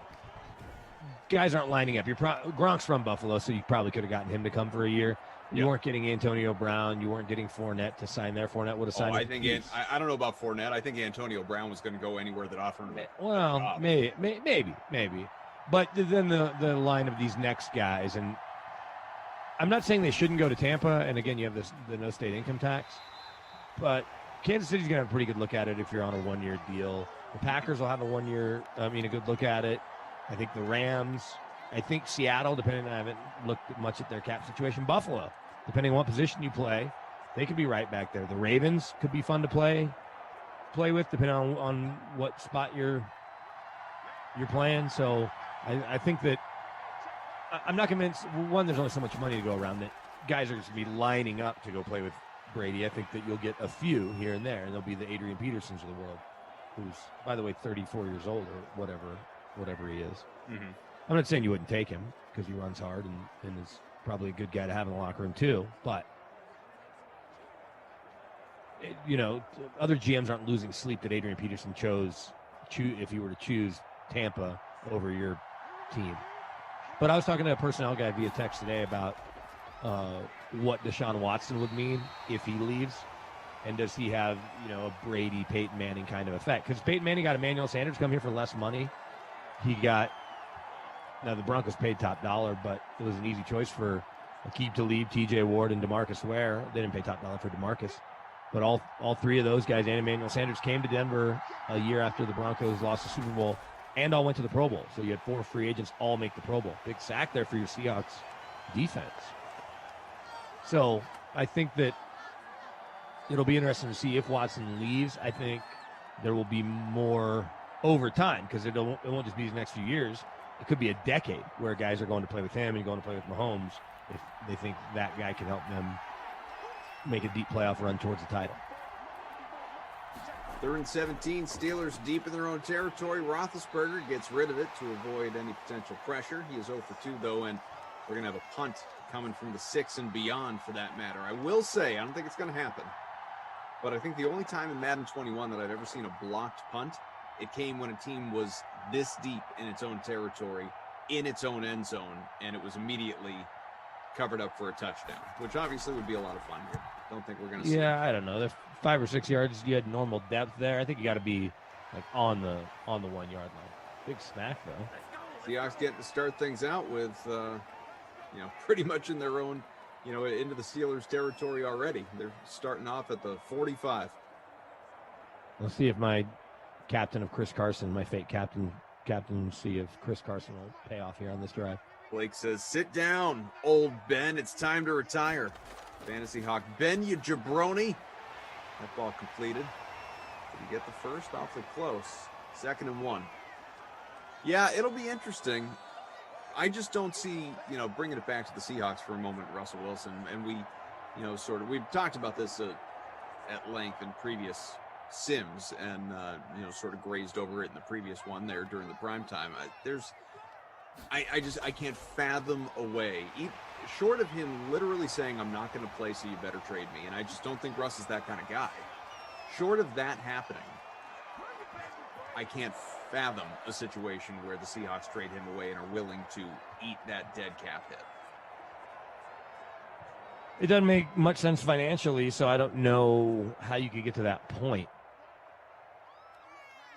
Beyond him going the route that we think Deshaun Watson's going. But for Russ, what's interesting is there's plenty of people who will tell you that are around the Seahawks that... Here's your guy, man. Chris Carson breaking through. Touchdown.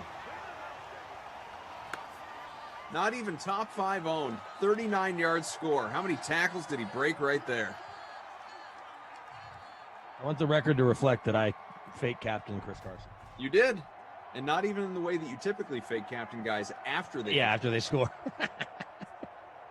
I think that strategy works, though. I'm almost 100% with it every time. But they're at different points in their career. They mean different things to their city. I'm not saying Russ maybe doesn't want to play somewhere else. And maybe he just thinks with that power structure, knowing that ownership is non-existent there, and I'm not trying to pick on Paul Allen's sister. I think she is even more removed from the team than Paul Allen was. Paul Allen let his people do their thing and would show up at home games and I think maybe some road games. But I don't think she ever had a desire to own a pro football team. She inherited her brother's $18 billion because he was never married and never had kids. So ownership leaves everything to Pete Carroll and John Schneider. And John Schneider's got that new deal. So that power structure is not changing anytime soon. Pete has a new deal too. It becomes a question of, and I don't think it's anywhere near as toxic as what's going on in Houston, but does Russ think that he can have enough influence and they'll get enough help? He did bring up Dwayne Brown in his Dan Patrick interview, so they at least made one move to get him a left tackle, but he has been sacked 394 times in his career, the most of anybody in that town. Does it surprise you it took this long for him to grow vocally tired of it? Well, I think some of it had to do with let's see what else is going on in the world. And once Tom Brady was able to leave New England and find success, but leave New England, and now Deshaun Watson being disappointed with what's going on and that getting out that he wants to move. Way to put it. Well, there's a cloud cover, if you will. So this isn't Russ being the only story. This is Carson Wentz wants out, and just go down the list. And Matt Stafford wanted out. So just add him to the list of QBs that wants a different situation.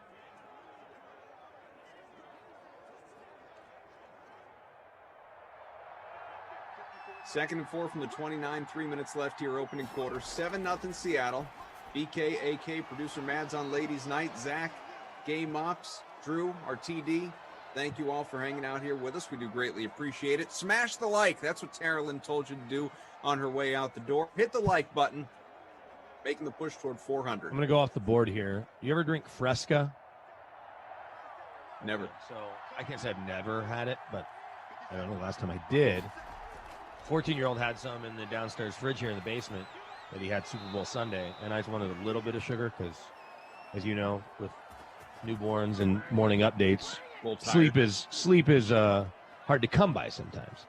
Was that my guy James Washington, by the way? So there's Fresca in the fridge, and my aunts always have at least 3 cases. Well, there you go. We don't often have a lot of soda with really any soda in the house. My wife drinks a lot of coffee. I don't hardly drink any coffee. I'll buy more energy drinks than I like in situations like this. And I say that only based on when we had the 2-year-old and he was a baby and never sleeping. But in general, I just don't drink a lot of caffeine or soda. But I will say this, Fresca's pretty tasty. So not saying it's going to become a go-to, because once this little girl's sleeping completely through the night, and we're getting close, then I will be my normal tired with morning updates. But I won't go out of my way to have caffeine and soda.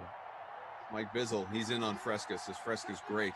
How many hours, I don't know that I've ever asked you this, and we live sort of similar lives, schedule-wise. In normal circumstances, meaning like you don't have a newborn who doesn't sleep through the night. Normal circumstances, how many hours a night would you say you sleep on average? Well, that's what's tricky is because of the morning updates. So Well, that's why I asked. Yeah, waking up at 4:30. If I'm lucky, 5.5. I said lucky means I'm not goofing around watching TV too late. Right. Now, you actually make yourself go to bed. Because of the pandemic, I've been able to get up, handle my stuff, and then have a little bit of downtime because I wouldn't have to immediately get in the car or plan my day to go to Broncos practice or something. And I'm using football season because that's 7 months of my year, 6 months of my year. And so it's, we'll call it 5 to 5.5, and on the weekends, 6-ish, maybe 7. But I remember when we had our little boy a couple of years ago, and I started traveling a bunch after he was born in August. I remember going to like the Senior Bowl and the Super Bowl, and I didn't have to be anywhere early, but it was the first time I'd really been away because I wasn't traveling with the Broncos. And I still couldn't sleep more than I was waking up every 4 hours. It was just my body was conditioned to always wake up because he was a rough sleeper through the first 15 months of his life. But when I had that chance, my body just wouldn't let me relax, I guess. What about you? My body's default is sleep as long as possible. Okay. It doesn't, which is good and bad. Like, but there's not much of an internal body clock that it's like, oh my God, I'm not one of those wake up a couple minutes before his alarm goes off kind of people. Or, if it's the weekend, but I'm talking pre-pandemic here because my schedule was kind of flipped a little bit. This is more than people really care about, so I won't spend a lot of time on it. But there's, like you, I mean, I was getting up even earlier. I was getting up like 3:30 in the morning, Monday through Friday. But on Saturday and Sunday, I mean, if I were left alone, I would sleep until 9, 10. Yeah. Like, yeah, sure. My body's is not just, well, you're used to getting up at this time. You're going to get up. It's nope. Checks on out. I'm pretty good at being able to fall back asleep, and because I'm up most mornings and I'll deal with babies early, and then my wife has to get up and get work done because now that she's back at work, then I'm just kind of left on my own, navigating naps and whatnot and getting fed and all that. But on the weekends, every now and then, she'll get up and grab the 2-year-old and take the little one with her, and I'll sleep till, I'll be up and then I'll go back to sleep for another hour or something, which is always nice. DeMac Line says, cough. Hearing Brandon talk about caffeine reminds me this afternoon, Kenny said he started drinking coffee in 2nd grade. It really is Tweak from South Park. Eric says, I was at a bar. I told my buddy I had to go. He said, you got a date? I replied, I have a date with the DraftKings live stream. It's cool that people are going to bars on dates. How about that? Eric, and we love that you're here and always want you to be here. But you have, if you're looking for, for my blessing, for permission on behalf of everybody, you can watch us on delay. You can watch us on repeat when you get home. Just, scroll on back on the YouTube feed and live it like it's real time. Unless, of course, part of your significant part of your enjoyment is actively being in the chat with your, comrades here and interacting with us. I guess you can't do that on delay. So that I get. End of one, by the way, 7-0 Seattle. We're pacing toward a very similar sim to what we had in the 8 o'clock, which was no offense. Well, it's so early.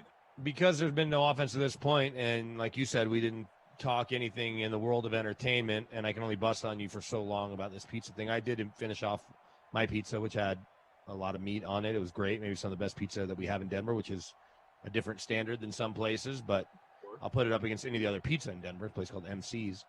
Nice. You missed out on how great pizza could have been for you tonight and all the other nights of your life for the last 30 years. But what did you ever finish? Did you finish Psych and move on to other stuff yet? I am. It's funny. I was just watching Psych during our little break there. While you were eating pizza, I was watching Psych. I was watching the Aladdin live, whatever, with Will Smith as the genie. Not terrible. Not terrible. Good, no, not terrible. They're making a sequel, which shouldn't surprise anyone because it's a money grab. But I was pleasantly surprised actually. But to answer your questions, we got a 2nd and goal from the 3 here. Can Pitt get a touchdown? James Conner.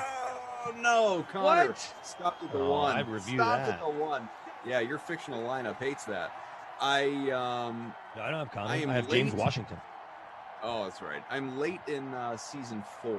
There are 8 seasons, and then there were 2 or 3 movies that they made as well. You're gonna get through all of it. What's that? You're going all straight through. You're not varying it up or watching anything else. I mean, I might if I feel really compelled, but I'm not like binging multiple series at the same time. I may take a break and watch a movie or something. I want to watch these new HBO Max movies that are out.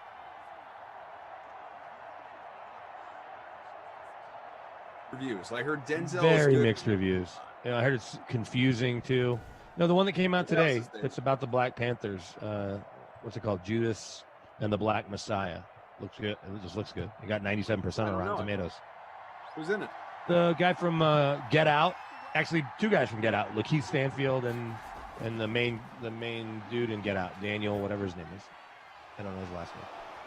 Touchdown, Eric Ebron. This is my nice. lineup, my actual lineup that I built.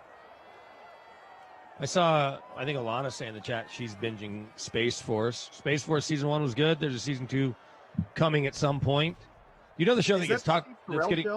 Yeah, it's funny. It's worth the 8 or 10 episodes. I've never seen it, but I heard it. I laughed enough. Trust me. You know what else I'm laughing at? I don't know if I told you about this. Maybe we talked about it. Mr. Mayor with Ted Danson. Yeah, it's you told me you were going to check it out. I don't know that you actually told me you had. Yeah, started. there's only 7 or 8 episodes, or there's only 8 episodes. I think it's probably through 6 or 7. But it's Tina Fey and Robert Carlock who did 30 Rock, and and Kimmy Schmidt. So Unbreakable Kimmy Schmidt, which was good, but not as good as 30 Rock. This is good. Ted Danson. I mean, yeah, we talked about it because we talked about Ted Danson's greatness. Right. Yeah, it's good.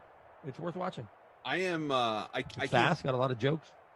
I can't begin to tell you how much I'm enjoying Psych, though. And I realize, this was popular like a decade plus ago. I'm very late to this party. And I knew I was going to like it, but I am loving it. Oh, do I enjoy this show. Sean and Gus are just everything I want me and my best friends to be. 2006 to 2014. So by the end, that was only 7 years ago. Yeah, I guess that's true. But you had missed the first 7 years at that point. One of the movies was just last year, for that matter. I didn't realize that they're still making movies with it. Yeah. You can watch it free on Peacock. Yeah, it's on Amazon Prime also. That's why I've been watching it, because you don't have to deal with the Peacock commercials. What's behind Peacock's paywall? All those SNL episodes? Say again? I said, what's behind Peacock's paywall? The $4.99 a month. I have like no The idea. Office? I mean, maybe Mads knows. I think I don't know if there's anything specifically behind it, other than you can not watch commercials. Like, I think if you try to watch anything on Peacock right now, you have to. It's like a half-hour show is a half-hour show. It's not 22 minutes. Yeah. So I think if you pay, then you can avoid commercials. Okay. Which most people, quite frankly, would do. But like, I went to SNL and tried to find the couple sketches I wanted to find. The Wilt Chamberlain sketch with MC Hammer, and that wasn't available. And then the Alec Baldwin mimic sketch. Neither were available. Did you try YouTube? Yeah, those aren't on YouTube. I've looked for years. All right, I'm sorry. Me too. You know what episodes they're in and thing? Yeah, I went and looked them up. Found the season, found that, and you know how they condense it from an hour and a half to like an hour, and they pulled both of those sketches, literally the day Peacock came out. I downloaded the app. I can't remember where I was, but I was like on my phone looking at it, and neither were there. Bummer. Yeah. Lounge Talk Podcast says, Koff, you should do a championship free roll and invite everybody who took first place in the free roll to see who is the official free roll champ. Just a thought. I love the idea. I'm certainly unlikely to go back and look to see who's won all of these things. Well, here's the other part too. There's no way to really distinguish yourself, because just like with anything, you can draft a team based on all these factors, and then you captain whomever, Russell Wilson, and he has no touches. Well, but doesn't that's make no you a bad different player. than no, but that's no different than all the other fantasy championships. Yeah. Yeah, I mean, DraftKings just crowned the king of daily fantasy sports for our Tournament of Champions. Right. That's how it works, I guess, right? You have to have a I mean, good run and a best day. Yeah, exactly. That person had the best day of the other, 38 that were in contention. Meeker says the free version of Peacock has limited content and ads. The $5 a month tier has everything available but with ads. The $10 a month package is all content and ad free. So there you go. Thank you, Meeker. As I am about to scratch another. Seahawks says, I'm out of here. Good night, world. Oh, thank goodness. I can stop messaging at the same time. I can focus on the actual broadcast. Sorry, you were saying. Wait, Madison doesn't have Peacock? Well, it's free, and you can watch parts of every season of SNL, Madison, so I feel like you're doing yourself a disservice. Oh, I guess if you own them all on DVD or Blu-ray or Laserdisc. Or VHS. She says, I don't own DVDs. I'm a millennial. With a lot of S's. Well, then she probably doesn't own it. Could you download every season from Amazon Prime? I guess you probably could. Or Amazon Prime TV. Maybe. We have all spent our money in regrettable ways, like buying 1,000+ DVDs. Yeah, think about how many more time when I look up sketches, they're on YouTube. Think how many more slices of pizza you could have had. Greem says, I'd rather not. Greem says, love watching Sims with commentators my age. It's so smooth and soothing. I think we're mostly in the same ballpark age-wise, all of us. I mean, I guess Bo says Betamax. Yeah, I knew some people had Betamax. I guess there's a decade range. That's true. There's probably a good decade range. I don't know who's the oldest of our announcers. It might be me. you. I'm going to be 43 next month. It might be you. And our youngest would probably be Tommy C. Yeah, well, Lamarcus not very old either, is he? Flash? Is Flash younger? All right. Flash might have might be a couple years younger than Tom Ace there. Okay. The only reason you would know I'm old is because I tell you how old I am. I might look old enough, or look as old as I am, and I talk about all these kids. But it's kind of a new development. I get that my stepson's 14, and I've been with my wife since he was 5. But most people won't confuse the way I live my day-to-day life as the guy who's father of all these kids and just kind of hanging out, Mr. Mom. But that's the world I'm in right now, which is fine. I definitely had plenty of fun and waited till I was 35 to get married. Meager says, we got pizza tonight after the idea from you guys talking about Koff's aversion to it in the last sim. It'll make you enjoy it even more thinking about how he's not enjoying it. That's what I thought when I had my last slice of pizza. Meat Lovers, or whatever it's called, from In the Seas here in Denver.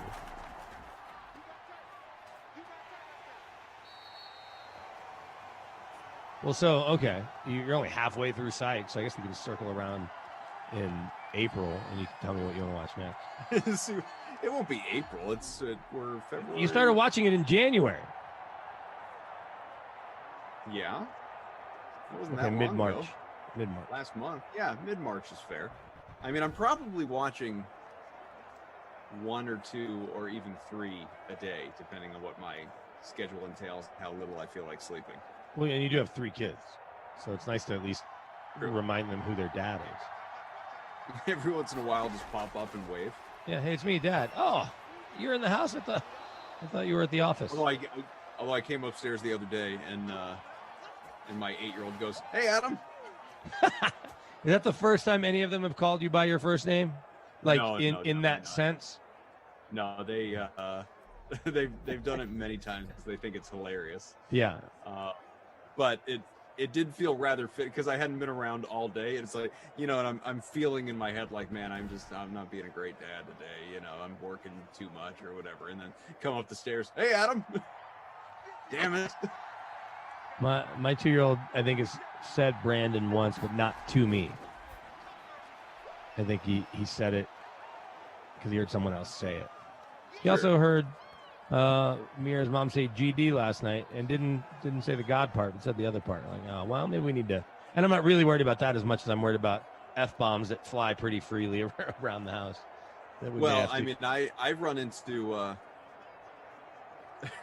So, it's not unusual for my kids to, depending on the time of day, not right now, obviously, but if I'm doing the nooner or something, they might pop on the sim and just kind of watch it while they're having lunch or something like that. And, fast forward to non-sim related stuff. My 6-year-old he's on the PS5. He's playing Madden the other day, and I'm sitting next to him just watching him play, or maybe playing against him. I don't remember. And he's getting frustrated with, I don't know, like the play calling. He goes, "What the hell?" And I said, "Dude, like you're 6. No. Yeah, like no. I mean, and I realize that's not like a curse, but still, you don't want your 6-year-old talking that way. There's a good completion out in the. That Ebron again? Yeah, it looked like it out to the 14. It was, and then it happened a couple more times over the course of the day. And I said to my wife, I was like, I don't know where he's getting this, but we got to nip this in the bud. We got to make sure this stops. And then he's watching me on a sim, and I think I said "what the hell" like 3 times in the context of I was whatever in the sim. We're like, I don't know what the hell Deshaun Watson, whatever, something like Sure. that. And she says to me, she's like, I think we know where we got it. Yeah, well, Man. my wife and I are equal opportunity offenders. What's more interesting is we definitely had a stretch, where the older one was going through elementary school, and then in the middle school. And the funny thing is, he doesn't use profanity around us, but we'll get a hold of, it was an iPod, and now he has a cell phone. And he talks the way all of us did when we were 14. And it's, F this and F that, and, MF this. And it's like, hey, dude, like, let's dial it back. But yeah, for the little kids. But then I find touchdown, Pittsburgh. Is that James Washington? Oh, Deontay Johnson. I find myself. You're desperate. You're just willing James Washington into existence. Don't even have a lineup. Is that James Washington? I find myself more comfortably not only using profanity, but we also call him names more easily when he's deserved it, and he understands it. You'll get to the point where you're just calling them jerks or even, Richard Nixon. Yeah. Well, and you're like, hey, stop being like that. And he gets it. And he told me that the other day. I think he told his mom, he's like, hey, Brandon was being a you-know-what. I was like, I don't know. You earned it. My 2-year-old, fortunately, it didn't really happen today. So maybe we're getting out of it, I hope.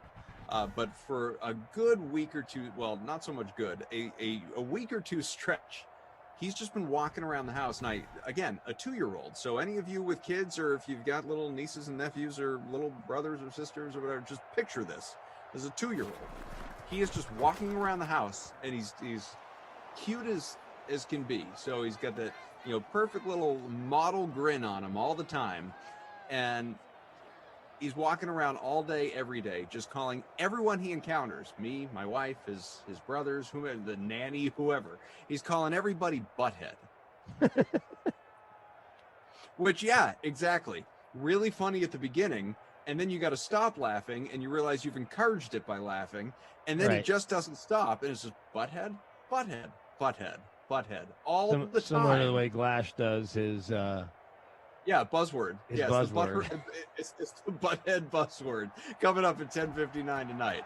So that that's a problem. What's pretty funny though is he will. You're talking about the cursing. So he obviously I curse a lot, but I think I'm pretty good to not do it around the kids.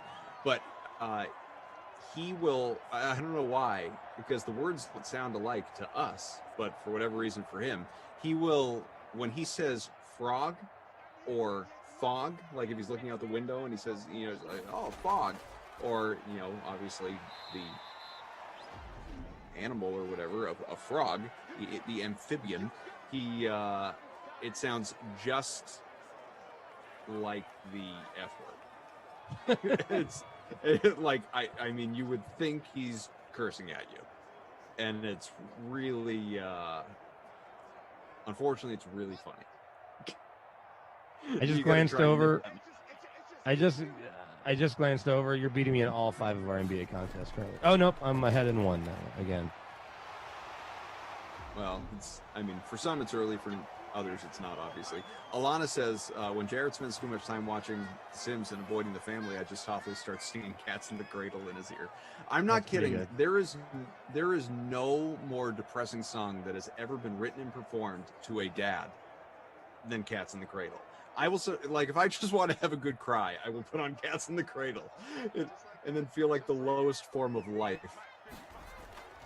When you'll know you're in trouble is, one, when you give your kids cell phones and or your wife and they make that your ringtone. Oh my God!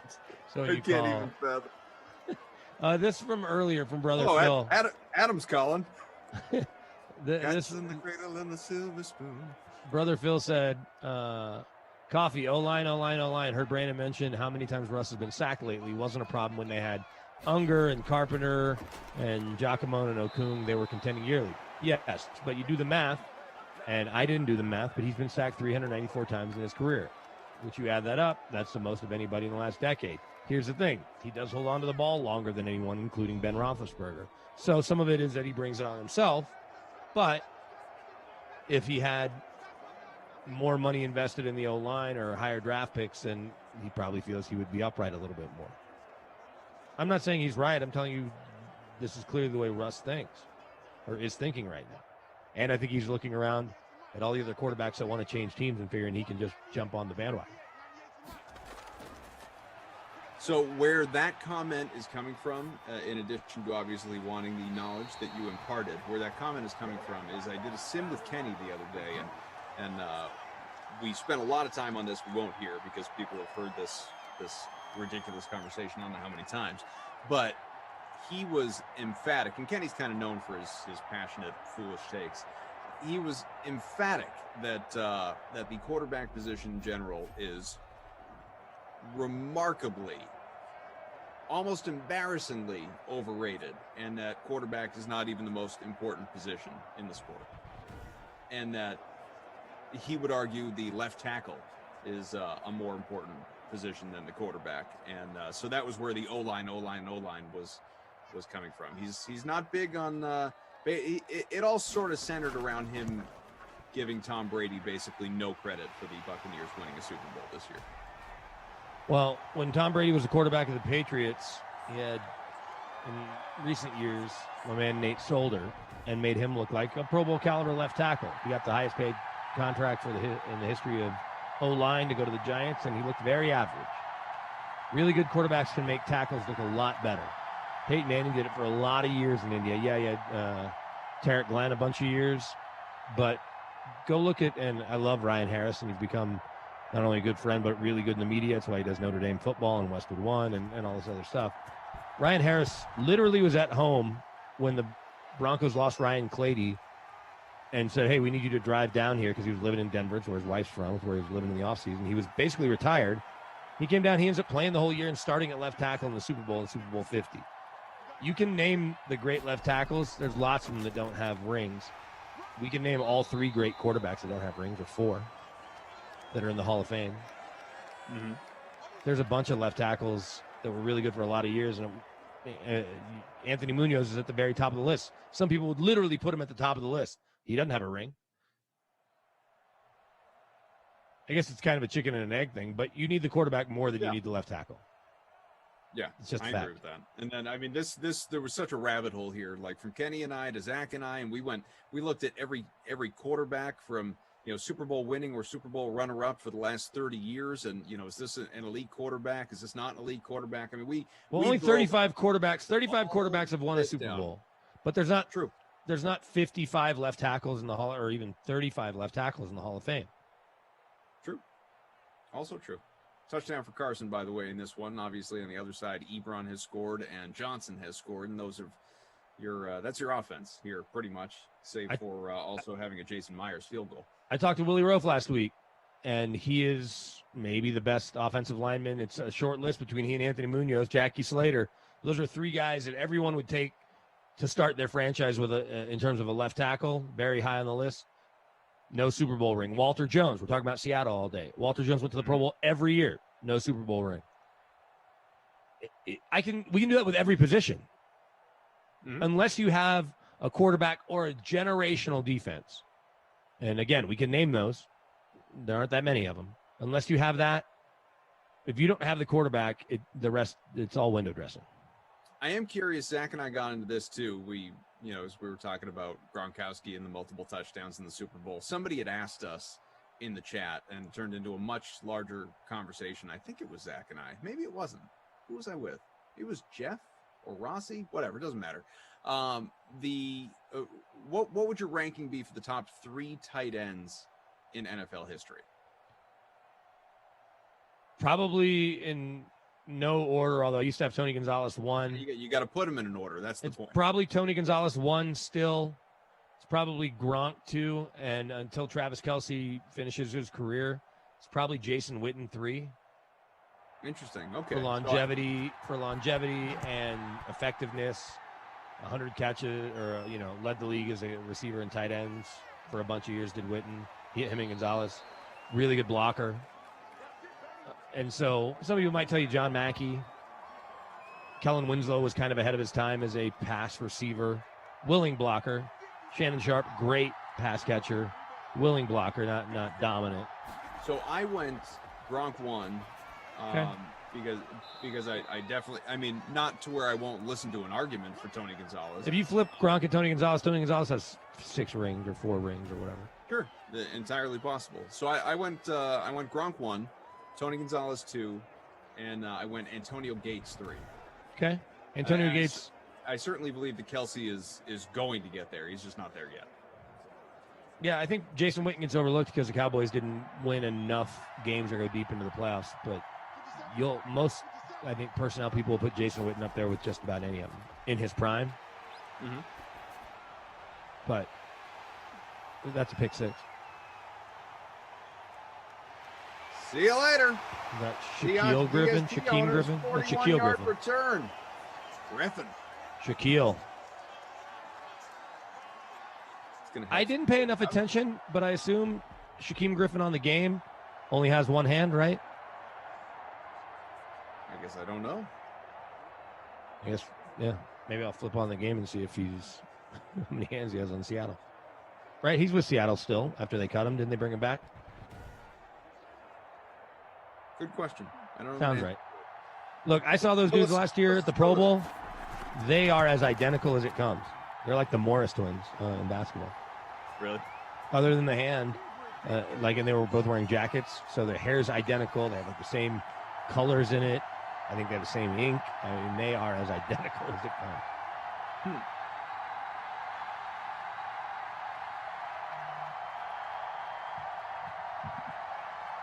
Early third quarter, 17-14. Seattle has jumped in front here. And thank you all for being with us.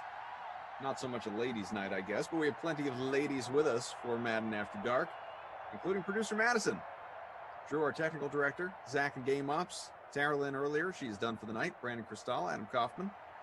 Kareem says Willie Nasty Rofe was the first polarizing tackle in history. I don't know what made him polarizing, but he did make an all-decade team in 2 decades and made it Pro Bowls in both NFC and AFC. Maybe somebody in the chat can fill me in on this, by the way. Apparently, I wasn't listening. This has been relayed back to me. Willie Glash is concerned, paranoid, perhaps, about my Valentine's Day plans as a result or relates to his girlfriend, Priv, good friend of the DK Sim fam, often in the chat. Maybe she's out there listening. Hi, Priv, if you are. I'm confused. Somebody in the chat, some of you hashtag Team Always Here people could fill me in. She was, or he, I should say, he was passionate. He was up in arms. He was. I think alarmed. I don't know. He needs to make sure he's taking his Valentine's Day stuff seriously until one, they have the cat and or are engaged. Yeah, I mean, she might. I mean, talking about players with rings, she might be looking for a ring. Yeah, our significant others are stuck with us. We got all these kids. I'm not going. No one's going anywhere. That's right. I already bought my wife flowers this week, but I buy her flowers all the time. So they are locked in. These poor women stuck.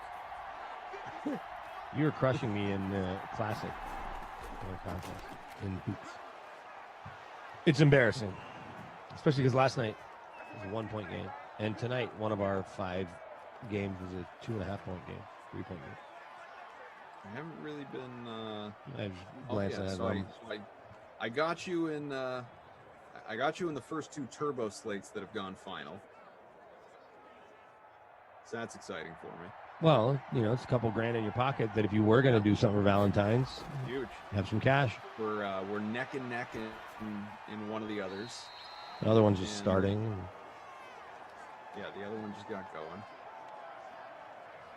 Yeah, Classic's not close right now. I don't think it's going to get close either. I might have had Giannis or Joker, though. I don't know. 5 feels like a lot. Producer Drew's got Monte Morris. I've got Monte Morris in our I hope you don't have De'Aaron Fox or... Nope. Or anyone on the Magic. All their guards are out. I still played 3 Magic players. I played Terrence Ross. I figure he's going to handle the ball. Smash Lana says, holy heck, I just moved up to 2nd place. There you go, Smash Lana. Keep it up. Everyone's looking up at my fake lineup with Carson in the captain spot, both quarterbacks. I'm switching Washington to Ebron because I realized I had more money.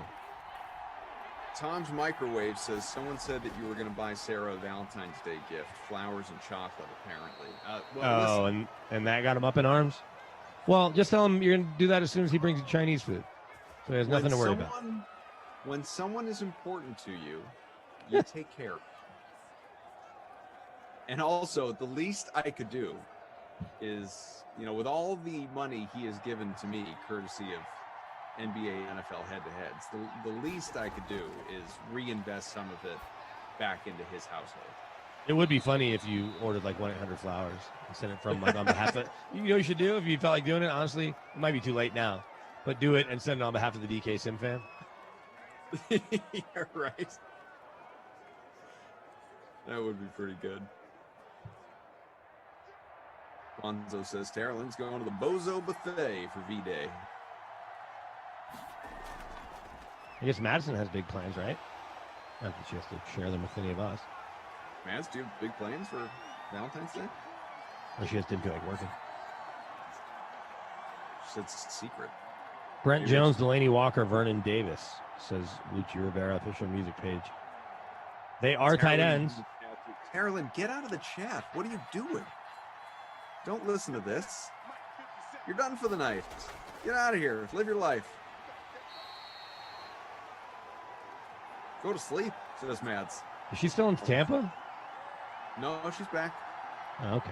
Well, after having a wild weekend last weekend where masks were optional in Tampa, it seemed like, even with the mandate. Carolyn, don't tell me what to do, bozo. You gotcha. Carolyn, sleep well in our sweatshirt. I think it'd be funny if you guys shared a sweatshirt and it just went back and forth. Alana says the Krusty Cough having a Valentine's special, 2 straws on all milkshakes. I wouldn't mind a milkshake. You know what? I wonder if the Sonic's still open by me. Oh, Sonic. Not that I'm going to get milkshake, but maybe I'll go get something. Although it is. Sonic tater tots. Where's Tater Hater? Tater Hater around in the chat? It's 9 degrees here currently. That's not going to stop me from getting. Don't like that. From getting something from Sonic in the ice cream family or milkshake family. Just like I'll have soup in the middle of July if I want some damn soup. I'm not going to let weather dictate. Yeah. I mean, look, you're inside. You got the AC on. It's not like you're out. You're sweating bullets. Make some soup. Have some soup. Yeah, it might be weird if you're hanging out by the beach and it's 100 degrees and you're like, yeah, I'm gonna make a bunch of soup. I think I'm going to have some ice cream after this, though. Okay. Now I'm in the mood for a little dessert. Now that we're talking about it. My wife's best friend stayed with us and bought all this Ben and Jerry's and it's still here. Oh, that sounds great. Bunch of Jimmy Fallon looking. Taking advantage of it's still there. Yeah, I don't know. 2 straws in the Fresca this weekend, says producer Drew. Soup's good, fills the cracks. Ever had Jenny's ice cream? Is that up by y'all? I don't know. JENI''S. Don't know it. Oh, it's a brand. So. No, I'll just go to I'll get like Juju. Berries, Friendlies, or Juju. Yeah, we don't have Friendlies out by us. No, that's very much our neck of the woods here. Although you guys haven't had Sonic forever. You have it now. Lounge Talk Podcast. Tomorrow's the last day to start an argument with your significant other to get out of Valentine's Day. I would argue it goes the other way. I would think you would need to step it up a little bit more on Valentine's Day to get yourself out of the argument. Well, no, it's if you don't want to deal with Valentine's Day, so you want tomorrow to be the last day of the relationship. No, I guess that's true. I thought I interpreted it as he just like wants to take a little break from Valentine's Day. But trust me, you don't want to deal with that end of things either. No. He's saying that if you're not married or living with that person, gotcha. and you want a quick ripcord, say something crazy like I don't eat pizza on the day before Valentine's. And Alana says you're gonna toss an empty cone on top of that ice cream. I might. That's another thing the Sim fam's been after me for. Do you find I mean, I'm not saying like you would do this ritually as a snack or whatever, but like, do you think there's something weird about eating an empty ice cream cone? Yeah. If we're talking about like a sugar cone or a waffle cone, like a cone that still tastes good. not like the little teeny cup ones that taste like chalk. Although I'd argue that eating those is easy because it's like 3 bites. So, like if you're at Jason's Deli or one of those places that has soft serve, and they've got the little silly cones like that. But yeah, sit there and just eat a waffle cone like it's a snack without ice cream in it. Unless you just don't have any ice cream and have an abundance of waffle cones. But it does seem a little odd. Or if you just went to the store and bought a box of waffle cones. Like just to have as a snack, you mean? Like that type of thing? Yeah. Yeah, like, oh, you finished a sandwich at lunch. You're just going to snack on a waffle cone without the ice cream because you don't want all the calories. Mass says that's weird. I'd do it, but if I was making a replacement cone at the same time, like snack on the cone while I make an ice cream cone. So where this came from was, and a lot of the time, and I will do this too, so I'm not like putting this on anybody. A lot of the time, you know, if we take the kids out for ice cream, it's just, I mean, you know, like with little kids, it's just it's so messy. Very messy. Very messy. Cone. It's a disaster. And if it's in the summertime, it's a race against the clock that you're never going to win. Right. And a lot of the time and that doesn't even include like the risk of them just fumbling the cone and dropping the ice cream. And then and then you have to get back in line and you're waiting another 20 minutes for them to probably drop it again. Infinitely safer to just get it in a dish, get it in a cup. Yeah. But a lot of the time they want the cone too. So you put the cone on top. Yeah. And but unless you're going to fill it with the ice cream, you're inevitably going to snack on the cone. It'd be like eating when you eat, it's like a side. Or like when you eat onion rings and the onion falls out and you're just eating the fried part, just the fried. Right. Whatever. And you're like, wait, where's the onion? Like now I'm just eating the fried. But I guess fried batter to be exact, but it sounds funnier to say fried. Robbie Noble loves you, man. But I think with kids, all bets are off because they just kind of want everything all the time. But just because you are putting the cone on top for them to have the cone with their ice cream, you're doing it out of speed because you know how fast it's going to melt. 2, cleanliness, right? And 3, functionality. It's much easier to keep it in the cup with a spoon or even if they're just using their mouth and kind of just doing whatever with the cone, kind of dipping it in. Versus you being a full-grown adult after you don't eat pizza, then to not eat pizza and go eat an empty ice cream cone like it's a snack is weird. And to buy them without buying ice cream, also weird. I'm gonna have an ice cream. You know what? I'm gonna have an ice cream later, and then I'm gonna have a cone after, just to prove a point. Okay. I'm gonna text you a picture of both separately. Travis says, "Cough, can you shout out my son Ian? He doesn't believe that this is live. We're here, Ian, or maybe Ian, it's Ian, like Ian, the we're here. broadcaster. Yes, or Ian Ziering. But we're Ian Ziering. We're here. Sharknado 12. Joey Chestnut ever done cones? Good question. I don't know. I know he goes to a lot of strip clubs, but that's a different conversation. Jeff says, Jeff, formerly of our guy, says, need a triple-double from Glenn Robinson III to keep me in a contest. Any chance that happens? I'm going to say it's unlikely. You have a better chance from his dad getting one.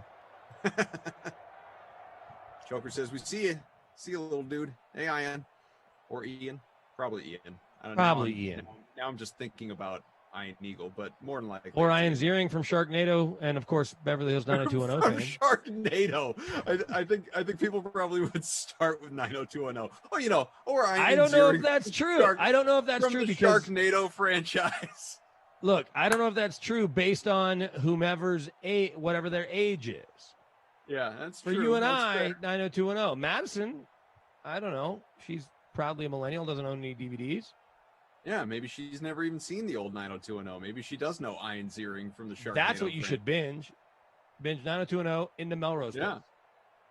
She says never seen it. See, I mean, yeah, the people who haven't seen 90210, the original, not that stupid remake, or that awful like sequels sort of reboot remake with the actual cast members from 90210.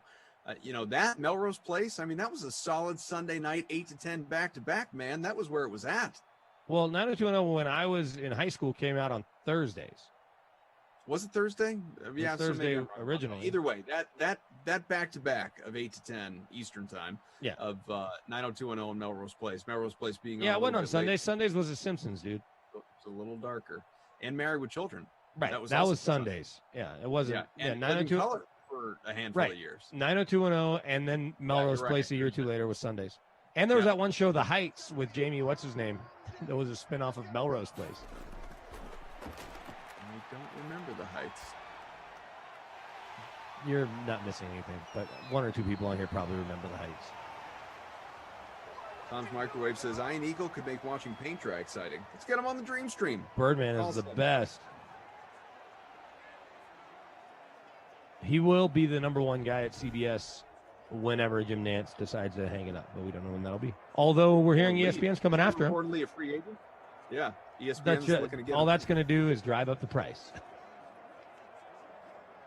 It worked with Tony Romo. It's going to work for Jim Nantz. I mean, he could go to ESPN. They would give him Monday Night Football, which would be a bummer for Steve Levy. They would let him anchor all the golf Thursday, Friday coverage. And then he could call college hoops and rotate with Dan Schulman, who gets to work with Dickie V and Jay Billis. But it's not the same. And he could, I guess be a part of the NFL draft and all that. He has the best job in sports, or one of them in broadcasting. Mm-hmm. A Super Bowl every 2 or 3 years. The Masters every year and the Final Four every year. It doesn't get much better than that. And the number one NFL game for CBS on a given week. ESPN can't offer a better job than that. All they can offer is more money. And I'm not going to speak for Jim Nance's finances, but unless it's something astronomical, why would he leave for even $1 million more or whatever the number is? Easy for us to say, though. Yeah, but I mean, Jim Nantz is probably already making $10 million a year, so I don't know. If he leaves, I'd be surprised. I'll just leave it at that. Sure. Plus, he has the Vineyard Vines. I don't know how the company's pronounced. He's got his wine company, The Calling. Like, he gets more money. Is that going to change where he lives? No, he's going to keep living on Pebble Beach and keep flying in his private jet or the private jet that CBS pays for.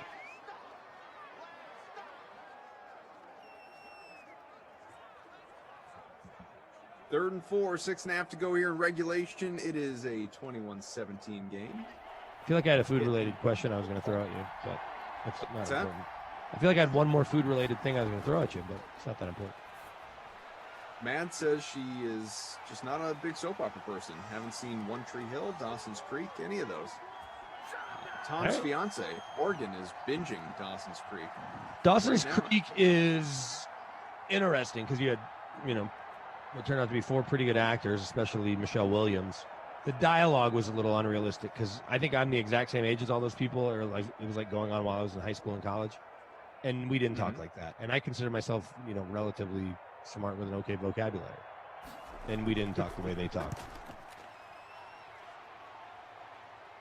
Got riders, professionals. Yeah, I just think it's interesting. Maybe they didn't feel like, or Katie Holmes and James Vanderbeek, they didn't feel like challenging the writers. Be like, this isn't how our friends talk. Like, no one talks like this. We don't do this.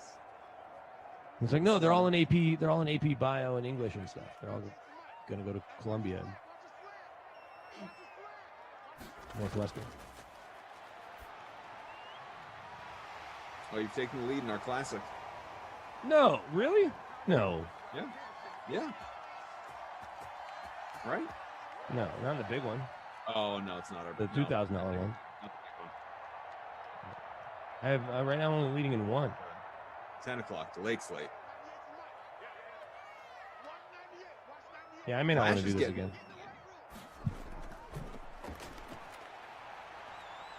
He's Oh, probably Nebraska's about to knock off 6th-ranked Illinois college hoops. How about Luka tonight? 46, 8, and 12. I feel like, I didn't play him. Yeah, Luka went for, I was going to say, Luka's in Glash's lineup. Luka went for 80 fantasy points tonight. I have him in one of our lineups. That's probably the one I want. But I do not have him in the classic. Is this the one with Luka?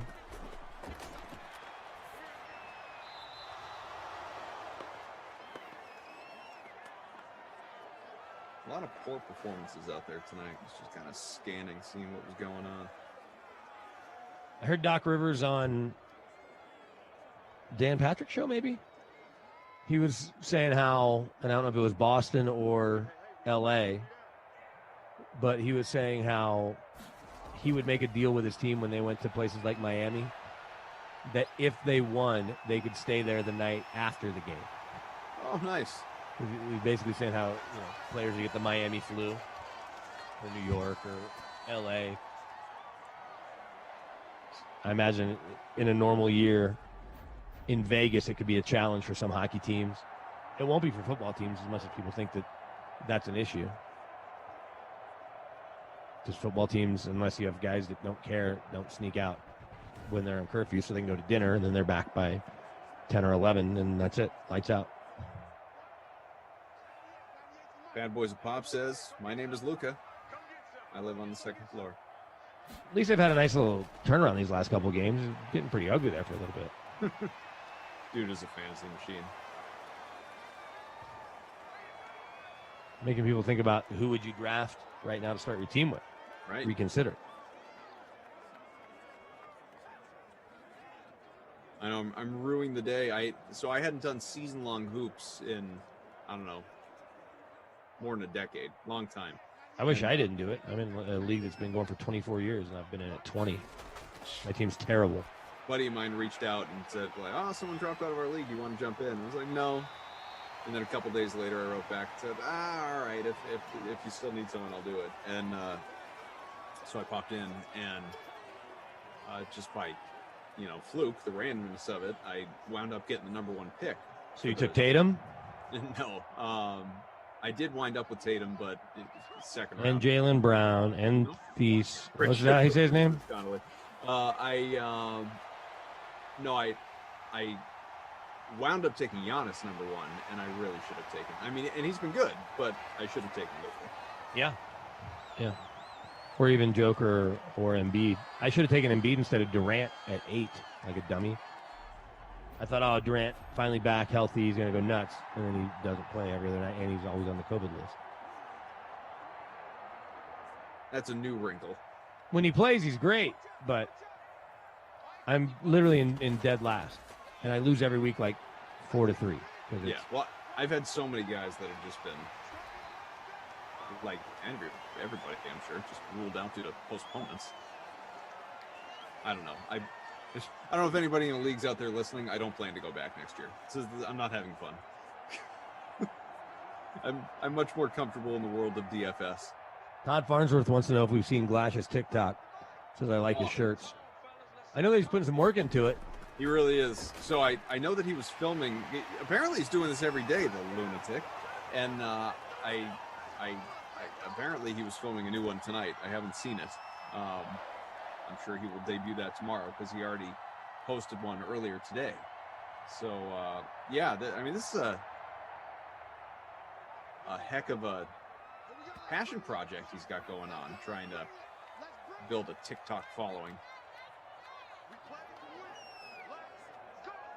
Seems, I don't know what the payoff's going to be for him, but I wish him luck. Oh, you did play Roby. He's going pretty well. I got Joker. Roby owes me from getting scratched the other night. He better be playing well. I'm trying to look at this on my laptop. I can't even see what my lineup is doing. I literally can't see their point. Seattle inside the 10 now, out to the 8. Russ, first and goal. Oh, yeah. Giannis has 2 minutes. Somehow Giannis has 51. He's on fire. Joker 50.5 does not get the flame emoji. What qualifies getting the flame emoji? I honestly don't know, and I've never inquired. Because Jackson has 32.75, which is way less than Joker, and he has a flame emoji. Well, because it's determined by returning value based on your salaries. We have a touchdown here, Greg Olsen. So it's not about the number of points specifically. It's about, whether you more than paid off your salary. I just don't know the exact formula that breaks that down for you. Smash Lana says Glash's TikTok content's actually solid. Well, good. I'm only beating you by 1.5 points in the one that I'm beating you. One turbo. Are you enjoying this? Independent of the results, just the constant lock every half hour. Are you enjoying this little experiment? No. Little too much for you? Yeah, it's a lot. I'd rather do head-to-head with more money on these Madden sims. Apparently, Christian has been creating paid sims for the DK Sim Fam friends. Oh, I'd be in on that, and I'd be in on if we had games with multiple players where it was winner take all. Because I feel like we've got enough working knowledge that it won't feel like it's an advantage for somebody, one of us over the other, even though you and Glash call the most games. No, I agree with that. I mean, I'm the one that finished first and ninth in those last two, and my fake line today would probably be doing pretty good.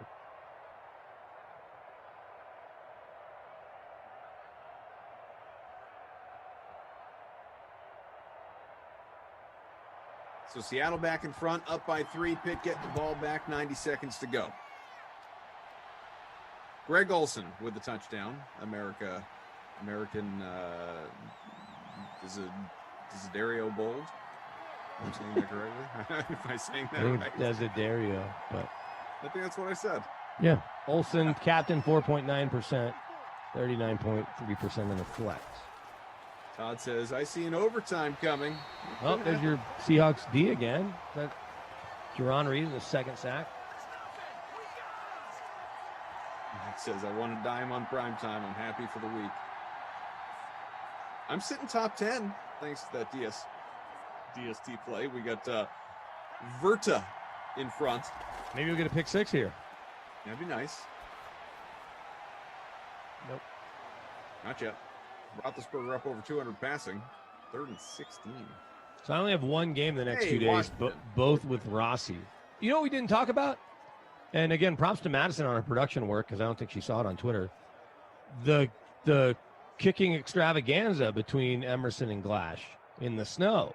Yeah, it's true. We haven't. So I did see the video, obviously. That Very entertaining, very underwhelmed by their kicking performance. Naturally.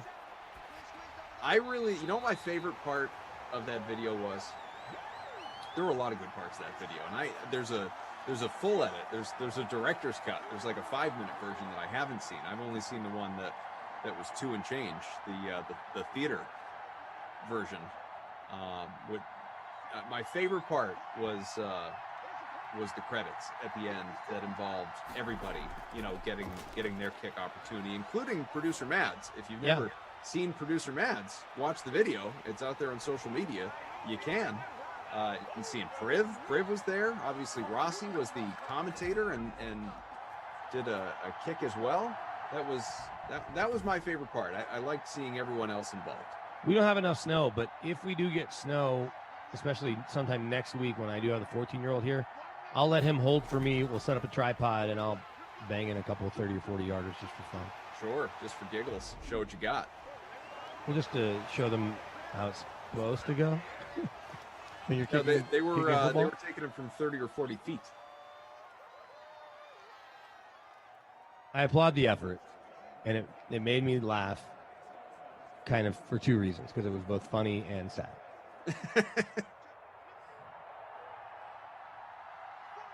Apparently, they both hit their first kicks, and then it was like 40 minutes of misses. Josh Lambo responded to Emerson's IG story. What did he say? What did he say? Oh, because Emerson tagged him in it. That's funny. Well, I don't think he seeked him out. Somewhere Yeah, out he's just there, following someone is Emerson? talking about me. I know it. I know it. Someone's firing up that Lambo. Maybe I can see if I can get Brandon McManus involved. That could be fun. Sure. Little kicking clinic. Apparently, he said, I can't tell if being compared to me is a good thing or a bad thing here. Look at my captain. Carson again. Very fair. Very fair on the part of Josh Lambo.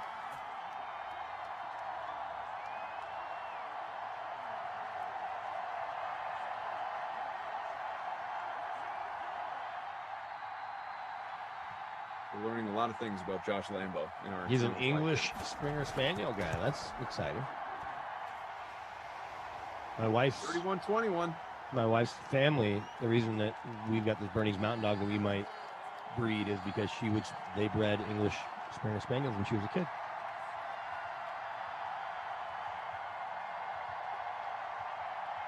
That's a fun fact.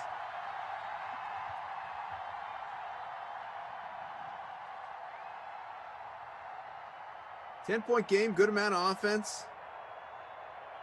And as usual, over the course of these couple of sims, we covered the gamut.